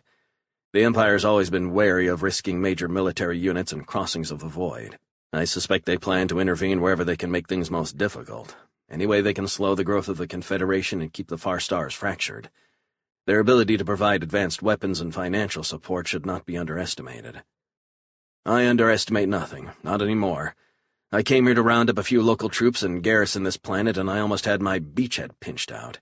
Those first few days were unreal, Ark. We barely held on until the Marshal got reinforcements out to us. We expected defenders armed with gunpowder rifles, and we ran into an entrenched force equipped with energy weapons and coil guns. That's why I'm here, Raphaelis. The Marshal asked me to try and figure out what is going on. If we can find proof that the Empire is behind all this, Lucerne can rally the rest of the far stars behind his banner. Evidence of Imperial involvement is worth 100 divisions of veterans in terms of bringing the sector in line behind the Confederation. I've got captured weapons, Ark, but that's it. Nothing that proves the Empire's involved. Any prisoners? A few, but no one of any rank. We haven't managed to break their main defensive line yet. If we're able to push through, we might round up a few senior officers at least." The exhaustion was obvious in DeMark's tone, and it was clear he was unsure if his people could manage a climactic breakthrough. "I don't think I've ever heard him so defeated." Blackhawk tried another tack. "Any sign of the king? Gustav the 23rd, right?" "Right, but no, we haven't even caught any comm chatter from him. Which is strange, considering the ferocity of the defense." DeMark shook his head. "He was the last person we thought would order this kind of suicidal resistance. We half expected him to yield without a fight. I was authorized to reaffirm his monarchy if he agreed to join the Confederation and accept the rights guarantees in the treaty." An angry look crossed his face. "Now he can rot in hell. Assuming the soldiers don't just blow him to bits when they find him, or something more creative." Blackhawk nodded. "This is worse than I thought." DeMark had always been one of Lucerne's calmest and most rational commanders, but now his anger was driving him. He wants vengeance, not justice, and from what I saw in Rykar, it was much the same for Callisto's troops. This Imperial involvement is not just attriting the Celtiborian forces, it's wearing away at their devotion to the cause. Which means I need to expose the Empire now, before all Augustin has worked for becomes just another brutal trail of conquest. "So what is the plan? We sneak behind enemy lines, break into the palace, and snatch the king?" Ace was standing at the end of the corridor that led to the Claw's sick bay. He was leaning against the wall and looking out over the rest of the crew assembled in the main gallery. Blackhawk turned around to face his friend. He was surprised at first, but he thought about it for a few seconds, then realized he wasn't really. This was vintage Ace, and he respected the courage and loyalty of his informal second-in-command. But that wasn't going to stop him from sending Ace back to his bed, and carrying him there if he had to. "What the hell are you doing up?" Blackhawk made eye contact with Shira. He could see the amusement in her expression. He suspected she felt as he did, glad to see Ace strong enough to be up and around, but firm that he would sit this op out. "This time I'm afraid we doesn't include you, my friend. Next time, when you're fully recovered." Ace waved his hand, a dismissive gesture aimed at all the concerned glances directed his way. I'm fine. Never felt better." Blackhawk tried to suppress a laugh. Ace did seem better than he had when he stood at death's door, but he was still hardly the picture of health. He was white as a sheet, and he looked like he'd fall over if he hadn't had the wall to lean on. He was thin and haggard, and his voice, for all his efforts to enunciate, was weak and thin. "Nice bluff attempt, Ace, but you're not fit for duty yet, and you know that well. You're making a move on the King of Nordlingen, aren't you? You're planning on slipping through their defensive perimeter using the field, and then pulling a quick snatch and grab, am I right?" "Yeah, Ace, you're right, but you're still going back to bed, now." Ace wobbled a bit, but he caught himself. "Look, I'm not saying I'm ready to hit the ground, but I can still help." "Ace. Come on, Ark, I'm on board anyway. I can at least make myself useful." "I was going to leave you with General DeMark. It'll be a lot safer in his main field hospital than here on the Claw." "Leave me behind?" "Ace, you're still recovering. We almost lost you and we want you to be safe." Ace looked up. So did Blackhawk. It wasn't his voice. It was Katerina's. "The wife is worried about me," Ace said. He winked at her. "It was a pleasure playing your husband, my dear, even if you were in the next room seducing some local gangster. But I'm afraid now that our little fiction is over, you don't need to pretend so much concern for me." He looked right at Katerina and smiled. But then he saw something in her eyes, a look he'd never seen before. Was it hurt feelings? Ace paused, distracted by Katerina's reaction. He'd been infatuated with the cold, beautiful assassin since the day she'd boarded the Claw. He suspected most men reacted to her that way. But he hadn't imagined she'd felt anything for him beyond a basic camaraderie. "I may be a little worse for wear, but I'm not useless," he finally said. He turned his head, looking out over the whole group. "And I'm damn sure not going to sit in some field hospital while you all go into action." His voice strengthened, and he pulled his hand away from the wall, standing without support. He looked a little unsteady, but he stayed on his feet. "All right, Ace," Blackhawk said. There was amusement in his voice, but concern as well. "You can stay on the Claw, but you're not seriously suggesting we hand you a rifle and drop you into the palace, are you?" Ace let out a short laugh, followed by a wince. "Of course not. Do I look crazy?" He smiled, holding back the laugh this time. "Okay, don't answer that. But Lucas will be at the controls and Sam will be in engineering trying to keep the field and the engines running at the same time. And the rest of you are going to hit the ground, right? You've got to get in, secure the route back, and find the king, taking out any guards you run into along the way. So the way I see it, you're going to need all the firepower you can get." Blackhawk nodded. "True enough, Ace, but I've got half a crown that says you couldn't even lift an assault rifle now. So what do you propose?" "The needle gun, Ark. Lucas and Sam will be too busy to man it, and everybody else is going to be in the palace. Don't you think it would be a good idea to have the claw on standby for if things go to hell?" "You sure you can manage it, Ace?" "What's to manage? Just strap me in my chair before you go." Blackhawk nodded. "All right, Ace, you're back in the game, but just the needle gun. I don't want to get back here and find out you moved from your seat on the bridge. Agreed?" He stared right at Ace, and his expression was clear. He wasn't kidding around. "You have my word, Ark." Ace was always joking, but everyone could tell from his tone he was dead serious. "Who knows? Maybe things will go to shit like they usually do, and I'll get the chance to pay you guys back for saving my ass on Castilla." "Maybe so, Ace. It wouldn't be that unusual for us, would it?" "Ark, have I told you how insane this plan is?" DeMarc was shaking his head, as he had been almost since Blackhawk had laid out the plan for him. "It's not too late to call it off." Blackhawk shook his head. "We can't, Raphaelis. I promised the Marshal I'd expose Imperial involvement, and I can't think of another way to do that. If we wait until your people win the battle, it will be too late, just like on Rykara. Imperial agents don't leave loose ends behind. If the Nordlingeners fall, I guarantee you the king and anyone else in his court who knows anything about the Empire's part in all this will disappear. You won't even find the bodies." "But can your people do this? It sounds almost impossible." Blackhawk smiled. "Almost impossible we can do, as long as it doesn't slip over into plain old impossible. I'm just sorry your men have to bear so much of the burden, Raphaelis." Blackhawk had asked DeMarc to launch a major offensive, a diversion to keep enemy attention away from the daring raid. It was an essential part of the plan, but it pained him to basically use the Celtiborian soldiers as cannon fodder. And yet, without the distraction, this mission wouldn't have a chance. DeMarc probably knew he felt this way, but he was a veteran commander, and he understood what was at stake.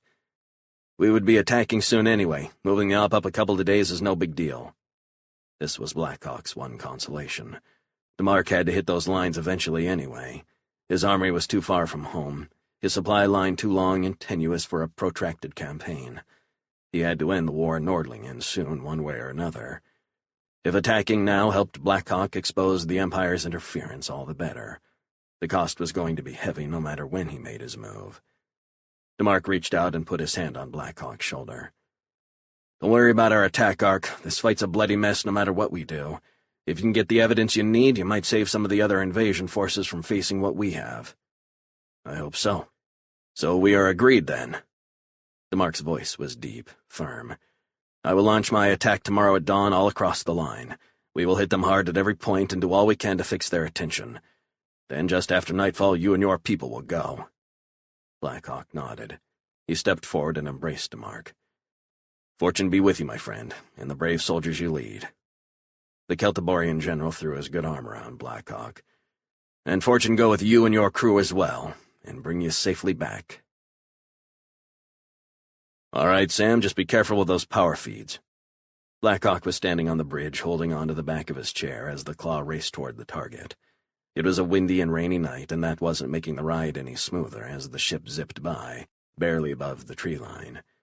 Not many pilots could fly a vessel the size of Wolf's Claw through an atmosphere with such a light touch. But fortunately, Blackhawk and the Claw didn't have just any pilot. They had Lucas Lancaster. "Yes, Captain, I know." Sam tended toward a touch of petulance, especially in any discussion involving the ship's engines and reactor. But not usually with Blackhawk. Sam was a master at what she did, and if she was nervous, he knew they all had something to worry about. "Okay, Sam, you run your engineering section." "Thanks, Captain." The line cut off. "Lucas, ETA?" "About 4 minutes, Skip. You better get down to the hold." "Okay, hold the ship at the designated position and keep the field up no matter what." He flashed a glance over toward Ace. "Unless I order you to open fire, or you decide it is absolutely necessary. Understood?" "Got it, Ark." Ace paused for an instant. "Be careful, Ark. Y'all make it back, you hear me?" Blackhawk smiled and nodded. "Don't we always?" He turned and walked halfway toward the ladder, stopping to look back across the bridge. "You sure you're up to this, Ace?" "Damn straight, Cap. Hell, I might just hop over there and take the stick from our young friend and see what this ship can really do." He looked up at Blackhawk, and the smile slipped off his face. "Seriously, Ark, I'll be fine. You worry about the mission, not me or the Claw." "Roger that." Blackhawk turned and slid down the ladder, his boots slapping hard onto the metal floor of the lower level as he landed. He walked down the corridor toward the hold. He opened the hatch and stepped through, closing it behind him. The rest of the crew was standing along the wall, gripping the handholds as the Claw bounced around in the heavy air. Everyone but Katerina. She stood in the middle of the hold, her balance perfect as always. She wore the form-fitting jumpsuit she favored for operations like this. It looked like a little scrap of nothing, but Blackhawk knew better. The high-tech material was infused with tiny tubes of polymer. A blow of sufficient force ruptured them, causing the suit to instantly harden at the point of impact. The result was a highly effective defensive system. He'd seen her suit stop bullets. Her throwing knives were lined up on a thin strap wrapped over one shoulder and stretching diagonally across her midsection. Everyone on the Claw knew how deadly she was with those tiny weapons. She'd killed dozens of enemies, each with a single blindingly quick throw. She had her pistols, too, one on each side of her waist, and a light carbine strapped across her back. Blackhawk suspected she had a few other lethal surprises hidden on her somewhere. The twins looked almost identical as usual. They each wore a heavy carapace of body armor, and a matching pair of massive blades hung from their belts. Blackhawk had watched the immense brothers virtually cut adversaries in half with the heavy claymores. He smiled as he saw the autocannons in their hands. The heavy guns weighed almost 40 kilos, and they were designed for use with a tripod. Tark and Tarnan held them like rifles. Shira stood next to the twins, gripping one of the handholds but looking like she didn't really need it. She had an assault rifle slung over each shoulder and a massive pistol in a holster at her side. A long knife hung down from her belt, and she had half a dozen grenades hanging from a shoulder strap. Sarge and his boys were on the other side of the hold. They were gripping the rail tightly, and a few of them looked a little green. They were foot soldiers to their very core, and years of Lucas's wild maneuverings hadn't done much to change that. The men were outfitted with identical gear. Their fatigues were dark gray, and they wore heavy body armor. They were holding their assault rifles, and each of them had a bandolier full of spare cartridges, and on a strap slung in the opposite direction, a complement of grenades identical to Shira's. They had heavy knives, almost short swords, and pistols on their belts. Sarge was equipped the same as his men, but he had a large weapon slung over his shoulder, one of the particle accelerators they had captured on Saragossa. Blackhawk tried to hide a smile. This op was indoors. They were about to infiltrate the palace, and Sarge was packing a gun that could blow half the building to debris with a single shot. There's a lot you can say about Sarge and his men, but no one's going to call them subtle. "You guys ready?" he asked, but he knew they were. They gave him a round of nods and yeses anyway. Blackhawk reached down to a small pile of equipment next to the door. He strapped on the belt with his pistol and his short sword. The blade had been with him for years, the only vestige from a past he tried hard to forget. Its leather hilt was worn smooth, and he'd forgotten how many people he'd killed with it. 27 killed, 19 wounded. That covers the period from my activation to the present. You already possessed the weapon when I was implanted, so I can only estimate prior numbers based on an assessment of accessible memories. Do you wish me to do so?" God, no. Blackhawk tried to remember what it was like to just forget something, without some know-it-all in your head answering rhetorical questions. He reached down and scooped up the small pack lying at his feet, and he slung it over his shoulder. There was an assault rifle strapped to the side, and he pulled it off, taking a cartridge from his belt and sliding it home. He took one last look around, his eyes fixing for a second on each of his people. Then he slapped the comm unit on the wall. "All ready, Lucas. Take us in." Chapter 14. Rex Florin sat in the throne room, staring out at the petitioners. Kalashar was a frontier world, a dusty planet with little industry and few resources. Its lifeblood was its reputation as a pirate refuge. The thieves and pirates spent their coin freely, overpaying for all manner of debauchery and recreation. And in return, Kalashar's code of laws protected them from extradition to any other planet and ignored whatever acts they may have committed elsewhere. Despite the significant sums of ill-gotten gains flowing through its taverns and brothels and gambling halls, the natives themselves had always existed in considerable poverty. Originally desert nomads, most of them now lived in the ramshackle cities, seeking work in the establishments catering to off-worlders. And because of their miserable existences, they streamed into Florin's daily levee, seeking the closest thing to justice in their oppressed lives. There was nothing new about this. The Gauls' palace had always had its line of those pleading a case. The difference was the latest ruler had proven to be more attentive to the plight of the people than any previous Gaul. Rax Florin had been a pirate just as Tarn Belgerin before him, and he'd amassed a considerable fortune from his dishonest gains. He had retired to Kalashar, having left himself few other worlds where he could show his face. His retirement had been pleasant and comfortable, but he'd lived under the shadow of the Gaul. Florin hadn't coveted the throne, but he knew Belgerin viewed him as a potential rival, and as Kalashar's ruler became increasingly paranoid and unstable, the danger of Florin's own situation pushed him to launch his coup. He was uncomfortable being indebted to the imperial governor, but he'd decided that course was the lesser of two evils, at least in terms of his own longevity. Belgerin had been a fool, a reckless sybarite who'd passed his days in the pursuit of idle pleasure, while his corrupt ministers siphoned off the lifeblood of the economy, and the planet slipped closer to a peasant rebellion. Florin had seen what was going on for years, and while he'd treated his own servants well, striving to create a reputation for kindness to the natives, he'd always kept a small ship ready on his estate as a last-ditch escape option for him, along with his closest retainers and favorite mistresses, in the event things ever went completely to hell. When the Imperials contacted him about replacing the Gaul, he'd driven a hard bargain. He'd had no intention of stepping into Belgerin's shoes just to reap the bitter fruits of his predecessor's mistakes. Florin was willing to take the power, but not at the risk of being crucified outside his palace, overthrown by those who hated and despised the previous ruler. So he demanded an enormous sum as the price of his participation, and the Imperials had granted it. He had taken a portion of the payoff himself, of course, hiding it along with his existing fortune, reserves for a rainy day he hoped would never come. The rest of the money, though, went to securing his position. For buying the throne had cost a significant amount, payoffs to Belgerin's allies mostly, bribes to ensure they would stand on the sidelines while their old ally was murdered and Florin took his place. Florin had always been amused by the strange workings of loyalty. The real thing was vanishingly rare and enormously precious. It was something that most people were incapable of providing, and even in those who had the potential, it took years of cultivation. But a reasonable short-term facsimile was often available for purchase. He had been surprised at how low the going rate was. In all, it had taken less than 1,000,000 crowns to secure the superficial allegiance of almost all of Belgerin's allies and retainers. And because of that, almost no one raised a hand to save their old patron. Even Belgerin's old shipmates had abandoned him in the end, again for a shockingly small amount of Florin's imperial coin. Florin knew that men like Belgerin, indeed like most of the adventurers and cutthroats who made Kalashar their home, would have claimed the vast hoard of imperial gold for themselves. But Florin, as greedy as any of them, was also smarter. He looked to his own future, to the security of his rule, and he poured funds into the development of Kalashar. He still welcomed the renegades and their free-spending crews, but now there were factories under construction and distributions of free food to the poorest of the planet's inhabitants. None of it came from Florin's altruism or his concern for the people. Rather, he saw prosperity as a way to cement his power, and feeding the poor as a cheap insurance policy against rebellion.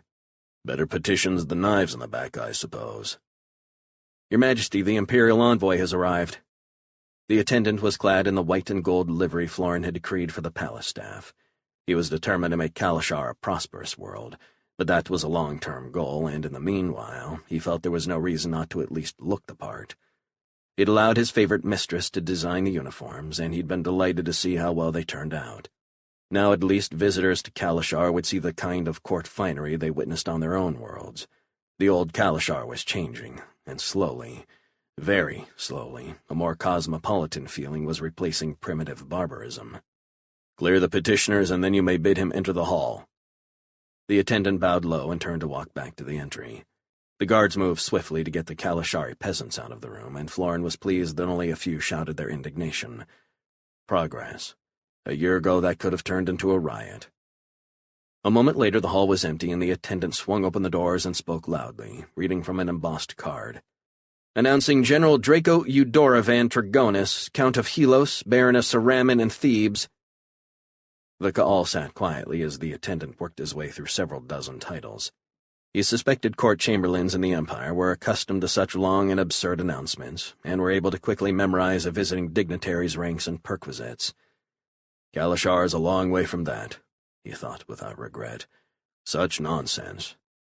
He stared out from his throne as the Imperial walked slowly forward, past the pool and fountain that tinkled elegantly where Belgerin's pit of carnosoids had once stood. Florin wasn't above throwing an enemy to a pack of wild beasts, but he had enough class to do it more privately. He had no intention of adding to Kalashar's reputation for primitive barbarism. I prefer cultured barbarism. A thought seemingly echoed by the sight of the man walking toward him. Greetings, General Trigonus. Welcome to Kalashar. Trigonus nodded slowly. And my greetings to you, Lord Ka'al. He glanced around the room. This is my first time on your world, but from what I had been told, it is evident that you have made some improvements. Indeed, General Trigonus, I am sure such is typical on any world. Each new monarch steps up to the throne eager to place his own mark on the world he rules. No doubt that is the case. Still, I must say I find your modifications commendable. I believe you'll prove to be a far more capable ally than your predecessor. A subtle reminder, we own you.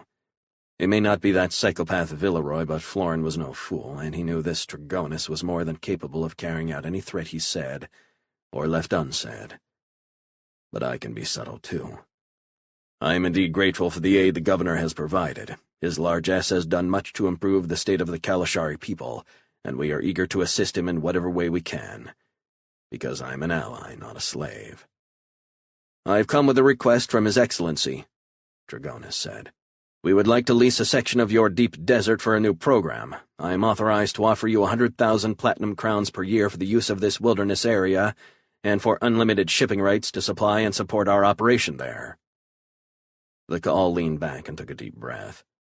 My reports indicate you have a sizable fleet in orbit already. It seems you have presumed my agreement to your proposal.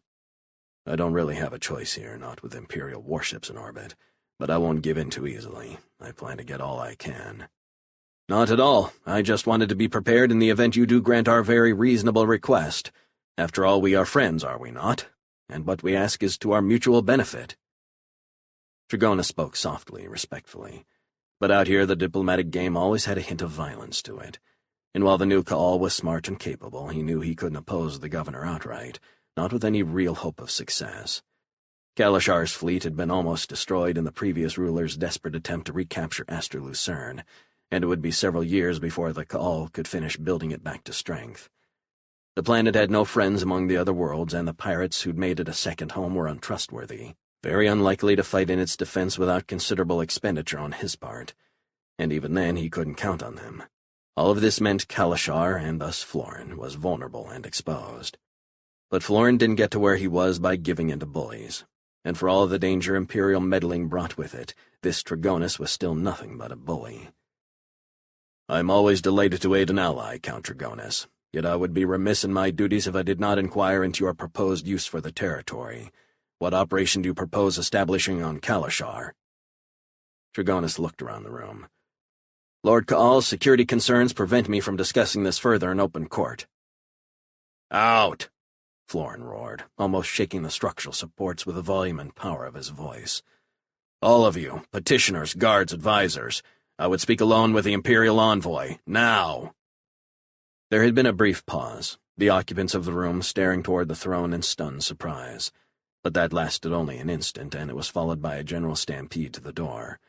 The old Ka'al had screamed and yelled constantly, but Florin's demeanor had been much calmer during his 10 months of rule, and that made his intensity now all the more terrifying. Close the door and wait outside. He stared across the now empty room toward the two doormen, waving with his hand to emphasize his command. Please, Count Trigonus, you may now proceed in private. I assure you anything you say to me will be held in the strictest confidence. The Ka'al sat still and offered his visitor a pleasant smile. He had intentionally shown Trigonus a flash of anger, an example of his decisiveness. He thought about inviting the envoy to his office behind the throne room, but he decided to stay and make the Imperial stand. It wasn't a clear act of defiance, but it subtly altered the dynamic at work. Trigonus held most of the cards, and both men knew it, but Florin was playing his weak hand to the hilt. Of course, Lord Ka'al. There was a faint look of surprise on Tregonus's face, as if he was surprised by Florin's actions. Florin's eyes were locked on his visitor's. You expected a stupid wog, an imbecilic barbarian more interested in watching his pets devour those who upset him. You can control me, that is the bed I made for myself, but you will not walk over me, nor assume I will accede immediately to your every demand. As I was saying, Tregonus said, we wish to establish a training facility in a remote location, an area where we will not attract undue attention. Interesting. Training? For military personnel, I assume? Yes, for military personnel. We will be sending new recruits to the facility. They will be trained, armed, and equipped here, and then shipped out to wherever they are needed. Florin nodded, but he didn't say anything immediately. My God, he thought. They really are planning some kind of move into the far stars. I am happy to aid my ally, the governor, in any endeavor. Excellent, but I have several conditions. And what conditions would those be, Lord Call? He's right at the edge. I need to play this carefully. First, General, while 100,000 platinum crowns is a considerable sum, I must insist upon a higher lease payment. My involvement in this matter brings increased risk to Kalashar. As I'm sure you know, our fleet was badly damaged in the course of the last mission undertaken for the governor, and if we are to participate in this new initiative, I will be compelled to step up the effort to replace our losses. He glanced down for a few seconds, then back up to Tregonus.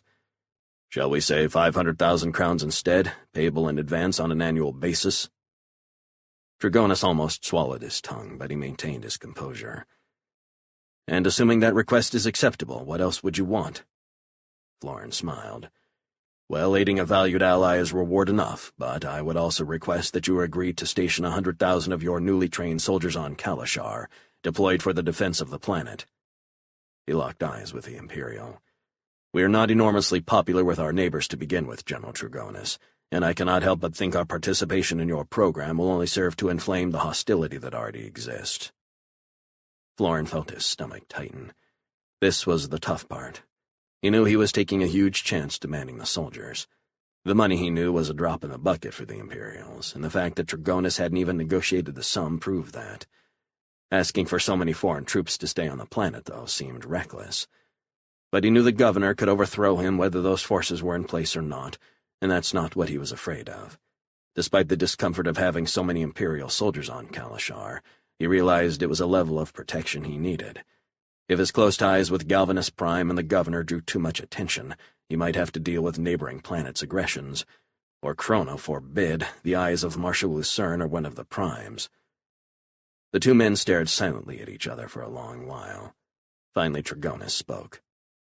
Very well, Lord Call. The rent will be 500,000 crowns annually, calculated on the Galvanus Prime calendar. He paused. And 100,000 soldiers will be permanently deployed on Kalashar to aid in the defense of the planet. The Empire will pay these forces, but you shall be responsible for billeting and provisions. Agreed? Florin nodded slowly. It's the best deal I'm going to get. Push harder and I will begin to make an enemy of this man. Or more of an enemy, that is. We are agreed, Lord Tregonus. Maintain position, minimum power. Kandros was frustrated. He had been chasing Wolf's Claw across half the far stars, waiting for the right moment to strike. Iron Wind was a good ship, but he doubted she could take the Claw in a straight-up fight. Blackhawk did a good job of hiding his vessel's true capabilities, but word still got out, at least among the strange community of smugglers and mercenaries prowling around the fringes of the far stars. There weren't a lot of specifics, but the whispered warnings were all the same. Stay away from the Claw. Kandros would have been happy to steer clear of Blackhawk's ship. He didn't need to be told that Blackhawk was dangerous.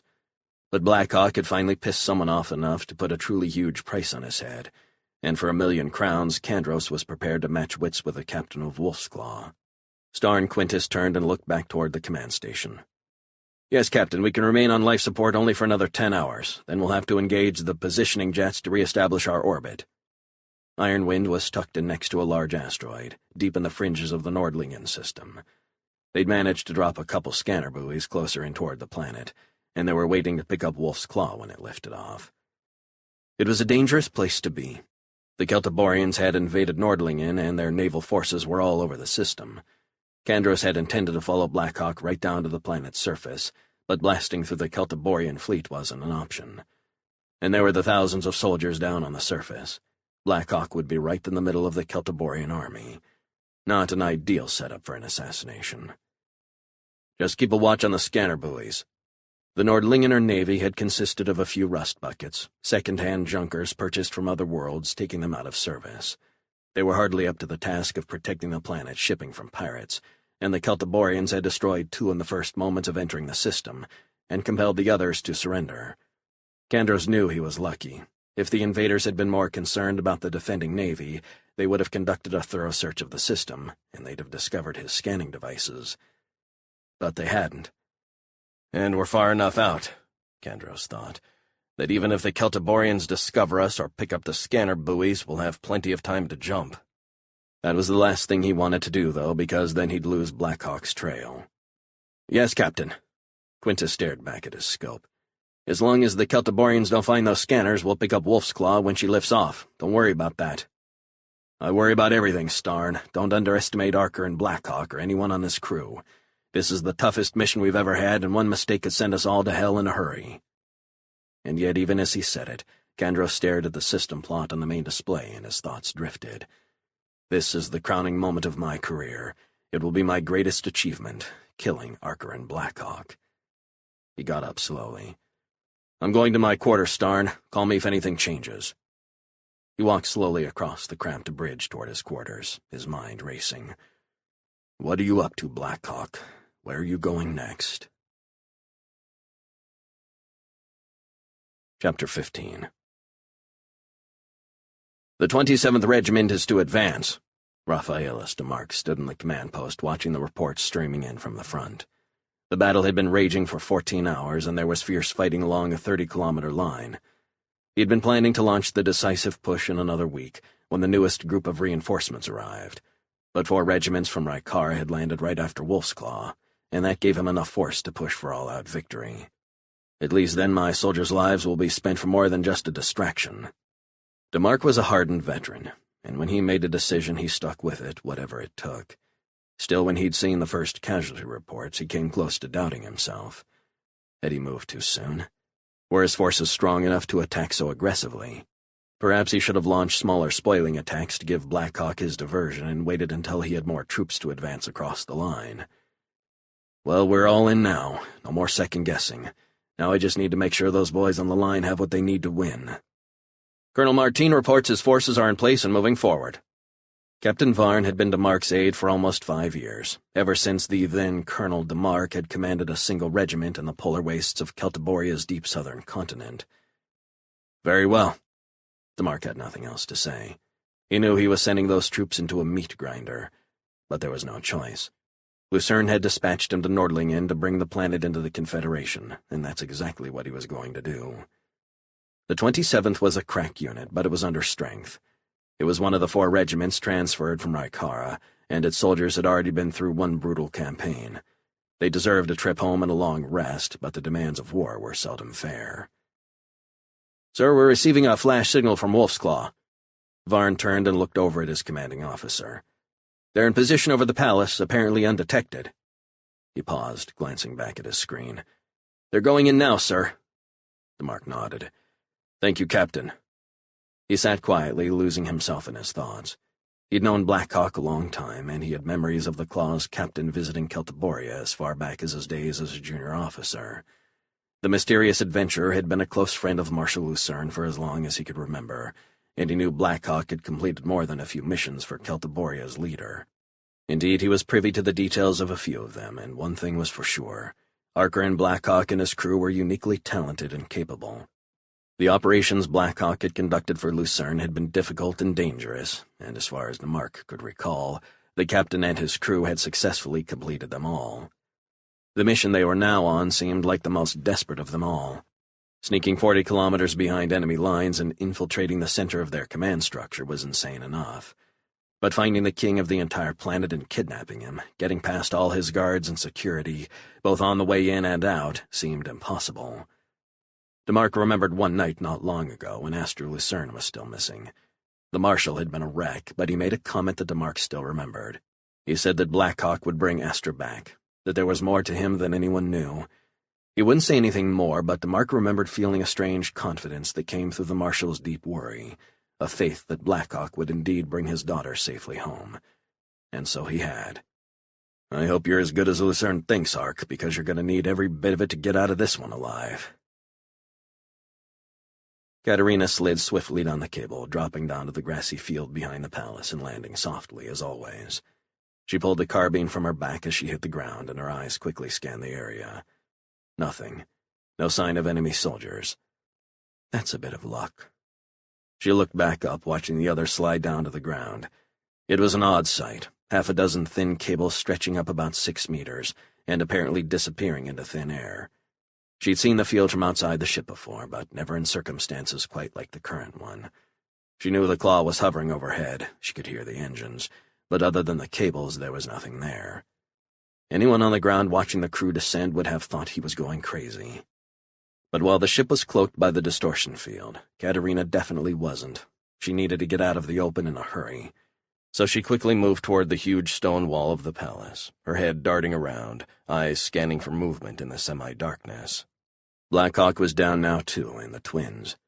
A few seconds later, Shira dropped on the same cable Katerina had used and ran up behind her. Katerina turned and nodded, pointing northward, toward what appeared to be a service entrance of some kind. Shira silently returned the nod. She had an assault rifle in each hand, holding the heavy guns like they were pistols. Katerina had seen her wielding the two weapons before, blasting death on her enemies. It struck her as a cumbersome way to fight, and she wondered how Shira managed to aim. But she couldn't argue with results, and Tarkus had a tremendous track record of putting her shots where she needed them. Katerina and Shira were similar in many ways, at least superficially. They were both cool and unemotional, especially in battle. Katerina had always kept her close relationships to a minimum.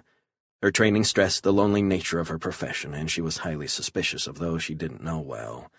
Her experiences had only reinforced her general sense of distrust. A career as an assassin didn't tend to expose one to the best in people. And yet Shira Tarkus was colder still. Her views weren't the result of training and discipline. No, they had developed from her experiences alone, most of them bad. Katerina never let emotions get in the way of her work, but she'd never witnessed a killer as naturally cold-blooded as Shira. As far as Katerina could tell, outside of her shipmates, Tarkus didn't care who lived or died. She was glad they were shipmates. One thing Katerina often wondered about was what Shira would have been like if she'd gone through the guild training on Sebastiani. She suppressed a shudder at the thought of what 15 years of indoctrination would have done to someone so naturally cold. She might have been the greatest assassin ever graduated from the celebrated ranks of the millennia-old school. Or the most dangerous psychopath ever loosed on humanity. For all her training in human behavior and psychology, Katerina had never been able to completely figure Shira out. But one thing was clear. Like the rest of the odd assortment of characters Blackhawk had assembled, she had found a home on the Claw and a family in her shipmates. Katerina took another look across the wide expanse of grass and leaped out from her position next to the wall. It was probably a risk running across the open ground, but hugging the wall would take a lot longer, and she had a feeling time wasn't their ally. Shira was close on her heels, though Katerina doubted anyone but she would have heard her companion's soft steps. The two of them had their assigned area. Blackhawk and company were here for the king, but the truth was they had no idea where he was. He could be in his apartments or a throne room, or in a bunker in the sub-basement.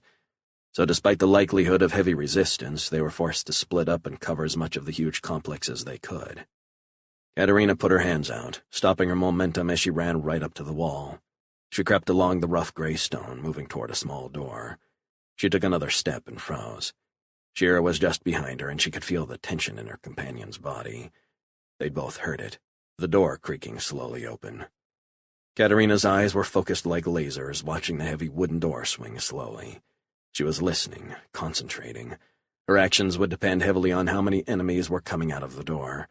Her ears were sensitive, and years of training had taught her to screen out background noise. Footsteps. She was listening for footsteps, and her mind screened everything else out. Just one, she thought as her hand moved to the leather strap hanging down her body. Her fingers felt the cold metal of the throwing knife. Her other hand moved back behind her, waving Shira off. She would handle this herself. She was silent and stone still, waiting like a predator for her enemy to expose himself. Her prey walked slowly, his footsteps loud, clumsy. She saw his shadow in the crack between the doorway and the wall, silhouetted against the light coming from inside. Her arm moved like a cobra, pulling the knife from its place and throwing it toward her victim in one smooth motion. He let out a single gasp, then he fell hard to the ground. Her blade had found its mark, and it was buried to its hilt through his neck. Blood poured from his severed carotid artery, and one look confirmed he was already dead. His leg was stretched out behind him, holding the door half open. Shira lunged forward and jumped in front of the door, bringing her rifles to bear in case anyone else was there. "It's clear," she whispered to her comrade. "Goes about 10 meters and ends in a T." Katerina reached down and retrieved her blade, cleaning it off on her victim's coat. "Let's get him inside. There's too much chance someone will see him out here." Shira hopped over the body and threw her rifles over her shoulder. She grabbed the dead man's legs while Katerina held his shoulders. A small pipe fell from his hands as they moved him. Katerina looked down and shook her head slightly. She'd imagined he was a guard on his rounds, that he'd heard them or seen them on a monitor, but he was just walking outside for a smoke. That was how little it took to get killed sometimes. The man with a pipe might have been an Imperial agent, a mass murderer responsible for incalculable suffering, or a Nordlingener who worked at the palace to feed his family. She didn't know. She didn't need to know. She didn't want to know. In a few seconds, they had the body through, and the door closed behind them. The hallway was lit with small fixtures, placed every 3 meters or so. They were in. "Let's go, move your asses." Captain Gregor Zell stood next to the ruins of a large building, urging his men forward. They'd been in the thick of the fighting all day, and now they were pushing into the central zone. After hours of intense combat, the enemy was finally giving ground, falling back slowly through the dying city, and Zell wasn't about to give them time to regroup. Above the battlefield, the heavy gray of dusk was giving way to the darkness of night. And yet there was plenty of light, the chaotic landscape lit in places by the fires all around the combat zone. It seemed like half the buildings were ablaze, and dense clouds of smoke hung low over the field. The Celtiborian veterans advanced methodically, half of each squad moving forward while the others stood firm and covered their comrades. They leapfrogged from building to building, dashing across the empty streets. Zell was moving with one of his squads on the front edge of the advance. Officers in Marshal Lucerne's army led. They didn't follow their men into battle.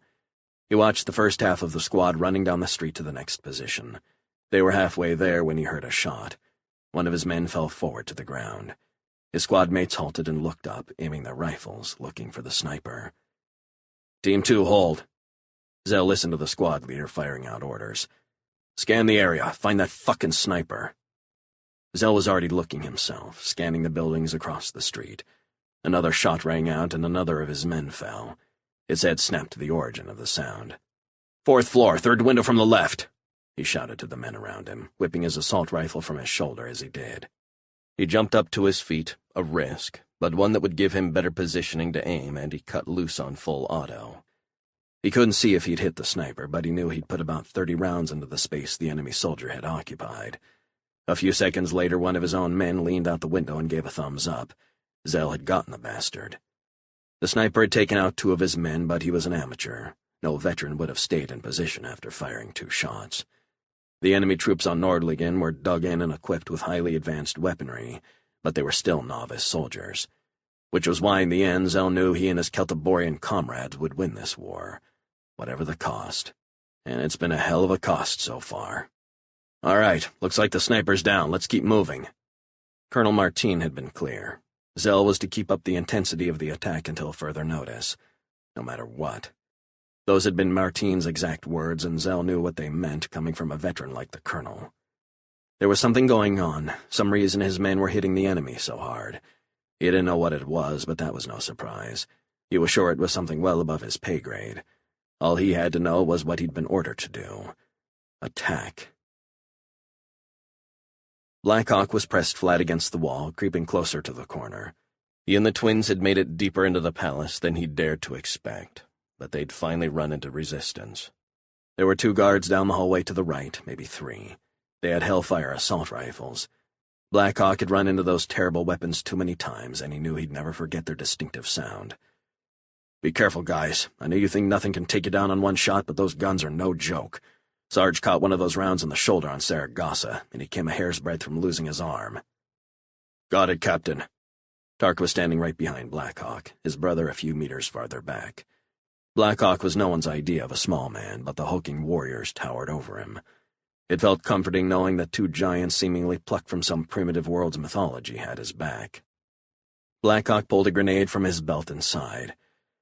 Well, I guess surprise is out the window already anyway. He leaned forward and tossed the weapon around the corner. "Down, boys!" he yelled to the twins, and he hunched lower, putting his hands over his head. The explosion was loud, and a jet of flame burst down the hallway from the direction of the guards. The fire had stopped. Blackhawk swung around the corner, whipping his rifle from his back as he did. He was ready to unload on full auto, but he held his fire. The guards were gone, blown to bits by the heavy incendiary grenade. He looked around as he ran down the corridor. 3, he thought. There had been 3 guards. At least that's what it looked like from the body parts. "Let's go, guys," he yelled back to the twins. "We've damn sure announced our presence, so we better keep moving." The Mark's troops seem to be making serious progress. They've advanced almost 20 kilometers since the attack began. Ace sat at his station on the claw, trying to hold his exhausted body upright. He'd taken half a dozen stims already, and he didn't dare pop another one, not unless things got really hairy. He was pretty sure if Doc knew he'd taken this much, he'd be in trouble. He'd argued so hard that he was capable of manning his post, he'd half convinced himself. But his body was delivering a harsh reminder that he was far from recovered and ready for duty. None of that mattered, though. His friends were down there, and he was going to stay at the needle gun controls until everyone was back on board. "I thought they were just mounting a diversion."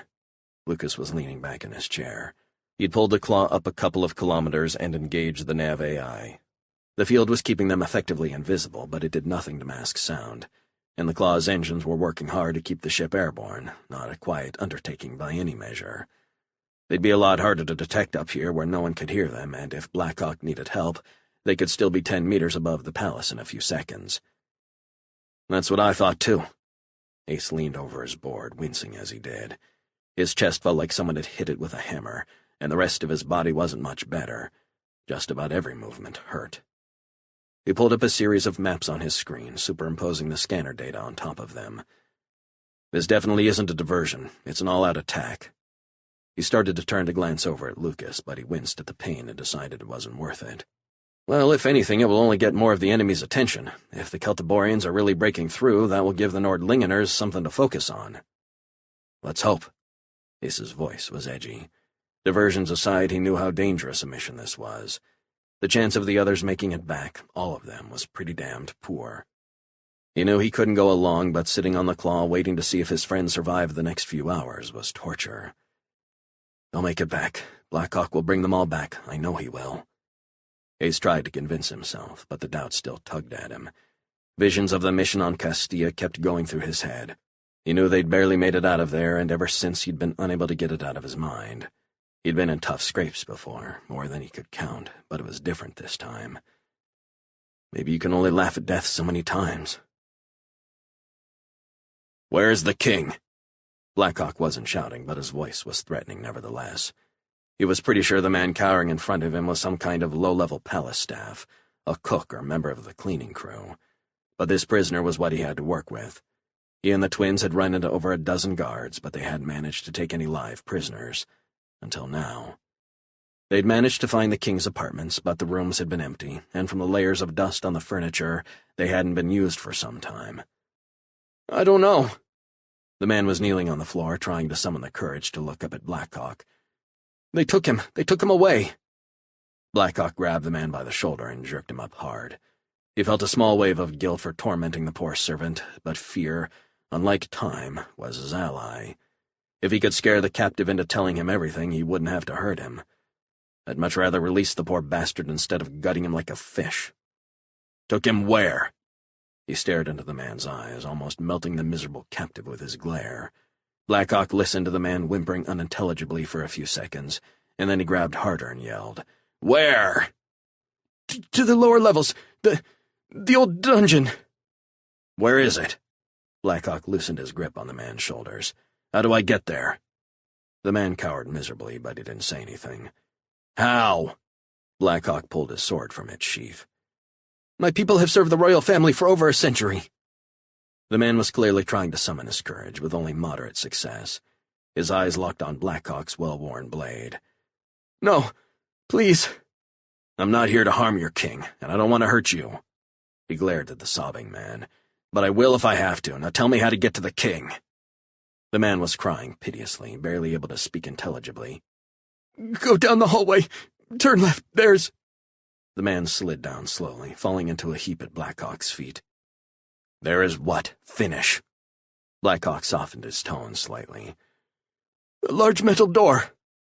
He sucked in a deep breath, struggling to hold back his sobs. "It leads down to the sublevels, to the dungeons." "And where's the king? Those levels must be huge."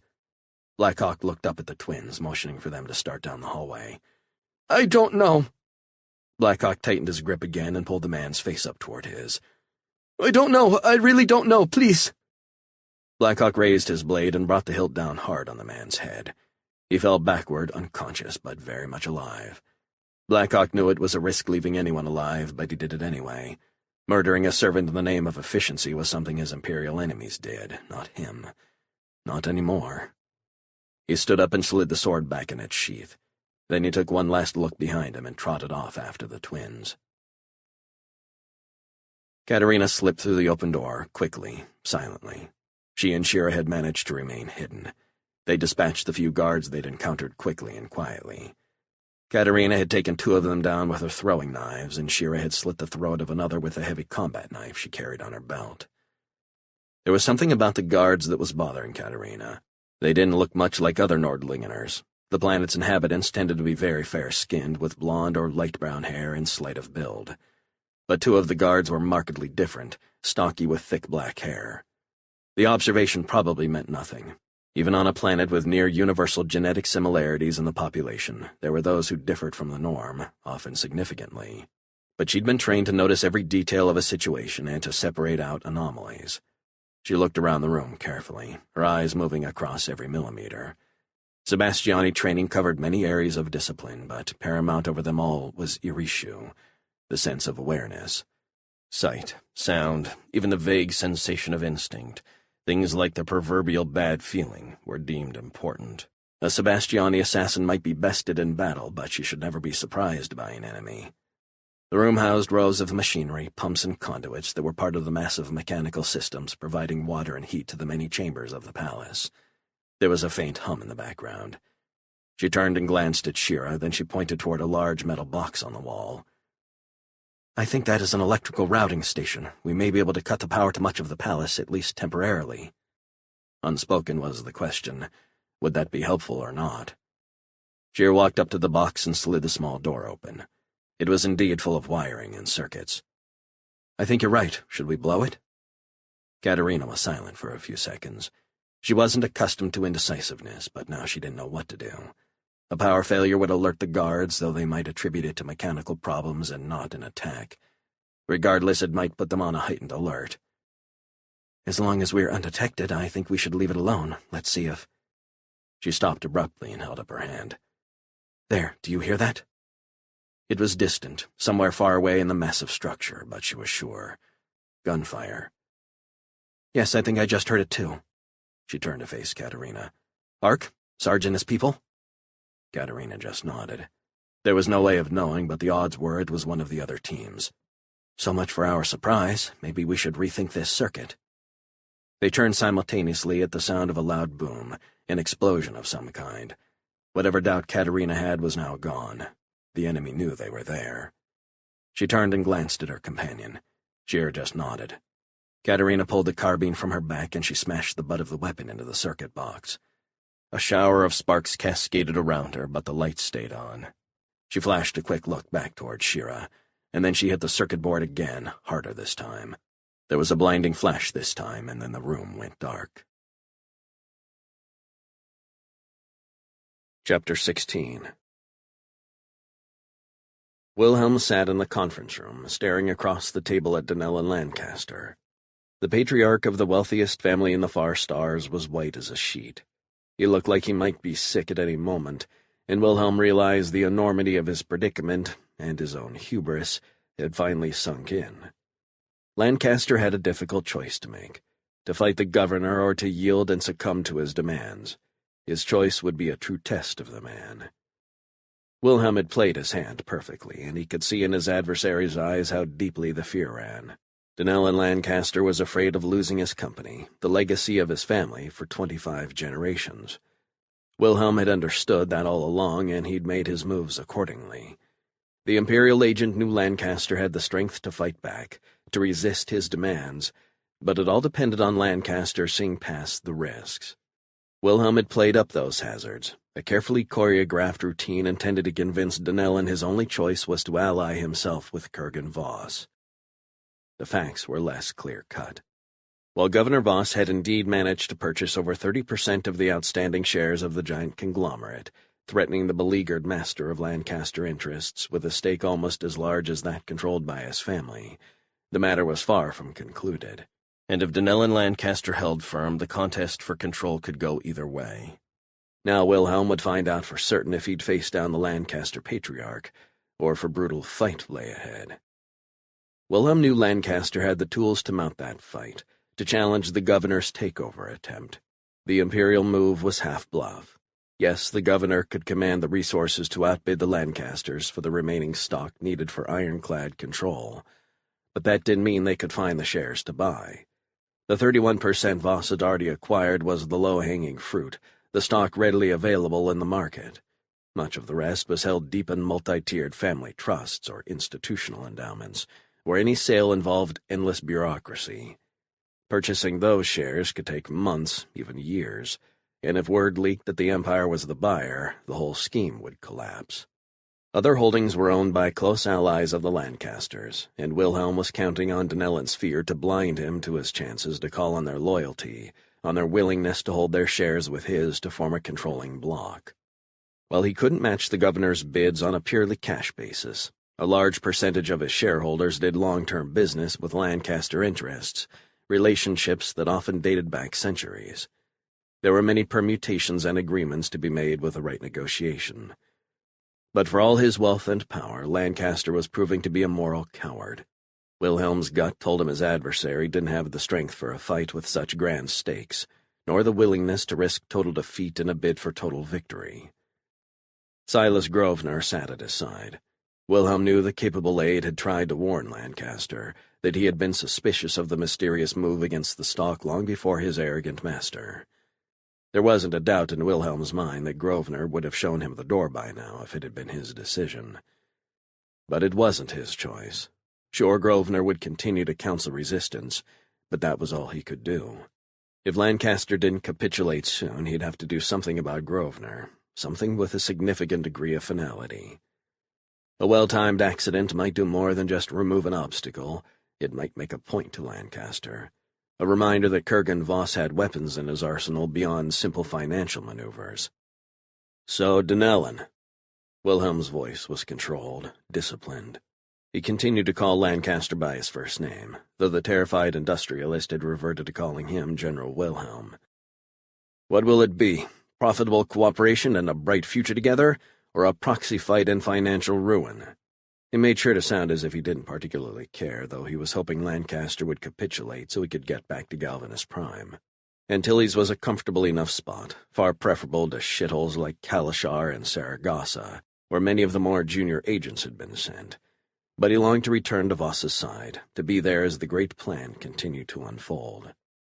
"I have several questions regarding various aspects of your proposal, General Wilhelm." Wilhelm could tell Lancaster was trying to sound resolute, but the weakness behind it was obvious. He sighed hard. "I've had my people at the disposal of your staff for almost a week now." He paused, deliberately sighing again. "If this is your way of stalling, I can assure you—" "General Wilhelm, I assure you I am not stalling, but if we can just focus on these matters of concern." Lancaster looked across the table at Wilhelm, who nodded for him to go on.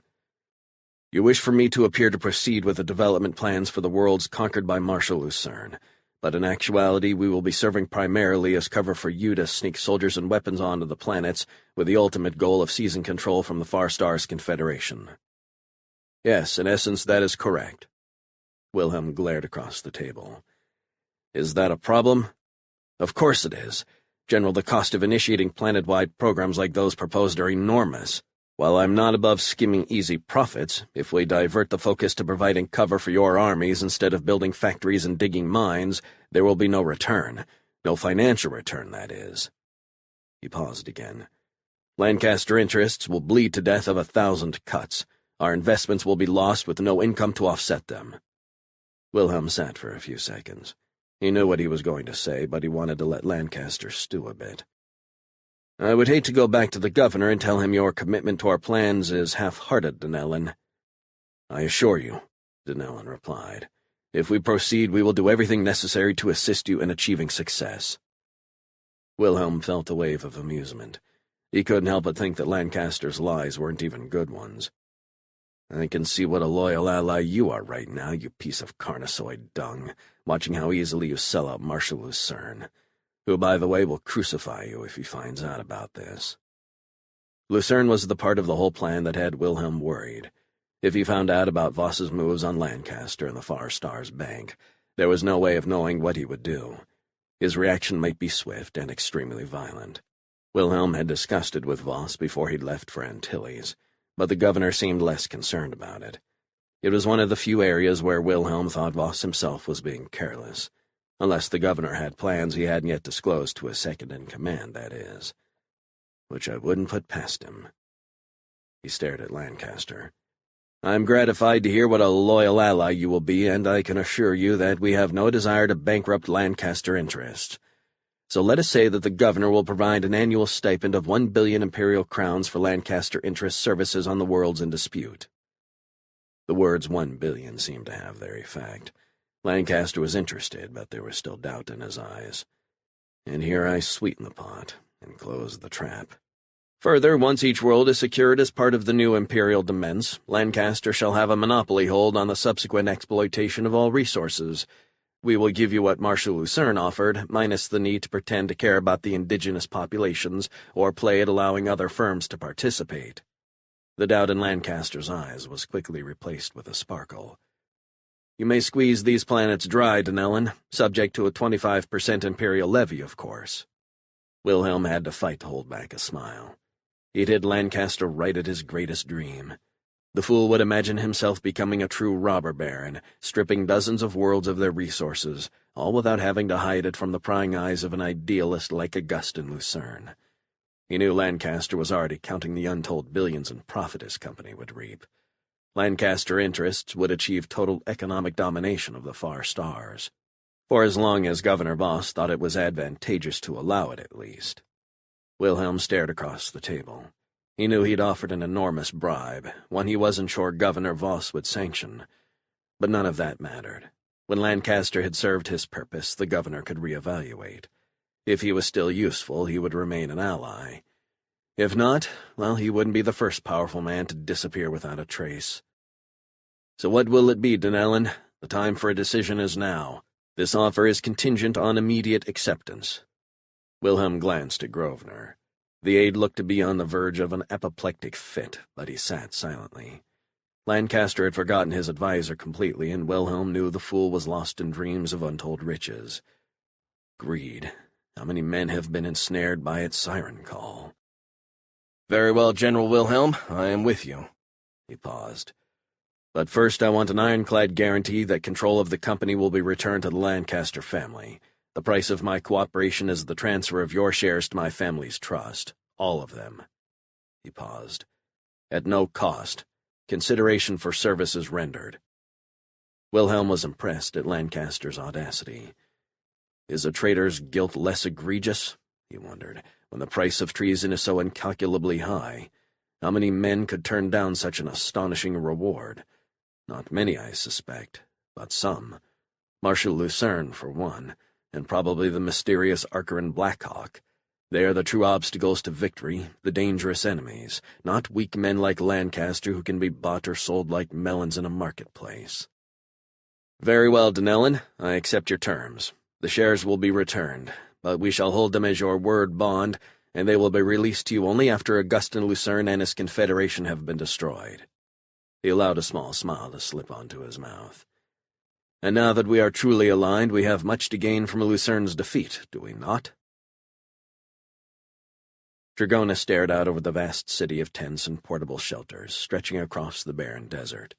He'd known in theory that his ships were packed with everything needed to build a giant base almost overnight, but seeing it actually come into being was still a sight to see. 1 week after setup began, Camp Kalashar was open for business. The 8,000 men of his legion, the ones who had survived the crossing, were divided into cadres, and the first of the recruits were already arriving. They were just a small taste of what was to come, and Imperial agents were swarming around the periphery of the far stars, seeking every down-on-his-luck criminal or unemployed peasant they could find. Men like Auguste and Lucerne chose their soldiers with great care, but the Imperial way was different, its methods based on the idea that any man can be broken and rebuilt in the image of a soldier of the Empire. The vermin and outcasts who accepted the Imperial bounty would soon discover they were in for an ordeal like nothing they had experienced. The training program was long and brutal, designed to weed out those without the potential to become disciplined soldiers. And in the Imperial military, being weeded out meant dying in training.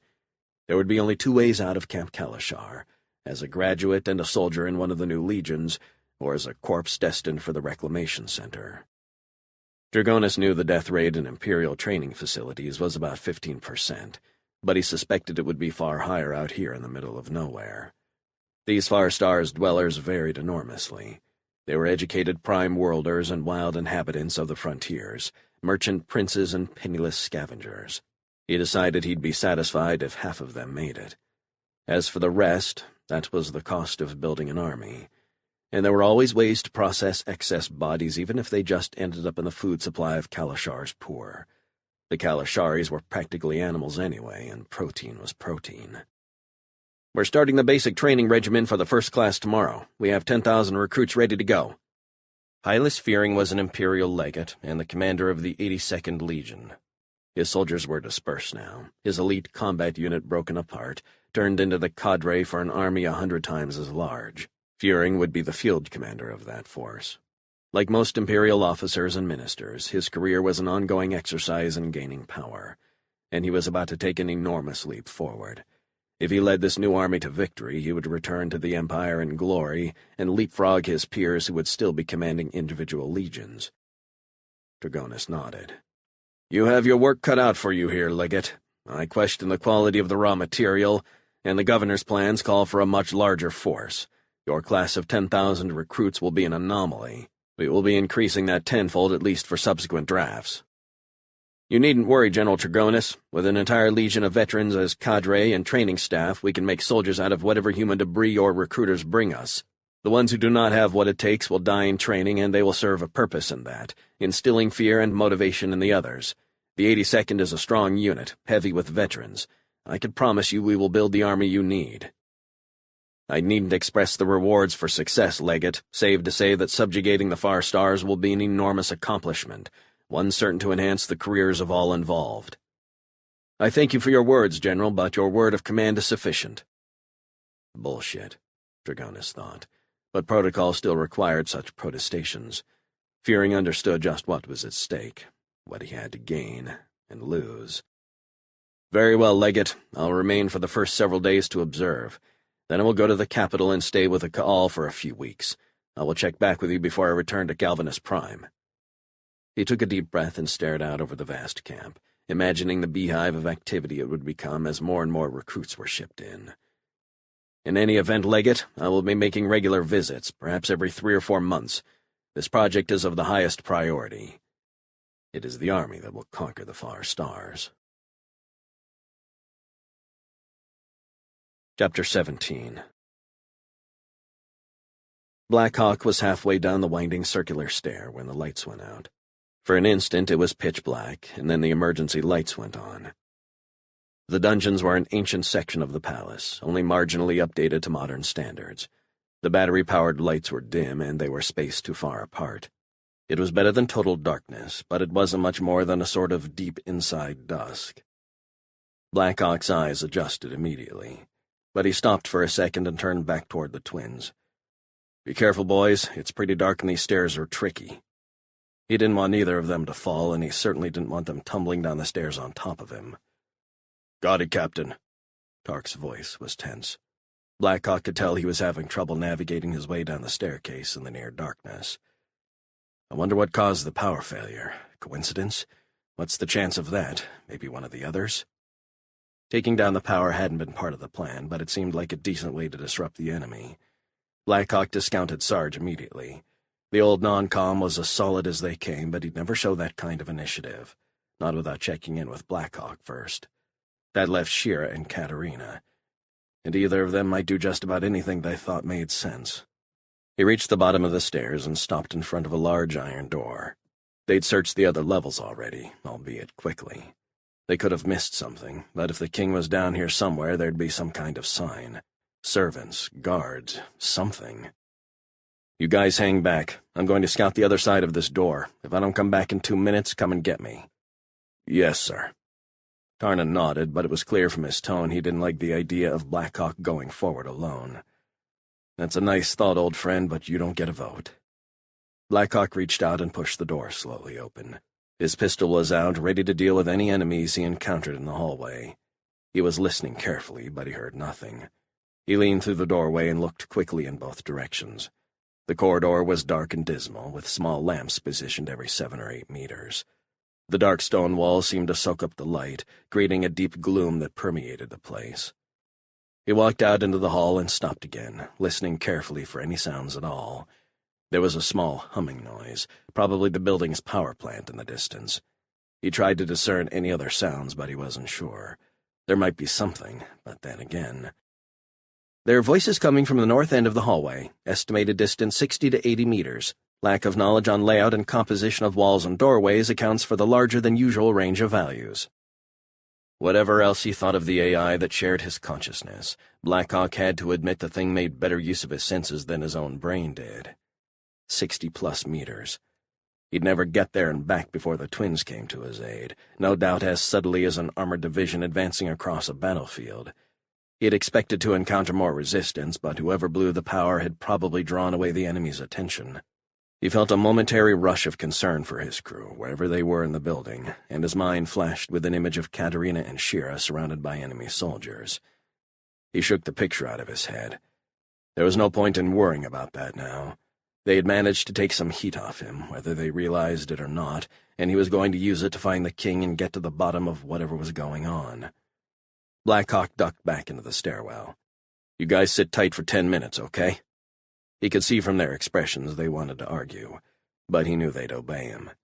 The giant brothers were simple creatures at heart, and they didn't have it in them to disobey his orders. He imagined how much more difficult it would have been to get Katerina or Shira to sit tight. Slipping back out into the hall, he moved quickly down the north passage. He came to an intersection, and he stopped dead. Now he could hear voices, even without the AI's assistance. There were several, 4 or 5. One of them was yelling, and at least 2 others seemed to be arguing. He slowly eased his rifle off his back and double-checked the magazine. Once he whipped around the corner, he knew things would move quickly. He'd have to make a split-second decision on what he faced, and if they were enemies, take them down before they did the same to him.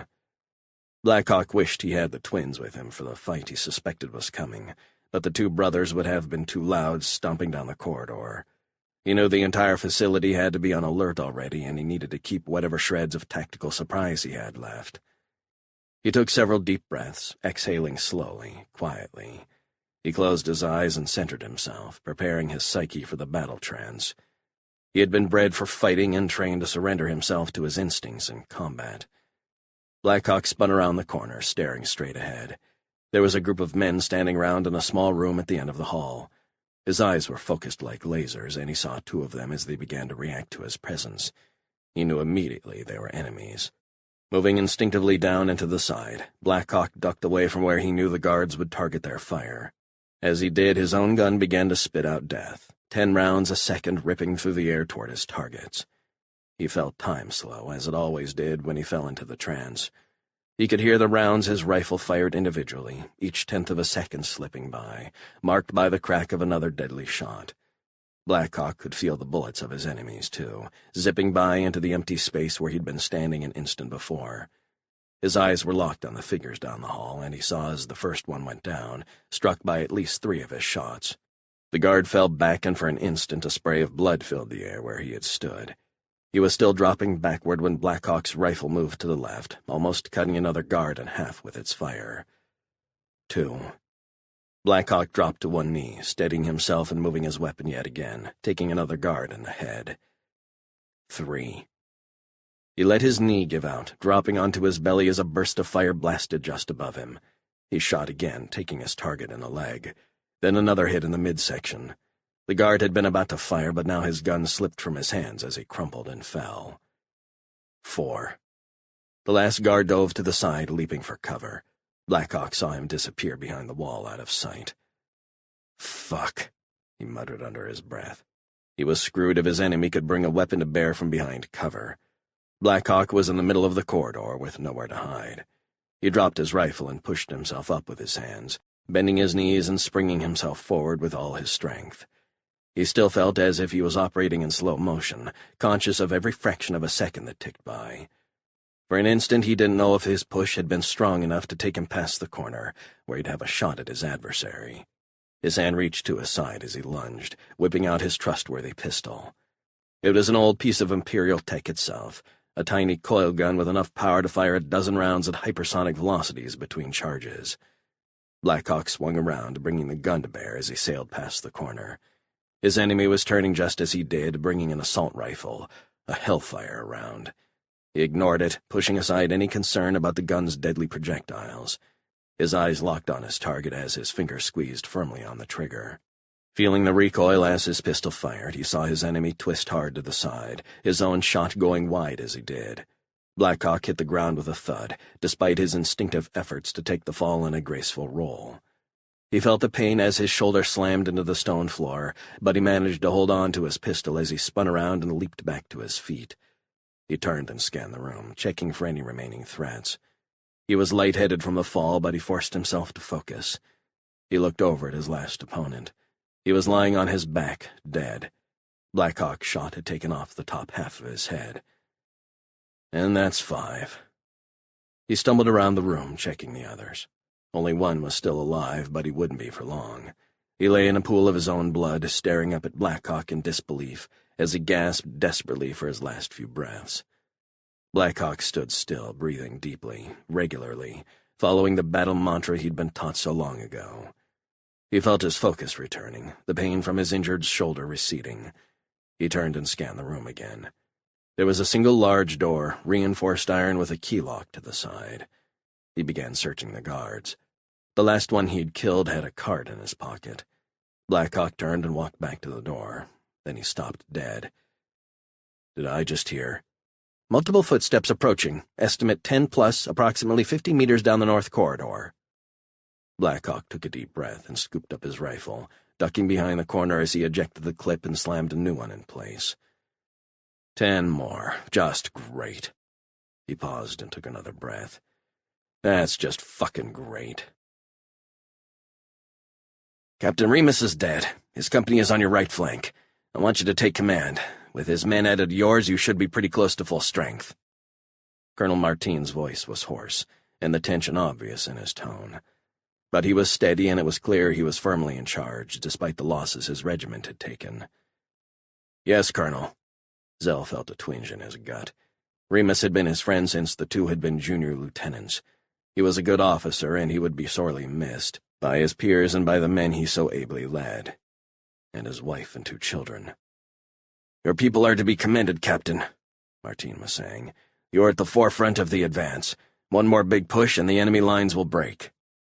The colonel was a veteran, one who typically addressed a battlefield situation with calm deliberation and not wishful thinking.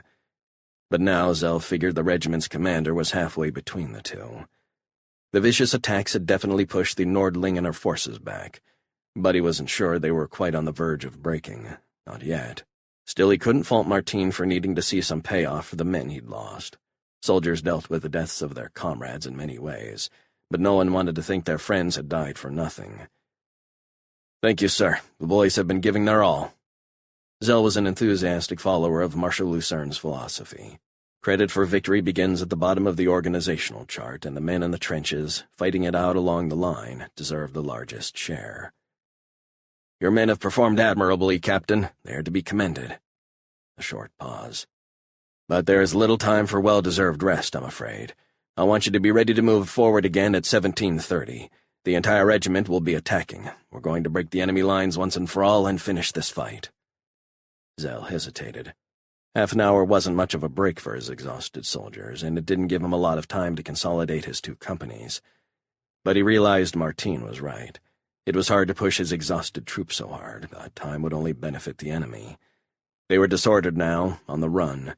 Staying hard on their heels was the right tactical move, and pushing his soldiers now might end the fight sooner, and save a lot of their lives in the longer run. "Yes, sir, we'll be ready." "Very well, Captain. Martine out."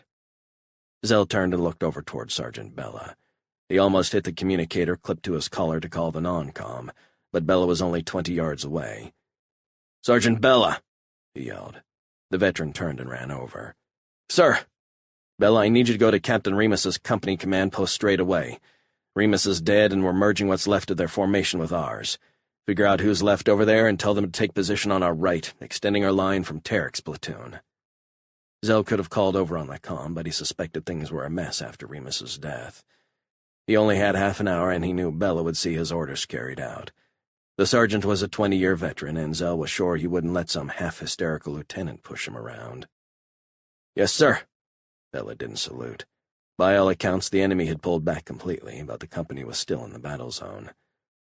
"Go, Sergeant, and if anybody gives you shit, call me immediately." Zell nodded. "Dismissed." Zell turned and looked out over his men. They were sitting on rocks, piles of debris, anything that got them off the wet, muddy ground. Most of them were still eating. It was the first real meal they'd had in 2 days, and the chance to eat something other than a nutrition bar was something veteran soldiers rarely passed up. He would have to get them up and organized for the attack soon, but for now he'd let them have another 15 minutes of rest, miserable reward though it was for what they'd been through. Then he would order them back into the line, and more of them would die. Blackhawk had his back pressed up against the cold stone wall. He pulled the release on his rifle, sending another spent cartridge flying across the room. He reached around his belt for his last one. He'd stopped trying to get an accurate count of the enemy soldiers bunched up in the hallway. He'd taken down 8, but more had come, and they were stacked up behind the corners of the passageway. His accurate fire had turned the connecting hallway into a death zone, and he'd managed to keep his attackers at bay. But he was almost out of ammo now, and he knew they'd rush him as soon as he emptied the last magazine. The captain had almost called the others, but he still didn't know the king was down here. For all he knew, he'd been given misinformation, sent into a trap in the bowels of the palace while the king sat laughing in bed. Maybe the others were closer. There was no point in dragging them down here, especially if it was a trap. He wasn't going to get his friends killed to save himself. He glanced around the corner, eyes focusing instantly on one of the enemy doing the same. His hands moved swiftly, and he fired a single shot. The target fell instantly, blood pouring from between his eyes. "That's 9, but I'd wager there are another 10 over there, maybe more." He glanced down at his rifle. "I need to make these shots count." He stood still, listening for any moves. He could hear his enemies talking among themselves, but he couldn't make out what they were saying. "They're discussing an attack with gas grenades. Apparently they are expecting further reinforcements, so armed momentarily." Blackhawk nodded. He wasn't sure exactly how Hans was able to use his own senses with greater effectiveness than his own brain, but he couldn't question something he'd seen hundreds of times, either. "I would suggest that time is not your ally at present." "When has it ever been for me? Any idea what I should do about it?" "Your options seem limited at present. If you are unwilling to call for aid, I am unable to devise an alternate exit strategy." "If I call any of the crew, they will come, and they'll just get stuck down here with me. No. We either get out of this ourselves or we don't." "Your attitude is courageous, at least within the computational range of my limited understanding of human emotions and motivations, but your parameters severely restrict your options. Our options, as you acknowledge with your use of the pronoun we." Blackhawk's head snapped around. There was a burst of fire, and the sound was coming from a distance. "That is a 50mm autocannon. Correction, 2 autocannons." The twins. He hadn't called them, but they were coming anyway. Now he could hear return fire, just a few guns, and the sound was sporadic. The cracks of the assault rifles sounded almost like children's toys next to the loud bang of the big automatic weapons. He felt a rush of adrenaline, and he gave himself up to instinct again, taking a deep breath and spinning around the corner, racing down the hallway. There were bodies all over, the men he'd killed and another pile at the intersection. The newer corpses were almost torn to shreds by the heavy projectiles from the autocannons. Tark came down the hallway, firing as he ran. "Glad to see you in one piece, Cap," he said as he passed by Blackhawk, pursuing the last of the guards as they fled down the hall. Tarnan came up behind his brother. He'd slung the autocannon back over his shoulder and drawn his massive claymore. The blade was polished steel, over a meter long, and it was thick and heavy. Blackhawk had lifted the thing before, and he'd have bet it weighed 15 kilos, maybe more. He could see the muscles flexed in Tarnan's massive arm as he held the terrible weapon, ready to strike. "We figured you could use some backup, Captain." The giant stood in the intersection, surrounded by bodies. "You figured right, my friend." He had wanted to call the twins and get them trapped with him, but sometimes he forgot just what a pair of true killing machines they were. They'd cleared the enemy position in less than a minute, obliterating everyone in sight. Tark returned a few seconds later, having blown the last of the fleeing guards into bloody chunks. "Thanks for the assist, guys." Blackhawk held his elation in check. He knew more enemy soldiers would come, and they were far from out of the woods yet, but things were looking better than they had a few minutes before. "We need to get this door open." He pulled out the card he'd taken earlier, but the plate around the slot was riddled with bullet holes. He slid the card in anyway, just to be sure, but nothing happened. "Shit," he muttered, jamming it in again, as much out of frustration as expectation it would work. "Step back, sir." He felt Tark's huge hand on his shoulder, gently pulling him to the side. The giant aimed the heavy autocannon where the door met the locking mechanism, and he opened fire. The heavy slugs tore the plate apart and pounded huge dents in the metal door itself. After a few seconds of fire, Tark turned toward his brother and nodded. Then he hurled himself at the stricken door. The entire room shook as his massive weight slammed into the straining iron. The door rattled and almost gave way, the broken remnants of the lock almost breaking. But it held, barely. He took a deep breath and pulled back, throwing himself once again at the door, even harder than the first time. The metal groaned for an instant before the lock shattered and the door slammed open. Tark went tumbling through the now open portal, landing hard on the stone floor inside the room. Blackhawk ran in right behind. Tark's solution wasn't elegant, but Blackhawk couldn't argue with its effectiveness. "Are you okay?" he yelled as he hurried over to his crewman. "Yeah, Captain." Tark was picking himself up slowly. "Shoulder hurts a little, but no big deal." Tarnan had walked in behind the two, and he was facing to the side, holding his massive blade watchfully over a single man sitting on a bench. Blackhawk turned to face the prisoner.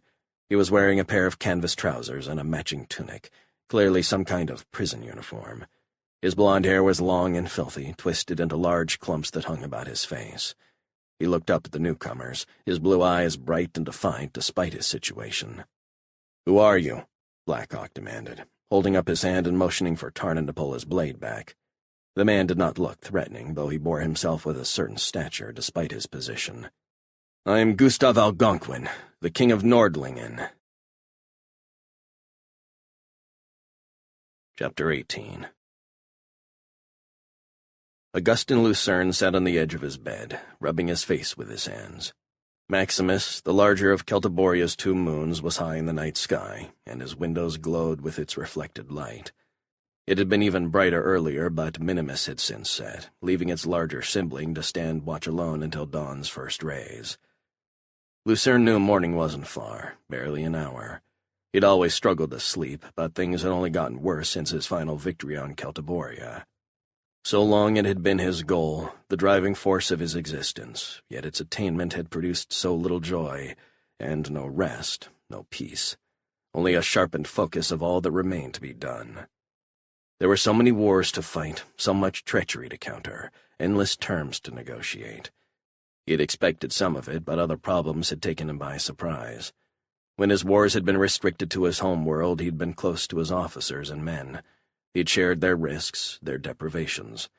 But now his armies were scattered across the light years of space. Their losses, their pain, were now reduced to words on an endless stream of reports. He hated the pointless luxury of the palace, despised the meetings, loathed the diplomats. He wished he could walk through the door, to lead his men in the field as he had for 3 decades. But duty was still his master, and it had taken him from the battlefield and cast him into the webs of ambassadors, politicians, and businessmen. Rest had always been elusive, but now it had become a forgotten dream. He'd slept some, 2 hours in total perhaps, though as usual it had been fitful and broken into short stretches. He was tired. Indeed, he'd never felt so worn, so used up, so old. Yet sleep still played its frustrating game with him. The worries weighed on him more even than usual. His armies had fought with their accustomed courage and success, but some of them had run into greater resistance than expected. He wasn't concerned about the final outcomes of those battles. He had every confidence his people would prevail. But he mourned the extra losses, thousands more dead soldiers than he'd anticipated, and he was troubled by the unknown. Someone was opposing him, interfering with his campaigns. He wasn't sure who it was, but he considered every reasonable option, and every one of them was bad news. Either one of his allies, one of the other primes, was conspiring against him, dangling support in his face as a distraction, while supporting his opponent secretly, or it was the Empire. He found it disillusioning, though not really surprising, that one of the primes would stab him in the back, despite assurances of solidarity. They were the strongest worlds in the far stars, and a successful confederation would foster sector-wide development. The lesser worlds would gain prosperity, and they would lose their dependence on the 6 great planets that dominated the economy of the far stars. He'd even wondered if it was Antilles. The economic powerhouse had the most to lose in terms of dominating commerce, but Lucerne had addressed that, offering Dunellen Lancaster and his planet the lead role in developing the lesser worlds. He'd given them a virtual license to steal, the price of their support. It made him sick to do it, but he'd long ago realized that sacrifices were essential to greater success. It didn't make it any easier to swallow. He was trying to free the far stars, not replace military dictators with economic ones. Perhaps his one comfort was that, as far as his intelligence had been able to confirm, none of the primes had the technology to produce the weapons his soldiers had faced. He obviously couldn't be 100% sure, but his gut told him it wasn't one of the primes, or even an alliance of several, which had his mind drifting back over and over to the same ominous thought. The Empire was trying to oppose the Confederation before it even took shape. He had always feared that the Empire would one day look again to the far stars and seek to bring its people under the Emperor's heel, and that was why he had started this war in the first place. But if the Empire had already begun its campaign before he was ready to stop it, Black Hawk will discover what is going on. He brought Astor back to me, and he will help me yet again. Lucerne rose slowly. Sleep was truly over for the night, that much was clear to him. He walked across the room to the large table in the corner. It was the field desk he'd used on campaign, and now it was set up in his room, an odd sight amid the splendor of the great palace. He had a massive office elsewhere in the building, surrounded by attendants and support staff, but he did much of his work here. He had acceded to the demands of his position in almost every area of his life, but he'd made one concession to himself. In his inner sanctum, the room where he slept, where he worked when he needed solitude, all but a few close associates were banned. When he toiled in his refuge or took a meal as he worked at the old field desk, only men who had served with him in his wars attended his needs. It was the last special relationship he had with them. Ambassadors and political hacks had claimed much of his time, but he had reserved at least some of his moments for those who truly mattered to him. He punched a small button on the table, and his screen came to life. Another report from General DeMark. Black Hawk had arrived on Nordlingen. He had been too late on Rykara. Whoever was behind the intervention there had already covered his tracks. Lucerne tried to imagine what his enemies had said to the feuding nobles to convince them to cast aside their arguments and join against the Celtiborians. It was a war they could never have won, even with the advanced weaponry their backers provided. It doesn't really matter, I guess. They were always pawns in the struggle, useful but expendable, but they'd listened to lies and they'd paid the price. The battle in Nordlingen was still raging, though, and those in command would still be there, directing their armies. Perhaps Black Hawk would have more luck there. He looked back at the report, and read about Black Hawk's plan. Lucerne reread the passage 3 times, and he stared at the screen in disbelief.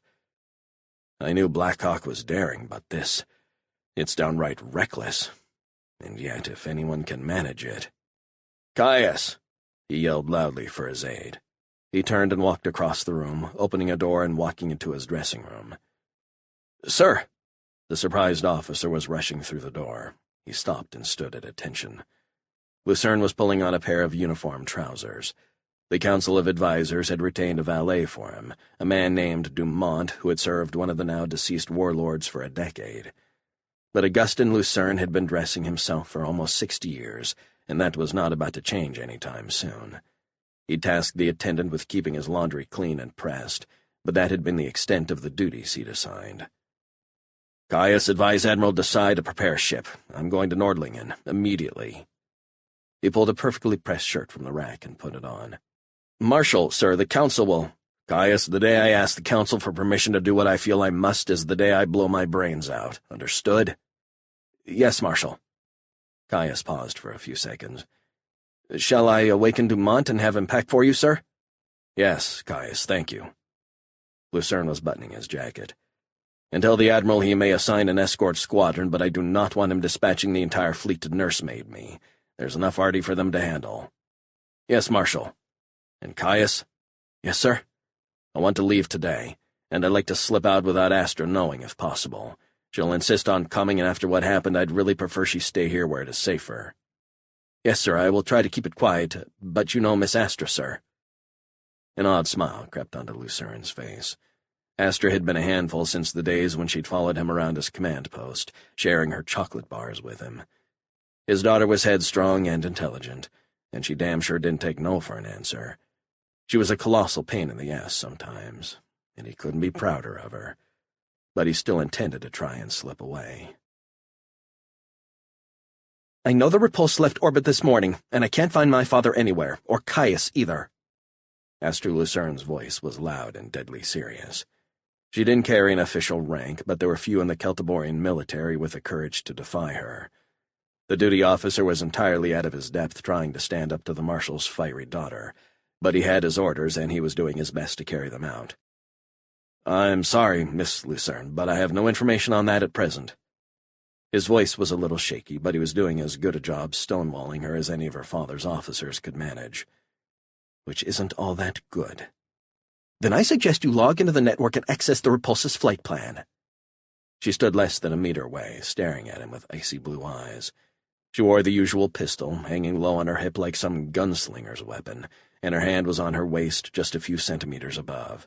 Everyone in the army knew she was a crack shot. The officer took a step back, but he just repeated what he had already said. "I'm sorry, but I'm not authorized to release that information at this time." His nerves were clearly strained. Still he stood his ground. Astra held her stare. She wasn't about to shoot one of her father's officers or even threaten one at gunpoint. She'd done that to Lucas Lancaster on the Claw, but that had been an extraordinary circumstance, and Ark's life had been on the line. And even Lucas had been sure she wouldn't really shoot him, just like the officer standing in front of her now knew she wouldn't. "Ugh!" she yelled, voicing her frustration. She knew she couldn't get too angry with the officer for following her father's orders, but that didn't mean she couldn't be angry at all. She turned and stormed out of the command center and into the hallway. Where the hell did he go? She knew why her father had slipped away. He'd been doting on her ever since Blackhawk had brought her home. She couldn't get too angry with him either. After all, she had been kidnapped and taken away to a lawless backwater on the edge of civilization. If it hadn't been for Blackhawk, she might have died there or spent the rest of her life as a captive. She knew her father loved her, and she couldn't begin to imagine how worried and scared he'd been while she was gone. I get all that, and couldn't care less. She couldn't live that way. It's just not how she was wired. Astra Lucerne was her father's daughter in more ways than one. She didn't hide from her enemies, she faced them head-on, and she didn't cower under guard from danger. No matter how much her father, or Blackhawk for that matter, tried to protect her from the realities of the world. And that's where the frustration really came from. She had two of the strongest, most dangerous men in the far stars trying to protect her and keep her safe. She loved them both, but she had no intention of letting either one of them get away with it. They were both off somewhere again, probably getting themselves into trouble, and she'd be damned if she was going to stay behind under lock and key, while the two people she loved most in the world were in danger. She was walking down the corridor back toward the suite of offices she shared with Elise. She was going to find out where her father went if she had to hack into the main data system to find out, and then by Chrono she was going to follow him if she had to steal a ship to do it. because wherever he went, I bet 1,000,000 crowns I find Blackhawk there too. Chapter 19.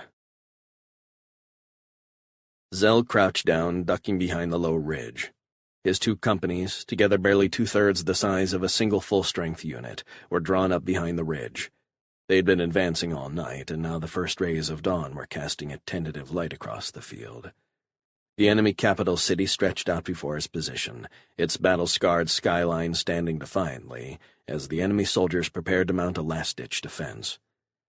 The Nordlingeners had been trying to break off since the previous night, but Zell's people and the rest of the Celtiborian army had been pushing hard, keeping them engaged, staying on their heels all the way back to the city and denying them the chance to regroup. The Celtiborians were exhausted, and their losses had been brutal, but they could taste victory. "Captain Zell, are your people ready?" It was Colonel Martin on the comm. "Yes, sir." Zell slipped forward, lying flat on the half-frozen ground and staring cautiously over the ridge. "We've just been resupplied and we're ready to advance." Ready was a relative term. His people were tired and hungry and cold, but they knew winning battles was mostly a matter of timing. They had the enemy on the run. If they let the Nordlingeners reorganize, thousands more of their comrades would die in attacks against a resupplied and entrenched enemy. If they pushed themselves now, tapped into that inner power that had won them so many battles before, they could end it. "Okay, Captain, your people are opposite the royal sector. When we advance, I want you to slice through the enemy lines and head straight for the palace. Don't worry about your flanks. Benz and Altavon are covering your advance." "Understood, Colonel." "We'll be attacking in half an hour, Captain, so if you hurry, there should be time to get a quick meal for your men." "I'll see to it, sir." That was the least they deserved. "And, Captain?" There was a hint of hesitancy in Martin's usually assured voice. "Sir?" "Try not to take the palace apart when you attack. I have word from HQ." The colonel paused. "Apparently, Arkwin Blackhawk and his people are in there on some kind of mission for Marshal Lucerne." "Fuck. How am I supposed to take the palace without wasting whoever is in there?" Zell had never met Blackhawk, but he knew the adventurer was one of the Marshal's closest comrades, and from what he'd heard, the captain of Wolfsclaw had long been a friend of the entire Celtiborian army. "Understood, sir. We'll be careful. Zell out." He took a deep breath and hit the comm unit on his collar. "Sergeant Havers, we've got about half an hour before the attack now. Let's make good use of it. Get a quick breakfast going." Katerina slipped down the hall swiftly, silently, with Shira right behind. The main power was still out, but the backup systems were engaged.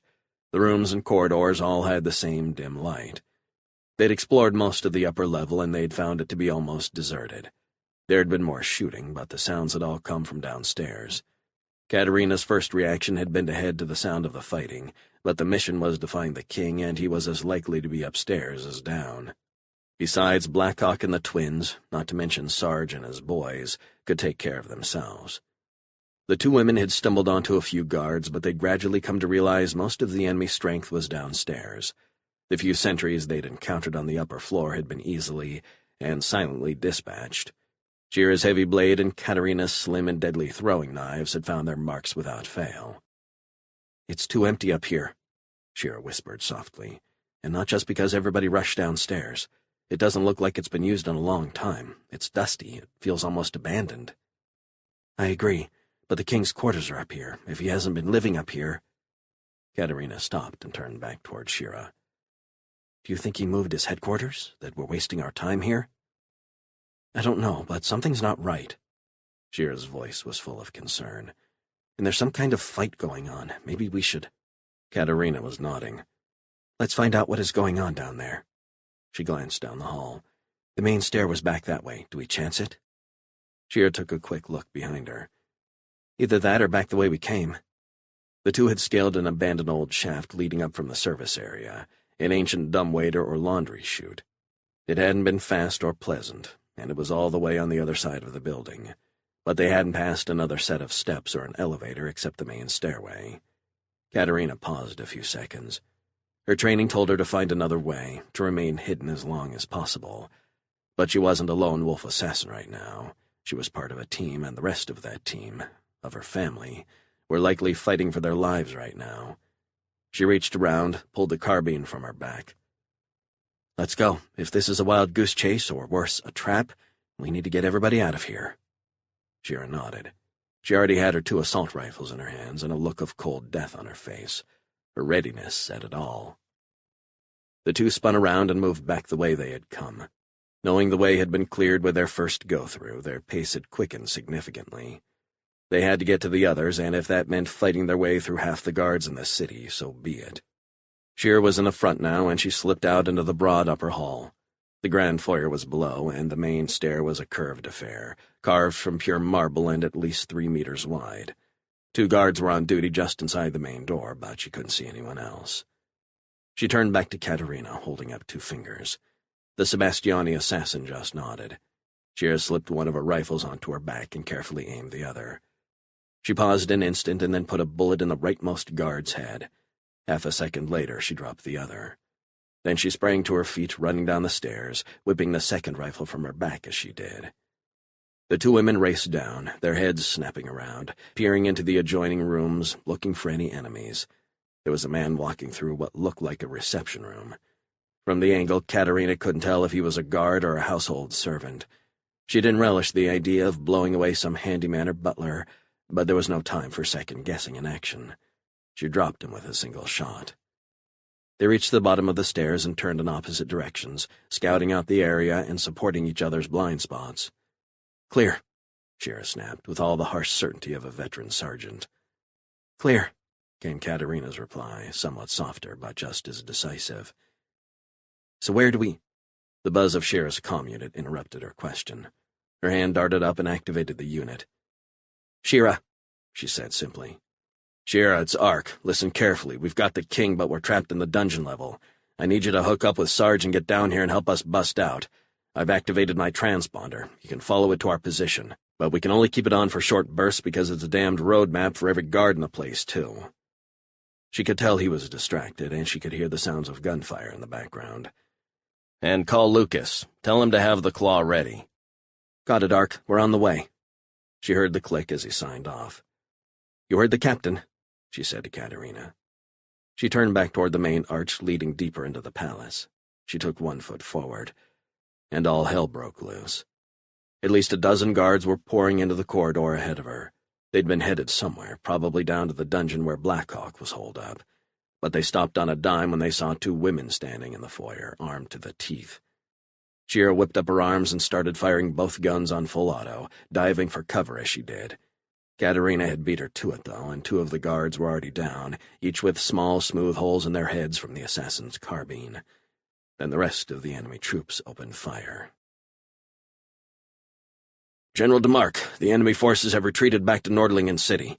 They have assumed defensive positions around the perimeter of the urban area, and Colonel Martin is spearheading the final assault." Varn's voice was hoarse, but it was loud and clear, too. The aide had been at his post since the attack began over 36 hours before. Everyone in the command post had. The soldiers in the field had been fighting that long, and DeMark would be damned if any of his support staff would do less than the troopers advancing against enemy fire. He knew every one of his people agreed. "Any word from Blackhawk or Wolf's Claw?" Varn sighed softly. "No, sir." He hesitated a few seconds, then added, "But Wolf's Claw wouldn't break radio silence until they got Blackhawk's signal anyway." DeMark knew that was true, but he also knew they should have gotten that signal by now. He didn't think it would help anything to say it out loud, though. They'd all expected to hear something from Blackhawk sooner than this, and his hope faded with every passing minute. "Advise Colonel Martin to exert extreme caution if his people reach the palace." Blackhawk might have taken 1 risk too many and finally gotten himself killed, but DeMark was damned if it would be his friendly fire that took down the legendary adventurer. "I already forwarded that directive, sir." "Well, send it again," DeMark roared. He knew he was just working through his own frustration. He'd heard Varn warn Martin twice already, and he was well aware his men only needed to receive an order once. But he felt helpless being stuck in his command post while his men were fighting and Blackhawk and his people were missing behind enemy lines. Raphaelis DeMark was a combat soldier, and in his heart he longed to be in the field with his men. But he was also the commander of the entire expeditionary force, and his closest replacement was 14 light-years away. Rank has its privileges, and its shackles. "Message confirmed, General." Varn's confirmation was crisp. DeMarc's eyes drifted down to the small screen on his workstation. He pulled up the list of units held in reserve. It was a pointless exercise. He knew exactly what the screen would show him, but he confirmed it nevertheless. He'd committed every fresh formation but one, the 48th Regiment. It was positioned 10 kilometers behind the line, loaded up on the last of his trucks and waiting for the order to move forward. He'd waited, keeping them back while the men strained at the leash to reinforce their comrades. Marshal Lucerne was the greatest military genius in the Far Stars, and he had taught his officers well.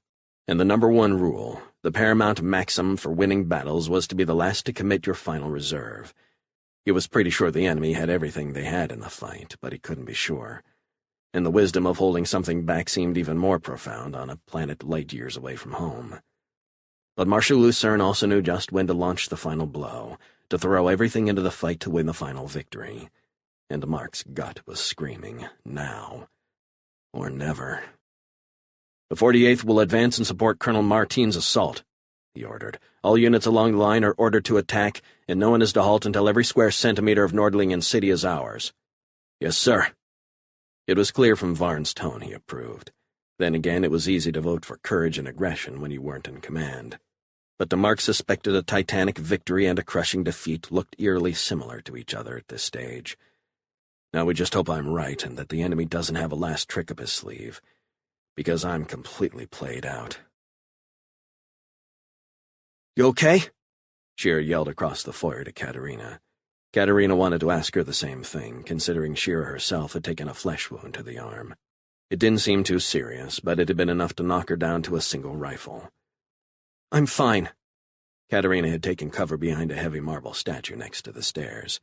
She glanced across to Shearer, who had ducked behind the doorway leading to a small drawing room. The two had been much quicker to react than the surprised guards, and they'd taken most of them down in the first seconds, before the soldiers regained their composure and reacted. By then, Shearer and Katerina had gone behind cover, firing all the while. The problem was, while there were only 4 guards left by the time they too had gotten out of the line of fire, and 2 of those were down now, another 4 had arrived since. "We can't stay here. My ammo's running low and they'll just get more support," Shearer yelled to her comrade, her deep voice loud and clear even over the din of battle. "Agreed." Katerina didn't look like the tough customer Shearer often did, but that was pure illusion. Katerina Venturi was the most relentless killing machine on the Claw, save possibly for Blackhawk. "Be ready in 3. She reached behind her and pulled a grenade from her belt. It wasn't the usual light frag model. It was a high-powered incendiary, normally used on a field, not on the confines of a building. Screw it. She was done with being pinned down and helpless. 2.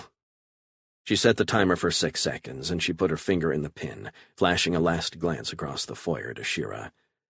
1. Get down. She pulled the pin and threw the grenade hard through the archway. It landed deep into the room, well behind the guards. "Be ready to go," she shouted to Shearer, and she slipped back behind the statue. She counted down in her head. 3, 2, 1. The explosion shook the entire palace, and a jet of flame billowed into the foyer, blowing the front door out and bringing a chunk of the ceiling down. The heat was almost unbearable, and the rooms around them were on fire, everything flammable burning fiercely.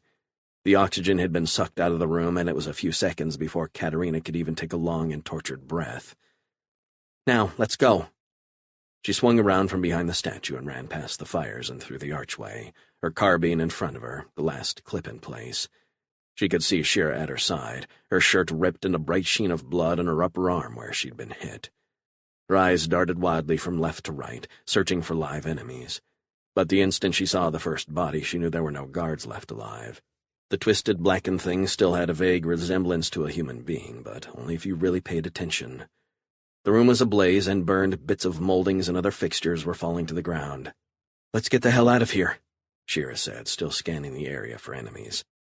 "According to the last transponder reading, Ark and the twins are on the lower level and somewhere to the right of us. We'll have to wait until they signal again to get a more precise reading." Katerina nodded and turned down the hallway. "All we need to do is find a way down there, then." "Already on it. Sarge?" she said into her comms. "Shearer here. Do you read me?" "I read you. What's going on? Sounded like an asteroid just hit the palace."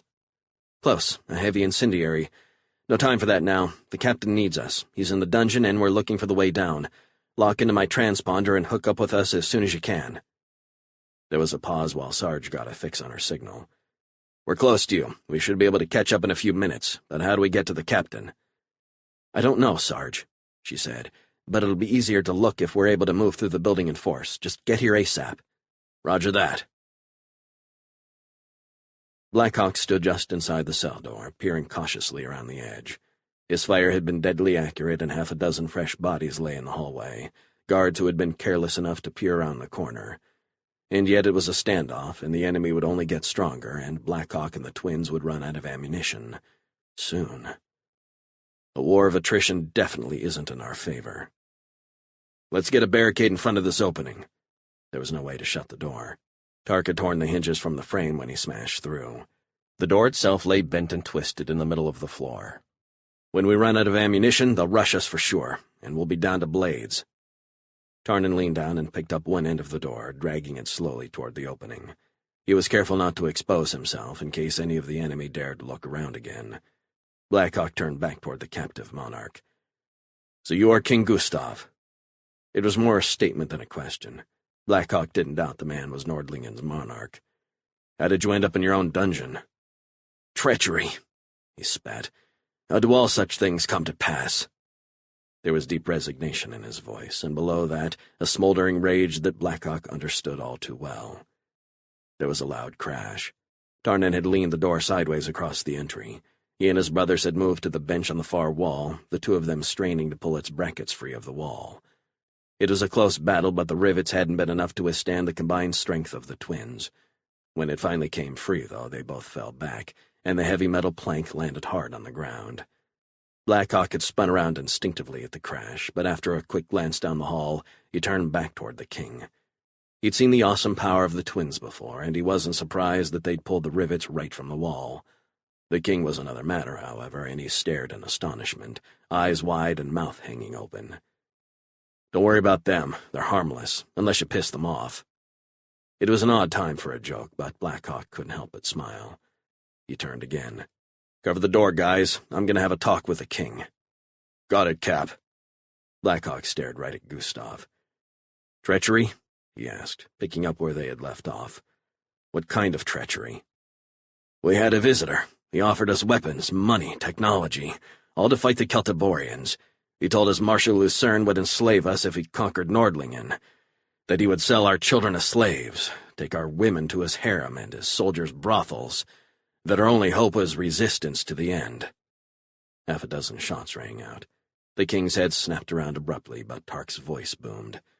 "One of the bastards showed his ugly face, boss. All taken care of. It's even uglier now." "You were saying?" Blackhawk stared at the king. "It's okay," he said, trying to reassure the king.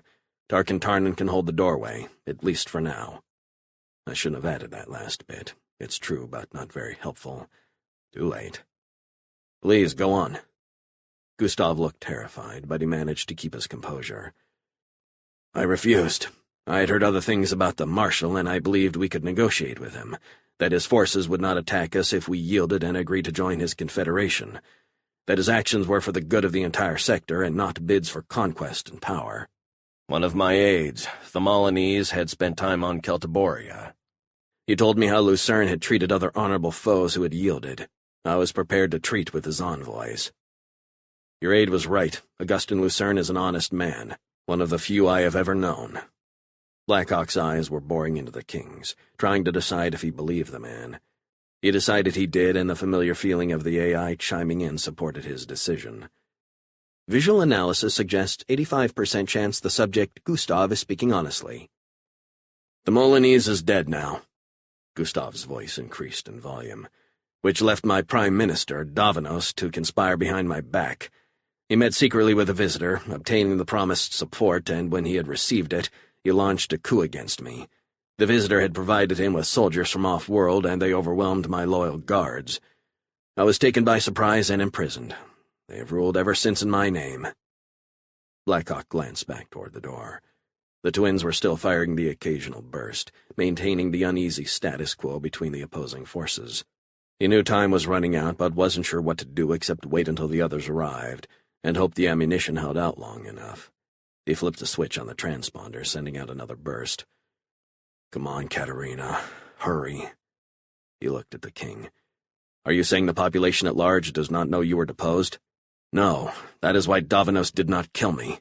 They have compelled me to appear for broadcast to make the people and the army believe I am commanding them to battle." His voice had a sharp edge, and Blackhawk could see that his fists were clenched. Gustav stared at Blackhawk. "They drugged me, and they used the computers to synthesize my voice." He slammed his fist down onto the bench. "I would never have cooperated with them. Never. I would have died first."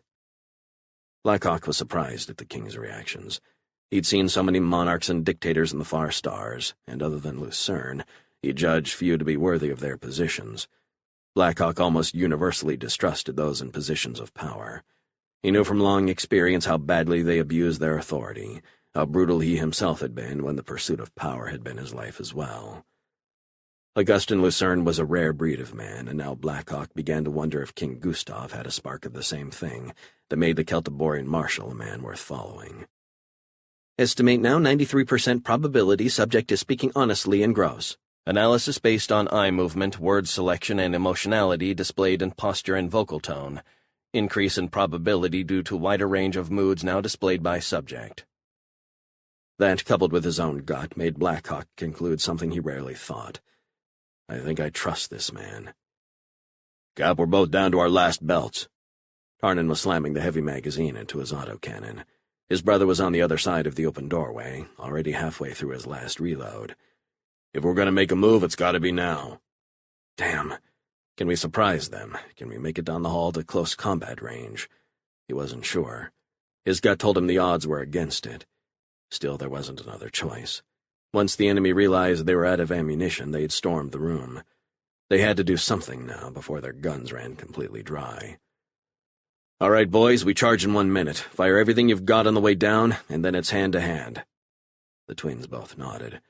"Yes, Captain," they said almost in perfect unison. Blackhawk turned back toward the king. "I'm sorry we couldn't arrange a better rescue, but this is your chance for freedom. You can stay in here, too. They will probably spare you, at least for now." Gustav got up slowly. "I am with you." Blackhawk felt a rush of respect for the monarch. "We haven't been properly introduced. I'm Arkarin Blackhawk, commander of the vessel Wolf's Claw, and an emissary of Marshal Augustin Lucerne." "It is my pleasure, Captain Blackhawk." The king extended his hand.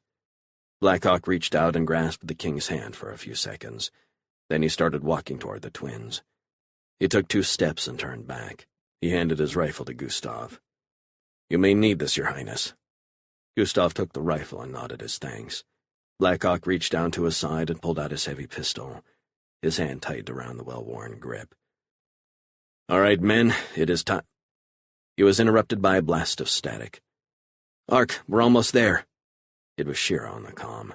An instant later, the sound of gunfire erupted in the corridors. Blackhawk smiled.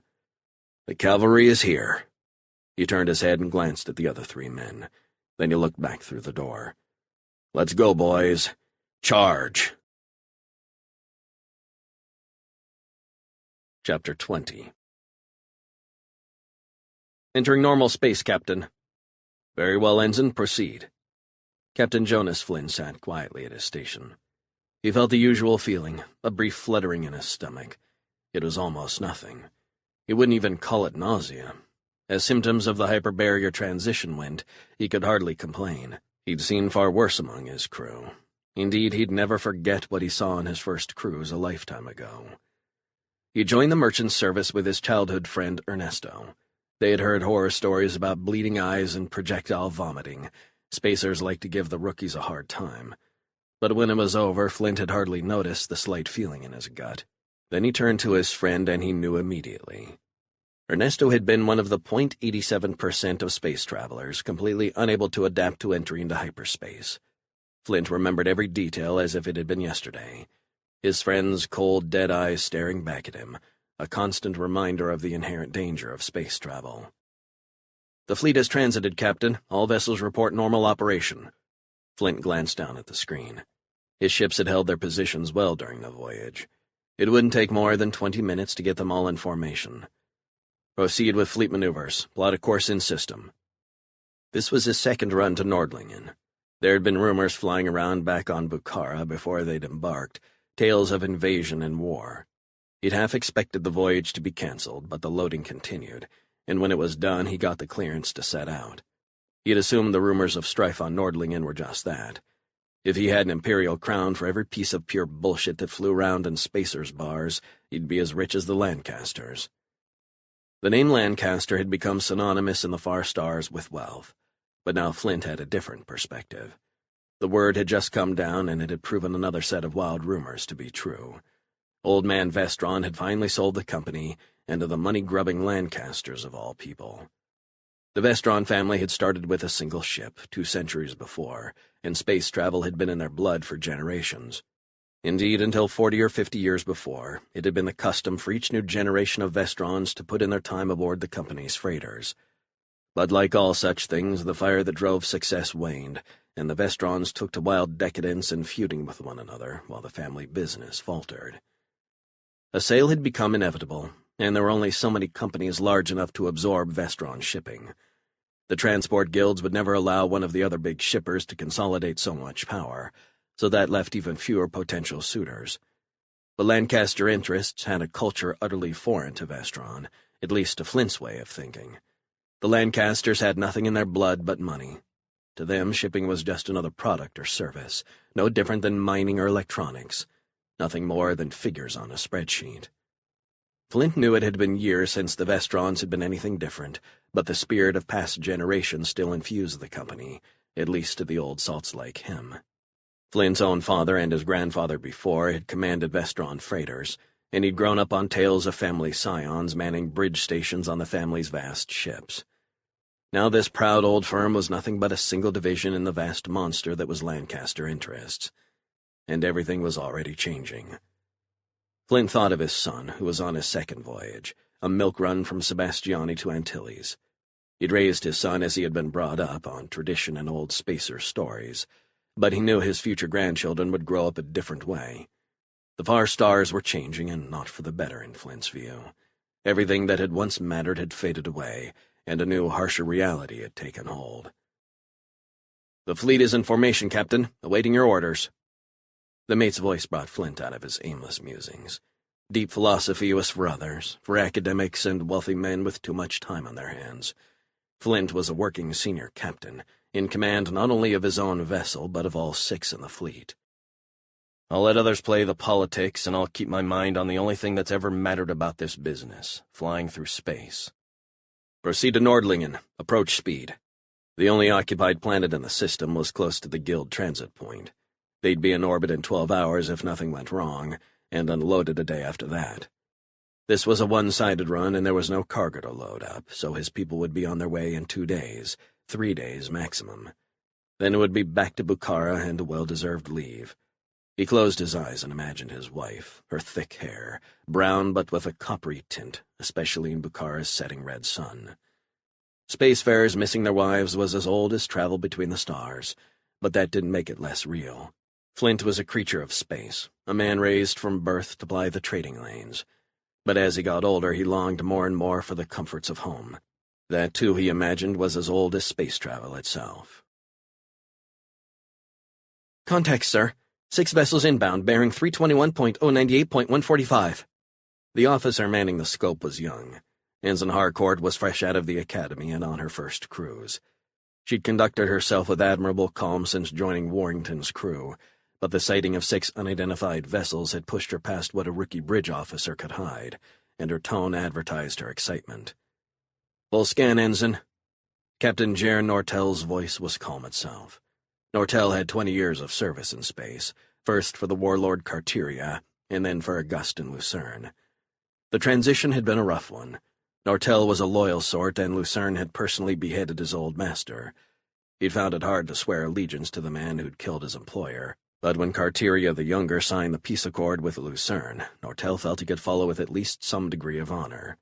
It had taken him years to realize he'd served a monster, and that fortune had finally smiled on him and brought forth a leader he could respect and obey with all his heart. "They appear to be freighters, Captain. They're broadcasting Vestron shipping credentials." Nortel frowned. "Who doesn't know we've blockaded Nordlingen?" He took a deep breath. Ensign, report the contacts to Commodore Jardanes immediately, and set up a comm channel with the lead vessel. Yes, sir. Harcourt looked down at her controls, forwarding the scanner data to Jardane's flagship. Nortel sighed. Constellation was almost 5 light minutes distant, so it would be at least 10 minutes before the fleet commander was able to respond. Until then, Nortel was in command of the situation and of any diplomatic repercussions. For all practical purposes, he was the personal representative of Marshal Lucerne, at least for a few minutes. Diplomacy isn't really my strong suit, but let's give it a try. I have an active channel, sir. He reached down and pressed the button to activate his comlink. Attention incoming spacecraft. This is Captain Nortel commanding the Celtiborian naval vessel Warrington. The planet Nordlingen has been declared a war zone and all traffic in and out is forbidden. Vessels entering this system without authorization are subject to search and seizure. You are instructed to cut your engines and prepare to be boarded. Warrington, this is Captain Jonas Flint. Captain Nortel, my vessels are guild-bonded transports sailing under the flag of Vestron Shipping. We are not hostiles and we have no involvement in any battles currently taking place. I invoke guild rights and refuse any boarding of my vessels. Nortel paused. He didn't want to explain to the Commodore, or Krona forbid, the Marshal, why he'd picked a fight with the trading guilds. But he wanted even less to explain why he hadn't followed his orders, and those were clear. I'm sorry, Captain Flint. I understand your position, but your vessels have entered the proscribed zone. Guild protection does not supersede the rights of combatants in a war zone. I have no choice but to conduct a full inspection of your cargo, after which, if no contraband is found, you will be allowed to leave the system freely. Nortel hit the button, muting the comm line. He looked over at Harcourt. Bring the ship to general quarters, Ensign. Yes, sir. Nortel nodded and reactivated the comm. Must object, Captain Nortel, his counterpart was saying. My personnel have no part in this conflict, and I insist you allow us to proceed with our bonded delivery. I'm afraid that is impossible, Captain Flint. The only option is for your vessels to comply with blockade protocols and submit to a full inspection. He paused. If you refuse, I must advise you that we will regrettably be forced to open fire to prevent either your approach to the planet or any attempt to flee the system. This is an outrage, Captain. My vessels are not combatants and— Captain, Nortel interrupted, you may file a complaint with your guild or directly with the Celtiborian government if you wish, but the fact remains that I am operating under wartime rules and strict blockade protocols. I do not wish to see any of your personnel needlessly injured, so I will repeat my demand that your vessels cut power and submit to immediate boarding.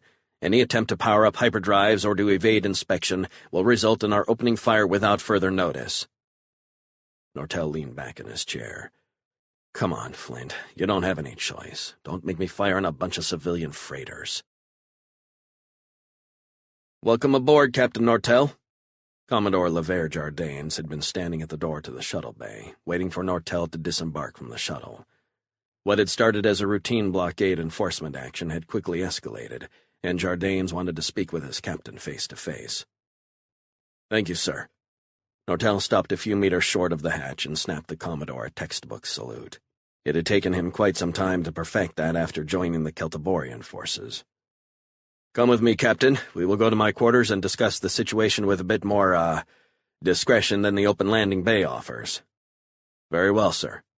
Nortel slipped in alongside Jardanes and followed the Commodore down the hall into the lift. I understand you originally served with Carteria before transferring your allegiance to the Marshal. Nortel hesitated, uncertain if his loyalty was being questioned. It has been some time since I accepted Marshal Lucerne's commission, Commodore. Jardanes suppressed a small laugh as he punched at the lift controls. Please, Captain, I meant no offense. Indeed, all of us have served other masters before, or most at least. Marshal Lucerne began his ascent to power from the Northern Highlands, an area not known for its interplanetary dealings. As a practical matter, the veterans in the Celtiborian Navy all served one or more of the old warlords. Nortel felt foolish. He realized Jardanes was making trivial conversation until they were alone, not hurling veiled insults. Nortel knew he still had some sensitivity about his past. He had served an evil man, and he hadn't fully realized that until he transferred his allegiance to a worthy leader. Truth be told, he was ashamed of his days in Carteria's navy. I understand, sir. Of course. Yes, my prior service was to Carteria. After his final defeat, I swore my service to the Marshal along with Carteria the Younger, and I received my commission in his own navy. He glanced up at the Commodore. Might I inquire as to your prior service, sir? Of course, Captain. I was originally commissioned in the fleet of Beligar in the Red. The Commodore offered his subordinate a passing smile. So you see, my old master was no less a bloodthirsty monster than yours, it would seem. He paused a few seconds. We choose our masters to the extent fortune allows, Jaren, and even good men serve evil masters. Until Marshal Lucerne managed to break the old system, I'd venture there were few of the warlords who were not fiends in one way or another. Nortel nodded. So it would seem, sir. Thank Krona the fates brought us Marshal Lucerne. Jardanes walked out of the elevator, turning left into a long hallway. Thank Chrono indeed, Jaren. Augustin Lucerne is a noble man. I would wager my last breath on it. He stopped and turned, waving his hand over the entry sensor. The door slid open and he gestured for Nortel to walk inside. Thank you, sir. Nortel tried to focus on his commanding officer, but he'd never been in the quarters of a flag rank officer, and he couldn't help but steal a quick look around. Please sit, Jaren. Jardanes gestured toward a large sofa in the middle of the room. Can I offer you anything? Coffee? Water? Nortel was about to decline when he realized how dry his throat was. Just some water, sir, if it's not too much trouble. Not at all, Captain. He reached over and pressed a button on the comm unit. Hanson, a pitcher of ice water, please. Nortel couldn't hear the orderly on the other side of the comm, but Jardanes added, No, nothing else. The Commodore moved to close the line, but then he added, And Hanson, tell them this time that ice means cold. If they send me another batch of tepid water, so help me I will have the entire kitchen staff on the hull cleaning particulate matter from the scanning array. Jardanes turned to face his guest, taking a seat in a large chair opposite Nortel. I wanted to wait until we were alone to discuss this matter. He stared at Nortel. You know, of course, that the cargo your personnel found on the convoy consisted of contraband weapons. Jardanes paused and gazed over at the captain. To be specific, Imperial weapons. Nortel stared back wordlessly for a few seconds. He knew Marshal Lucerne's Far Stars Confederation was intended to balance out the power of the Empire, but throughout his life, Imperial strength and brutality had always been somewhat of a theoretical fear, one consisting more of old stories and less of actual guns stacked up in the holds of ships. Are you sure, sir? I could tell the weapons were highly advanced, but Imperial? So I've been told, Captain, by no less than General DeMarc, whose men have been facing enemy soldiers armed with this type of ordnance. Jardanes sat quietly for a few seconds. Captain, I'm going to get right to the point. General DeMarc has ordered your ship interned, cut off from all communication with other fleet units. Jardanes could see the confused look on Nortel's face, turning quickly toward defensiveness. Sir, I can assure you that my entire crew— You needn't continue, Captain. General DeMarc asked me to meet with you specifically to address the reasons for his decision, though I would have done so on my own even if he hadn't. He gave Nortel a weak smile. Captain, your crew behaved with exemplary conduct and efficiency, and indeed, I have put you and your people up for a commendation. He sighed. However, for reasons I cannot disclose, indeed to which I myself am not entirely privy, secrecy regarding the contents of the freighters you captured has been deemed of vital importance. Therefore, your ship will proceed immediately to Celtiboria, with the interned freighter crews accompanying you in the transport Ulcindra. You will maintain complete communication silence until you arrive home, at which time you will follow the directions provided by Fleet Command. Understood, sir. Nortel was still confused, but he knew how to obey orders. He sat for a few moments as the door slid open and the steward brought in the water, setting a glass in front of him. He cued off Jardanes and stayed silent until the attendant had walked back through the door. Commodore? Yes, Captain. Does this mean the Marshal was right all along, that the Empire is planning a move against the Far Stars? Jardanes let out a long sigh. I don't know, Jaren. I just don't know. A short pause. But I'm not willing to bet against Marshal Lucerne being right. Are you? Chapter 21. Blackhawk had pulled out his sword and was moving down the corridor even as his shout continued to echo in the king's small cell. The twins were right behind him, with King Gustav bringing up the rear. There was a wild gun battle raging in the hall, running perpendicular to his position. The fire was much heavier from the left, where he knew his people were advancing. The surviving enemy guards were to the right, and the volume of their shooting was rapidly falling off. "Shira, hold your fire!" he shouted. "It's time to finish this." And to do what he had planned, he needed a live prisoner. "Got it, Ark." Her response was clipped. Clearly she knew what Blackhawk had in mind, and she didn't like it. He whipped around the corner, bending his knees and sinking low to the ground as he did. He could hear the enemy shots ripping by, but they went high over his head. His eyes quickly scanned the remaining enemy fighters. There were 3 guards, each with assault rifles in their hands, and a 4th man standing behind with no apparent weapon. He guessed that was the commander, and he decided to take him alive if possible. He felt the battle trance taking him, and the strange sensation of time slowing was upon him again. It was as if his enemies moved in slow motion. His pistol recoiled hard as he fired, taking the first guard in the head. The man began to fall, but Blackhawk's attention had already shifted to the second target. His arm moved almost involuntarily, whipping his weapon around. The soldier was moving himself, bringing his rifle to bear on Blackhawk, but he was already too late. The deadly pistol fired again and again. The guard fell back, his chest blown almost to shreds by the heavy rounds. 2 down. Blackhawk's eyes were on the 3rd guard. He brought his pistol around, but now he was too late.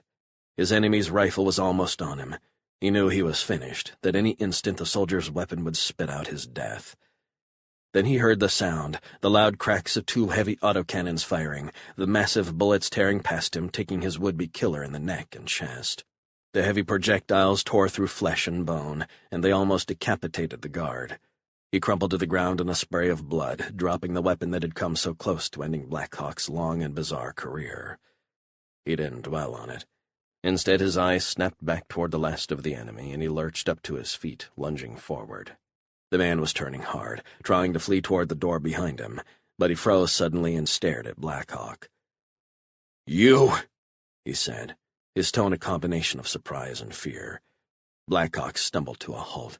The hazy image in his mind crystallized, and he recognized the man almost immediately, though it had been over 20 years since he'd last seen him. He felt his stomach clench, and suddenly his mind was fighting back a wave of memories, recollections he'd fought for 2 decades to forget. "Shira!" he shouted. "Get everybody out of here, now!" "Captain, get outside and call Lucas to bring down the claw and get the king to General DeMark. Don't wait for me, I'll get back myself." Shira was staring down the hallway, a startled expression on her face. "And leave you behind, Ark? We can't—" "Not now, Shira, just follow my orders." He never addressed any of his crew so harshly, but he had no time to explain now. Shira hesitated, but then she turned to the others. "You heard the captain. Let's move." It was clear she wasn't happy with the course of action. "I don't care what you feel about the order, Shira, just follow it." Blackhawk turned back to the mysterious figure, but suddenly the corridor was filled with a thick gray cloud. Fuck, smoke grenade. The billowing black cloud spread throughout the hallway. Blackhawk couldn't see more than a few centimeters, but he could feel the movement of the air, and he knew the man had run. "Get back to the claw, all of you!" Blackhawk screamed once more to his stunned crew, and then he was gone, chasing the mysterious enemy down the corridor. "DeMark's people are in the city. It looks like the Nordlingener lines are breaking." Lucas was staring into his scope. Between the thrusters and the field, he had little of the claw's tremendous power available for other uses, but he committed some of the small surplus to running the scanner suite on low power. Operating in a planet's low atmosphere created a number of challenges: the thrust requirement to offset gravity, the friction from flying in the air, the precision of flying so close to the ground. But there were a few benefits, too. It took a lot less power to scan targets a few kilometers away than it did to track enemy ships in the vast distances of space. Ace was leaning back in his chair with his eyes closed. He felt like shit, and he was so lightheaded he felt like he'd fall out of his chair any minute. But he wasn't about to admit that to Lucas, or anyone else. If he couldn't be down in the palace with the others, this was where he belonged, and it was where he was going to stay until everyone was safely back aboard. "I'm not surprised. I wouldn't call the Nordlingeners wogs, not exactly, but they were never going to beat Lucerne's veterans, no matter what kind of weapons they had." Lucas nodded. "No, I don't—" He was interrupted by Shira's voice blasting through the comm. "Lucas, we're coming out of the palace now, southeast corner. We've picked up more enemies. They're behind us, and it looks like we've got some outside waiting for us, too." Ace shook his head, trying to clear his thoughts. It's time, he thought, exerting all his mental energy to focus his foggy mind. He reached into his pocket and grabbed one of the stims he'd stashed there, popping it into his mouth as he activated the needle gun controls. The effect was almost immediate, like a rush of adrenaline. He felt the fatigue pushed back and a new alertness take hold. He knew it wouldn't last long, but hopefully he would only need it for a few minutes. "We're on the way, Shira. ETA 1 minute 30, Lucas said. "Stay alert. Ace is on the needle gun. We'll try to give your reception party something else to think about." "Acknowledged." Shira cut the line. "We're heading down, Ace. Make sure you're strapped in." "I heard you." The claw pitched almost immediately as Lucas put her into a steep dive. Seconds counted, and there was no time for a gentle descent. Ace brought up the needle gun's targeting system. It was simpler than the neural feed units in the two main turrets. Those targeting systems were state-of-the-art, and they provided a unique perspective to the gunner. The smaller needle weapon was fired from Ace's station on the bridge, and it was much lower tech. Then again, his targets here would be meters away, not half a light second. "Drop the field, Lucas. I need to charge the gun." With the thrusters and field running, there was no way the claw could power any of its weapons systems, even with its new reactors and conduits. "Sam!" Lucas yelled into the comm. "Dropping the field in 10 seconds. Activating the needle gun." "Acknowledged," came the reply. "Diverting power immediately to the needle gun firing system." Ace sat and listened, but he didn't say anything. Lucas and Sam worked seamlessly as a team, each in their own way coaxing a level of performance out of the claw that astounded everyone else. He knew intellectually Wolf's claw was an inanimate object, though he'd never managed to think of it quite that way. His connection to the old girl had always been a deep one, but that was nothing compared to Sam and Lucas. For them, the claw was an extension of their minds, their bodies. When the ship went into battle, the two of them almost merged with the vessel, becoming an integral part of it. He wished he could understand how they meshed so perfectly with the machine, but while he was a little jealous, he wasn't going to begrudge them in the slightest. Their connection had surely saved the entire crew more than once. He felt the same rush he always did when the claw went into a fight, but he couldn't help but feel something was missing. He turned around for a second, and his eyes stopped on the command chair. The claw felt empty, with most of her crew on the ground, and most of all, she was without her captain, the beating heart of her crew. Ace realized that put him in command, informally at least. Even Shira tended to accept his role as de facto executive officer, but now all he wanted to do was get Blackhawk back into the command chair as quickly as possible. "The field is down." It was Sam's voice on the comm. "Ace shall have power to the needle gun in 8 seconds. "Got it, Sam." Ace turned and looked across the bridge. "We're detectable, Lucas. Keep an eye on your scope." "You mean do my job?" "Smart ass. Just filling in for you while you're taking on the responsibility of command. All clear so far." A pause. "Better get your targeting online. I've got a cluster of troops out behind the palace. I think we're going to need a clear path for the others." "You think?" Ace growled, and he could hear Lucas laugh. That was all the encouragement Ace needed. He was back in his element. As good-natured as Ace was around his comrades, there was a bloodthirsty side to him. Blackhawk, Katerina, and Shira shared it, and they understood. The others were fighters through and through, but they didn't understand the primal rush from the kill the way their more aggressive comrades did. Ace only fought against those seeking to harm his friends, and against them he had not the slightest shred of mercy. He stared into the targeting scope. He counted at least 35 troops running around. They were taking position, most likely waiting for Shira and the others. They were there to kill his friends. "That's not gonna happen, motherfuckers." "I've got him," he said to Lucas. He smiled and pulled the trigger.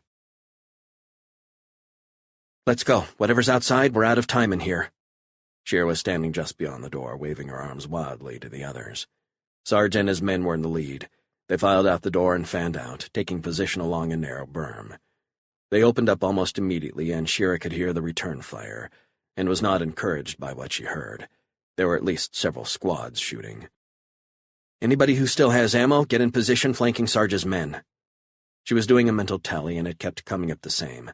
Nobody but Sarge's crew had squat ammo left. The twins were completely out. "Too damned bad. Those heavy cannons are just what we need right now." She was also dry. She'd fired her last rounds as they'd fought their way down the final corridor on the way to the exit. Her heavy knife was in her hand, its blade bright with blood. She was pretty sure Katerina was out as well, though she'd learned never to discount the wily assassin. She was likely to pull a gun from some unimagined hiding place and drop an enemy in his tracks when he least expected it. Whatever she might be hiding, though, she had no place on a firing line now. If it got to close quarters, that was something entirely different. Shira turned toward Gustav, who was moving toward the left of the line. He still had Blackhawk's rifle and half a magazine. "You, get down. Ark wants you out of here alive, so we're going to try to keep you that way." She wasn't about to call this jumped-up Nordlingener king or your highness or any other bullshit like that. Shira didn't grant courtesy respect. If you wanted it from her, you damned well had to prove you deserved it first. She looked up, trying to get a glimpse of the claw. She couldn't see anything, but then she heard a dull roar in the distance. There she is. She'd know those engines anywhere. "Grab some dirt," Lucas said over the comm. "We're on the way down." Shira knew exactly what that meant. She could almost see Ace at the needle gun controls, lining up those guards in his sights. She'd never say it to his face, but she was glad Ace Graythorne was up in the claw, ready to waste the bastards out in that field. She barely crouched down when a blinding flash lit the sky, and a blast like a bolt of lightning ripped into the ground. It was a perfect shot, right in the middle of the largest enemy formation. It fried at least half a dozen soldiers, and the rest of the unit broke and fled in every direction. "Stay down," Shira growled when she saw Gustav look up. She was counting in her head. She knew exactly how long it took the claw's needle gun to recharge. She gave one last peek before ducking down as the second shot ripped into another cluster of guards. "You ready, Shira?" It was Lucas again. "They're all running. I'm bringing her down." "We're ready, Lucas. Way past ready." She turned toward the others. "The claw's landing. Wait until she's completely down, and on my signal we all make a run for it. Understood?" She was answered with an assortment of yeses and nods. She turned and watched for about half a minute, and then she could see a glow on the ground from the claw's landing thrusters. It was a slow and delicate process to bring a vessel the size of the claw down, unless you had a pilot like Lucas Lancaster at the controls. Shira watched as he brought the ship toward the ground in one perfect, graceful motion. 30 seconds later, Wolf's Claw was on the ground, and Shira and the others were heading her way at a dead run. "Keep moving!" She waved her arms, gesturing toward the open airlock as the others raced aboard. She turned and looked back the way they had come. "Come on, Ark, where are you?" she muttered. More than anything, she wanted to run back into the palace, to go and look for him. She even began leaning forward to make a mad dash to the door, but she couldn't. His order still echoed in her mind. She'd never heard him issue a command with such anger and intensity before, even when they'd been in combat, even when it looked like they'd face certain death. Whoever that was in there, Ark knew him, and he was scared. And that left her feeling cold. "Shira, come on!" It was Katerina, standing on the edge of the airlock. "Ark knows what he's doing. You have to trust him." Katerina's words took hold of her, and she turned slowly and looked back at the ship. She took a deep breath and took one last look behind her. Shira couldn't remember the last time she'd cried, probably when she was a child, but right now she felt tears fighting to escape her watery eyes. She moved toward the claw, willing herself to take each step. She saw Katerina ahead, waving, urging her forward. She took another few steps and grabbed onto the handholds, pulling herself up into the ship. She slapped at the controls, closing the hatch. 10 seconds later they were airborne, their mission complete, but without Archer and Blackhawk. "We can't leave him behind. What the hell were you thinking, Shira?" Ace leaped out of his seat, and he almost fell to the ground. His face was red and he was covered in sweat. He grabbed hold of his chair and steadied himself. "Lucas, we're going back to that palace now. Turn the ship around."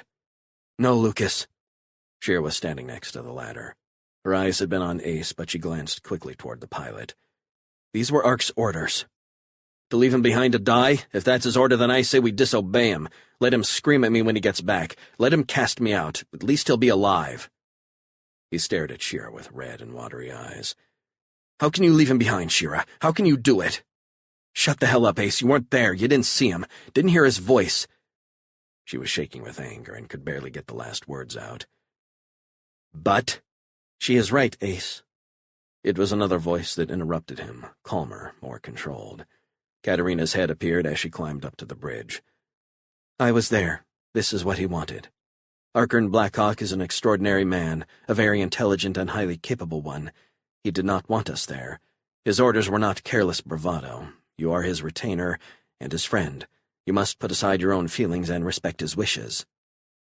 Ace looked over at her, but he didn't respond. He grabbed the other side of his chair to steady himself. He stared at Katerina for a few seconds. Then he collapsed. Katerina ran across the deck, dropping to her knees and lifting his head from the hard surface. "Lucas, call Doc. Get him up here right away." She lowered herself, sitting on the floor, cradling Ace's head as she listened to Lucas call Sandor to the bridge. Sheer walked over to and leaned down on the other side of Ace.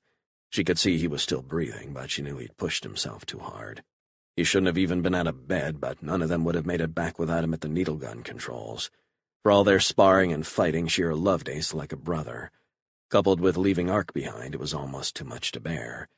And yet as she looked across at Katerina, she noticed just how upset the normally emotionless assassin was, and was shocked. The Sebastiani was worried about Blackhawk also, no doubt, but there was something else, the way she was cradling Ace's head. Sheer had never noticed before, but... "He'll be okay, Kat," she said, her voice soft. "He just needs rest." Her head turned around at the sound of Doc climbing the ladder. "I told him to get right back to bed after you were on board," he said. "What happened?" "We had to leave Ark behind. It was his order." Sheer was sitting on the floor, looking up at Doc. Ace got upset. She glanced down again at her nearly unconscious comrade. "Very upset." "You left Ark behind?" "Not now, Doc," Sheer said between gritted teeth. Doc just shook his head and strode quickly across the bridge, waving his arm as he did. "Out of my way, both of you." Sheer slid to the side and got up, but Katerina moved more slowly. She was holding Ace's hand as she rose, and she paused just before her fingers slipped off his.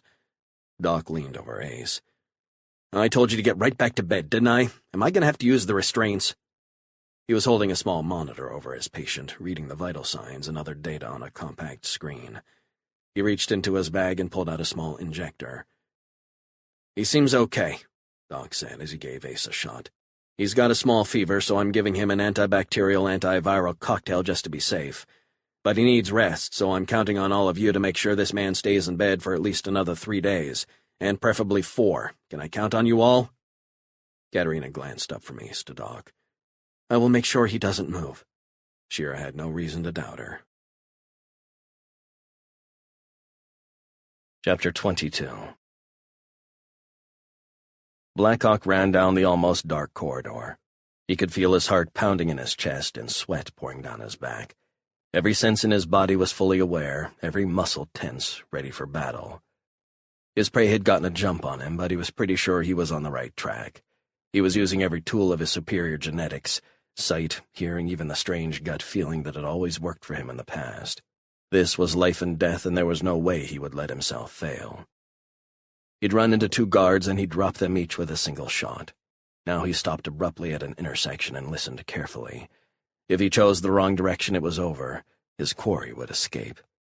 He heard something down one of the hallways, and he turned and ran toward the sound. He ejected the empty clip from his pistol, slamming his last cartridge in place as he ran. His mind was racing, old memories and new fears struggling to distract him from the hunt. He'd known in his heart the Empire was up to something, but now he was certain. This was no random assortment of interventions, no unfocused actions by a bored Imperial governor. It was a well-coordinated move against Lucerne and the Far Stars themselves.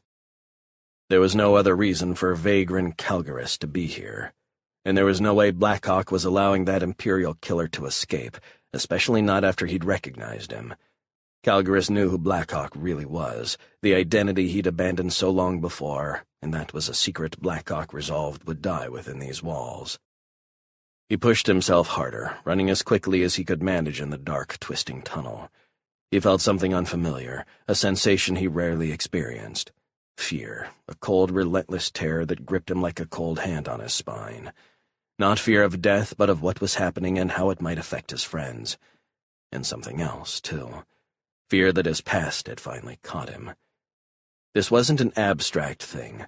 He knew better than anyone in the sector just what Imperial rule looked like.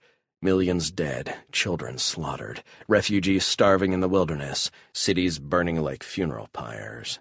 Arker and Blackhawk knew precisely the cost of the Emperor's unquestioned power, and the fate that awaited those who dared to dream of freedom. He knew because he'd been part of the machine that imposed that brutal rule. The Empire's true power was built on terror, and its continued dominance depended on maintaining that fear. Imperial forces punished disobedience with almost unimaginable ferocity, and the Emperor's henchmen knew that with each example, with every group of rebels savagely crushed, the fear that kept the people in line grew. Blackhawk knew no one in the far stars, not even Augustin Lucerne, was truly prepared to face an enemy so dark and bloodthirsty. Blackhawk feared what was coming to the far stars, the brutal and costly fight he knew lay ahead. But there was something else, too, something worse, a coldness that stripped away all his courage and left him completely exposed. He was afraid of what would happen if his friends found out the truth. They all knew he had a dark past, of course, one he didn't like to discuss, but he doubted any of them had an inkling of just what he had done, of the enormity of his crimes, of how many people he and the troops he had led had massacred. His crew was his family, and he dreaded the thought of seeing the disgust and anger in their eyes when they found out what he really was. And Astra. The thought of her knowing him not as the rogue adventurer she loved, but as a black-hearted butcher was too much to bear. No, he'd die in this palace if that's what it took, but he would not let Calgary escape. He would protect his secret, no matter the cost. Not that it's going to be easy. Calgary was one of the deadliest practitioners of imperial brutality, a cold-blooded killer who would stop at nothing in carrying out his mission. Blackhawk was sure of that. He was sure because he had taught the bastard everything he knew. Vagrant Calgary had been his protégé, his pupil. All he was, the sadism, the viciousness, the deadly persistence, he had learned it all from Blackhawk. I created this monster, and now I will destroy him. He took a deep breath and continued forward. This fight has been 20 years in the making, Vagrant, but this time we're going to finish it. And maybe with this I'll be a little closer to atoning for my sins. Wolf's Claw just landed, sir.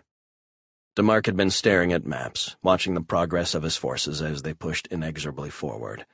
The Nordlingen capital was about to fall, and with it, he hoped, the last of the significant resistance would collapse. His men were still involved in a block-by-block battle, and slowly but surely they were chipping away at the enemy's position. He prayed this would be the last fight. At least Blackhawk is back. That's good news by any measure. Bring Blackhawk and his people here immediately. He was surprised by the Claw's sudden arrival, but then he realized Blackhawk wouldn't have broken radio silence to announce he was coming in, not when he was only a 5-minute flight away. And with that strange distortion field device Blackhawk had, DeMarc knew his scanners were worse than useless at detecting the Claw. No matter what, they were very welcome. And it meant he could take the leash off Zell. The crew is already on the way, sir. They should be here in a few minutes. Varn paused, listening to something on his earpiece. Actually, they are here now, sir. DeMarc turned, just as Shira Tarkus and Katerina Venturi walked briskly into the control room. Lucas was right behind them with a man DeMarc didn't know alongside him. General DeMarc. Venturi bowed her head slightly as she stopped in front of him. May I present King Gustav XXIII, the ruler of Nordlingen. The guards flanking the doorway sprang into action, bringing their rifles to bear on the Nordlingener. But DeMarc waved them off. He felt his own surge of anger, an almost overwhelming desire to put his hands around the king's neck and squeeze the life from him. Gustav's pointless resistance had cost thousands of his men, and his soul cried out for vengeance. But DeMarc was an intelligent man, too, and a wise one as well. His anger subsided quickly as his eyes panned across the Claw's crew and settled on the king. Something was wrong here, or right, or at least different from what he'd expected. King Gustav, he said firmly, I am General Raphaelis DeMarc. I wish to welcome you to my headquarters. There was no friendliness in his tone, but the hatred had subsided, too. General DeMarc, I am pleased to meet you, though I wish it were under different circumstances. I am deeply sorrowful for the losses your soldiers have suffered, as I am for the thousands of my own men who have been killed in this disastrous and needless conflict. DeMarc stood and gazed at the king, trying with limited success to mask his confusion. I appreciate your words, King Gustav, but surely all of this could have been avoided if you had just— General, Katerina interrupted, her voice smooth, calming. Perhaps I can enlighten you. She glanced at Gustav, then back to DeMarc. We just rescued the king from a dungeon under the palace. He was deposed on the eve of your arrival, overthrown in a secret coup by his prime minister. She paused and looked directly into DeMarc's eyes. With Imperial aid. The general stared back at her. You mean all this time the king was held captive? His eyes darted over to Gustav, who answered the question with a nod. The more pressing question burst from his lips. The Empire? He was looking at Katerina again. Are you sure? We are sure. There wasn't a hint of doubt in her voice. DeMark stood silently for a moment. Then he turned back to Katerina. Where is Ark? The assassin stared back silently, her normally cold eyes hard. With concern. He is in the palace, General, she said finally. He stayed behind to pursue an operative of some kind. If pressed, I would guess it was the Imperial contact responsible for this entire situation. You mean Ark is alone in that palace, surrounded by enemies? Yes, General, that is precisely the situation. Ark very specifically ordered us to leave at once and to bring the king back here without delay. DeMark spun around toward Varn's station. Captain, get me Colonel Martin. He has to break through and get to the palace immediately, whatever the cost. General DeMark, if I may? Gustav took a step forward. The guard tensed as he approached the general, but DeMark shook his head and the soldier backed down. If you allow me to address the soldiers in the field, perhaps we can end this destructive conflict immediately, and open the way for your soldiers to reach the palace without suffering further losses. How? I will order the Nordlingen forces to cease all combat operations and to surrender at once. DeMark looked at Gustav with a withering stare. And why would you do that? We have not negotiated yet. I have promised you nothing. Why would you simply surrender your armies now? Even if you are not to blame for the outbreak of fighting, you have no assurance I will not hold you responsible. The king took a deep breath. I will do it for Archer Blackhawk. Though I barely know him, he freed me from captivity. He trusted me with a weapon, and he ordered his people to get me to safety while he remained in the fight. He paused for a few seconds. I am your prisoner. He looked back toward Shira and Katerina. Or at least the captive of Captain Blackhawk's crew. He turned again to face DeMark. But I never wanted this war. None of this was by my command, and I would have the death and destruction cease and Blackhawk saved at once if such is possible, even if the cost is my crown, even if it is my life. DeMark stared at the proud man standing before him. He was surprised by how much he believed this king in such a short amount of time. Okay, Your Majesty, I will allow you to contact your troops, but if you say anything to them other than a command to surrender, I will wave my hand. He looked over at the guards. And these men will kill you without hesitation. Do we understand each other? Indeed, General, we do. I assure you I intend no treachery. Varn set up the broadcast, video too. It was important the Nordlingeners be able to see the king if they were to believe it was their ruler addressing them. Yes, sir. The aide sounded less than convinced, but he followed the order immediately. Ready. He gestured toward the workstation to a small microphone. Gustav took one last glance at DeMark. The Celtiborian general nodded, and the king walked over to the workstation. Varn hit a switch and nodded for Gustav to begin. Attention all Nordlingener forces, this is King Gustav Magnus of the House of Kron. I have been held captive for weeks now, the victim of a treacherous coup.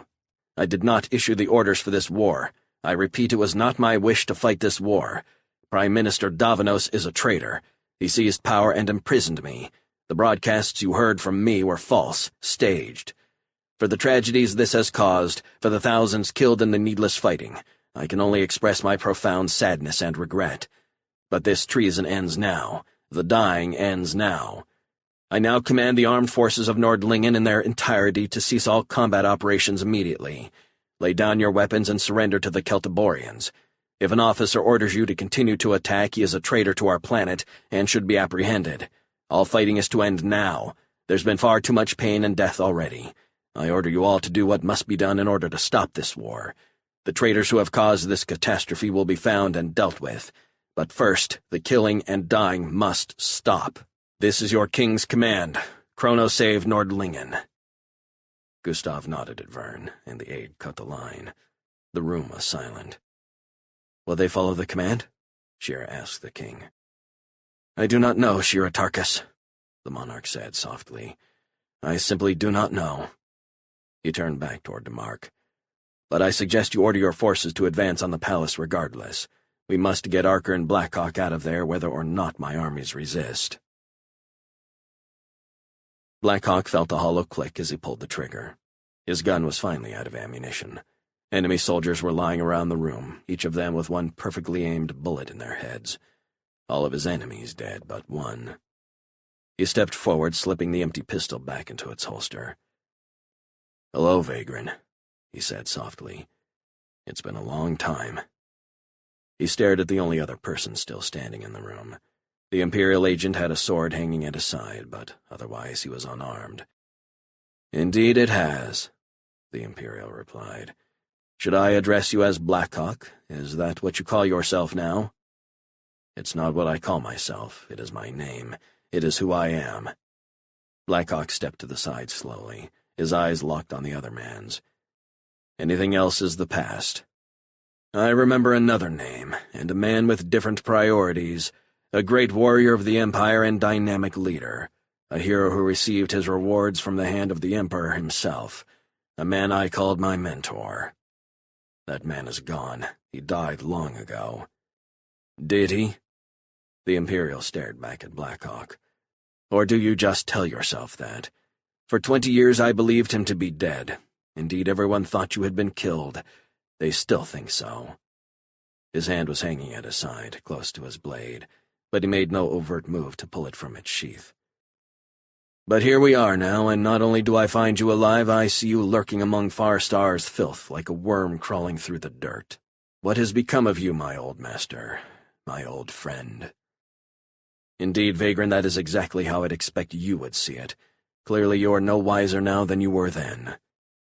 Blackhawk nodded to his adversary. "We were friends of a sort once, but that time is long past. And it doesn't matter anymore. You know who I am, what I am. I cannot allow that information to leave this room. You have come to the end, Vagrant. This is where you die." He pulled his short sword slowly from the scabbard, his fingers clenched tightly round the worn grip. "You know you cannot defeat me. I am still the teacher and you the student. Now it is time for the final lesson." "You were my teacher, but that was long ago, and much has changed since then. You abandoned who you were, left your greatness behind to languish here, at the edge of the universe among the detritus of humanity." The Imperial pulled out his own blade and held it out in front of him. "We shall see who passes this last test." Calgris crouched into a fighting position, his feet moving slowly, his body edging toward Blackhawk. The two men stared into each other's eyes, and they began their deadly dance. Blackhawk took a deep breath. He was exhausted, and his old wounds still ached. Calgris had always been a dangerous fighter, and Blackhawk reminded himself his old protege had nearly a quarter-century's experience since they'd last met. The Imperial was younger, too, though only by a few years. As always, Blackhawk felt the adrenaline surging through his body, giving himself over to the part of his mind that always took control in combat. "Let's see what you're made of, Vagrant." He moved suddenly, feinting forward to the left, then ducking and slashing with his blade. Calgris dove backward and lunged out with his sword, parrying Blackhawk's strike just in time. The Imperial stumbled, but he caught himself.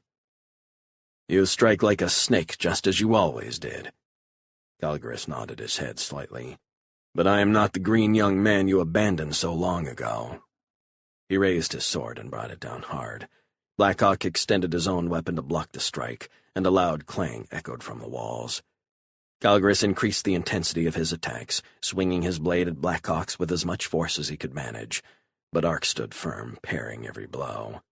Then Blackhawk ducked below one of Calgris's strikes and brought his own blade around in a vicious swing. The Imperial jerked backward, but Blackhawk's blade bit into him barely. It was a flesh wound, but it was the first blood drawn. Yet Calgris barely paused, throwing himself toward Blackhawk, his anger feeding his attack. He swung hard at his enemy's sword, pushing it to the side as he reversed the move and slashed at Blackhawk's body. But the older man was the quicker, and he evaded the blow. The fight went on, the two exchanging strikes all across the room, each seeming to read the other's every attack and responding with a proper defense. Though Blackhawk couldn't manage to land a decisive blow, he was getting the better of the engagement. He'd drawn first blood, and Calgris was tiring out. Blackhawk had entered the battle exhausted and wounded, but his natural abilities were beyond that of any normal man, however well trained and experienced. Calgris's skills were a match for his own, but the Imperial couldn't overcome the genetic engineering that made Blackhawk such a deadly adversary. "We don't need to do this." For the first time since they'd encountered each other, there was a hint of desperation in Calgarus's voice. The fact that he was talking at all was the proof Blackhawk needed to know he was winning. Vagrant continued. I don't know what happened to you so many years ago, but you can come back with me. You can reclaim your position within the Empire. Blackhawk stared at his adversary with pity in his eyes. Calgarus's attempt was laughable. No one knew the ways of the Empire better than Blackhawk. There was no going back, no forgiveness for traitors and deserters. Only death awaited him back in the Empire, even if he could have brought himself to return to what he'd been. Which he couldn't. That is not the way for me. I left that path long ago. It is you who are lost, Calgarus. Your soul is mired in darkness, and with each step you walk farther past the point of no return. Nothing remains for you but the hope for salvation in death, and that shall take you soon. Calgarus tested with his blade, probing for a weakness while his old mentor spoke. But Blackhawk parried easily and then launched his own attack. The claw's captain brought his blade down toward Calgarus's neck. The Imperial twisted around, holding his sword up to block the killing blow. But it was a diversion, and Blackhawk pulled his arm low, his sword slipping under Calgarus's and biting into his side, sending a spray of blood through the air. The Imperial howled in pain, and he lunged back, holding a sword in front of him with shaking hands. His breath was coarse, and the pain was written on his face. He stared at Blackhawk with a strange expression. Fear, certainly, but also astonishment, as if only now he'd begun to believe his old friend would really kill him. We were brothers, comrades. We served side by side, earned the gratitude of an emperor. He stared across the floor, and Blackhawk could see the pain and fear in his eyes. I do not want the Emperor's gratitude. That is what you will never understand. Those days you view as a time of glory, they are my great shame. Calgarus staggered, his sides soaked with blood. He was badly wounded, but it wasn't mortal. But the fight was over. That was obvious to both of them.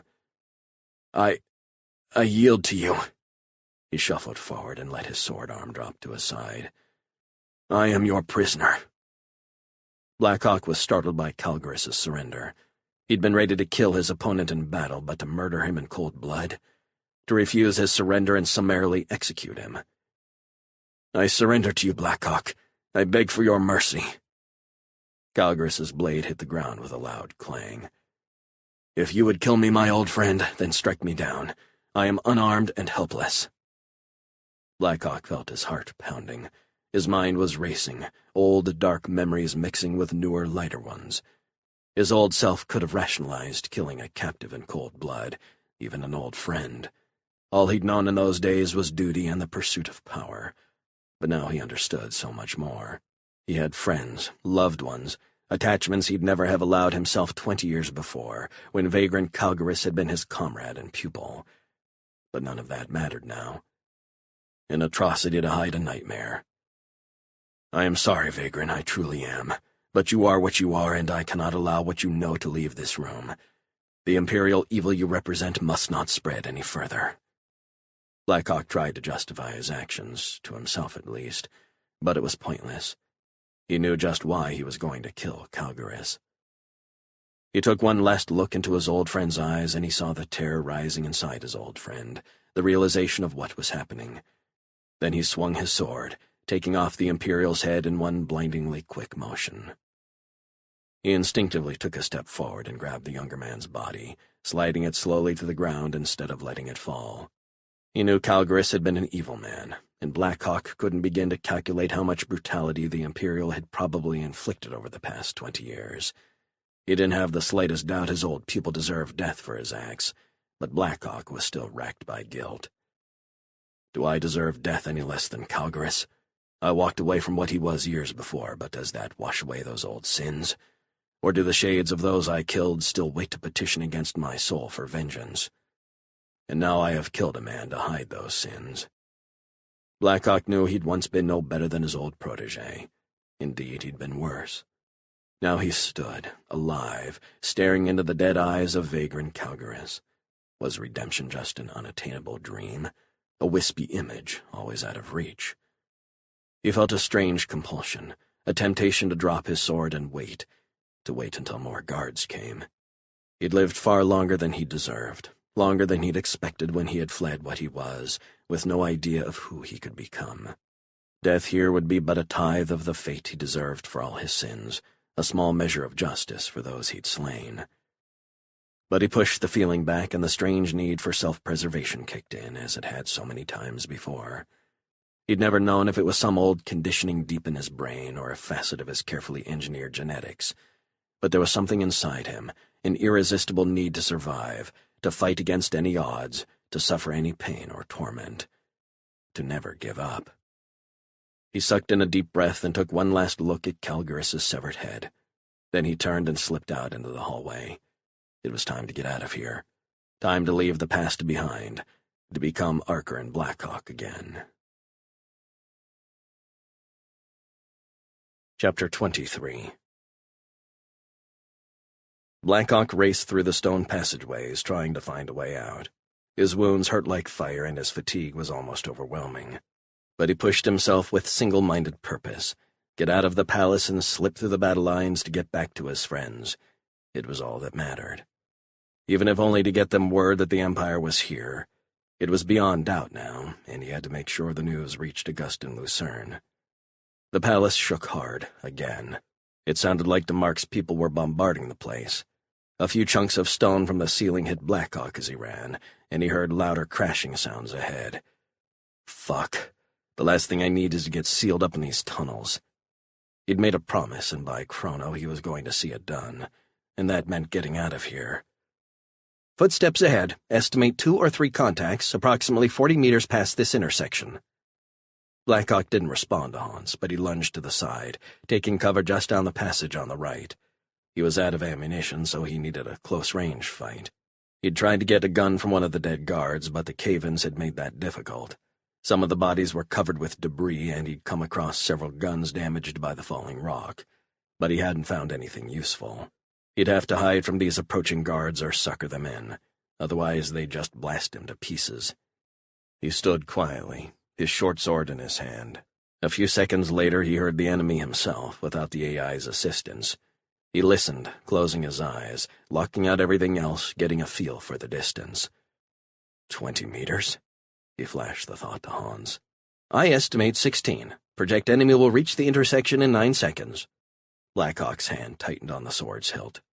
6 seconds. He took a deep breath, inhaling slowly, quietly. He felt the muscles in his arm flex as he tightened his grip on the blade. 4 seconds. He imagined his enemies walking down the hallway just around the corner. 2 seconds. He held still for another beat, then he leaped around the corner, his blade already swinging. His eyes focused as his body moved in front of the enemy troopers, and he subtly adjusted the trajectory of his strike. The razor edge of the blade sliced across the throat of one of the soldiers, and he fell back immediately, hands on his neck, trying in vain to hold back the arterial flow of blood. Blackhawk let his momentum take him forward, and he thrust hard with the sword, taking the second guard under the ribs. He gritted his teeth and thrust with all his strength, feeling the blade drive through his victim's chest cavity. He pulled back, trying to extricate the blade, but the dying man twisted to the side, and the momentum of his fall pulled the sword from Blackhawk's hand.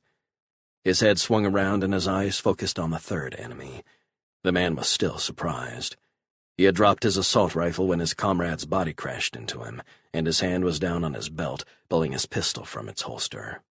Blackhawk's eyes were on the weapon, watching as it moved slowly up toward him. He lunged hard, bringing his leg round in a backward roundhouse kick. The battle trance made each second seem an eternity. He felt his leg moving through the air as he watched his enemy's gun moving toward him. It's going to be close. His boot slammed into the side of the guard's face, and he felt his victim's head snap wildly to the side, heard the sickening sound of his neck breaking. The pistol cracked loudly, but Blackhawk's strike hit it first, and the shot went wide. The guard fell to the floor, landing with a thud that implied utter finality. Blackhawk took 2 steps to regain his balance and checked to make sure all 3 of his adversaries were dead. Then he pulled his sword free and grabbed one of the pistols before he continued down the hall. We're approaching the target now, sir. The regular Nordlingener forces appear to have obeyed the surrender order, but we're encountering resistance at the outer defenses of the palace. Martine's voice was hollow and tinny on the comm. Push ahead with all speed, Colonel. If Blackhawk is...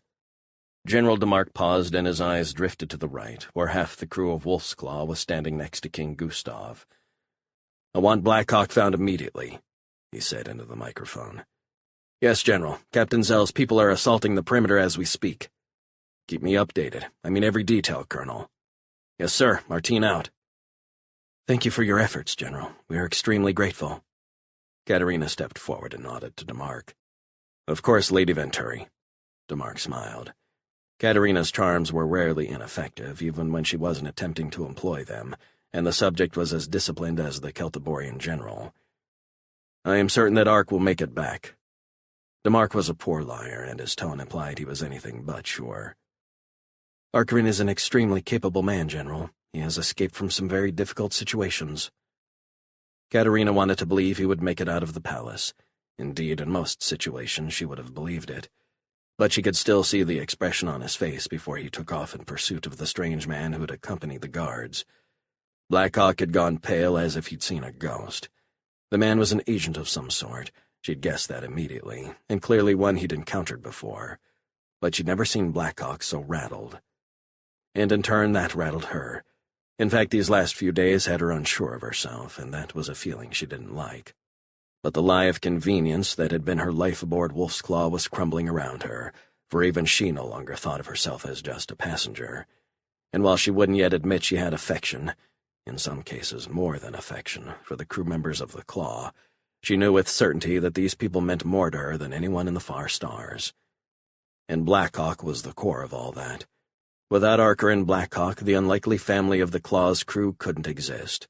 He had assembled them. He was the glue that held them together. She turned and walked to the side of the room. The others were restless, too. "What is it, Ark?" she whispered to herself. "What darkness has come out of your past?" "Odds were going in. Even stay in position and provide covering fire." Gregor Zell's voice was a harsh growl, and his parched throat burned like fire. His men had been fighting for 2 days with nothing more than a few 30-minute breaks. They were exhausted and hungry, and their canteens had been dry for the last 12 hours. They'd moved quickly through the city, slowed only by the need to accept the surrenders of various enemy units and send details to the rear with the prisoners. Zell had begun to wonder if the fighting was truly over. Then his people reached the palace, and they were pinned down almost immediately by heavy fire. The enemy had positioned heavy autocannons around the perimeter of their defenses, and the massive firepower of the weapons threatened to turn any attempt to storm the palace into a bloody fiasco. Finally, Zell brought up his 2 mortar teams with orders to silence the autocannons. It had taken half an hour of sustained bombardment, but they'd finally taken out the last of the heavy guns, opening the way for the company to storm the palace. "Let's move." He lunged forward, leaping over the small stone wall in front of him and rushing toward the palace. The enemy fire was light. With the autocannons silenced, there were just a few sporadic bursts from different locations around the building. The shooting from behind was heavier, his own men immediately targeting the sources of the enemy fire. He ran hard over the manicured lawn, trying to reach the relative safety of the stone wall of the palace. The enemy fire was light, but it didn't matter. Gregor Zell had seen hundreds of comrades fall, guilty of no greater error than being in the wrong place at the wrong moment. "I will never get used to running across an open battlefield." He threw his hands out, cushioning the impact as he ran up to the wall. He looked quickly side to side. Everything looked clear. Then he snapped his head around, checking on his men. It looked like a couple were down, but fewer than he'd feared. So far, so good. Now he had to get inside and find Blackhawk. He moved around the perimeter of the building, working his way to the main entrance. "First and second platoon with me, everyone else around back." He peered around the corner toward the front of the building. The massive double doors had been blown apart, and the shattered remnants were lying in front of the entryway. Zell ducked back just as someone opened up from inside, and he heard the bullets impacting right around the corner, sending shards of broken stone flying all around. It was 2 assault rifles, he figured, 3 at most. That was a lot less resistance than he'd expected. "Blessy, Bevern, you guys set up here right behind the corner."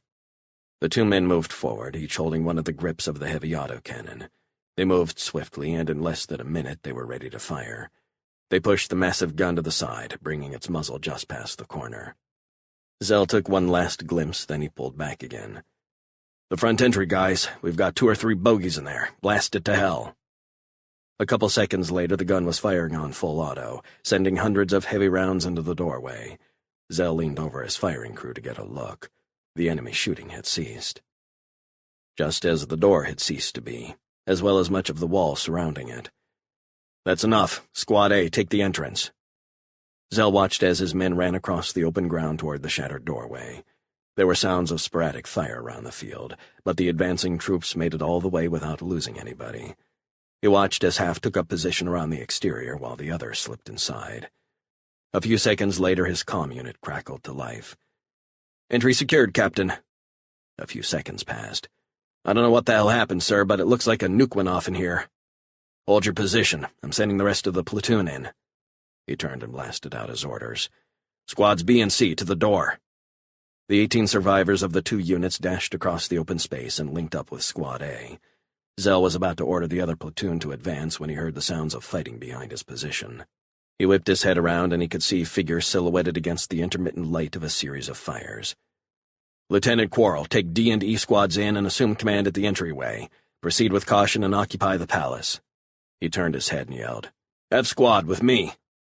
He pressed the release on his rifle, sending the half-empty magazine flying through the air as he slammed a full one in place. "Let's move." Blackhawk shoved hard, and he felt his sword push past the resistance and slide into his opponent's chest. The man's face was right in front of his, and Blackhawk saw the life drain out of his eyes. There were at least 10 of them on him, and he knew in his current condition he wasn't going to be able to beat them all. He'd emptied the pistol he'd taken from the last set of guards, and he was back down to his trusty blade. He made sure to stay close to his enemies. As soon as he gave them a clear shot, or they decided this enemy was too dangerous and they'd blow away a couple of their own men to take him down, Blackhawk knew he'd be dead. Until then. He pulled hard, freeing the blade and swinging it in a quick motion, drawing the razor-sharp edge across the throat of another attacker. Blood sprayed everywhere, and from the warmth on his face, he knew he looked like he was covered with war paint. Blackhawk's eye caught the glint of a blade coming at him, and he ducked just in time, punching hard with his left hand into the gut of his attacker. The man dropped his sword and fell to the ground, and an instant later Blackhawk's blade pierced him from behind. The Claw's captain was deep in the battle trance. There was no pain, no fear, only the exhilaration of combat. His blood boiled with a lust for battle, and he relished the victory over each dispatched enemy. It was always easy during the calm moments of his life to convince himself he didn't enjoy killing. But when he was actually in a fight to the death and struggling with every bit of energy and strength remaining to him, he knew the truth. He'd been bred for this, and it would always be a part of him. The feeling of his blade piercing a foe, the surge of excitement as he dispatched attacker after attacker, it touched him on some primal level. It energized him. It felt natural, like he was one with his true purpose. It was the conditioning, he knew that. He'd broken much of it years before, forced it from its control over him. But it was still there, and every time he went into battle he felt it. It was no longer his master, but rather a prisoner instead, and sometimes an uncomfortable ally. Yet even that was tenuous. Because while it would rush to his aid in combat, the caged monster also longed to escape, to claim him again. It took all of his iron will to hold it back, to keep it in its place. He spun around again, and he saw more men approaching, 10 or 12, moving quickly. They were armed with assault rifles, and there was something about them. "I know those uniforms," he thought, fighting through the battle trance, which is about the moment they began firing at the soldiers surrounding him. Thank Chrono. Celtiborian soldiers. "Hold your fire." Zell's men were halfway towards the strange melee. He'd ordered his best shots to pick off the soldiers around the perimeter. They were clad in the uniforms of the palace guard, the same livery worn by the soldiers who'd fired on his people earlier.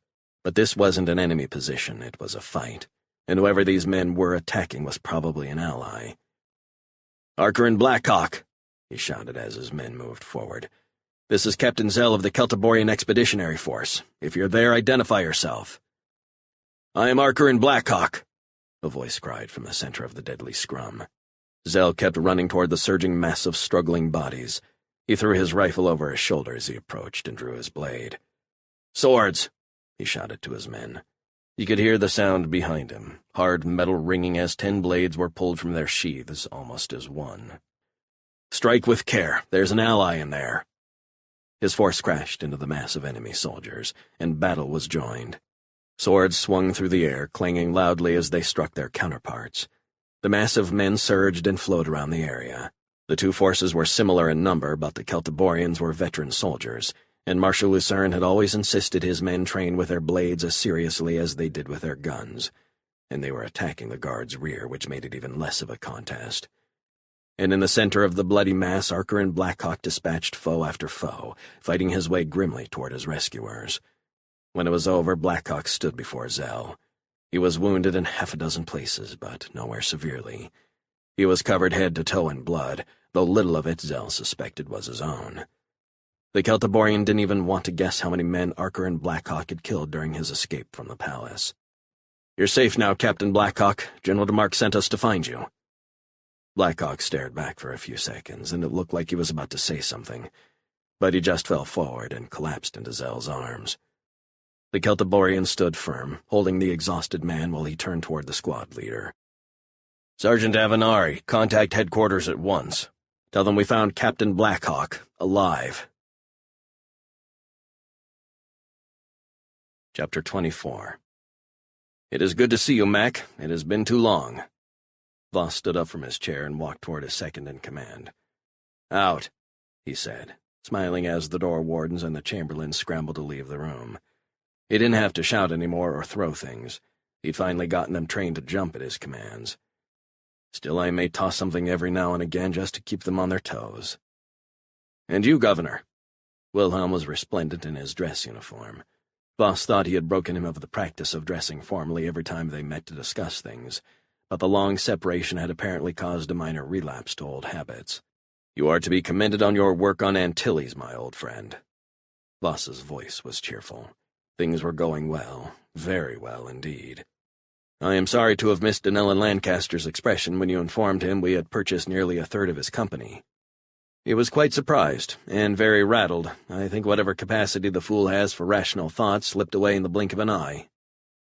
Voss gestured toward the table as he walked over and took a seat. "No doubt. He was perhaps an arrogant man. I doubt he ever gave a second thought to anyone challenging his control of Lancaster interests, much less so quickly." Wilhelm followed Voss, taking a seat across from the governor. "That speed came at a cost, Governor. We paid double what it was worth. An enormous commitment of resources." Voss held back a smile. Wilhelm had always been conservative, and it was difficult for the general to embrace a strategy so aggressive. Voss knew, however, that cost was irrelevant if it led to victory. Once the Far Stars was firmly under Imperial control, the Emperor's tax farmers would squeeze these rim-worlders in ways they'd never imagined possible. The cost of subjugation, however enormous, would be paid by the conquered, as it had been from the dawn of time. "A necessary commitment, Mac. If we'd offered less, our purchases would have been far slower, and eventually even a fool like Donnell and Lancaster would have been in a position to do something about our actions. Speed was the overriding factor. In any event, it appears to have worked. He agreed to all our demands. He didn't even offer much of a struggle, just a few face-saving changes that altered nothing." Despite the good news, though, Wilhelm didn't seem happy. "What is it, Mac?" "Well, sir, Lancaster has acceded to our demands, but what is to stop him from changing his mind? Perhaps once we have halted our share purchases, he will take steps to shore up his control." "A reasonable concern, but whoever said we are going to stop our share purchases?" Voss smiled. "Donnell and Lancaster isn't the only one who can disregard an agreement, is he? So we are going to resume buying? What if he finds out? Won't he back away from his own obligations under the agreement?" "Perhaps, Mac, but our current purchase efforts are much slower and less noticeable now. As you know, most of the remaining shares are held in trusts and institutional accounts, and we face a cumbersome approval process from potential sellers. Our activity will be much more difficult to notice than our previous open market buying." Wilhelm nodded, but he still looked skeptical. "But more important, Mac, Donnell and Lancaster will soon have no option but to beg us for our friendship. Indeed, he will soon be committed to us irrevocably, for reasons even more dear to his cowardly hide than money." "I don't understand, sir. We threaten his company, but as you just explained, we do not have the capacity to obtain 51% ownership of Lancaster interests, at least not in the short term. We are playing off Lancaster's fear, but should he rethink things, he could turn on us at any time." Yes, except for one new piece of intel. Marshal Augustin Lucerne is about to be very, very angry at Donnell and Lancaster. What makes you think that? Do you recall seeing a report about a weapons convoy intercepted as it was attempting to deliver a shipment to Nordlingen? Yes, it was in the security briefing I received when I returned. An unfortunate turn of events. You think so? Perhaps you have not considered it from all angles. You mean, it was intentional? You set the convoy up to be captured, but why? What gain was there in handing over a huge weapons cache to the enemy? The weapons are inconsequential, a means to an end and nothing more. You fed them information, false information? Voss leaned back in his chair. Information, yes, but false? Certainly not, Mac. I only lie when I cannot obtain the desired result telling the truth. In some ways it is easier dealing with an intelligent adversary like Lucerne. It allows subtlety that is not an option with fools like Lancaster, who are likely to miss the point entirely. You want Lucerne to know Lancaster is working with us. Wilhelm was silent, thinking. You want to provoke a confrontation? His voice grew stronger, his tone more certain. No, not just a confrontation. He looked up at Voss. You want all-out war between Celtiboria and Antilles. Exactly. I arranged for the convoy to be sent unknowingly into the teeth of the Celtiborian blockade, so there was no chance they would avoid interception, and the cache of weapons was particularly large, ensuring it would be brought immediately to Marshal Lucerne's attention. And they will tie Vestron shipping to Lancaster, Wilhelm added, and only Lancaster since we are silent partners. Indeed, Mac. Wilhelm thought some more. But that wouldn't be enough. There's more. Very good, Voss said. I took it one step further by making sure that the data systems on the Vestron ships detailed deliveries made to all the worlds where our weapons have been discovered, such as Rykar and Castilla. And now Lucerne has no choice but to assume the Lancasters were pulling the strings at Vestron even before they purchased the company. He will suspect our involvement, too, but he will have direct evidence pointing only to Lancaster. He will believe Donnell and Lancaster was betraying him from the beginning, even when they met on Celtiboria. A smile crept onto Wilhelm's lips. And when Lancaster arranges to delay the vote on Antilles' entry into the Confederation as I instructed him to do, it will confirm Lucerne's belief that his new ally was lying to him all this time. He paused and his smile widened. He will be furious. And as we've seen, Marshal Lucerne is a very dangerous man when he's angry. Wilhelm laughed. So while the two largest primes of the Far Stars battle each other, we'll be free to secure our positions on the fringe worlds. And though I have no doubt Lucerne will conquer Antilles, the fight will exhaust his forces even more than his recent planetary excursions. He will lose dozens of ships and hundreds of thousands of his precious veterans, and the other primes will see his aggression against Antilles, and they will resist his entreaties to join the Confederation, especially with a bit of, shall we say, encouragement. If we are truly fortunate, one or more might actually fight him. Then we will simply pick up the pieces. Brilliant, Wilhelm murmured. There was a hint of doubt in his voice. You have a question, Voss said. Wilhelm shook his head. Sorry, I was just wondering what happens if Lucerne defeats the Antillians more easily than you expect. We should not underestimate his military capabilities. If he doesn't lose enough, he will be stronger than anything we can oppose him with, and he will have the wealth and resources of Antilles at his disposal, whatever is left of it after the war, at least. Voss smiled again. And that's the other thing you don't know yet, Mac. Something that happened while you were on Antilles. Do you remember Draco Trigonus? Of course, replied Wilhelm. We worked with him a number of times, a very ambitious man, and a capable one if a bit too impressed by titles and puffery. That's Draco, said Voss, allowing himself a brief chuckle. Well, he is here, and he brought a legion with him, a veteran formation. Wilhelm stared back in surprise. The Emperor finally gave in and released a combat unit for the crossing? Yes, well, Draco was always very persistent. It appears I was correct that the Far Stars is still a considerable burr in the Imperial backside.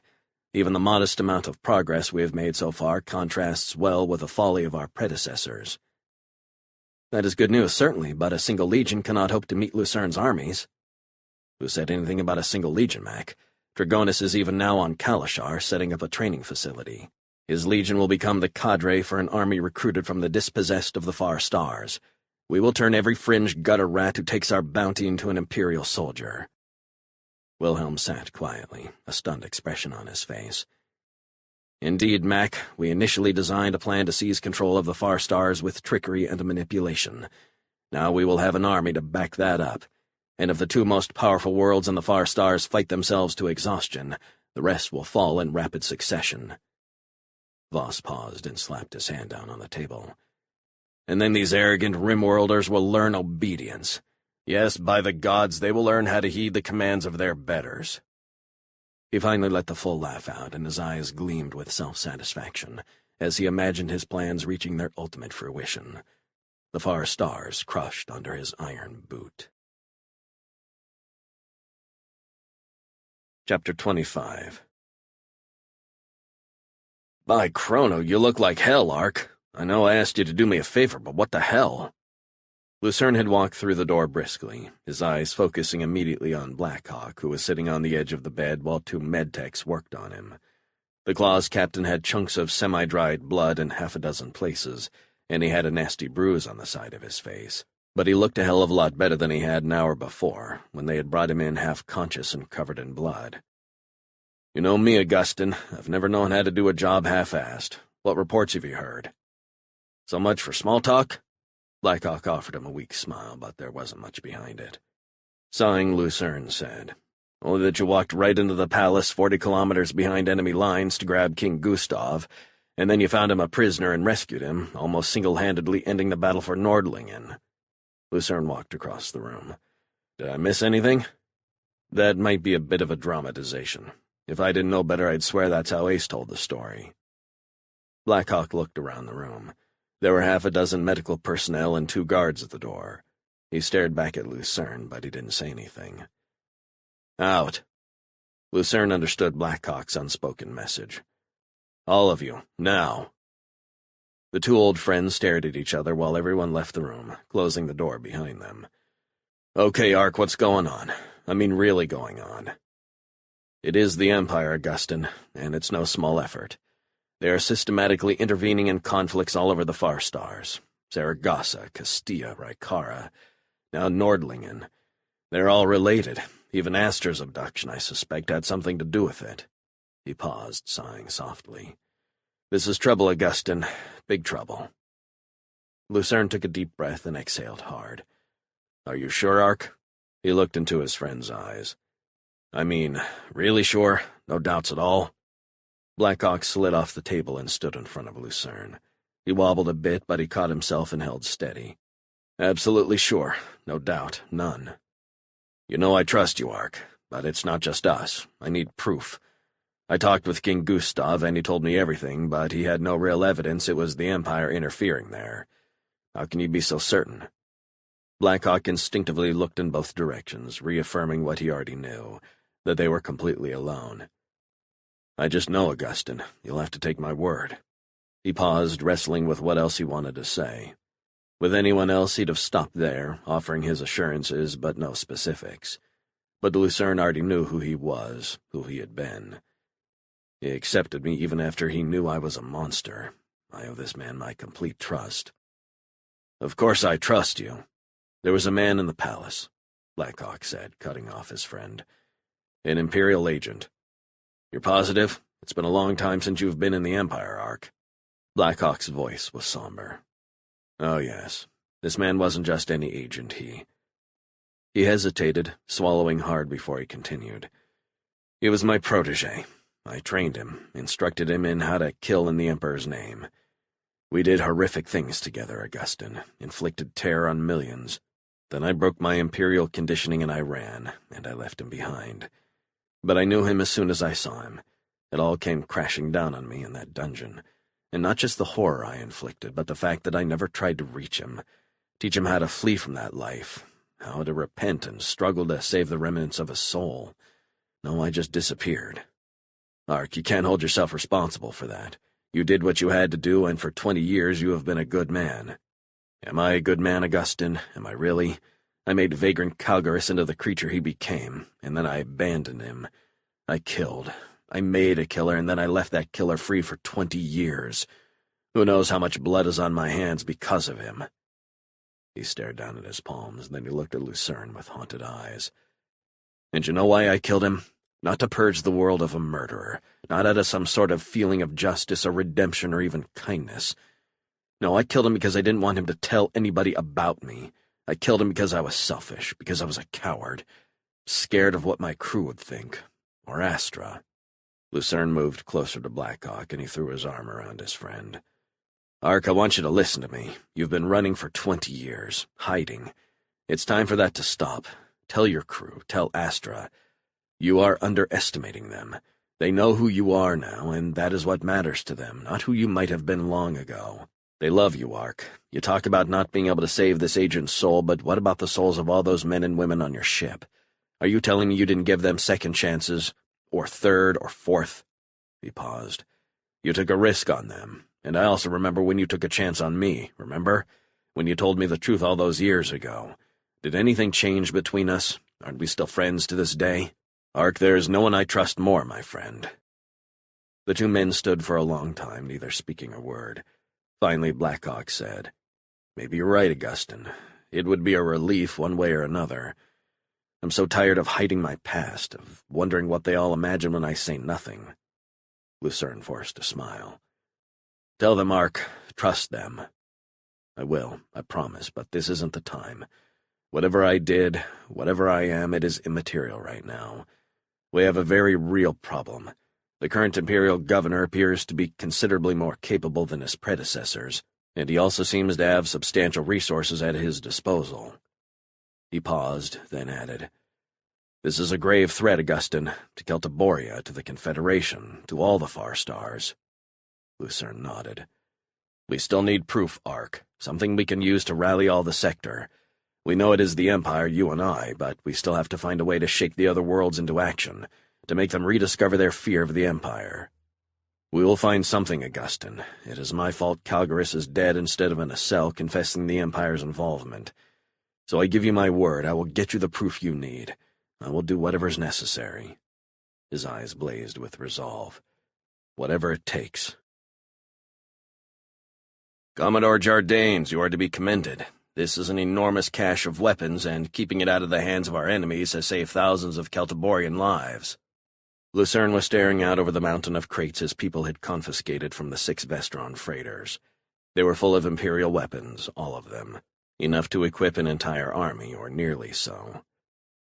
Thank you, sir, but Captain Nortel of the Warrington deserves the credit. He detected the convoy, and by the time I arrived with additional fleet units, he had boarded all 6 vessels and secured their crews. I will see to it that he is suitably decorated, Commodore. He pulled his eyes from the weapons cache and looked at the naval officer. Have you questioned the crew? Yes, sir. Typical freighter jockeys. They claim to have no knowledge of their cargo. They may be telling the truth, Levere. The men on those ships may be utterly in the dark, but I want the captains questioned aggressively. They may not know anything, but if anyone does, it will be them.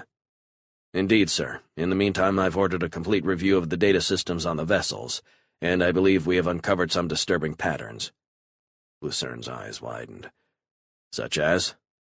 Well, sir, it appears that 2 previous Vestron convoys arrived at Nordlingen shortly before our invasion. That is interesting, however not necessarily conclusive. It is still possible the firm was duped on the cargoes they were delivering. Perhaps it is not conclusive on its own, sir, but there were other Vestron shipments, to Rykara, and to Castilla before that. I would say the likelihood of coincidence is falling rapidly. Indeed, Commodore. Lucerne's tone darkened. That is too much contraband to be coincidental. Even if the source of those weapons was external, someone at Vestron would have had to have known what they were carrying. There were too many convoys for them to have been completely in the dark. Agreed, sir. The company had to be involved, deeply if you want my analysis. Lucerne turned and walked slowly across the room. The Vestron family was rumored to be having considerable financial difficulties. They may have been susceptible to a bribe.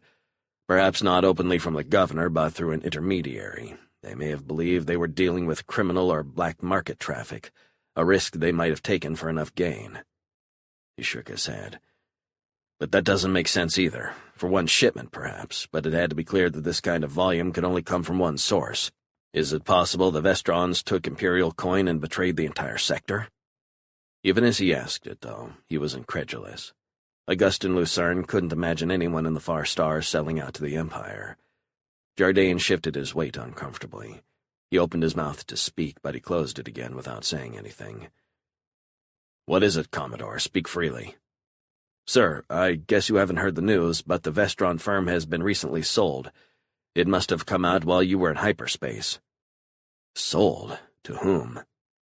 Lucerne had a tight feeling in his stomach. He suspected he wouldn't like what he was about to hear. "Lancaster interests, sir. Apparently they bought the whole thing, lock, stock, and barrel. For a generous sum, too, especially considering that the Vestrons were in distress." Lucerne looked down at the floor for a few seconds, trying to compose himself. He failed. "Donnell and Lancaster, in league with the governor?" He felt a wave of anger sweeping across him, and his whole body shook. Is it possible? Could Lancaster, could all of Antilles, have betrayed me? If they did, I swear to Chrono I will. "Excuse me, sir, but there is more." Lucerne turned abruptly. "What, Commodore?" "It was in the morning briefing, sir. The Antillian Senate postponed the vote on formal membership in the Far Stars Confederation. The stated reason was a localized drought that prevented a significant number of senators from attending. But if the Lancasters have betrayed us," Lucerne finished the statement. He turned and slammed his fist on the table. "Donnell and Lancaster stabbed me in the back. He lied to my face, and he waited for just the right moment to make his move." The rage surging through his body was elemental. Lucerne was normally a patient man, one slow to anger, but now he surrendered to it completely. "What arrogance, what greed! I offered Lancaster the lifeblood of a dozen worlds to feed his insatiable lust for money, and it wasn't enough." "Commodore," he said, barely containing his fury at the news, "send a communications drone to Celtiboria immediately. Admiral Desai is to assemble the fleet, every ship fit for combat. He is to recall the vessels dispatched to the expeditionary forces. I want every transport that can fly filled to the support with troops, every freighter commandeered and stuffed with ordnance." He turned and stared at Jardines, his eyes glittering with rage. "Destination Antilles." "Yes, sir." The Commodore snapped his commander a perfect salute, and he turned and rushed out the door to carry out his orders. Lucerne stared at the wall, his body shaking, his hands at his sides, clenched into tight fists. "You will learn, Donnell and Lancaster. You will learn the price of betrayal. You and all of Antilles." "He's gone mad, Ark." General DeMarc sat in a chair, looking across the table at Blackhawk. The two were sitting on the lower level of the Claw, just outside DeMarc's camp. The room was filled with most of the crew. DeMarc had intended to speak alone with Blackhawk, but he'd come to trust and respect the rest of them as well. The Celtiborian general was tense. He was worried about Lucerne and uncomfortable speaking behind the marshal's back. "I wouldn't be here, but there's no one as close to Lucerne as you, Ark. I didn't know who else to go to. You need to stop him." "Stop what, Raphaelis? What has he done?" "We discovered that Vestron shipping was behind the weapons deliveries, to Castilla and Rykara as well as Nordlingen." "Vestron? The Vestrons are headquartered on Bukhara, aren't they?" "Yes, but the company has been sold." He paused. "To the Lancasters." The Claw's crew had been watching silently, but now a ripple of murmur swept through them. "Are you saying that the Lancasters are working with the governor, with the Empire?" Blackhawk's tone was one of disbelief. "That is hard to believe. I know Donnell and Lancaster would sell his grandmother for a trading concession, but it never entered my mind he had the guts for a play like this." "We seized a Vestron convoy entering this system. The ships were stuffed with Imperial weapons. And there was other evidence, records in their computer systems that suggested the Lancasters had effective control of the company even before the acquisition closed, during the time period of all the deliveries." Blackhawk took a deep breath. "I still find it hard to believe. Donnell and Lancaster is an ambitious, no, a greedy man, but it is quite a leap to sell out all of the Far Stars and become the greatest trader in 5 centuries. How could he even trust the governor's word, regardless of what he was promised? He is a fool, but not a complete imbecile, and I can't imagine him having the courage to cross Lucerne. I don't know, Ark, but I'm sure the Marshal believes Lancaster is in league with the Imperials. I've never seen him so angry, and you know Augustin Lucerne is not one to let a problem fester." "What has he done?" Blackhawk asked in a flat voice. "He has ordered Admiral Desai to assemble the entire fleet." He paused. He's going to Antilles, Ark. He's going to Antilles with a whole fleet and 500,000 troops. Blackhawk stared back for a moment before asking, You mean he's planning to invade Antilles? DeMarc just nodded. Where is he now, Raphaelis? Blackhawk said as he leaped up from his seat. I need to talk to him. It's too late, Ark. He's gone. His ship entered hyperspace an hour ago. There was deep resignation in DeMarc's tone. He tried to dissuade Lucerne himself, but the Marshal had ignored his entreaties. Blackhawk sat back down. We have to find a way to stop this. A war between Celtiboria and Antilles will be a holocaust. We can't let it happen. He hesitated, clearly thinking, then turned back to his people. Sam, get down to engineering right away and warm up the reactor. We're going to Antilles, and we've got to get there before Lucerne and the Celtiborian fleet. We have to find out what is going on, and if Denell and Lancaster was actually foolish enough to get involved with the Empire, we need to put a stop to it. How are we going to do that, Ark? DeMarc asked. How will you even get to him? He virtually owns Antilles. The planet is a prime. He can't just land out in the desert and sneak into town like he can on the rim. I'll get to him, General. The voice came from the other side of the room, where the Claw's crew was gathered. There was a chill to the tone. DeMarc recognized the pilot as he stepped forward. He had met him once or twice. Lucas, he believed it was, but he was one of the few members of the Claw's crew he didn't really know. Lucas was saying, I'll find out what he has done. I'll find out everything, every detail, and I will do whatever is necessary to stop this war from happening, even if I have to put a bullet in Denell and Lancaster's head. I appreciate your spirit, Lucas, the general said, but how are you going to get to Denell and Lancaster? What makes you think he will see you? Lucas stared right at the Celtiborian with cold eyes. Because he is my father, General. Get a tracer on that ship before they jump, Starn, or by Chrono I will slice you open from your neck to your flea-infested sack. Kandros was standing on the bridge, watching Wolf's Claw blast out of the Nordlingen orbit like a bullet leaving a gun. Starn Quintus was staring intently at his screen. The Claw was going somewhere in one hell of a hurry. The way they were going, he wouldn't be surprised to see them jump any minute. Normal procedures called for moving at least a light minute from any planetary body before entering hyperspace, but Quintus had a feeling Blackhawk and his people were about to disregard that. Jumping close to a planet was dangerous, but then again Wolf's Claw had Lucas Lancaster at the helm. I'm getting strong power readings, Captain. Quintus knew immediately. They're powering up their jump drive. Bring us around into their blind spots, Starn. Kandros looked at the long-range scanner. The blockading ships were all farther out into the system. They might detect iron wind, but there was nothing they could do about it. By the time any of them were in range, the ship would be in hyperspace, hot on the trail of the Claw. Coming around behind them, Captain. We should be in their blind spot. His fingers moved over the controls. Deploying tracer now. The bridge was silent, every eye on the screen, waiting to see if they managed to get a link to the Claw before she jumped. Easy does it, Quintus thought, his hands moving slowly over his workstation. Don't let them slip away. Is that Wolf's Claw? Esther stared at the yacht's small screen. They're heading somewhere in one hell of a hurry. Lise was sitting in the pilot's seat. She looked up at the display, hitting a few keys and bringing up a list of statistics. It's not broadcasting any identification beacon, but it matches the Claw's mass and dimensions. She was watching the AI display a 3D model. Upper and lower turrets, too, Astra. If it's not the Claw, it's a hell of a coincidence. It looks like they're about to enter hyperspace. Astra's hands ran over the controls. Yes, we're picking up an energy buildup. She paused for a few seconds, her eyes focusing on a small symbol on the edge of the display. Please take a look at the ship. If I didn't know better, I'd say it was following the Claw. It sure looks like it's tailing, and the way it's maneuvering, I'd guess its crew is trying to get a tracer on the Claw. Astra frowned. I'm surprised they managed to get that close to Wolf's Claw. I've seen Ace on the scope before, and I can't imagine him letting someone get into the ship's shadow. Well, I don't know what's going on there, but they are clearly in a rush to get somewhere. Astra got up and moved forward, sliding into the co-pilot's chair next to Lise. The yacht normally had a crew of 8, but this time it was just the 2 of them. Their takeoff hadn't been what would normally be called authorized, but Astra wasn't about to sit uselessly under guard on Celtiboria, not while everyone she cared about was in some kind of danger. Why is that ship following them? She spoke softly, mostly to herself. She had no answers, but she was pretty sure it couldn't be good. She punched at the control panel, bringing up the communications interface. Damn, the claw's jumping. It's too late to warn them. She turned and looked at her foster sister. Lise, do you think you can work us behind that ship and get a tracer on it? Lise sighed.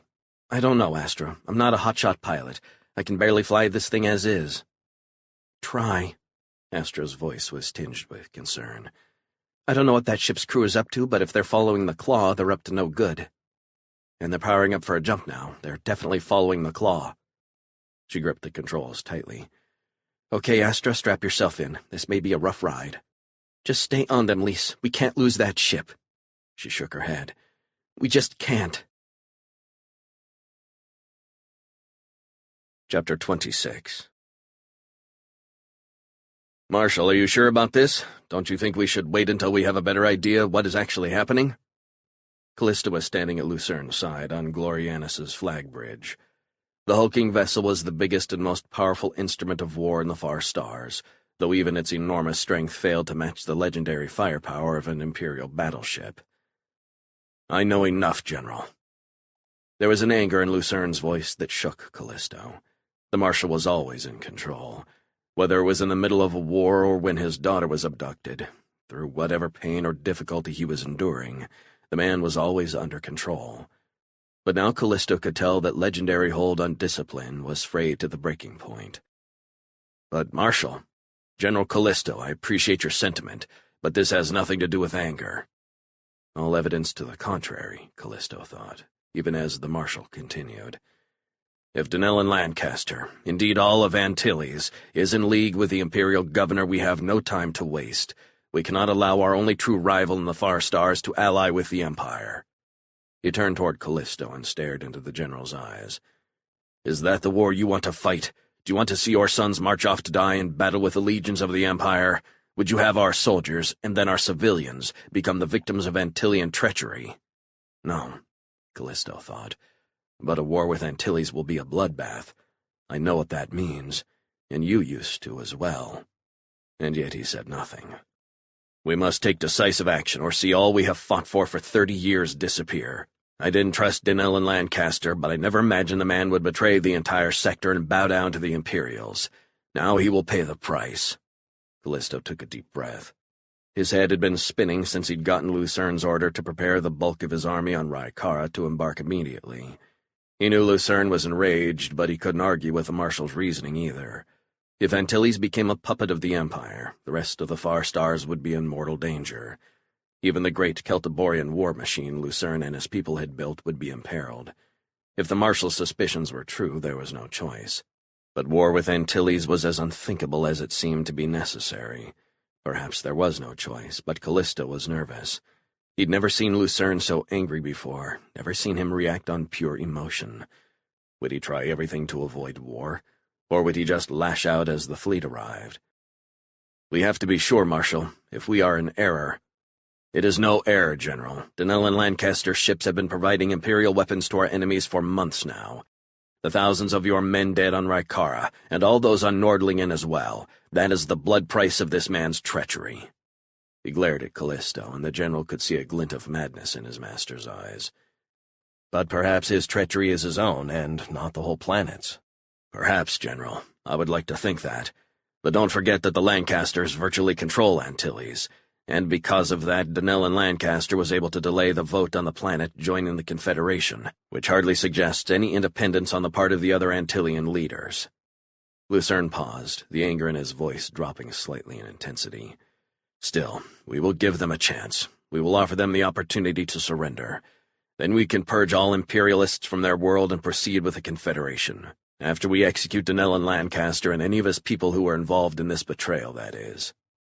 Callisto's stomach tightened. He's past reason. He's running on pure rage.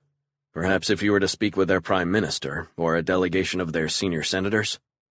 More talk? Have we not negotiated with them in good faith already? Is there wisdom in allowing a liar another chance to deceive? No, sir, of course not, but there must be another way. The anger in Lucerne's eyes faded away, replaced by a deep sadness. Why, General? Why must there be another way? Because we desire it? Because we wish to avoid bloodshed and destruction? Was there another way on Celtiboria? Did we not treat with the warlords again and again, bribing them with promises of position and wealth, practically begging them to join with us? What did all our negotiations accomplish? In the end, we had to destroy them all, and it took 3 decades of bloody war to do it. We ache for the carnage to end, General. Pray to whatever unseen powers rule the universe, but they do not answer. They leave us to wash away our own sins, in blood." Callisto held back a sigh. Lucerne wasn't going to back down, and Callisto wasn't even sure he should. If Antilles was truly in league with the Empire, it was a far more powerful base of operations than Galvanus Prime, and Imperial resources dwarfed those of the Far Stars. Perhaps there was no choice but war, unless this show of force proved to be enough. Callisto felt a brief surge of hope, but it vanished as quickly as it had come. Allied with the Empire or not, he knew a proud and powerful world like Antilles would never surrender. They would fight, and they would lose, but not before millions had died and great cities had burned. Apocalypse was looming over the Far Stars, threatening to destroy everything Lucerne had built, and Arius Callisto had no idea how to stop it, or if he should even try.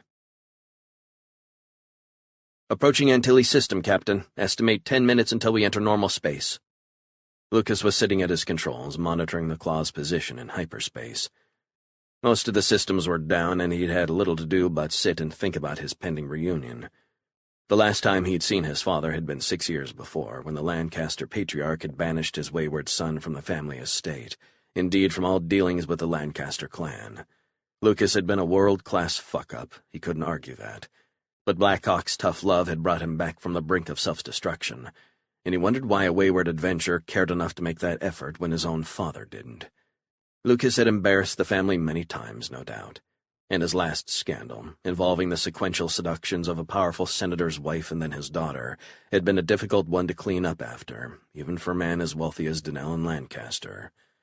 Preserving the family's political influence had required sacrificing his only son, and Lucas would never forget or forgive his father's choice.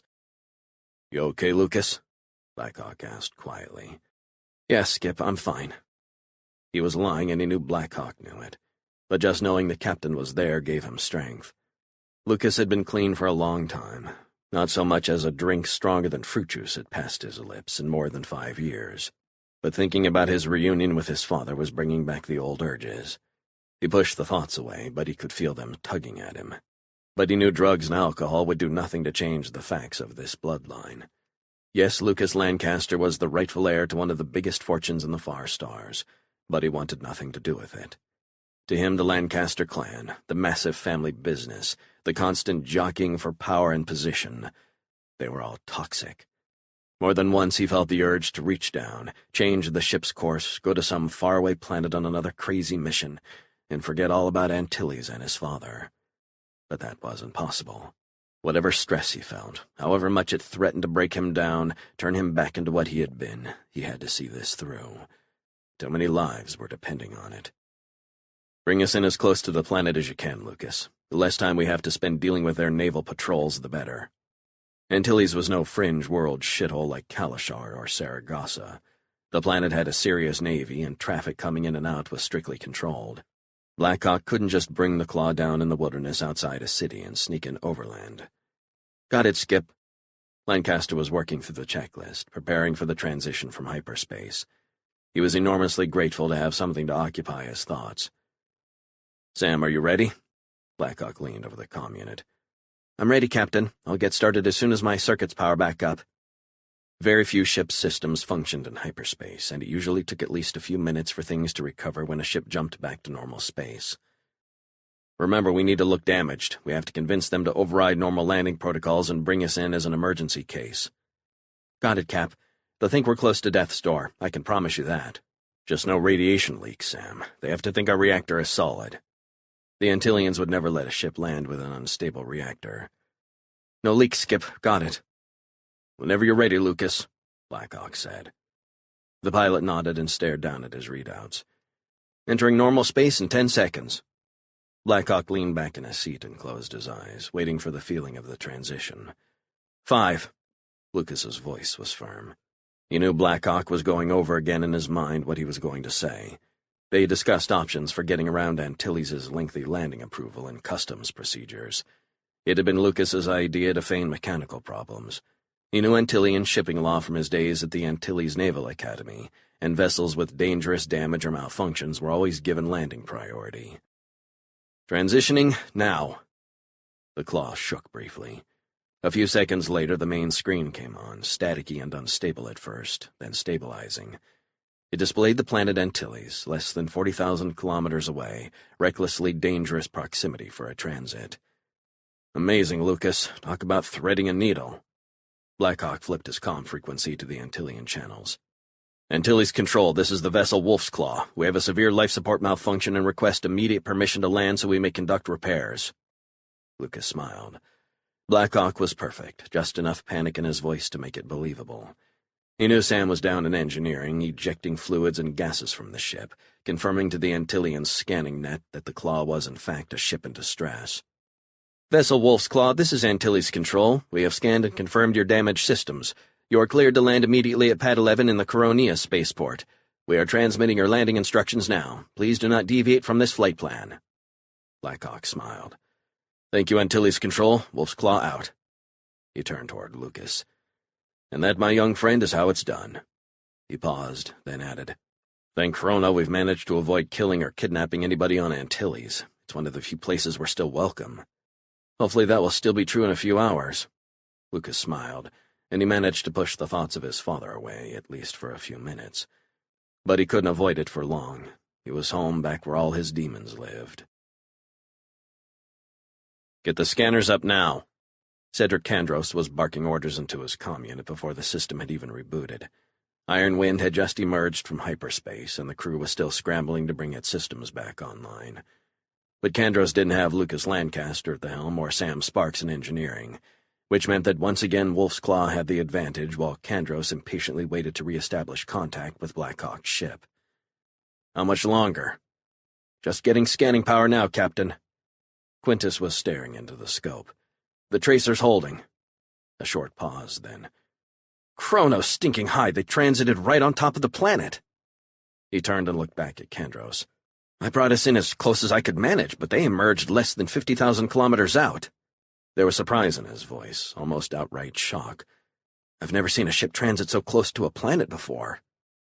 Fucking Lucas Lancaster, Kandros thought. Well, bring us in on a normal approach. It's the best we can do. He sat in his chair, shaking his head. Captain Wolf's Claw is bypassing the entry queue and moving into a final approach pattern. He turned to face Kandros. How could they get priority landing authorization? I don't know how Archer and Blackhawk does half of what he manages, Starn.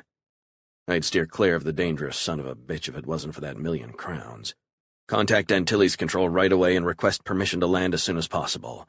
At least we've done some jobs for clients on Antilles. We're in their data system, so we should get visitation visas without too much trouble. Yes, Captain. Kandros looked at the screen displaying a magnified shot of Antilles. Why here, Blackhawk? You couldn't just go to some shithole fringe world like you usually do?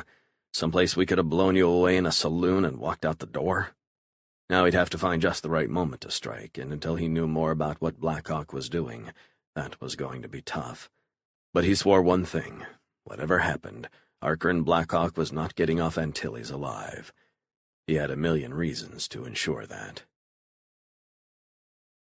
Antilles? Why would they go to Antilles? Astra turned and looked at Lise. The Odds AI and scanning suite had just come back online. It hadn't taken long to confirm where they were. Astra had expected to chase the unidentified ship, and by proxy Wolf's Claw, to some fringe world on the edge of the far stars, the kind of dusty and disreputable hole in the ground Blackhawk tended to favor. Antilles was just about the last place she'd have expected him to go. The planet was one of the primes, cosmopolitan and highly developed. The Claw might stop there occasionally for R&R or to resupply, but she had no idea why Blackhawk would take off like a bat out of hell for the place. I don't even have a guess. We're assuming the ship was following Wolf's Claw, but we don't know for sure. It's possible they gave up chasing the Claw. Maybe these guys live here, and going after them was a waste of time. I don't buy that. Astra made a face. You think they took the risk of sneaking a tracer past Ark's people so they could ignore it and go home? No, of course not, Lise replied. But I have no idea why Wolf's Claw would go to Antilles either. I don't like this, not one bit. We need to get down there and find Ark. Lise nodded. I will contact Antilles Control and request a landing assignment. Astor smiled. Screw that, look at that queue, way too slow. It's time to leapfrog some of these ships. She punched at the comm board. Antilles Control, this is the Celtiborian courier vessel Iridan.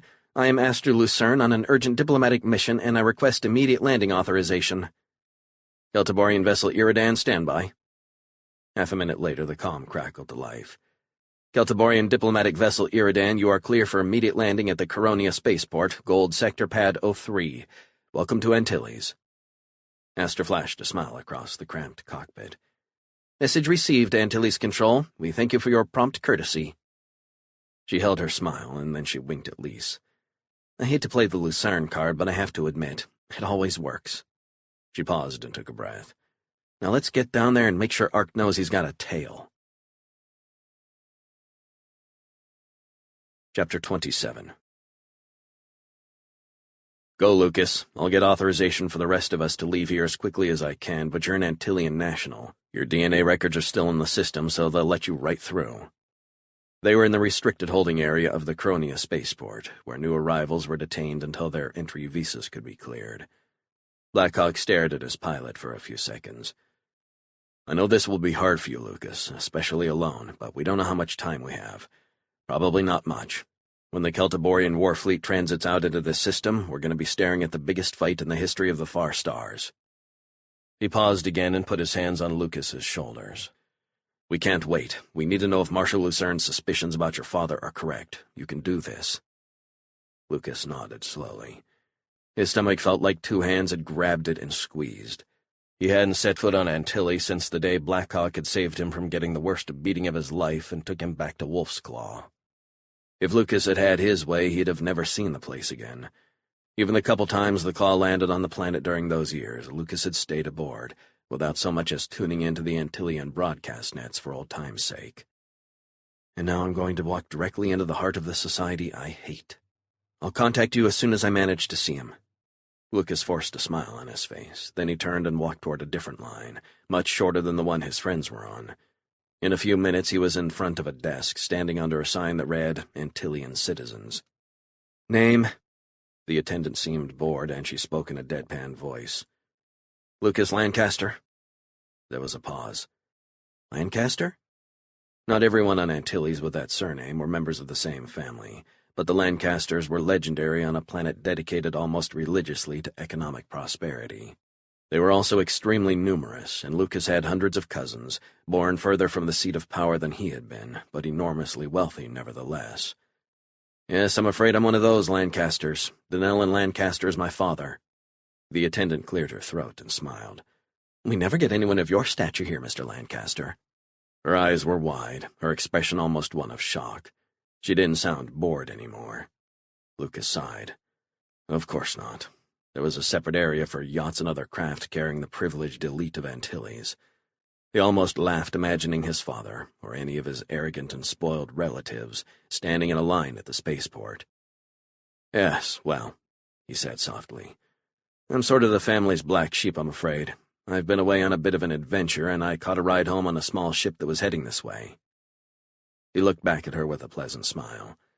I am anxious to get back and see my family, so I'd be grateful if you could get me through here as quickly as possible. Of course, Mr. Lancaster. She glanced down at a glass plate on top of a small reader. If you'll just place your hand on the DNA scanner, I will get you out of here in half a minute. Lucas reached out and laid his hand on the plate. He had a rush of irrational fear, a strange feeling that the scanner wouldn't recognize him, but it was only a second before the attendant's smile grew even wider, and more repulsive to him. He was still that Lucas Lancaster, however much he found the whole concept repellent. Very well, Mr. Lancaster, your ID checks out. Again, welcome home. If there's anything I can do for you, please do not hesitate to ask. He felt a wave of nausea at the obsequious response his identity had provoked. She was a bored civil servant with more than a touch of her own institutional arrogance, he guessed. She was ready to provide lackluster service to Antillian bookkeepers or engineers returning exhausted from long trips. Normal citizens standing in line spurred no urgency in her, but at the first hint of his identity she'd turned sickly sweet and rushed him through check-in. To be fair, though, it's exactly what he'd hoped would happen. Still, he was once again reminded how much he loathed this place. "Thank you," he replied as he walked past her station and the two guards flanking the door beyond. The sentries had been standing stone still the entire time he'd been online, but now they jumped at his approach and opened the door for him. Lucas nodded his thanks, and he felt a sudden urge to get back to the Claw, to run away from politics and influence and all the corruption of his homeworld.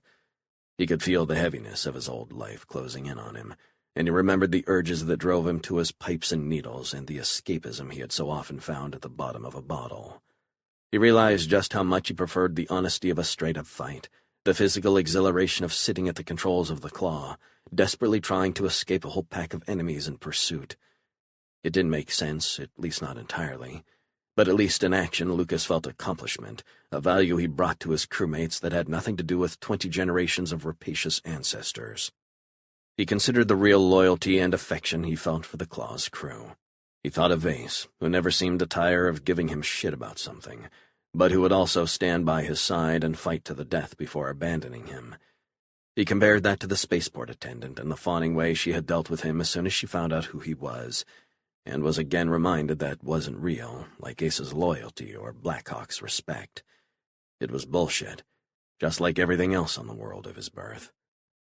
He walked out of the terminal and into the bright sun. Antilles had produced a lovely spring day for his homecoming, at least, though he imagined a few storm clouds would be more appropriate. He walked past the monorail station to a waiting line of cabs. There was a long queue with a man directing the operation. Lucas sighed and turned to walk to the back when he heard a voice behind him. "Mr. Lancaster, allow me to introduce myself. I'm Heinrich Klaus, the assistant director of the spaceport. Miss Felter at the check-in desk notified me that you had just come through." Of course she did. But he simply said, "Thank you." Lucas wasn't in the mood for another round of Lancaster worship, and he turned slowly back the way he'd been facing. The new arrival waved his hands at the attendant directing the cabs. "I am sorry you did not advise us of your impending arrival. We would have made an effort to move you more swiftly through the spaceport." He waved toward the front of the row of cabs. "In any event, there is no need for you to stand in the line, Mr. Lancaster." He gestured to the lead vehicle. "Please, sir, enjoy your trip to your destination, and again, welcome home." Lucas sighed. "Thank you, Mr. Klaus, was it?" He walked toward the cab, but the attendant got there first and opened the door. "Thank you," Lucas said again, as he slipped inside the vehicle. He glanced back at the line and shook his head. Those people had all been on long trips. They were tired and they missed friends and family. But he'd cut right in front of them as if they weren't there. He imagined they were supposed to consider themselves fortunate, blessed even, to catch sight of one of the mighty Lancasters. But he suspected there were other emotions there, too, less attractive ones. Well, let them be angry at me. They deserve to be. If it helps anything, though, I'm here to stop a war. "Lancaster Tower," Lucas growled to the driver. "Let's get this over with. I want to get the hell out of here as soon as possible." "ETA to Antilles, 6 hours, sir." The bridge officer spoke in a stilted tone. Reporting directly to Marshal Augustin Lucerne was well above his normal pay grade. "Thank you, Lieutenant." Lucerne was standing on Glorianus's flag bridge next to Admiral Desai. The crew was sitting around nervously. With most of the systems down in hyperspace, they didn't have anything to do but think about the fact that the Marshal was standing a few meters away. And they were a few hours from what might become the hardest war they'd yet faced. "Admiral, the fleet will transit into the outer system. As soon as all units have recovered and are fully operational, we will adopt battle formation and set a course for Antilles." The red-hot anger was gone from Lucerne's voice, replaced by the sound of resignation. "Very well, sir." Desai's tone was somber. It was clear he wasn't happy about recent events. He paused for a few seconds. "Marshal, are you—" "I am certain, Admiral. I appreciate your concerns, and I share them myself. But if Antilles is in league with the Empire, we must move without delay, and we must strike hard. Time will only make things worse." Lucerne turned and stared at his fleet commander. "You know this as well as I do, Emile. We cannot ignore a fact simply because it is a terrible one to believe." The fatigue in his voice was overwhelming. "I will not stand aside while the Far Stars is sold into slavery. I traded away my principles, strove to great lengths to make Antilles an ally. If she chooses to be an enemy instead, so be it. She will learn what that means. But there is no solution in wishing for things to be different than they are." Lucerne held the Admiral's gaze for a few seconds before turning and walking toward the hatch. "I will be in my quarters, Admiral. I have considerable work to do. Come and get me before we emerge." "Yes, sir," Desai nodded. "I understand, Marshal," he added, belatedly responding to Lucerne's previous comments. Lucerne walked to the door, waving off the guard who moved toward the opening mechanism. Only specially insulated circuits functioned in hyperspace, and powered doors didn't make the cut as necessary systems. But Lucerne wasn't above opening a door for himself, though he sometimes wondered if anyone else realized that. He pulled the manual latch and slid the hatch open, slipping through and closing it behind him. He walked slowly down the corridor. He didn't have work, not really. He couldn't begin planning the battle for Antilles until he had some scanning results from the system. He just needed to be alone for a while. He knew he couldn't have more than a few moments. His people needed him now. They were shocked at the prospect of war against Antilles, so recently proclaimed their newest ally, and they needed to draw strength from Lucerne, from the image of the great man they themselves had created. Lucerne was disappointed but not surprised, at least not significantly so. A lifetime of war had taught him to expect treachery above all things. But Allan Lancaster's betrayal would dwarf all the others in cost. Lucerne knew what he had to do, but now he wondered if he had the strength to carry through to the end, to give the orders that would kill millions. How much blood can one man's soul bear, regardless of whether his quest be a just one or not? "Mr. Lancaster," the assistant spoke into the comm unit. Her eyes were moving back and forth from her desk and the visitor standing in front of her. "Not now, Jacinda. I don't want to be disturbed." The response over the comm unit was tinny, but Lucas knew the voice immediately. He wanted to heed the dismissal and turn and leave the building before he had to look once again into his father's disapproving eyes. But this was too important, and he'd promised Ark. Lucas's DNA had gotten him through every checkpoint in the high-security building except this one. No one was admitted to Allan Lancaster's office without his express permission, at least not by any assistant who wanted to continue working at Lancaster Interests or anywhere else on Antilles. Jacinda's face was twisted into a strange expression. She'd been one of the executive assistants in his father's office for years, and she had recognized Lucas Lancaster immediately. They'd all believed the young heir to be dead, the victim of his many vices. Lucas pushed aside his doubts and fears. "Don't worry about it, Jacinda. I'll handle this." He reached around and pressed the button behind the desk that unlocked the door. "Mr. Lucas, you can't just—" Lucas raised his hand. "Don't worry about it, Jacinda." "What the hell is going on out there?" I said. The voice from inside the office was angry, but there was something else there, too. Something Lucas hadn't expected. Fear. He didn't know if anyone else recognized it, but he was sure. Something had his father in a near panic. "Me," Lucas said calmly. "That is what's going on."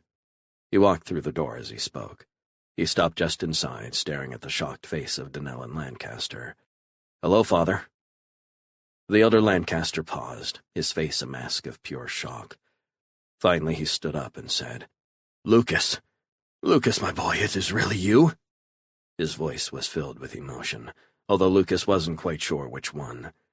Allan walked around the desk, moving toward his son. "Yes, it is me." Unlike his father, there was no emotion in Lucas's voice. He'd wondered for years what he would feel if he ever saw his father again. Happiness, sadness, rage. Now he knew. "Nothing. I feel nothing." His father was coming toward him, extending his arms to hug his son, but Lucas reached out his hand between them. A handshake was all he could offer. Allan saw Lucas's expression, and he stopped abruptly, gripping his son's hand. "I didn't dare let myself believe you were alive." "Yes, I'm alive. One might even say well, but that is a story for another day." Lucas looked into his father's eyes. He thought all the old urges would be running wild in him, but he was a different man now. No longer the scared, confused kid who'd almost destroyed himself because of his inability to endure the strain of being Allan Lancaster's son. That didn't mean that standing in the room with his father wasn't the most difficult thing he'd had to do in the years since Blackhawk had taken him in. But he suddenly realized he could do it. He was far stronger than he'd been, more confident. And he wasn't alone, the way he'd always been among the throngs of Lancaster relatives and retainers. He was part of something in a way he'd never been in those days. He had left Antilles a scared and lost boy, but now he had returned a man. "We must go back to the estate," his father was saying. "I will arrange a feast and call the family together. It will be a No!" Lucas's tone was one people rarely used with Allan Lancaster, and the patriarch stood and stared at his son. "I did not come back here to raise glasses and pretend I am part of this family. Son, spare me your pretense at familial concern. You weren't there for me when I needed you, when it was politically inexpedient to stand by me. You made your choice in this long ago, so let us leave it at that and not play at fictions of fathers and sons." "Lucas, I will not have you address me in that tone of—" "You will," Lucas said, his voice soft yet seeming to roar across the palatial office. "I did not come for your approval nor your forgiveness, much less by Chronos hide for whatever passes for love in your twisted mind." Allan Lancaster stared back at his son, his expression one of utter shock. "Then why did you come?" he croaked. "I came to save your life. I came because no matter what I may think of you, you are still my father, and because I will not have millions die because of your greed and folly." Allan turned and walked back toward his desk. "I have no idea what you are talking about. You shirked your responsibilities then, and it is clear you haven't changed. But you have changed." Lucas's voice was as cold as space itself. "You were always ruled by insatiable greed, but I never imagined you as a traitor to the far stars, as a man who would sell himself to the Empire." Allan Lancaster stopped walking and froze in place. "I have no idea what you are talking about." His voice was quavering. He turned slowly, facing back toward his son. "I have done no such—" "Stop." There was no anger, only fatigue. "Don't waste your breath on lies. There's little enough left between us without you poisoning that." Allan stepped back, leaning against the edge of his desk. He sighed loudly, then looked up at Lucas. "You don't understand. I had no choice." Lucas stared at his father, trying but failing to disguise his contempt. "I have tried very hard to convince myself of that." He took a deep breath. "But none of that matters. Your Imperial cooperation ends now. If we are lucky, no one will know, or at least there will be no proof. Have you ever thought about how the people would react to news that Lancaster Interests was in league with the Empire? I know you don't spend much time worrying about the masses, but that would change if they were storming the tower screaming for your blood, wouldn't it?" "Lucas, you don't understand," Allan said again, strength returning to his words. "I didn't have a choice. They control over 30% of our stock. They were threatening a takeover fight." Lucas stared at his father with utter contempt. "You sold your people to the Empire for that, because they threatened your control of the company?" His body was tense with anger. "Because you didn't have the guts to fight them, to struggle to maintain control of the company, or even to lose it without turning traitor? This is the mighty Allan Lancaster, this gutless thing standing here in front of me? That's enough, Lucas." His father was livid. "You never understood your duties to the family. You cast them aside. 20 generations of your blood, first for drugs and alcohol-fueled binges, and later to play at swashbuckler, or whatever you've been doing while I was here protecting the family legacy." Lucas paused. Some of his father's assaults struck a nerve. He couldn't defend his younger self, and for all the difficulties he'd had with his father, he knew he himself had been to blame for what he'd become. He knew the day he started shifting responsibility to his father or anyone else was the first step on his road back to life as an addict and a lost soul, and he wasn't about to take that step. "My problems were my fault," he said, his voice a bit shaky but still determined. "I don't lay that at your feet, however miserable a father you were. But where's your precious legacy now? In the hands of the Empire?" Allan stood staring wordlessly at his son. Lucas shook his head and continued. "I still don't understand how you could even think of dealing with the Empire. How could you even believe what they promised you?" Allan opened his mouth, but Lucas cut him off with his hand. "Don't even try to explain. I don't want to hear it. But it ends now. Whatever you promised them, forget about it. We will fix this. I can't back out. It's too late." His father's voice was defeated, and Lucas was surprised how much it shook him to see his father, an arrogant tyrant for as long as he could remember, so weakened. "They will take over the company," Allan said. "The Lancaster family will be destroyed." Lucas pushed back any sympathy he might have felt, looking at his father with iron firmness. "It is not too late for you to find your resolve, to save the family. With strength, not with craven weakness. I have faced danger from the Imperials, too. Threats made at gunpoint and in battle, not on the confines of the boardroom. You're my father, and you will always be that, but you are a coward, too, and it is time for you to show some courage." Lucas walked forward, stopping less than a meter from his father and staring at the elder Lancaster with an unrelenting gaze. "And I will make it easier for you to do just that, for what is more effective at finding a gutless man's missing bravery than an even worse threat? Because whatever you fear the Imperials might do, you have a much greater problem, father, and it is almost upon you." Denellen looked at his son in confusion. "What do you mean?" "You gave your word to Augustin Lucerne. You accepted what he offered you and pledged your loyalty to his cause. Do you know so little of the man to think he would stand by while you reneged on every agreement you made?" Lucas's voice was deep, foreboding. "He knows, father. He knows you have betrayed him, and even now he is coming here to take his vengeance." Denellen Lancaster stared back at his son, his face white as a sheet. "How? No, it is not possible." His face was twisted in fear and despair. "He wouldn't dare to invade Antillean space." Lucas shook his head. "You met Marshal Lucerne. Does he seem like a man to be trifled with, to accept treachery? He knows you purchased Vestron shipping, that you have been delivering arms to Castilla and Rykara, and Nordlingen, and he is coming for you even now." Denellen's eyes widened. "Arms? We delivered no arms." There was a wave of outrage in his tone. "He has the evidence, from a Vestron convoy captured at Nordlingen. It was all in the databanks. The previous shipments, your approval of all of it." "But I had nothing to do with that." Lucas paused. He knew he had no reason to trust his father, yet he found himself believing the older man's protestations. Not that it matters now. Be that as it may, he still knows you postponed the Senate meeting to ratify the Confederation Treaty. He is coming at the head of his fleet, and he will compel Antilles' compliance with its previous commitments at whatever cost. He is coming to kill me." Denellen reached out with his hand, steadying himself on the edge of the desk. "Yes, father, he is." Chapter 28. "I thank you for your hospitality, Senator Rames." Astor Lucerne smiled sweetly as the Antillean politician leaned down and kissed her hand.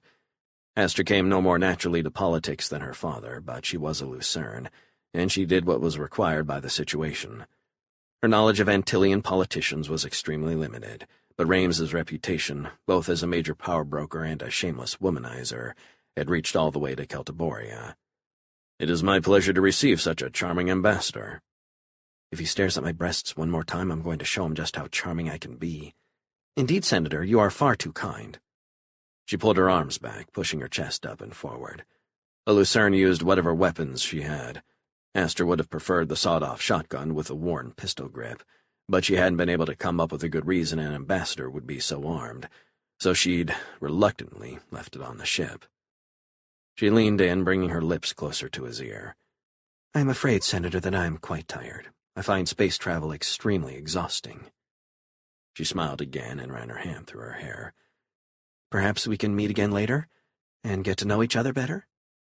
Flirting with the oily politician was enough to turn a rodent sick, but she was here for a reason, and if letting the dim-witted fool think he had a chance was helpful, then so be it. "Of course, Lady Lucerne, I've taken the liberty of having quarters prepared for you at the Coronia Grand Hotel." He glanced over at Lise, who was watching him passively from a few meters behind Astra. "And for your companion as well." He paused and smiled at her with an expression that reminded her of the Celtiborian swamp viper. "And tonight, dinner perhaps, at my estate? Just the two of us? Shall we say 10 p.m.? "I am most grateful, Senator, and I look forward to dinner." Rames smiled and bowed. "Until tonight, Lady Lucerne." He gestured to a maid standing behind him. "Cavendish will escort you to your quarters." "Until tonight, then," Astra said. She walked away, knowing his eyes were glued to her ass. "Keep staring, idiot. It's the last time you're likely to see it." Blackhawk looked out through the floor-to-ceiling windows, barely noticing the panoramic vista laid out before him. Denellen Lancaster's office had nearly 360-degree views from its perch atop Coronia's tallest building. To the west lay the new city, the elegant and modern towers of its high-end waterfront quickly giving way to kilometer after kilometer of low-rise workplaces and apartment blocks. The far inland edge of the city was a massive industrial zone, and beyond a lightly developed band of suburbs before the heavy inland pine forests of Antilles' vast northern continent began. The view in the other direction was equally magnificent, the glistening topaz sea stretching to the horizon, the deep red of the late-day sun reflecting off its rippling waves. Antilles was a beautiful world, and a rich one, too. Its development had been managed responsibly, a luxury afforded by the planet's vast wealth and advanced technology. It was a planet of well-planned, prosperous cities and pristine, untouched wilderness. Antilles was often called the jewel of the far stars, and it earned its title in many ways. That is all over, Blackhawk thought grimly, unless we can pull this off. If we don't, Antilles is finished. It is strong enough to resist Lucerne for a time, but not powerful enough to defeat him. Its strength will turn a war from an easy conquest into a brutal massacre. The Antillians will mount a strong defense, and they will bleed Lucerne's forces, triggering more brutality and destruction in response. Two worlds who should be allies will fight the most horrendous war the Far Stars has ever seen. One will be destroyed, the other will be so weakened it will lack the strength to resist Imperial encroachment. Somewhere, Blackhawk thought bitterly, the governor is laughing. War with Celtiboria would be a disaster for both worlds, but Blackhawk knew it would be the Antillians who would see their cities burned to the ground, their planet's vaunted industry reduced to rubble. Antilles' wealth would be destroyed, and the survivors of war would know poverty and starvation. Famine and disease would sweep the land, killing millions who had survived the fighting. Perhaps worse, the effects will ripple across the Far Stars, and the Confederation will be stillborn, and there will be nothing left to oppose the Empire. Alone among those standing in Denellen Lancaster's office, indeed of all those who dwelt in the Far Stars, save perhaps the Imperial Governor on Galvanus Prime, Archerin Blackhawk had witnessed war raged on such a scale. He'd seen millions killed and whole cities reduced to ash. He'd watched the pitiful bands of refugees, those who'd survived the initial conflagration only to die slowly, of the cold, of hunger, of disease. Even Augustin Lucerne's great struggles to unite Celtiboria fell vastly short of the nightmare his forces would unleash on Antilles. "You must repudiate the Empire publicly and absolutely," he said firmly. "You must declare openly that they attempted to subvert you, and state with no equivocation your determination to resist them at every turn. You must lie and declare that no duress, no threats could compel you to treat with the Empire." Blackhawk turned from the window and stared at the hunched-over form of Denellen Lancaster. "And you must do it immediately." "But Captain Blackhawk, what of the Imperial threats against my company?" Lancaster's voice was shaky, his fear obvious to anyone listening. "And if I repudiate my agreement with the governor, how can I guarantee the safety of my family?" Blackhawk looked at the Antillian industrialist, trying to hide his disgust. He couldn't imagine how such a moral coward had produced a son like Lucas. "As for your company, the answer is obvious. You fight. You resist their efforts and counter their aggression with your own." Blackhawk was trying to rally Lancaster, to awaken whatever courage the man had hidden deep within him. "The remaining shares are held by trusts and large firms, are they not? Many of these shareholders have done business with your family for centuries. They are dependent on you, and they share business relationships vital to their own interests outside their dividend checks. You must contact them, explain the danger, rally them to your side. If necessary, you threaten to expose them if they treat with the Empire. Let them fear the mobs on their own worlds, the torches and pitchforks that would descend upon them. If you must, you sell and mortgage assets, and you buy more stock yourself." Denellen looked as if he were about to protest, but Blackhawk cut him off. "Yes, this may mean your plans for the future suffer. I'm almost certain Marshal Lucerne will want to discuss some of those exclusive contracts in light of your recent treachery. But at least you will have a future.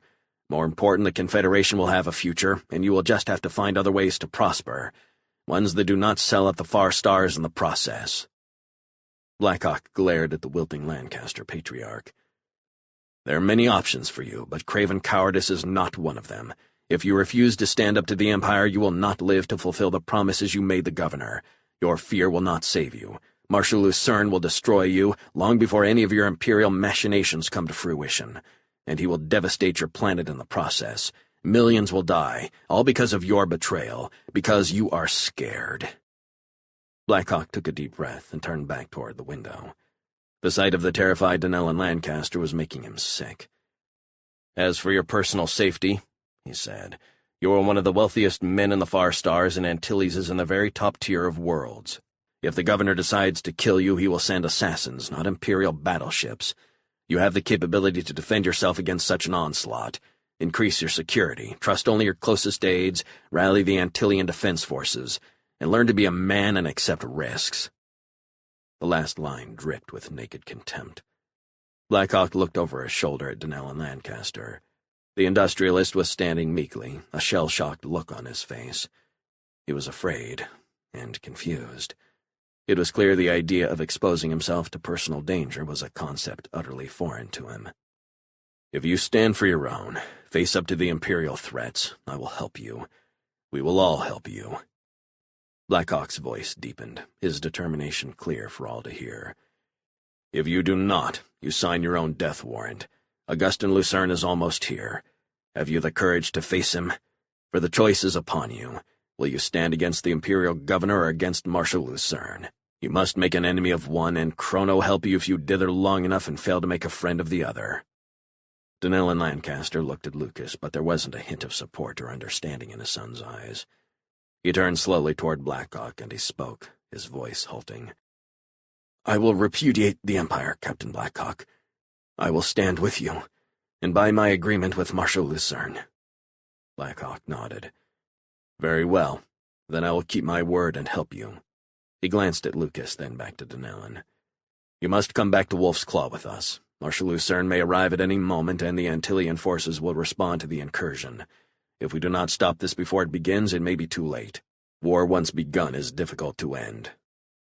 Why do you need me to come? You can tell Marshal Lucerne I have agreed to all— No. Blackhawk's voice was like ice. Marshal Lucerne is not a man to be trifled with, and his anger should not be underestimated. You must come. You must present yourself before him, call the rumors of an Imperial alliance lies, and convince him of your sincerity. This is no time for half measures. The future of the far stars rests on the edge of a knife. You are coming, Father. Lucas's voice was without emotion. And we must leave now. Donnell and Lancaster looked like he might pass out at any moment, but he took a deep breath and turned to face his son. Very well, Lucas. I will come with you. Have you managed to break in yet? Astra was standing nervously behind Lise. Among other talents, Astra's foster sister and oldest friend was a moderately accomplished hacker, or as Lise preferred to put it, a specialist in information systems. Right. And Blackhawk is just a misunderstood freighter captain. Yes, just pulling up the data now. She made a face. I expected Antilles to have better frontline security. Can we stick to the point? We've got 5 hours before I'm supposed to be at dinner with that horned-up Antillian politician. So before I end up having to deliver a diplomatic incident directly to a sack with my foot, let's move along. Okay, here it is. The ship is the Iron Wind. It's registered as a free trader. Lise glanced back at Astra. Wolf's Claw was registered as a free trader, too. It was as good as Far Star's code for an adventurer's or mercenary's ship. Owner of record, Cedric Kandros, cross-referencing Celtiborian records. She kept reading. Looks like he's wanted for smuggling on a dozen worlds. He's got a death sentence on at least 2. Astra sighed. Of course, that could be misleading. When she'd pulled up Blackhawk's warrants, she'd almost fallen out of her chair. She loved the grim rogue, but half the Far Stars wanted him, or one of his people, dead. Astra. Lisa's voice had faded to a dry whisper. What is it? You look like you've seen a ghost. The last update from the Celtiborian net just downloaded. That's why they're here. What? Speak. What is why they are here? There's a price on Blackhawk's head, Astra. Lise turned and looked at her friend. 1 million Imperial crowns. Astra's eyes widened, and she stared back silently for a few seconds. Chrono, Lise. That is why that ship is here. Why they followed the Claw. They're going to kill Ark. She spun around. I have to go warn him, now. She looked around aimlessly for a few seconds, as if she expected to find her weapons lying on the bed, ready to go. You're not even armed, Astra. You can't just go running out. I have to, Lise. What if Ark doesn't know? What if they get to him? Lise stood up. Astra. Where are they, Lise? Where did they land? Lise sighed. She knew Astra well enough to realize no arguments would keep her from running to help Blackhawk. She looked down at her screen. Iron Wind is in Bay 14. A pause while she hit a few keys. The Claw is in Bay 3. Lise turned again, moving toward Astra. Let's go. No, Lise, you have to stay here in case someone comes looking for me. She reached behind her, grabbing her riotous mass of blonde hair and tying it in a tight bun. Waist-length locks were good for flirting with pig senators, but not so much for action. What should I say if someone asks for you? Lisa's expression was sour. It was clear she didn't like being left behind while Astra went out alone. Tell them I'm in the tub, or sick, or locked in the bedroom throwing a wild tantrum. I don't care, just buy some time. And if I'm not back by 10, tell the senator's people I'm sick. She knew that wasn't going to be very convincing, but it was better than nothing. She knew the arrogant fool had her marked for his bed, but he had more chance of getting a massage from the Emperor. I'll handle it, whatever happens. Lise took a breath. And Astra, be careful. You know me, Lise. She flashed her friend a quick smile, and she was gone. Put these on. They cost a fortune in bribes. Kandros was leaning against a pile of crates, pulling his boots off. We've got 3 hours, and then the new shift is on, and I don't know anybody in that crew to pay off, so if Blackhawk doesn't come back by then, we're going to have to try something else. He pointed toward the cargo sleds. And while we're waiting, you slugs put your backs into unloading these ships. That's part of the deal, too. If the cargo doesn't keep moving, someone's going to send a supervisor up here to see what's going on. He watched his crew move toward the pile of overalls, picking out ones that looked closest to a reasonable fit. He didn't care that they were unhappy at doing manual labor. They'd been called mercenaries, outlaws, even pirates, and Kandros knew they'd take any of those titles before being dockhands. If they want a part of that million, they'll get over it pretty damn quick. I want 2 of you on station at the entry to the section. If Blackhawk is coming back, we need to know immediately, and we need to be sure how many of his people are with him. We'll have surprise, but that's it. Don't you get cocky and underestimate any of his crew. We've crossed paths with Wolf's Claw before, and you know Blackhawk's people are good. Real good. So what's the plan, boss? Malik Debernin was fishing through the pile of work clothes, trying to find anything he had a prayer of stretching across his massive frame. Debernin was 160 kilos of pure muscle, Iron Wind's closest answer to the twins. Take out Blackhawk and make a run for it? Kandros sighed. Like Blackhawk's twins, Debernin wasn't the sharp edge of his crew's wit, and he'd long called the bruiser by a simple and descriptive nickname, Brick. Do you think we're going to kill Archer and Blackhawk and leave his whole crew alive to hunt us down? The loyalty of Blackhawk's people was legendary, at least in the circles that had heard of the adventurer and his followers. Venturi's got to go for sure. I can promise you, you don't want to run out of here with her on your tail. She's Sebastiani trained and one of the best. She'll follow you across the far stars. You'll be lucky if the bowl doesn't blow up the next time you take a shit. Kandros pulled the zipper up on his coveralls. The fit was far from perfect, but would have to do. And Tarkus, too. That bitch is fucking crazy. No way we leave while she's still breathing. He turned and looked out over his men, all hopping around in various stages of undress. And Ace is pretty resourceful. The twins are a nightmare. No, we take out as many as we can, boys, because the ones we let survive will come after us. You can bet your asses on that. Kandros slipped his boots back on, pulling the legs of his coveralls down over them. Okay, Starn, you, Krieger, and Lauren start unloading that ship over there. It's on the way from the entry to Wolf's Claw. As soon as you see Blackhawk and his people coming, hit the comm unit. Don't worry about anybody picking up the transmission. It won't look like anything but a random signal, and we'll be out of here long before anybody investigates. Got it, Captain. Starn turned to the others and waved his hand. Let's go, boys. Malik, Demetus, you're with me here. The ship is the closest to the Claw, so we'll stay put and wait. He turned toward the cluster of his men standing and staring back at him. The rest of you over there. He pointed to a vessel parked on the other side of the Claw. We'll take them from 2 sides. His voice deepened. But be fucking careful when it all hits the fan. Remember, we're over here, too. If I get shot by one of you bastards, you better hope you get killed. Kandros exhaled hard. Stay sharp, all of you. These people are fucking dangerous. We take them out immediately while we've still got surprise on our side, and then we get back to Iron Wind. He paused, panning his eyes across his crew. If we don't... Emerging from hyperspace in 10, 9, 8. Lucerne sat on one of the workstations on Glorianus's flag bridge.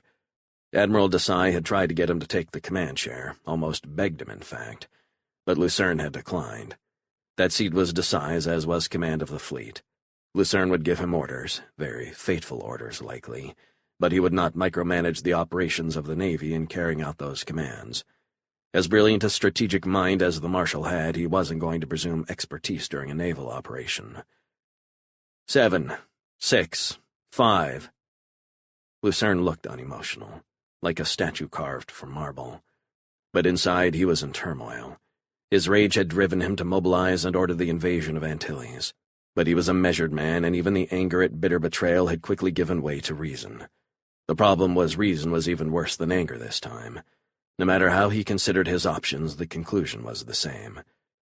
There's no way I can allow Antilles to side with the Empire, no matter what I have to do to stop it, how many people I have to kill. The price of mercy here is ultimate slavery for all the far stars, and that is too high a cost even to save Antilles. 4, 3, 2. Lucerne's had been a life of duty, and that had meant doing many things he hadn't wanted to do.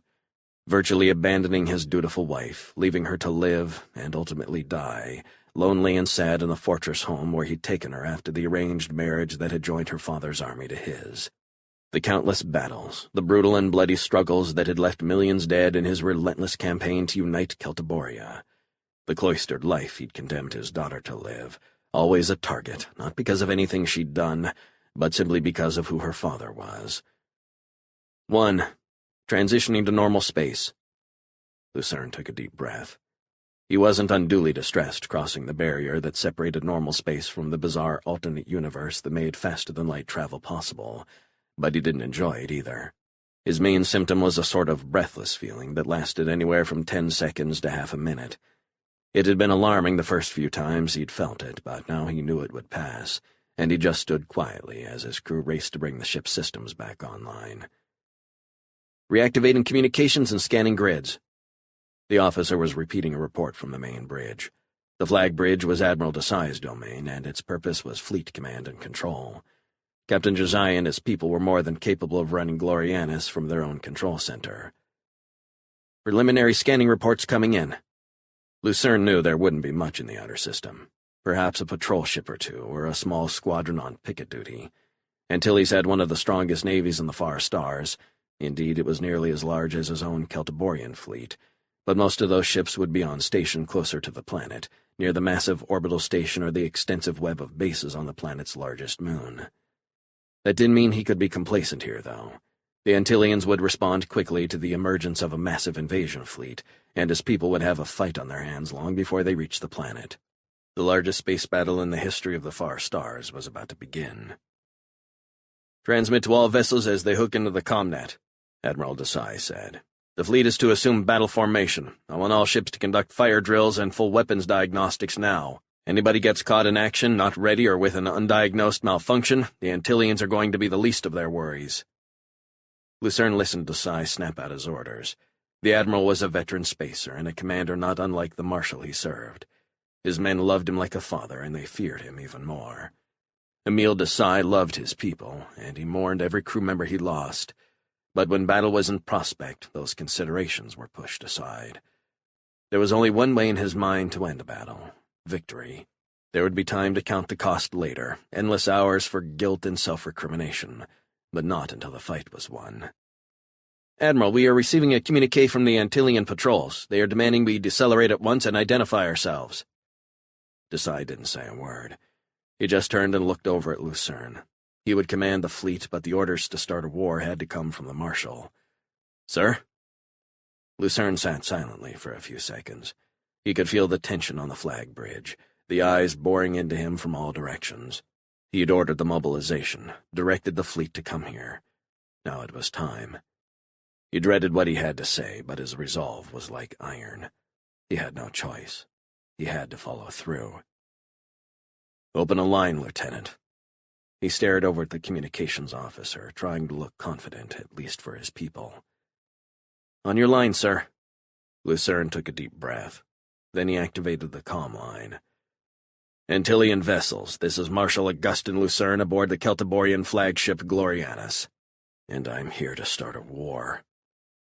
It has come to my attention that certain segments of the Antillian government have been treating with the Imperial Governor for the purpose of reneging on the Far Stars Confederation Treaty and establishing an alliance with the Empire. His voice was loud and strong. He felt a rush of anger thinking again about Lancaster's treachery, and he channeled it into his words, using the raw emotion to give him the strength he needed. The strength to lead his people into Armageddon. I demand the immediate surrender of Donnell and Lancaster to forces designated by me. I further require that all Antillean military units stand down at once and allow my fleet to occupy strategic positions around Antilles, preparatory to my dispatching military units to the surface to investigate and apprehend any Antillean citizens involved in this treachery. You have 10 hours to agree to these terms." He took another breath. His words were a declaration of war, and he knew it. No planet as strong and proud as Antilles could possibly agree to such terms. Some colony out on the fringe, maybe, but not the richest world in the sector. They would fight, he knew. They would fight hard, and he would destroy them. Chapter 29. The Claw's a fast ship. With any luck we can get to Marshal Lucerne before there is any fighting between his ships and the Antillean fleet. Black Hawk was trying to sound positive, but he knew that 1,000 things could go wrong. It was going to be hard enough to cool tensions and rebuild the Celtiborian-Antillean alliance in any event. If blood was drawn, it might very well prove impossible. "I never intended for things to go this far." Donnell and Lancaster was glancing back and forth between Black Hawk and his son as they walked through the spaceport. Lucas and Black Hawk had both taken normal taxis to Lancaster Tower, but they'd flown back in a Lancaster airship, turning a half-hour ride through crowded city streets into a quick 5-minute jaunt. People rarely do. Things are not as clear when they're happening as they are later when we look back. Black Hawk was angry at Lancaster for what he had done, but he understood, too, and he found himself sympathizing with the industrialist, at least partially. Donnell had been motivated by fear, but Black Hawk knew from experience that under certain circumstances, men would do things they wouldn't normally.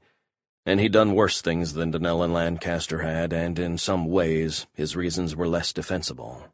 Fear wasn't admirable, but it was certainly understandable. "Don't justify his actions, Ark." Lucas's voice was pure venom. "He sold out Marshal Lucerne. He sold out Antilles.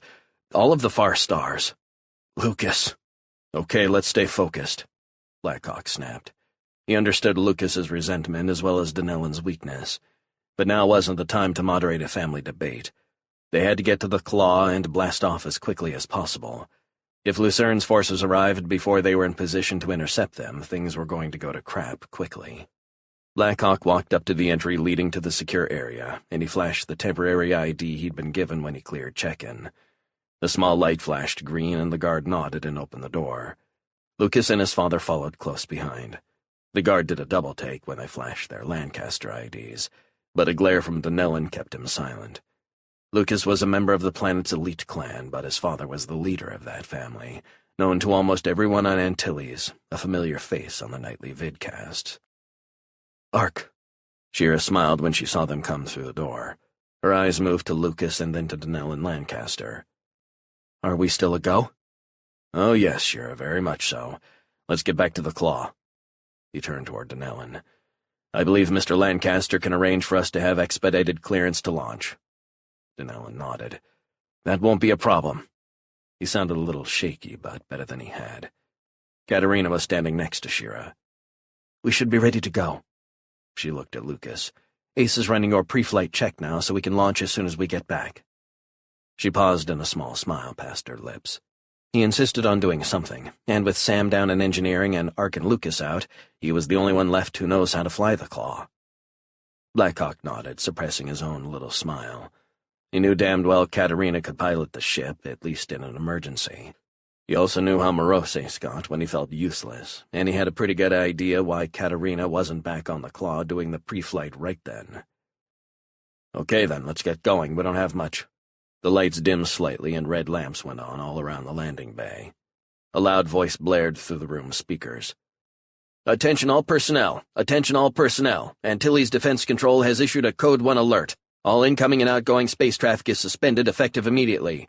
All foreign visitors are to return to their ships inside the bonded area and await further instructions. All Antillean citizens not engaged in vital activities are to return home as quickly as possible and await further instructions." Black Hawk stood and listened to the voice on the public address system. As good an announcement of Lucerne's arrival as a fanfare of trumpets would have been. His heart sank. All civilians are instructed to follow any order given by defense personnel. Partial martial law is in effect. A list of restrictions and requirements is available on the main page of the Antilles Information Network, accessible from any public information kiosk. Spaceport personnel are to remain at their posts until further notice. All shifts are extended indefinitely. Fuck, Blackhawk muttered. We need to get back to the Claw now. We're out of time. He turned toward Donnell and Lancaster. You're gonna have to get us permission to take off. Lancaster nodded. I'm sure I can. Ark, look out! The shout ripped through the air, coming from behind a large pile of crates. Blackhawk's head whipped around. He knew the voice immediately. Astra. No, it can't be. You're hearing things, you old fool. Still, his instincts were on fire. He looked off into the depths of the massive landing area. His eyes caught a shadow, and for an instant he thought it might be her. Then she yelled his name again, her voice coming from behind him, and his mind filled in the blanks. There was an enemy out there, and somehow Astra was here to warn him. His hand went to his waist, but his weapons weren't there. He'd had to leave them behind on the Claw. Marching through the streets of Coronia fully armed was a great way to end up in an Antillean jail. He spun around, ducking, just as he heard a loud crack, and Donnell and Lancaster screamed and fell back into him. He reached out and grabbed the stricken Antillian, and he saw Katerina firing just past his head. Shira was a fraction of a second behind, but then the two of them were shooting, raking the area off to the left of the Claw. Ace, we're under attack. Shira was yelling into the comm unit on her collar. Send out Sarge and his boys, and the twins, now! She was diving for cover as she spoke. She ended up crouched behind a large shipping container next to Lucas. Blackhawk had already dropped down, pulling the older Lancaster behind a pile of crates. He was looking around wildly for Astra. Once he might have imagined it was her, but now he knew. She was here. He could hear Shira's fire just behind him, but Katerina's had gone silent. He looked quickly and saw she was gone. She was a predator, not a defender, and he knew she was out on the hunt for their attackers. Ark, are you okay? Astra Lucerne ran up from behind a stack of shipping containers. She was stooped down, staying under cover, and she threw her arms around him. Thank Chrono I got to you in time. You were followed here by a ship called Iron Wind. Have you heard of it before? Iron Wind? Blackhawk couldn't think for a few seconds. His mind was overwhelmed with relief at seeing Astra unhurt. He returned her hug, pulling her closer. Right, that's Cedric Kandros' ship. Kandros is a prick. We've had a few run-ins, but there's no real bad blood between us. Astra slowly pulled away, looking up at Blackhawk. There's a contract. Yes, a contract, 1,000,000 crowns. And Kandros was just the type of greedy lowlife who would drop everything to try and collect it. You knew? Yes, I knew, but I didn't think anybody would be crazy enough to try to pick me off in the Coronia spaceport. Blackhawk could recall 100 places he'd been. Dung heaps on the edge of human habitation where the idea of law enforcement was one drunken fool with a badge and a creaky old gun. But Antilles? 1,000,000 crowns was a lot of money, but the Antillians didn't take kindly to shootouts in the streets. But that was the least of his concerns. He needed to get to Lucerne, and they had enough troubles without a two-bit thug like Kandros trying to collect a bounty. He turned and stared down at Donnell. There was a growing red stain on his abdomen. They couldn't stay here under cover, not if he wanted to keep Lancaster alive. Stay with me, Donnell, stay with me. He knew Donnell and Lancaster was the only hope of stopping the unfolding tragedy. If you die, millions will die with you. Kandros was crouched behind a stack of crates, holding a scattergun in his hand. The weapon fired a blast of 200 flechettes, short-ranged but carrying a wide swath of death along its path. It had been intended for Blackhawk if the bastard managed to get past Quintus and his team, but now Kandros knew he had to cover Wolf's Claw. He could hear the fire from the forward position. Whatever surprise he had left would only last a few seconds more. If the rest of Blackhawk's people managed to deploy, it would be all over. They'd be in the middle of a protracted firefight, and by the time either side could gain an advantage, 1,000 Antillian troops would be storming into the hold.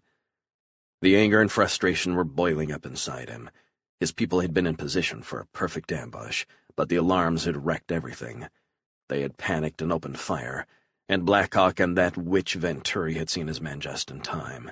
His head snapped to the left as his eyes caught movement around the Claw. Fuck, Blackhawk's people are coming out.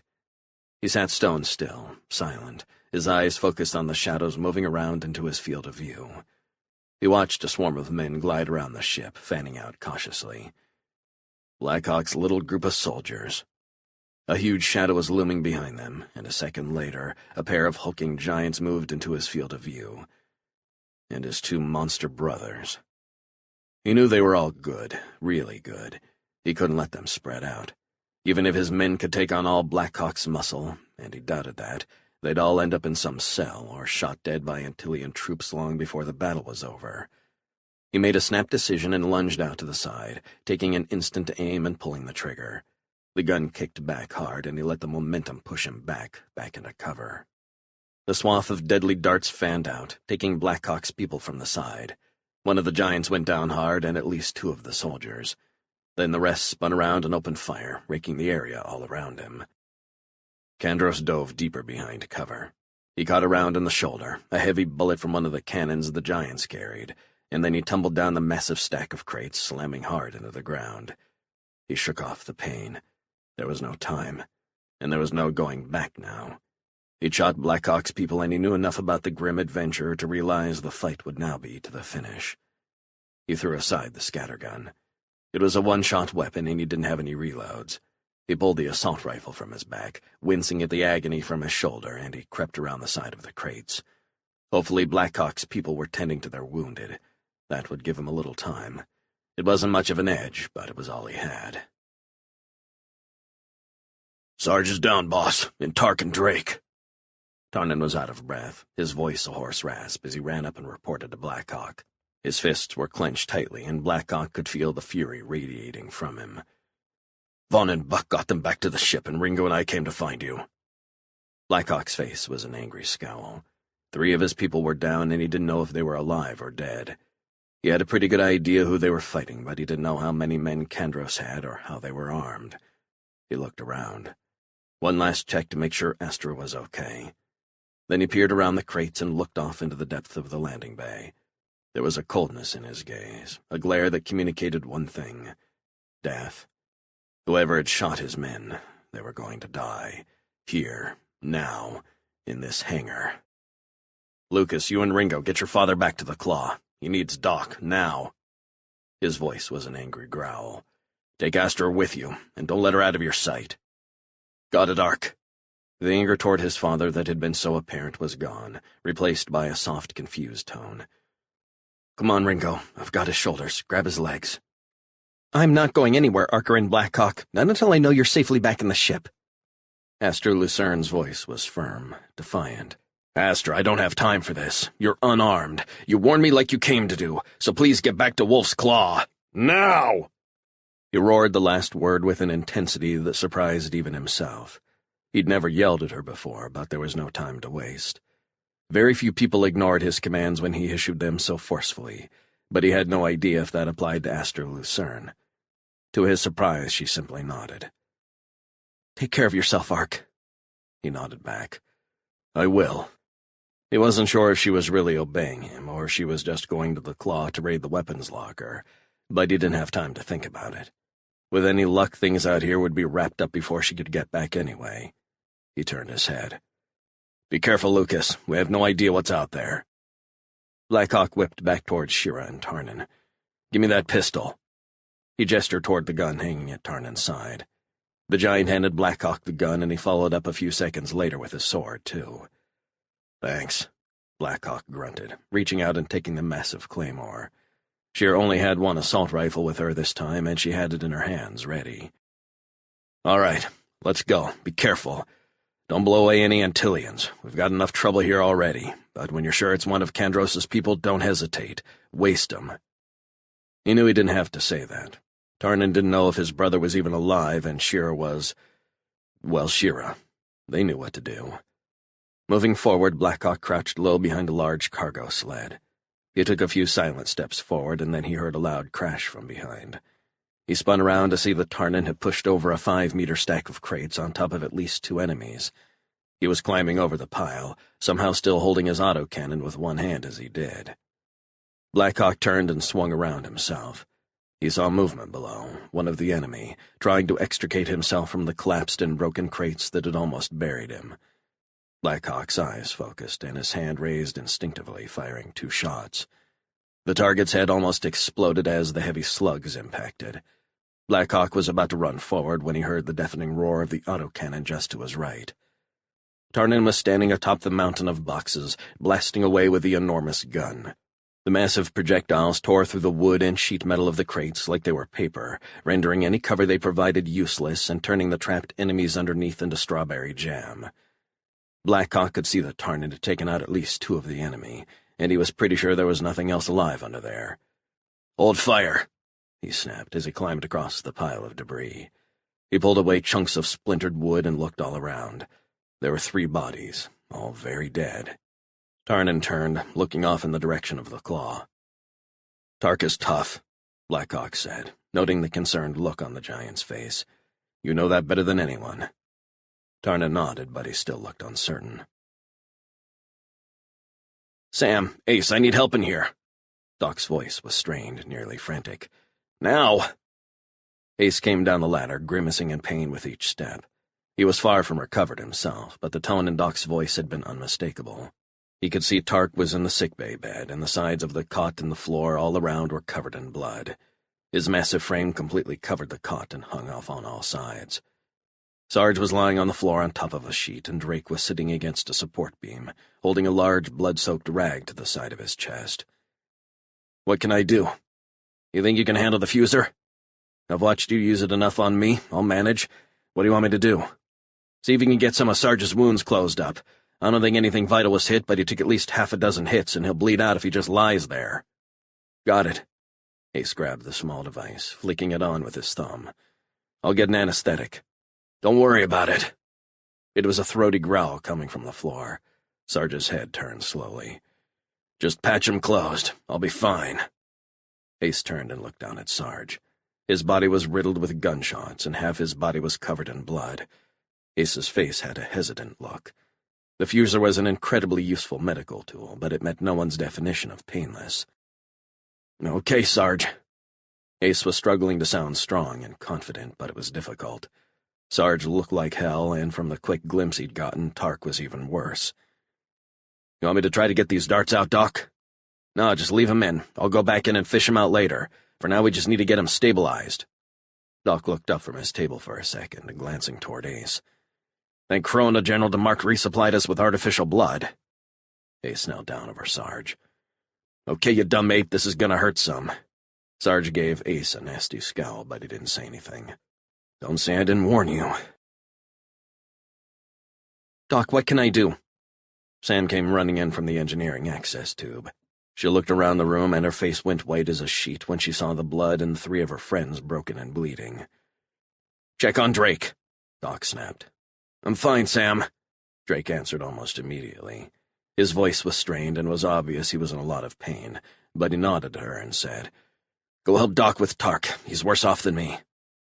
She ran over toward the cot, catching a glimpse of Ace leaning over Sarge, a quick smell of burning flesh hitting her nostrils as the fuser closed a gaping wound. Running up to the edge of the cot, Sam looked down. She tried to hold back a gasp as she got her first glimpse of Tark. He was completely naked, but that wasn't what shocked her. His enormous body was torn open in at least a dozen places. There were 4 gaping wounds in his midsection, and the floor all around the bed was slick with blood. She looked across at Doc. He was frantically working, but he seemed lost in the enormity of the task. There were so many wounds, so much blood, and Tark was running out of time. Katerina moved swiftly, silently, like a snake stalking its prey. She'd killed 2 of the enemy already, but now she was tracking the leader. His plan was in ruins, and if he was smart, he'd be looking to flee and save his life. His crew were all dead or fighting their final battles. He'd made his play to kill Blackhawk, but he'd lost. Escape was his only option, unless she caught him first. She was deep in her Sebastiani mantra, emotions mostly purged from her mind, but she couldn't help but feel a twinge of disgust at her quarry. Her service and friendship with Blackhawk had taught her what leadership could be, but so often wasn't. Now the man she was hunting reminded her what most leaders were, and why she'd been able to terminate so many of them in her career without a gram of guilt. She had a bleak view of mankind, one she knew Blackhawk shared. There were worthy people in the vast universe, she knew, but they were few and hopelessly scattered. Occasionally one appeared in a position to truly make a difference. Marshal Lucerne was one of those. His campaigns had been costly and brutal, but through 30 years of war and conquest, and overwhelming victory, he had remained unaffected by the massive power he had accumulated. A moral man was a rare enough creature, but one who remained so once he had grasped the reins of power, that was almost non-existent. Yet now even he is being led by anger and the call of vengeance, and millions of innocents may die because of it. She brought her mind back to the chase. It wasn't time for such thoughts. Her target was all that mattered, and she focused every thought on the hunt. She could hear him ahead in the distance and followed the trail he had left. Even her enemy's scent became a clue for her to follow. This mercenary, no murderer, was out of his depth, she knew, no match for a Sebastiani assassin of the First Circle. She focused all her skills as her training demanded, but she knew she didn't need them. Her quarry was loud and clumsy, and there wasn't a doubt in her mind she would catch him. If he hadn't tried to kill her friends, she would almost feel sorry for him. She would find him, but then she was going to deviate from her core training. She wasn't going to kill him, at least not initially. She intended to question him. That meant taking him alive. He will wish I had killed him before I am finished interrogating him. He will learn what the Sebastiani adepts know of the pain centers in the human brain. He will tell me all he knows, everything. She crept around the crates, knife in hand, slipping closer to her prey. "Doc," Blackhawk said, standing over a motionless form lying on the deck. "I need you to help Donnell and Lancaster." He looked over toward the Claw's small sickbay, where Doc was working feverishly on Tark. "Now." "I can't, Ark." The stress was clear in his voice. "Tark is in bad shape. I'm not sure I can—" His words trailed off. "Doc, I need Lancaster alive, at all costs." There was nothing but grim determination in Blackhawk's tone. "Ark, I can't. Tark needs me now." Blackhawk gazed down at Lancaster. The magnate's breath was ragged, forced. His wounds had been hastily bandaged, but the wrappings were soaked through with blood. "He's going to die if Doc doesn't work on him right now." He looked across the room. But what about Tark? It felt like there was a deep pit in his stomach. Arkerin Blackhawk was a veteran, no stranger to combat and to the difficult decisions it so often required. But he couldn't remember one as gut-wrenching as this one. He looked up. Everyone in the room except Doc was staring at him, waiting to see what he would say. He took a deep breath, trying to rationalize what he knew he had to do. But nothing worked. With all his heart, he wanted to tell Doc to keep working on Tark, to do whatever he had to do to save the giant. But he couldn't. Without Donnell and Lancaster, he had no chance to stop Lucerne's attack. There were 200 million people on Antilles, and a lot of them would die in the war that would follow. And then the Empire will just walk in, and the billions in the far stars will live forever as slaves. "I need you to save Lancaster, Doc." He paused, his mind reeling as he spoke the unthinkable. "Whatever the cost." Doc looked up for the first time and fixed his gaze on the captain. "Ark, he could die. Tark could die. Just do it, Doc." Blackhawk spoke sadly but firmly. He straightened up and started walking toward sickbay. "I'll try to help Tark, Doc. You save Lancaster, whatever it takes." He could see Doc still hesitating. "Do it," Blackhawk said coldly. "Now." "Ark." Ace had turned and he was limping toward Blackhawk. "Not now, Ace." The Claw's captain stared toward sickbay, watching as Doc reluctantly moved to follow his orders. He knew every eye was on him. He could feel the tension, the disapproval of his crew, his family. But Arkerin Blackhawk wouldn't let a holocaust occur, even if he had to risk Tark's life to do it. He walked the rest of the way to the sickbay alcove, passing Doc as he did. He glanced down at Tark. His massive chest heaved up and down, struggling for breath. The floor was soaked with blood. "The blood of my friend." He took a deep breath. He wasn't a doctor, not even a real medic. Blackhawk had seen enough battlefields to pick up some first aid skills, but the instant he looked down at Tark, he knew he was in over his head. He picked up the large fuser and put it back down.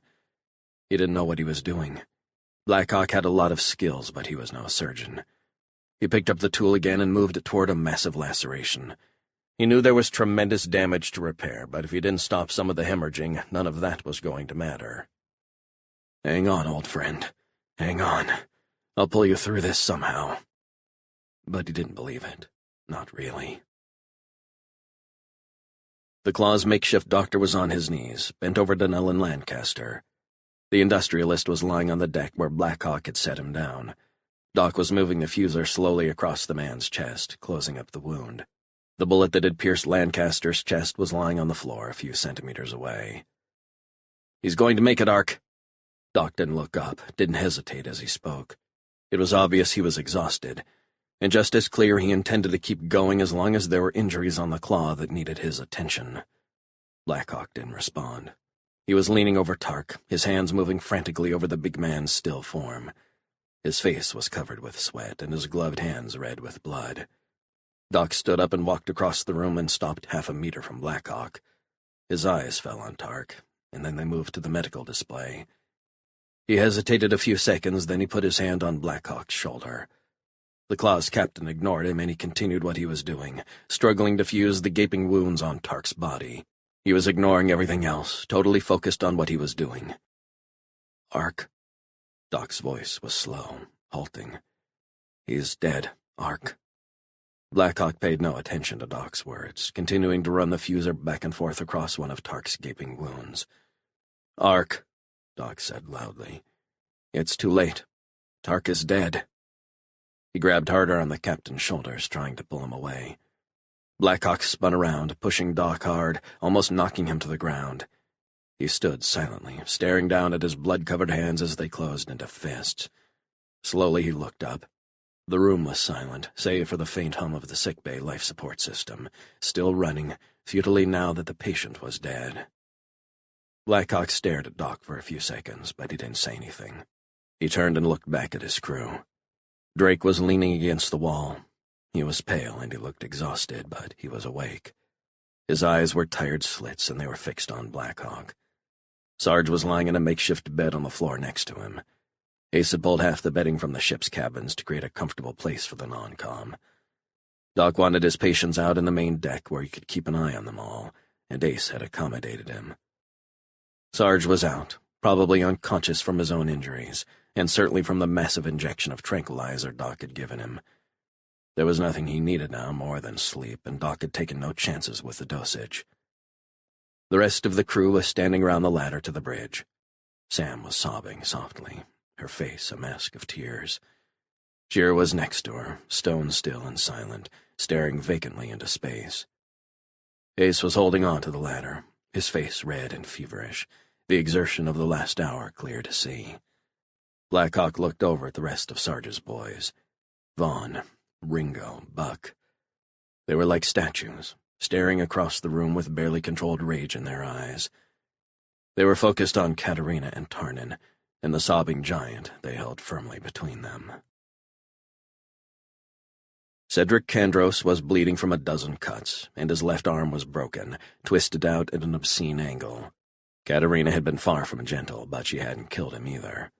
She'd wanted to, but something had stopped her short of the fatal blow, and she had brought the prisoner back to Blackhawk. Now the wretched creature stood in front of the entire crew, facing his own nightmarish judgment day. Kandros's people were all dead, lying on the blood-soaked floors of the landing bay. Even the massive Malik Debernan was sprawled on the ground just outside the Claw, his enormous neck broken in an epic struggle where Tarnin's sheer strength and rage had won the victory. Blackhawk looked back toward the sickbay station to the unmoving form lying on the sole cot. He felt sick to his stomach, and his joints tightened with unfocused rage. He knew his people felt the same, that despite having killed all of Kandros's people, their bloodlust still howled for satiety. They faced a desperate struggle still ahead, a race to stop a pointless and tragic war. But they knew even if they prevailed, there would be no sweetness to their victory. Today they had lost one of their own. Tark had been a great warrior, a fiercely loyal member of the crew, and he'd saved more than one of their lives. And I just killed him, Blackhawk thought morosely. I chose the life of another man, a stranger, a moral coward who had treated with the enemy. over my friend. He tried to tell himself he had chosen the millions on Antilles and the billions in the far stars, but even though it was true, it felt hollow, empty. Tark is dead, abandoned by the man he trusted most. Me. Blackhawk turned away from Tark's body and walked over toward Kandros, stopping just a few centimeters from the man's face. He stared at the captive, and his eyes held icy death. "Crowns," he spat. "You did this for crowns, to collect a blood price placed on me by minions of the Empire." His voice was thick with rage, with roiling hatred. "Your men are dead, Kandros, all of them. Was it worth it? Your greed brought you and them to this, and now you will pay the price, as those who followed you already have." He turned and walked back toward the cot, looking down for a few seconds at Tark's lifeless form. He felt a fury coursing through his body, the need for blood, the lust for vengeance. He leaned down and grabbed Tark's belt, lying discarded at the side of the bed in a pool of partially congealed blood. He held it up, pulling the heavy notched survival knife from the sheath. His hands were still covered with blood, his friend's blood. He drew his hand across his face, smearing streaks down his cheeks. Scarlet war paint, a silent tribute. For now he would take vengeance for his fallen comrade. He walked slowly toward Kandros. The mercenary was conscious, his eyes wide with fear. He struggled to free himself, but Tarnin's grip was like a vice. He whimpered as Blackhawk approached, but no words could come forth from the gruesome wreckage of his mouth. Katerina had hit him hard with his own rifle butt, shattering his teeth and turning his face into a bloody mess. "This is what you have earned, Cedric Kandros," Blackhawk said, every word dripping slowly from his mouth, like venom from a cobra's fang. "Now you die, you piece of garbage, and I will leave your body to rot until even the carrion birds are turned sick at your stench." He moved right up to Kandros, his eyes just a few centimeters from those of his victim. He moved the blade forward, slowly, steadily. He felt the resistance of Kandros' skin for an instant, then a small pop as the heavy blade penetrated. Blackhawk stared into Kandros' eyes as he shoved the blade deeper, pushing slowly, so slowly. His victim whimpered, tried to scream through the broken wreckage of his mouth, spitting out blood and shattered bits of tooth as he did. His eyes looked into Blackhawk's, a silent plea for mercy. But they met only coldness, a frigid stare like the icy depths of space. Kandros' hopelessness and despair only energized Blackhawk, and he twisted the knife harder, drawing the last waves of agony from his dying victim. Tarnin and Katerina tightened their grip as Kandros began to slide down, his own body surrendering the last of its strength. Blackhawk could see the cloudiness in Kandros' eyes as death began to take him, but his victim still convulsed in pain as he shoved the blade upward, slicing from the abdomen to the chest. "And now I send you to hell, Cedric Kandros." He shoved the blade hard, again and again, slicing and tearing through the mercenary's body. Blackhawk was covered in blood, but still he kept thrusting until finally he took a step back and let the blade drop to the floor. He stood there drenched in blood, staring straight ahead but seeing nothing. "You are a great warrior, Tark Bjergen, and a loyal companion. Take what solace you can. Your comrades in arms have avenged you." He paused, struggling to hold back the grief threatening to overwhelm him. "And forgive me, my friend, if you can, though I doubt I will ever forgive myself." Blackhawk remained still, his mind deep in dark places. He longed for vengeance, ached to make Kandros pay for what he'd done. He wasn't proud of it, but he knew it was true. Cedric Kandros had deserved no better than he'd gotten, but Blackhawk reminded himself yet again that the darkness he'd run from 2 decades ago was still inside him. He'd felt the savagery, the raw brutality, like a beast released from its cage. He knew the satisfaction of the kill was a poor substitute for a friend who was now gone, that gruesomely killing Kandros wouldn't bring Tark back. He'd have chased Kandros to the ends of the far stars for vengeance, but in the end it was hollow and empty, as he knew it would be. The pain of loss was still keen, as it always was. He forced himself back to the present. There was no time for mourning or self-doubt. Those were indulgences that would have to wait. He knew the entire crew was staring at him, and he could only imagine what they were thinking. The Claw's crew had always been like a family, standing side by side against any danger and trusting one another without question. That was what Black Hawk had built, and it had been the proudest accomplishment of his life. And now I've destroyed it. He didn't know how his people would react to what had happened, but he was sure of one thing: nothing would ever be the same. He forced himself to lift his eyes, to look at each of his crew members in turn, returning their stunned stares. All but Tarnin.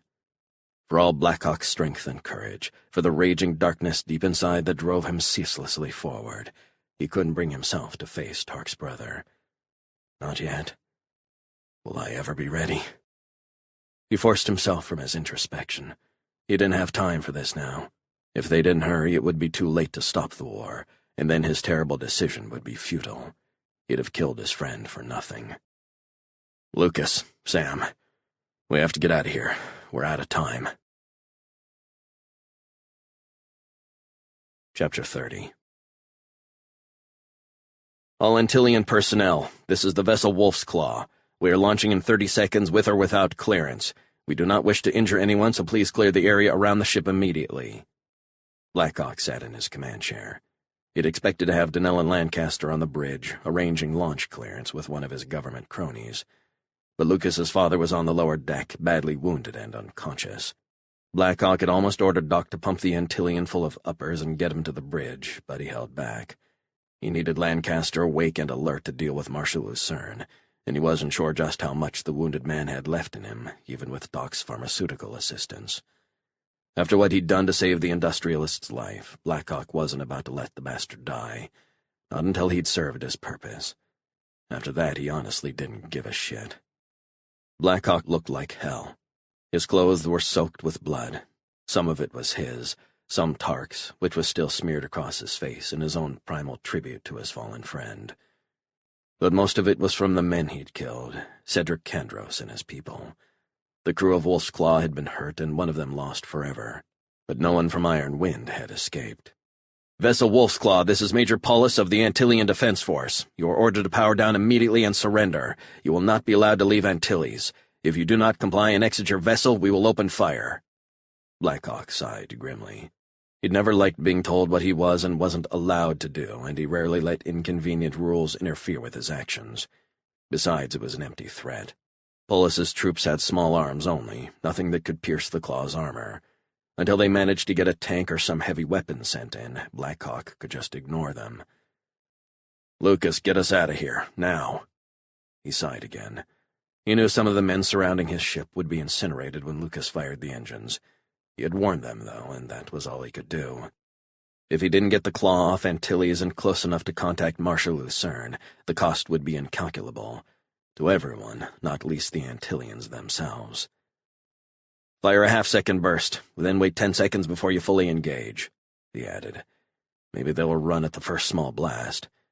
It was a chance, at least, to send some soldiers back to their families that night instead of killing them pointlessly. Got it, sir. Lucas's voice was strange, distracted. Black Hawk knew the last day had been difficult for all of them. Beyond all they had been through, the pilot's estranged father lay on the lower deck, badly wounded, and despite his repeated protestations about not caring, Black Hawk knew his young pilot's true emotions were vastly more complex and confusing. The ship shook as Lucas fired a quick pulse from the thrusters. He sat quietly, eyes locked on the timer, waiting to engage the main engines. Come on, guys. You know you can't stop the takeoff. Run. Get behind cover. Black Hawk nodded to no one in particular. He'd done all he could. There just wasn't any more time. Lift off in 3, 2, 1... Wolf's Claw shook hard for a few seconds as the massive output of its engines overcame Antilles' gravity and pushed the ship up from the landing pad. Black Hawk felt the G-forces pushing him hard into his seat. The dampeners reduced the effect the crew felt inside the ship, but takeoff was still a rough ride by any measure. As fast as you can, Lucas. Black Hawk was sure his pilot knew what to do. Giving the order was as much for him as for Lucas. The hardest times for a commander were the ones where there was nothing to do but sit and wait. Black Hawk hated feeling ineffectual. Pushing it right to the edge, sir. A short pause. Altitude 5 kilometers. Blackhawk knew the Antillean forces were scrambling to face Lucerne's fleet, rushing strength to meet the threat. Hopefully that would give the Claw a chance to slip away. She was faster than anything in the Antillean fleet, so maybe, just maybe, if enough vessels had already been dispatched to the outer system. "Sure, you better get down to the turrets. We don't want to fight here, but we've got to get to Lucerne, at any cost." He paused. "And see if Tarnin is up to manning the other gun." "Yes, Captain." Shira's voice crackled through his headset. Her tone was stilted, unusually formal. "No," he heard on the comm in the distance behind Shira. "I'll go." It was Ace. His voice was weak, and Blackhawk imagined him standing there about to fall over. "Forget it, Ace. You sound like shit. Get back to bed." "Come on, Captain. Listen to me. If we get into it with the Antillians, we have to disable them, not blow them away. You need your best shots in the turrets, and that's me." He paused. "And then Shira. And you can't send Tarnin, not now." Blackhawk stared emotionlessly forward. Ace was right, and he knew it. And their lives were all at stake. It's not like Ace's life wouldn't be in danger lying in his cot. If we get blown to bits, he dies too. "All right, Ace, but if you can't manage it, I expect you to tell me straight out." "I promise, Captain." Blackhawk didn't believe it for a second. He wondered if Ace did.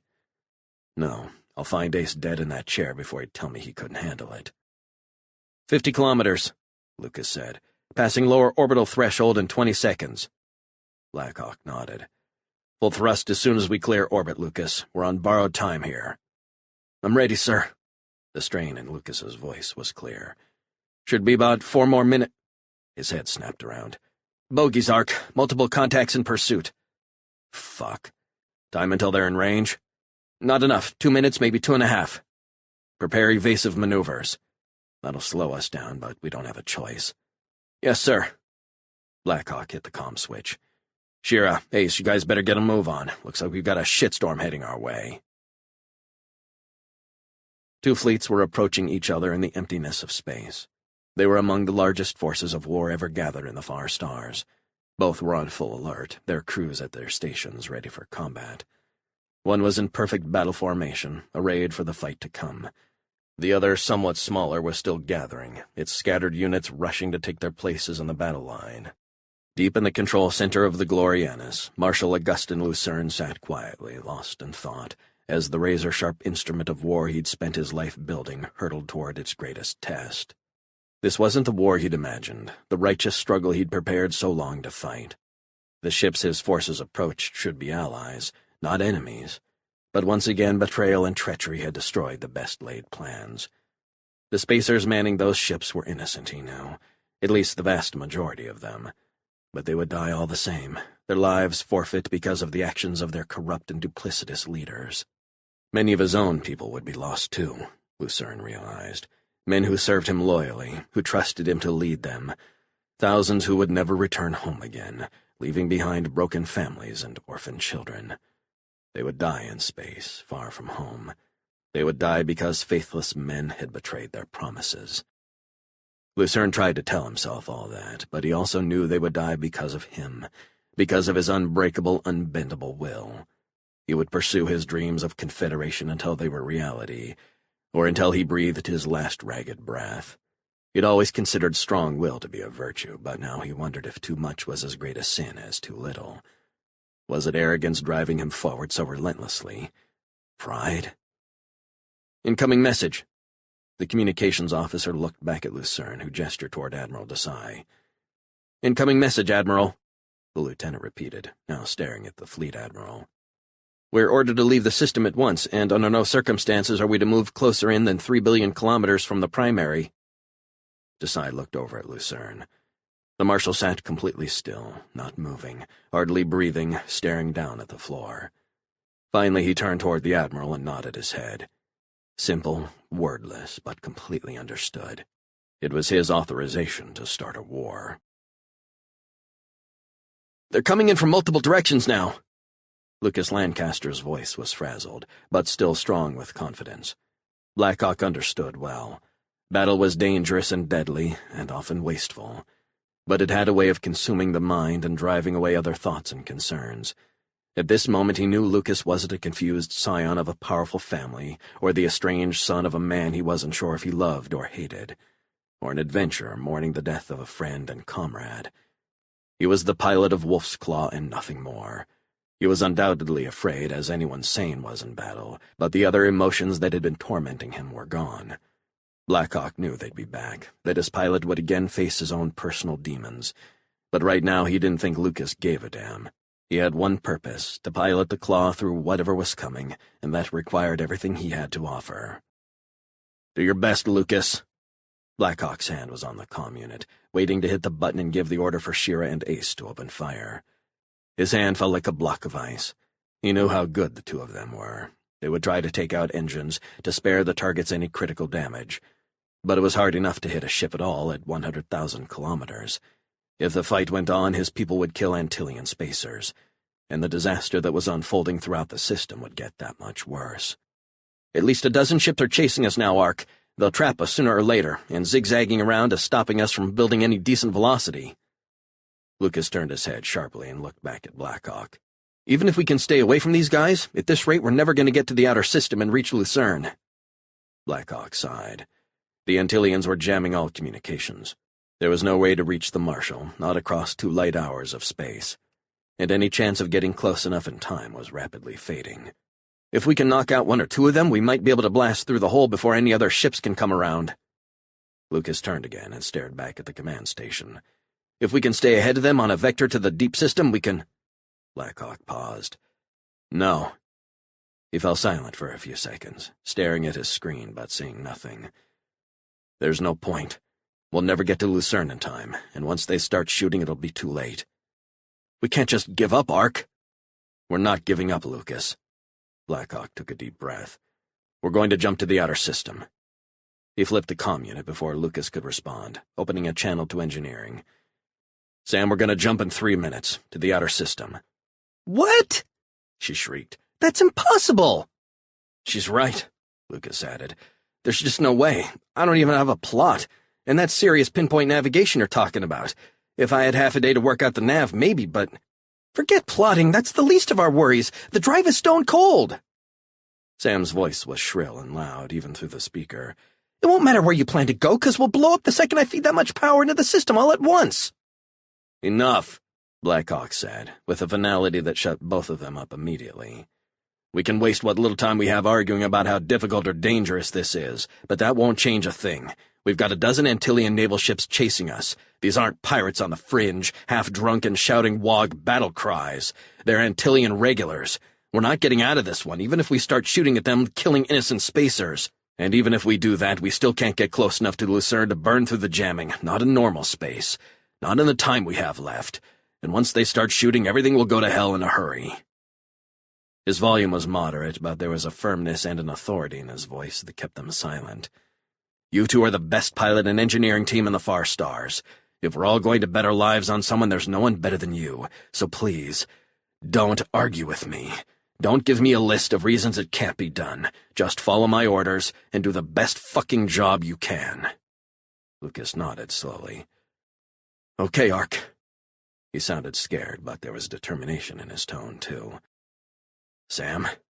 Blackhawk asked softly. "Fine, Ark. I'll do whatever I can." She paused. "I just hope you understand what a risk this is." "I understand." He glanced at Lucas, then back to the comm unit. "Just do the work, both of you." He slapped his hand on the comm unit. "Doc, I need you to get Donnell and Lancaster conscious and completely lucid, now." "I'll try, Captain." There was doubt in the medic's voice.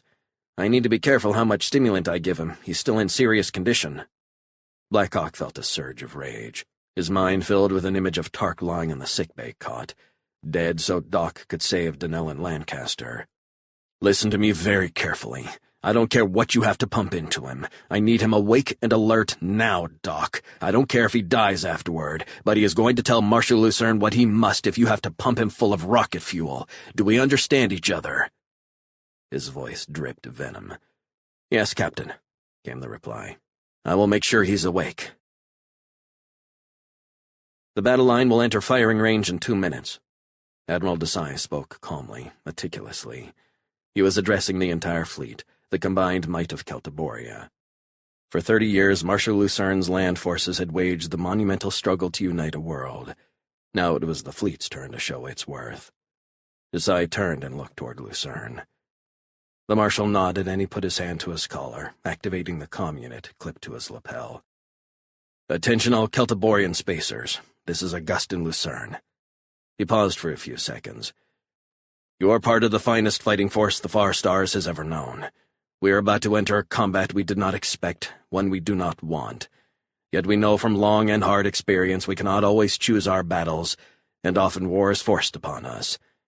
Though I wish we did not have to fight here, the brutal truth is that we must, and I know all of you will conduct yourselves with the courage and distinction that have become your hallmarks." He moved his hand to deactivate the comm unit, but he didn't press it. Instead, he continued, saying, "I am here with you, and together we will fight this battle. I know we will win the victory at whatever cost, and for your steadfastness and your unshakable loyalty, you have my everlasting admiration and gratitude. Up, Celtiborians, and to your posts, and fight the battle to come with the ferocity all have come to expect from you." He finally tapped the comm unit and nodded slowly, painfully to Desai. "Fight your battle, Admiral," he croaked, and his mind drifted into darkness. 10 seconds. Lucas's voice was raw. "Make sure you're strapped in. This is going to be a rough ride." "All right, Lucas, I'm flighting the hyperdrive on 1. Then she's all yours." "If she doesn't blow," was left unsaid, though everybody was thinking it. 3, 2, 1. The claw was plunged suddenly into blackness, as every watt of power was redirected all at once to the hyperdrive unit.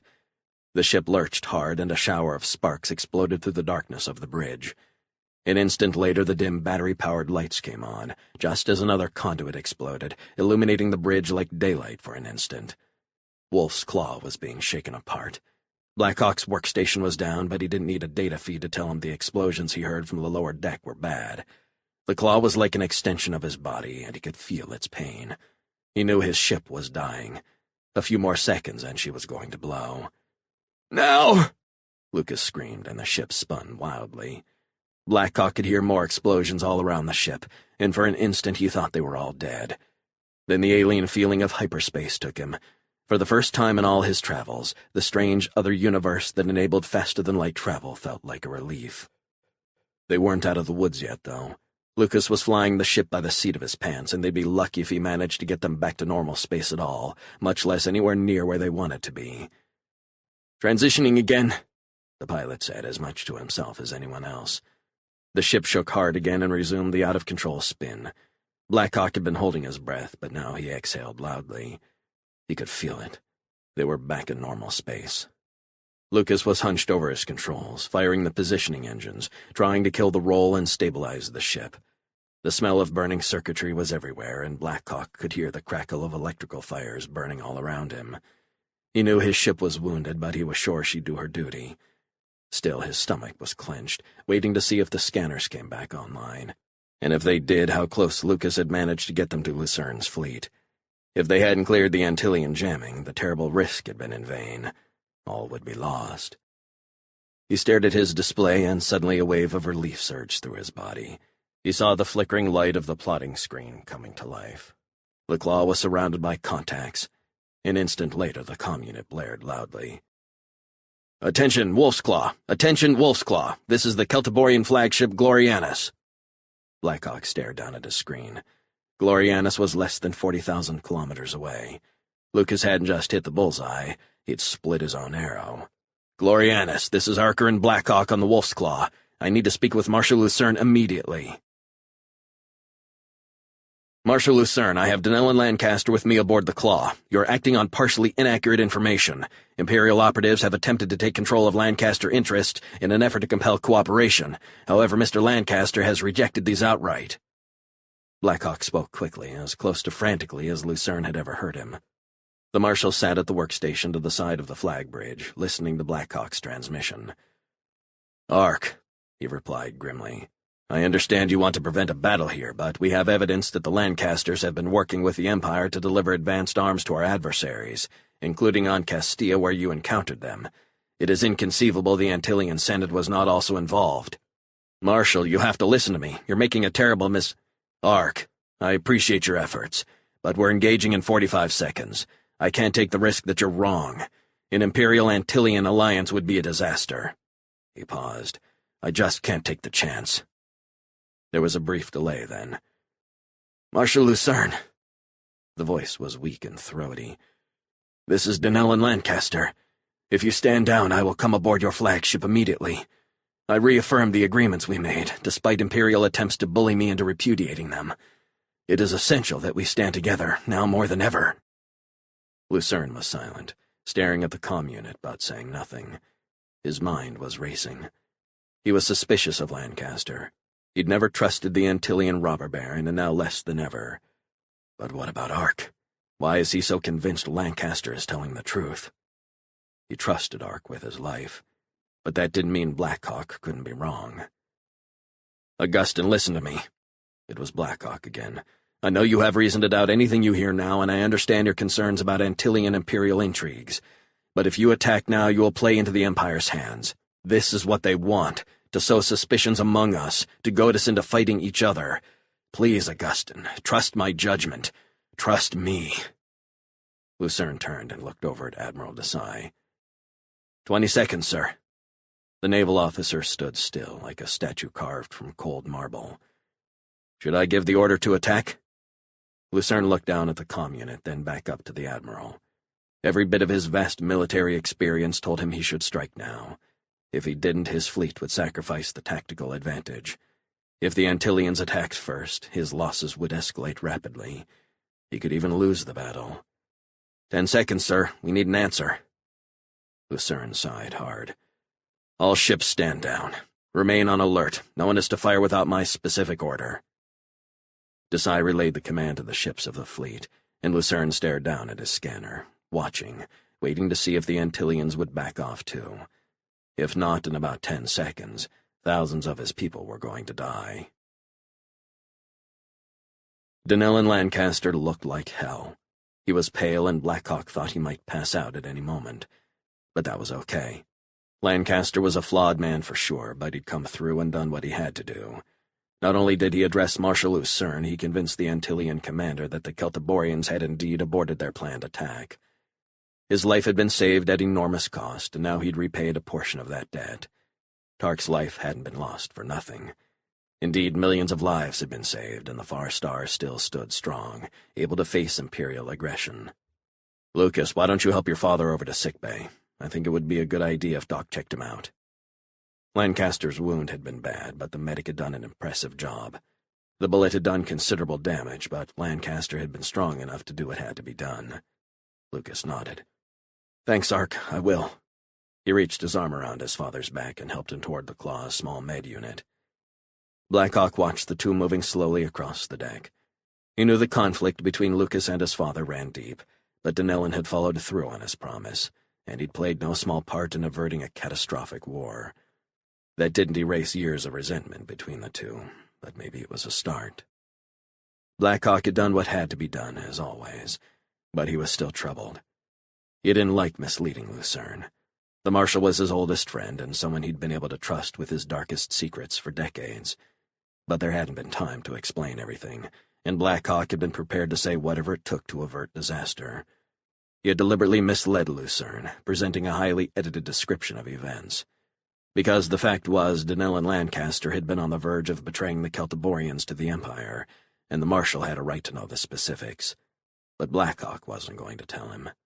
As long as Lucerne believed that Lancaster had been steadfast, that the information he'd received was misleading, a lot of bloodshed could be averted. So Blackhawk was going to let him continue to think that. The truth could accomplish nothing except to weaken an already shaky alliance. And Celtiboria and Antilles had to be allies. The Imperial Governor was clearly a danger to the entire sector, and Lucerne's Far Star's Confederation was more vital a goal than ever. And I can't let Tark's death be for nothing. Wow, do you look like hell? Astra's voice pulled him from his thoughts. Blackhawk turned around. He was overwhelmed with grief and guilt, but he managed a tiny smile for her. He couldn't even imagine what a horror he was to behold. He had at least half a dozen wounds, mostly minor, but still nasty-looking. His clothes were in tatters, and he was covered in blood, most of it dried by now. I feel like hell, too. We do what we must, but that doesn't mean we can live with ourselves. Ark, she replied softly, her voice soft, compassionate. You didn't have a choice. It's been a shock to the crew, and to Tarnan. But they all understand. They will, at least. He sighed softly, but he didn't reply. There was no point in discussing it. He would take the guilt for Tark's death to his grave. He knew why he'd done it. He understood how many lives had hung in the balance. But in the end, none of that mattered. Not to him, at least. Not in the place where he judged himself, where justification and remorse were of little value. He stood for a few seconds just looking at Astra. God, she's beautiful, and capable, too. In another time, another place. He didn't know if Kandros' surprise attack would have succeeded if Astra hadn't shown up just in time, but he knew there was a good chance she had saved his life. I never thanked you for coming all this way to warn me. He smiled at her, or scolded you for taking such a crazy chance. I'll always come when you need me, Ark. You should know that. Astra. His voice turned dark and serious. I need to tell you something, in private. Let's go to my quarters. She looked back at him, a quizzical expression on her face. If that was a pickup line, I know you can do better. She immediately regretted the attempt at humor.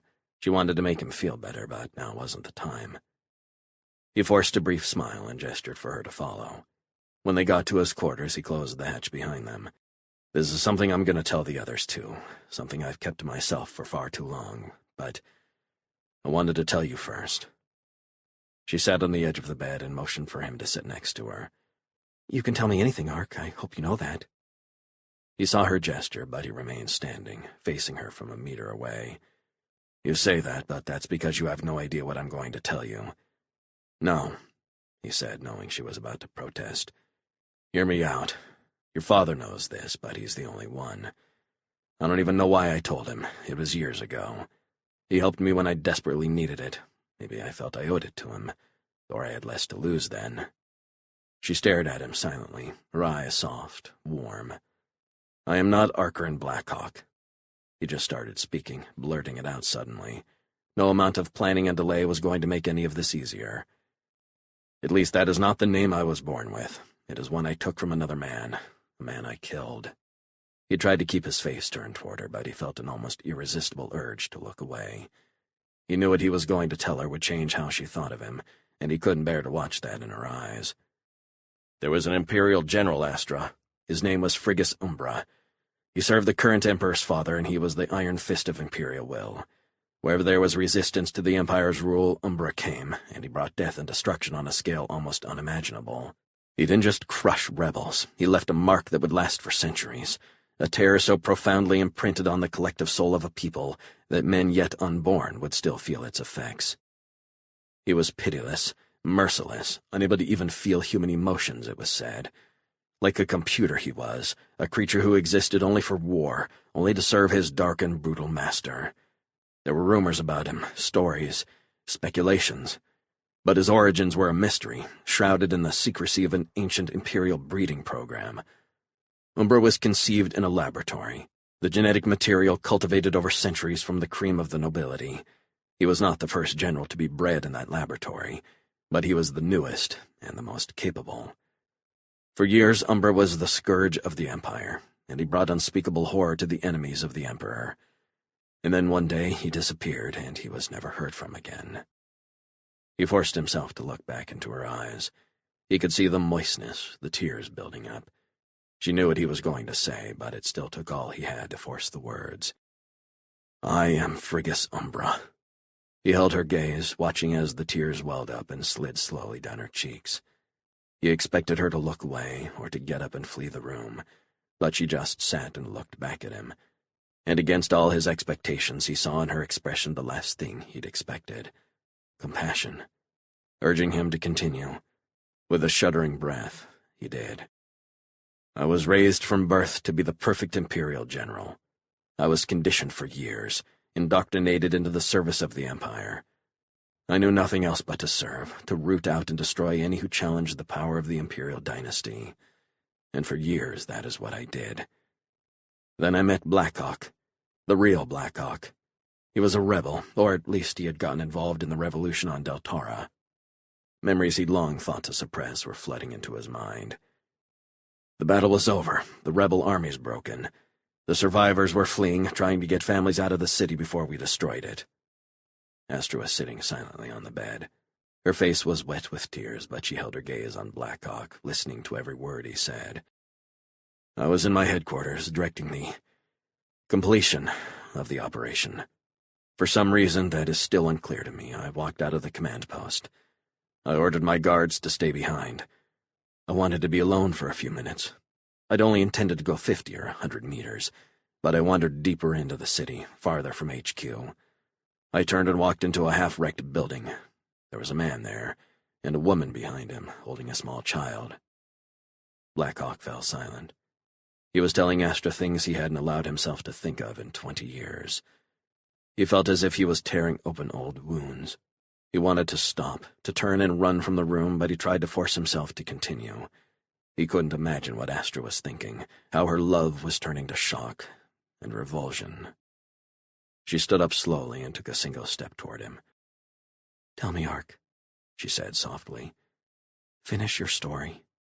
She reached up and put her hand on his cheek. It was smooth and warm, and her touch was gentle. He took a deep breath. "I had ordered the rebels massacred, Astra. All of them. But in that instant I couldn't carry out my own directive. I saw this man, crawling through a nightmare of death and destruction, trying only to save his family." He forced himself to lift his eyes and look back at Astra. "I was going to let him go." He swallowed hard. But then he heard me, and he reached for his gun.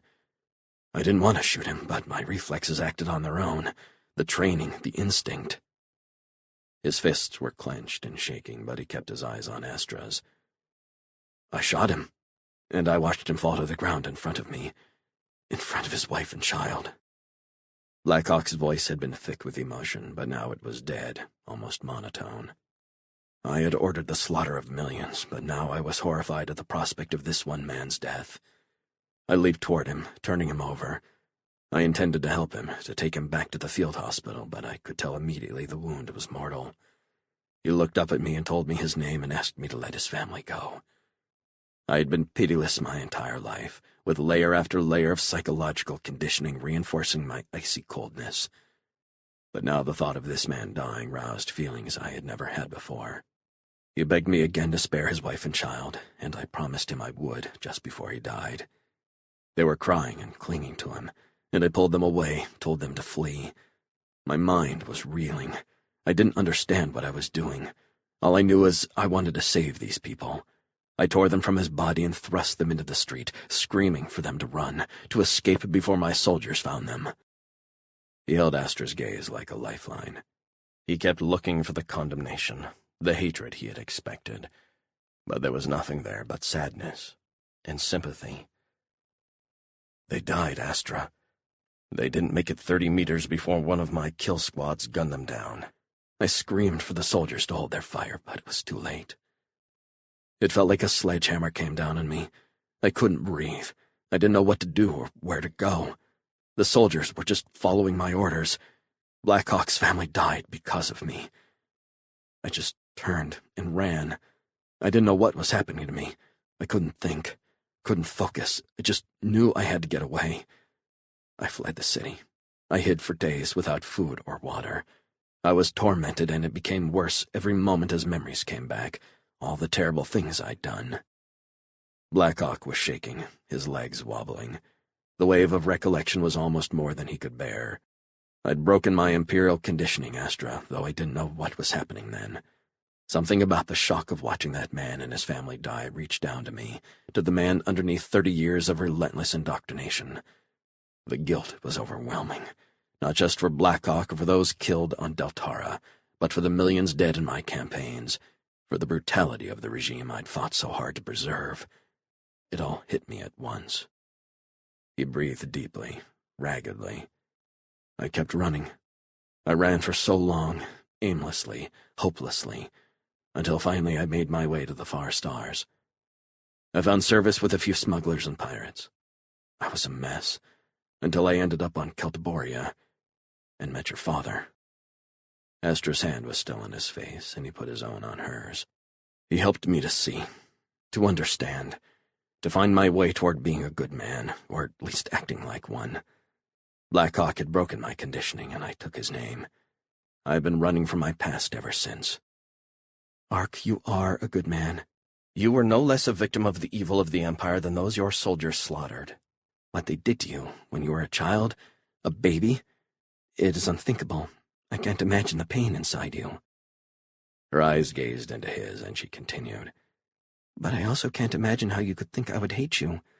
How could you not understand that I love you, that I always will?"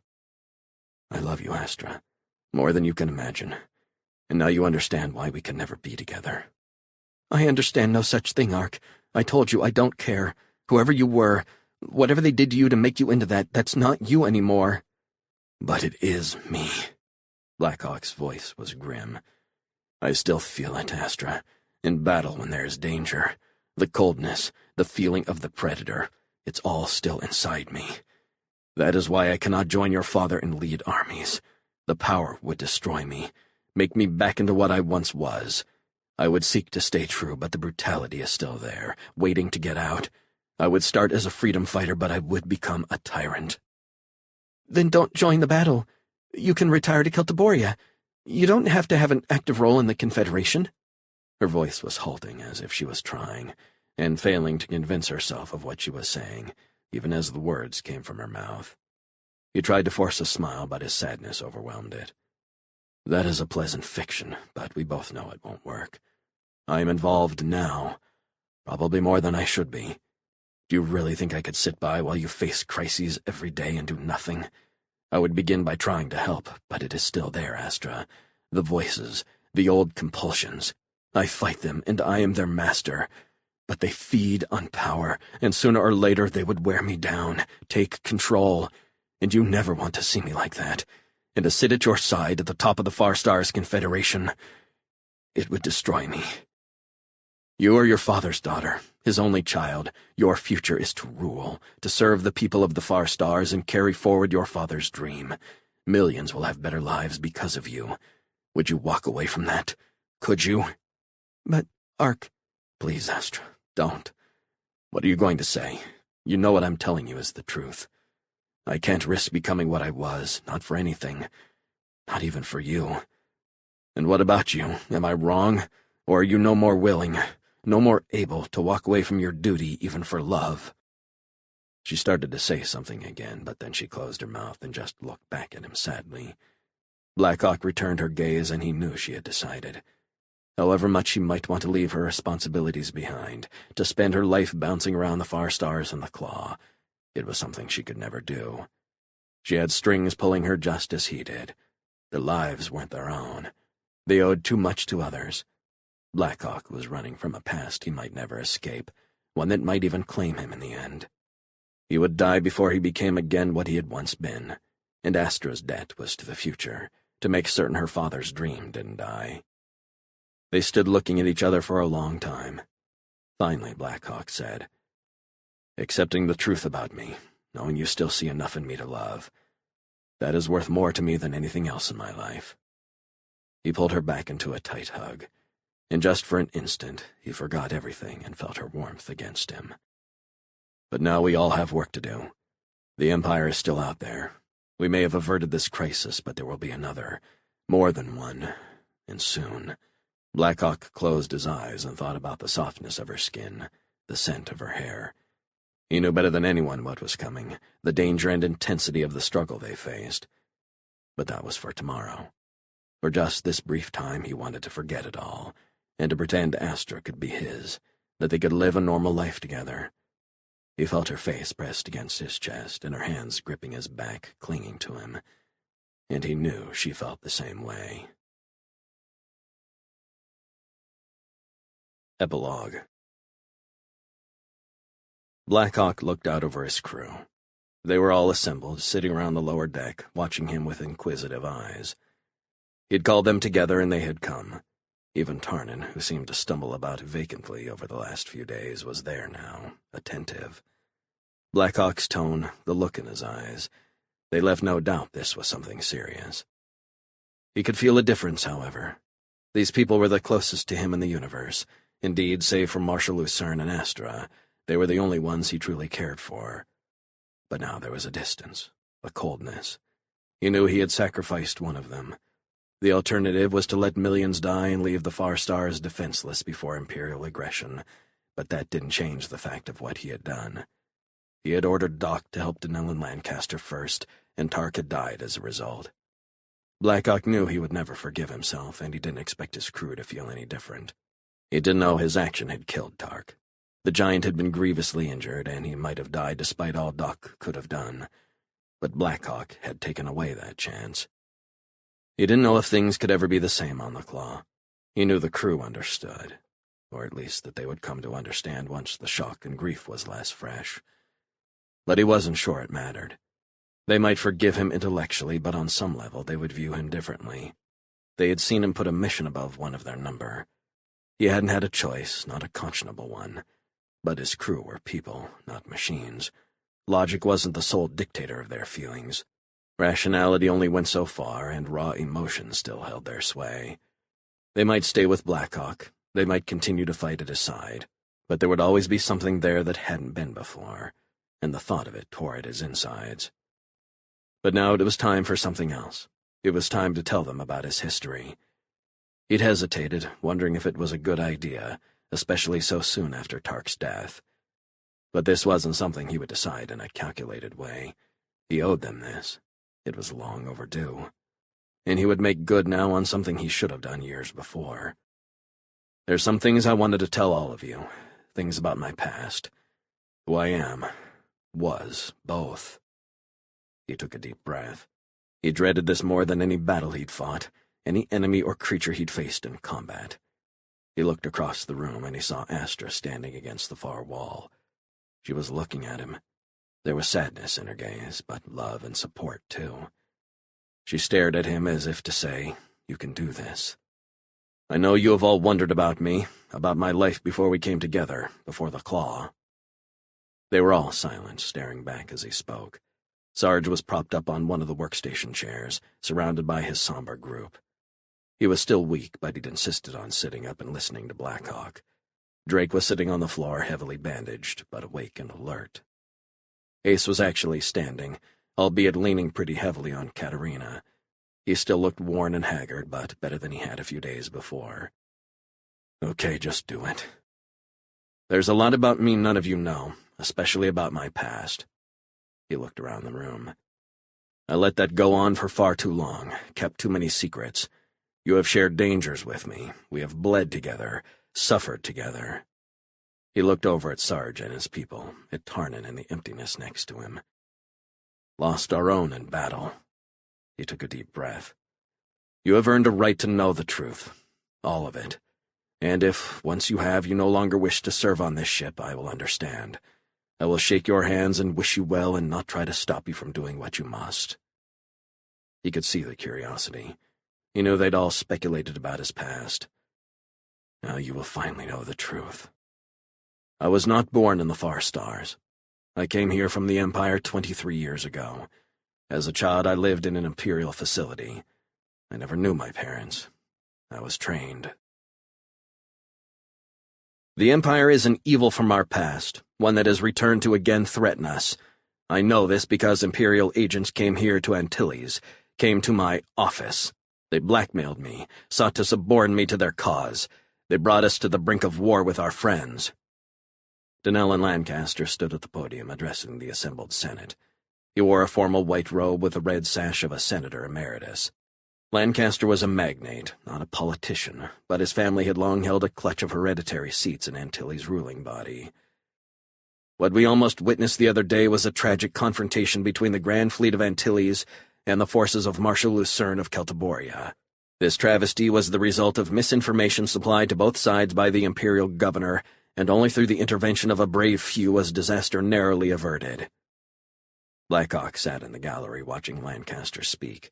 The industrialist was still weak from his wound, but he had insisted on calling the matter of the Confederation Treaty for an immediate vote. Blackhawk had been nervous about Denell and Lancaster, But now he was pleased to see his support paying off. Lancaster was on planet-wide broadcast, speaking to millions. Governor Voss would know that his would-be puppet had chosen resistance over capitulation. Donellen Lancaster had found his courage. He was putting his company, indeed his very life, at great risk. Blackhawk's thoughts drifted from the speech. He'd helped Lancaster and Lucerne put the Celtiborian-Antillean alliance back together, and he knew that was a huge success. But he also realized they were far from past the crisis. If anything, recent events were about to precipitate even greater struggles ahead. The Far Stars had grown complacent over the years, as one fool after another was sent to take the governor's seat. But that streak of luck had come to an end, and the man they faced now, Kurgan Voss, was not someone to be trifled with. The ambition and scope of his plots showed a mixture of genius and sadism, and while some of those plans had been thwarted, Blackhawk suspected they had barely scratched the surface of imperial scheming. If Voss was set on extending the Emperor's rule throughout the Far Stars, there were dark days ahead. I wonder if we'll be ready. Blackhawk knew his own people needed rest. Some of them were wounded, the others merely exhausted, and they were all shocked by Tark's death. It would be some time before they could set out again. He could only guess the condition of the Marshal's armies, though he suspected they were as ready as they could be, despite the near war with Antilles. What didn't need imagination was how Wolf's Claw had fared during this last mission. It would be under repair for at least a month. The miraculous cold jump had worked, but not without burning out half the systems in the ship. Donellen Lancaster had insisted on offering the use of the Lancaster shipyards at no cost, a bit of generosity from the old robber baron that had surprised even Blackhawk. Still, even with those resources, it would be some time before they could lift off, and he hoped to have a good idea of where they were going by then. Happily, he wouldn't be going alone. When the Claw was finally ready to launch, she would do so with her full complement. Blackhawk had told his people everything, recounted every horrendous act he'd committed in his years as an imperial general. And to his astonishment, almost as a unit, they had affirmed their loyalty and devotion to their friend and leader. They had nominated Ace to speak with him, and he had reassured the Claw's captain that his crew was still with him. Yes, Ace had told him, Tark's death had been a shock, and it would take a while for that wound to heal, but they knew why he had done what he did. Only Tarnin was uncertain about staying. The loss of Tark hit his twin harder than anyone, of course, and he was shaken to his core. Blackhawk had been unable to face him at first, a bit of personal cowardice that only added to his self-loathing. But finally he had gone to see the giant, to look him in the eye and take responsibility for what he had done. Blackhawk never spoke of what the two discussed that day, nor did Tarnin. But the Claw's surviving twin didn't leave, either. Blackhawk wondered if his crew could so easily have forgiven his dark past if it had been their families slaughtered, their worlds blasted in radioactive hells. There were millions still living in the Empire who had lost loved ones, seen their homes destroyed, all by Blackhawk's actions. But his family on the Claw only understood his past in abstract terms. It was one thing to speak of mass murder and apocalyptic destruction, and quite another to actually see it, experience it. Blackhawk suspected no one who hadn't been there could truly understand the horror of it the way he and his victims did. He decided it didn't matter. His family had stayed with him, and the burden of secrecy was at last gone. The relief he felt was a weight off his soul. The grief of Tark's death still hung heavily over him, but they would get past that as well. Raw, open wounds would heal with age, replaced by fond remembrance. Tarnin's brother would never be forgotten, not as long as Blackhawk and his people went on. He looked toward the stage just as Lancaster was introducing Marshal Lucerne. Blackhawk knew how much his friend hated giving speeches, which made it oddly amusing that he was so good at it. Augustin Lucerne was as inspiring behind a microphone as he was on the battlefield. People of Antilles, I come here today to speak with you about a common danger. I am here as a friend, though our mutual enemies have conspired to set us against each other, make us foes rather than allies. Donellen Lancaster's actions helped avert such a tragedy and led us to this auspicious moment. All Antillians know of Mr. Lancaster as a great industrialist and philanthropist. I now ask that we all recognize him as a patriot and a hero as well. Blackhawk suppressed a smile. He didn't like politics any more than the Marshal did, but he was impressed, as he always was, at just how charming Augustin Lucerne could be, especially when he was lying through his teeth. By all accounts, the vote was a lock. By the end of the day, Antilles and Celtiboria would become the first official members of the Far Stars Confederation.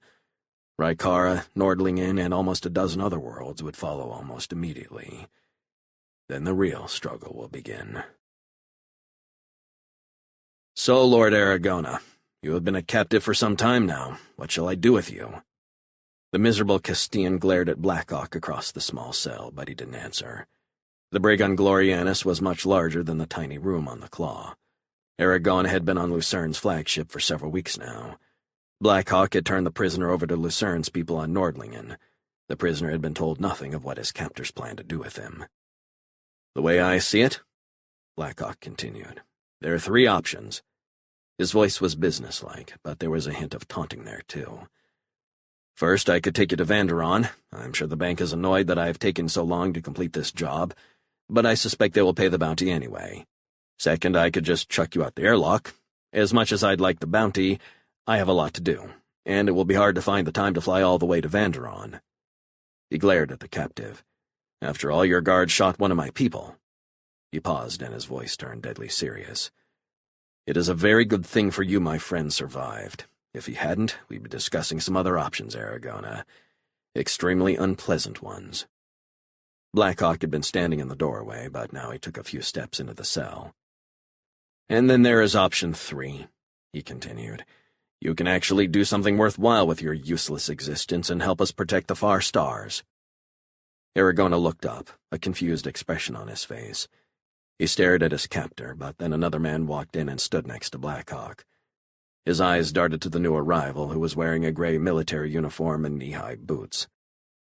Aragona, this is Marshal Augustin Lucerne. You know who he is, do you not? Blackhawk glowered at the prisoner. Aragona looked up, stunned.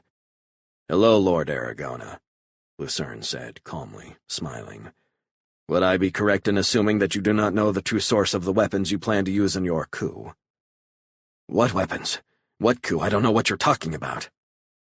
Aragona was clearly surprised by Lucerne's question, and he was trying to sound convincing. Come now, Lord Aragona. I thought we could discuss this like serious men, but if you plan to waste my time, I will just let Archerin dispose of you as he sees fit. Lucerne turned and started back toward the door. Wait! Lucerne stopped, but he didn't turn around. Yes? The weapons. I was approached by a man. He said he represented a trade cartel, that he could supply me with advanced arms to seize control of Castilla in return for a monopoly on our imports and exports. Lucerne turned around and took a step back toward Aragona. Would it surprise you to find out that you were lied to, that those weapons came not from a trade cartel but from the Imperial Governor? The Empire? He asked with genuine shock. I swear I had no idea. Well, now that you do, I have a question for you. How would you feel about returning to Castilla and launching that coup after all, and setting yourself up as planetary administrator under the new Far Stars Confederation? Is this a joke? Lucerne walked over and sat on the bench. No, I'm afraid not, though I can see the morbid humor in it.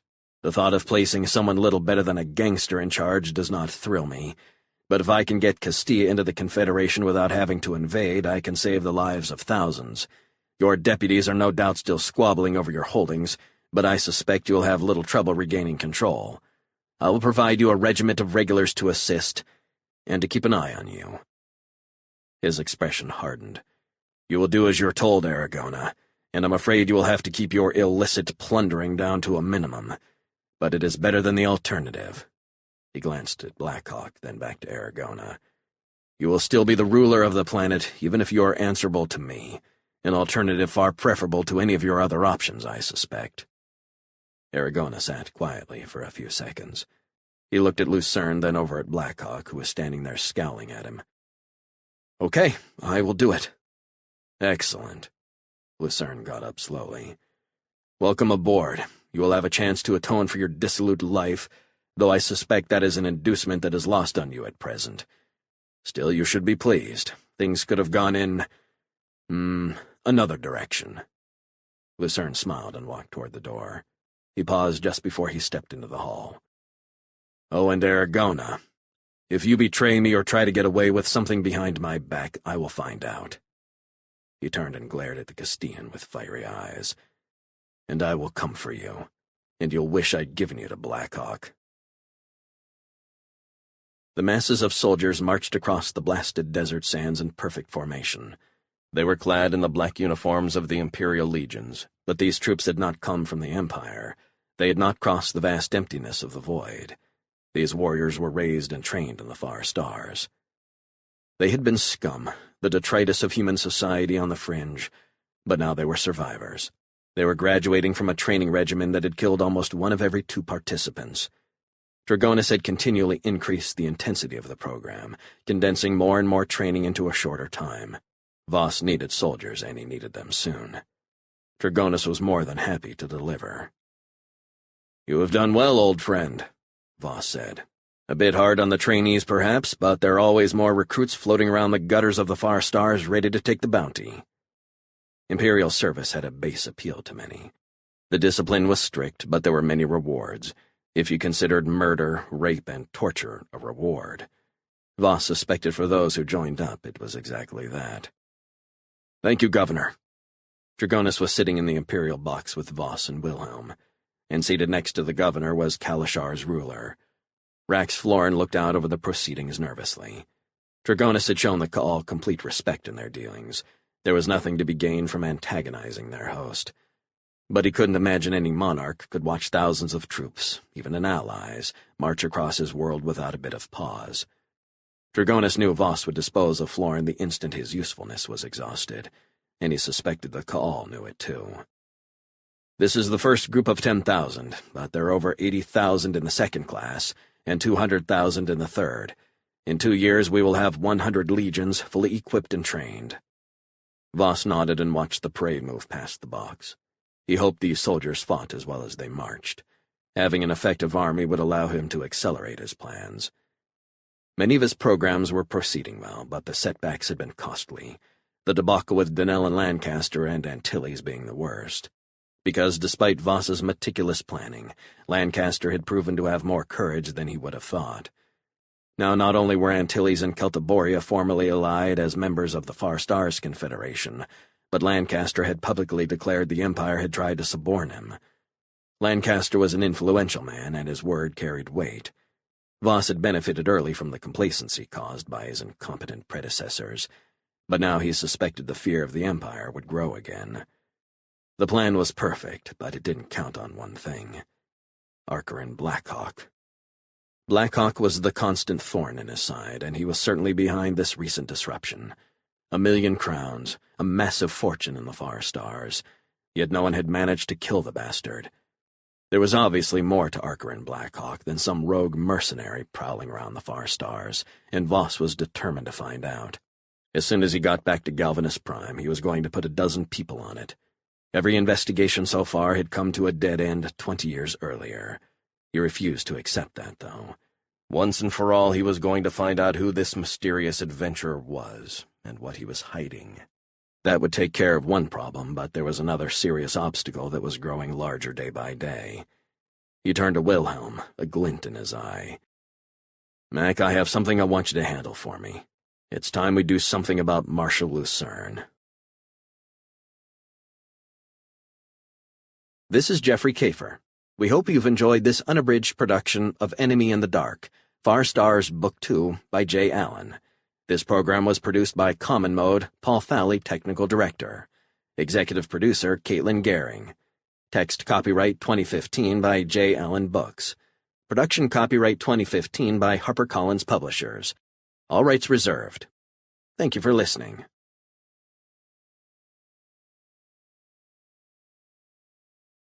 Audible hopes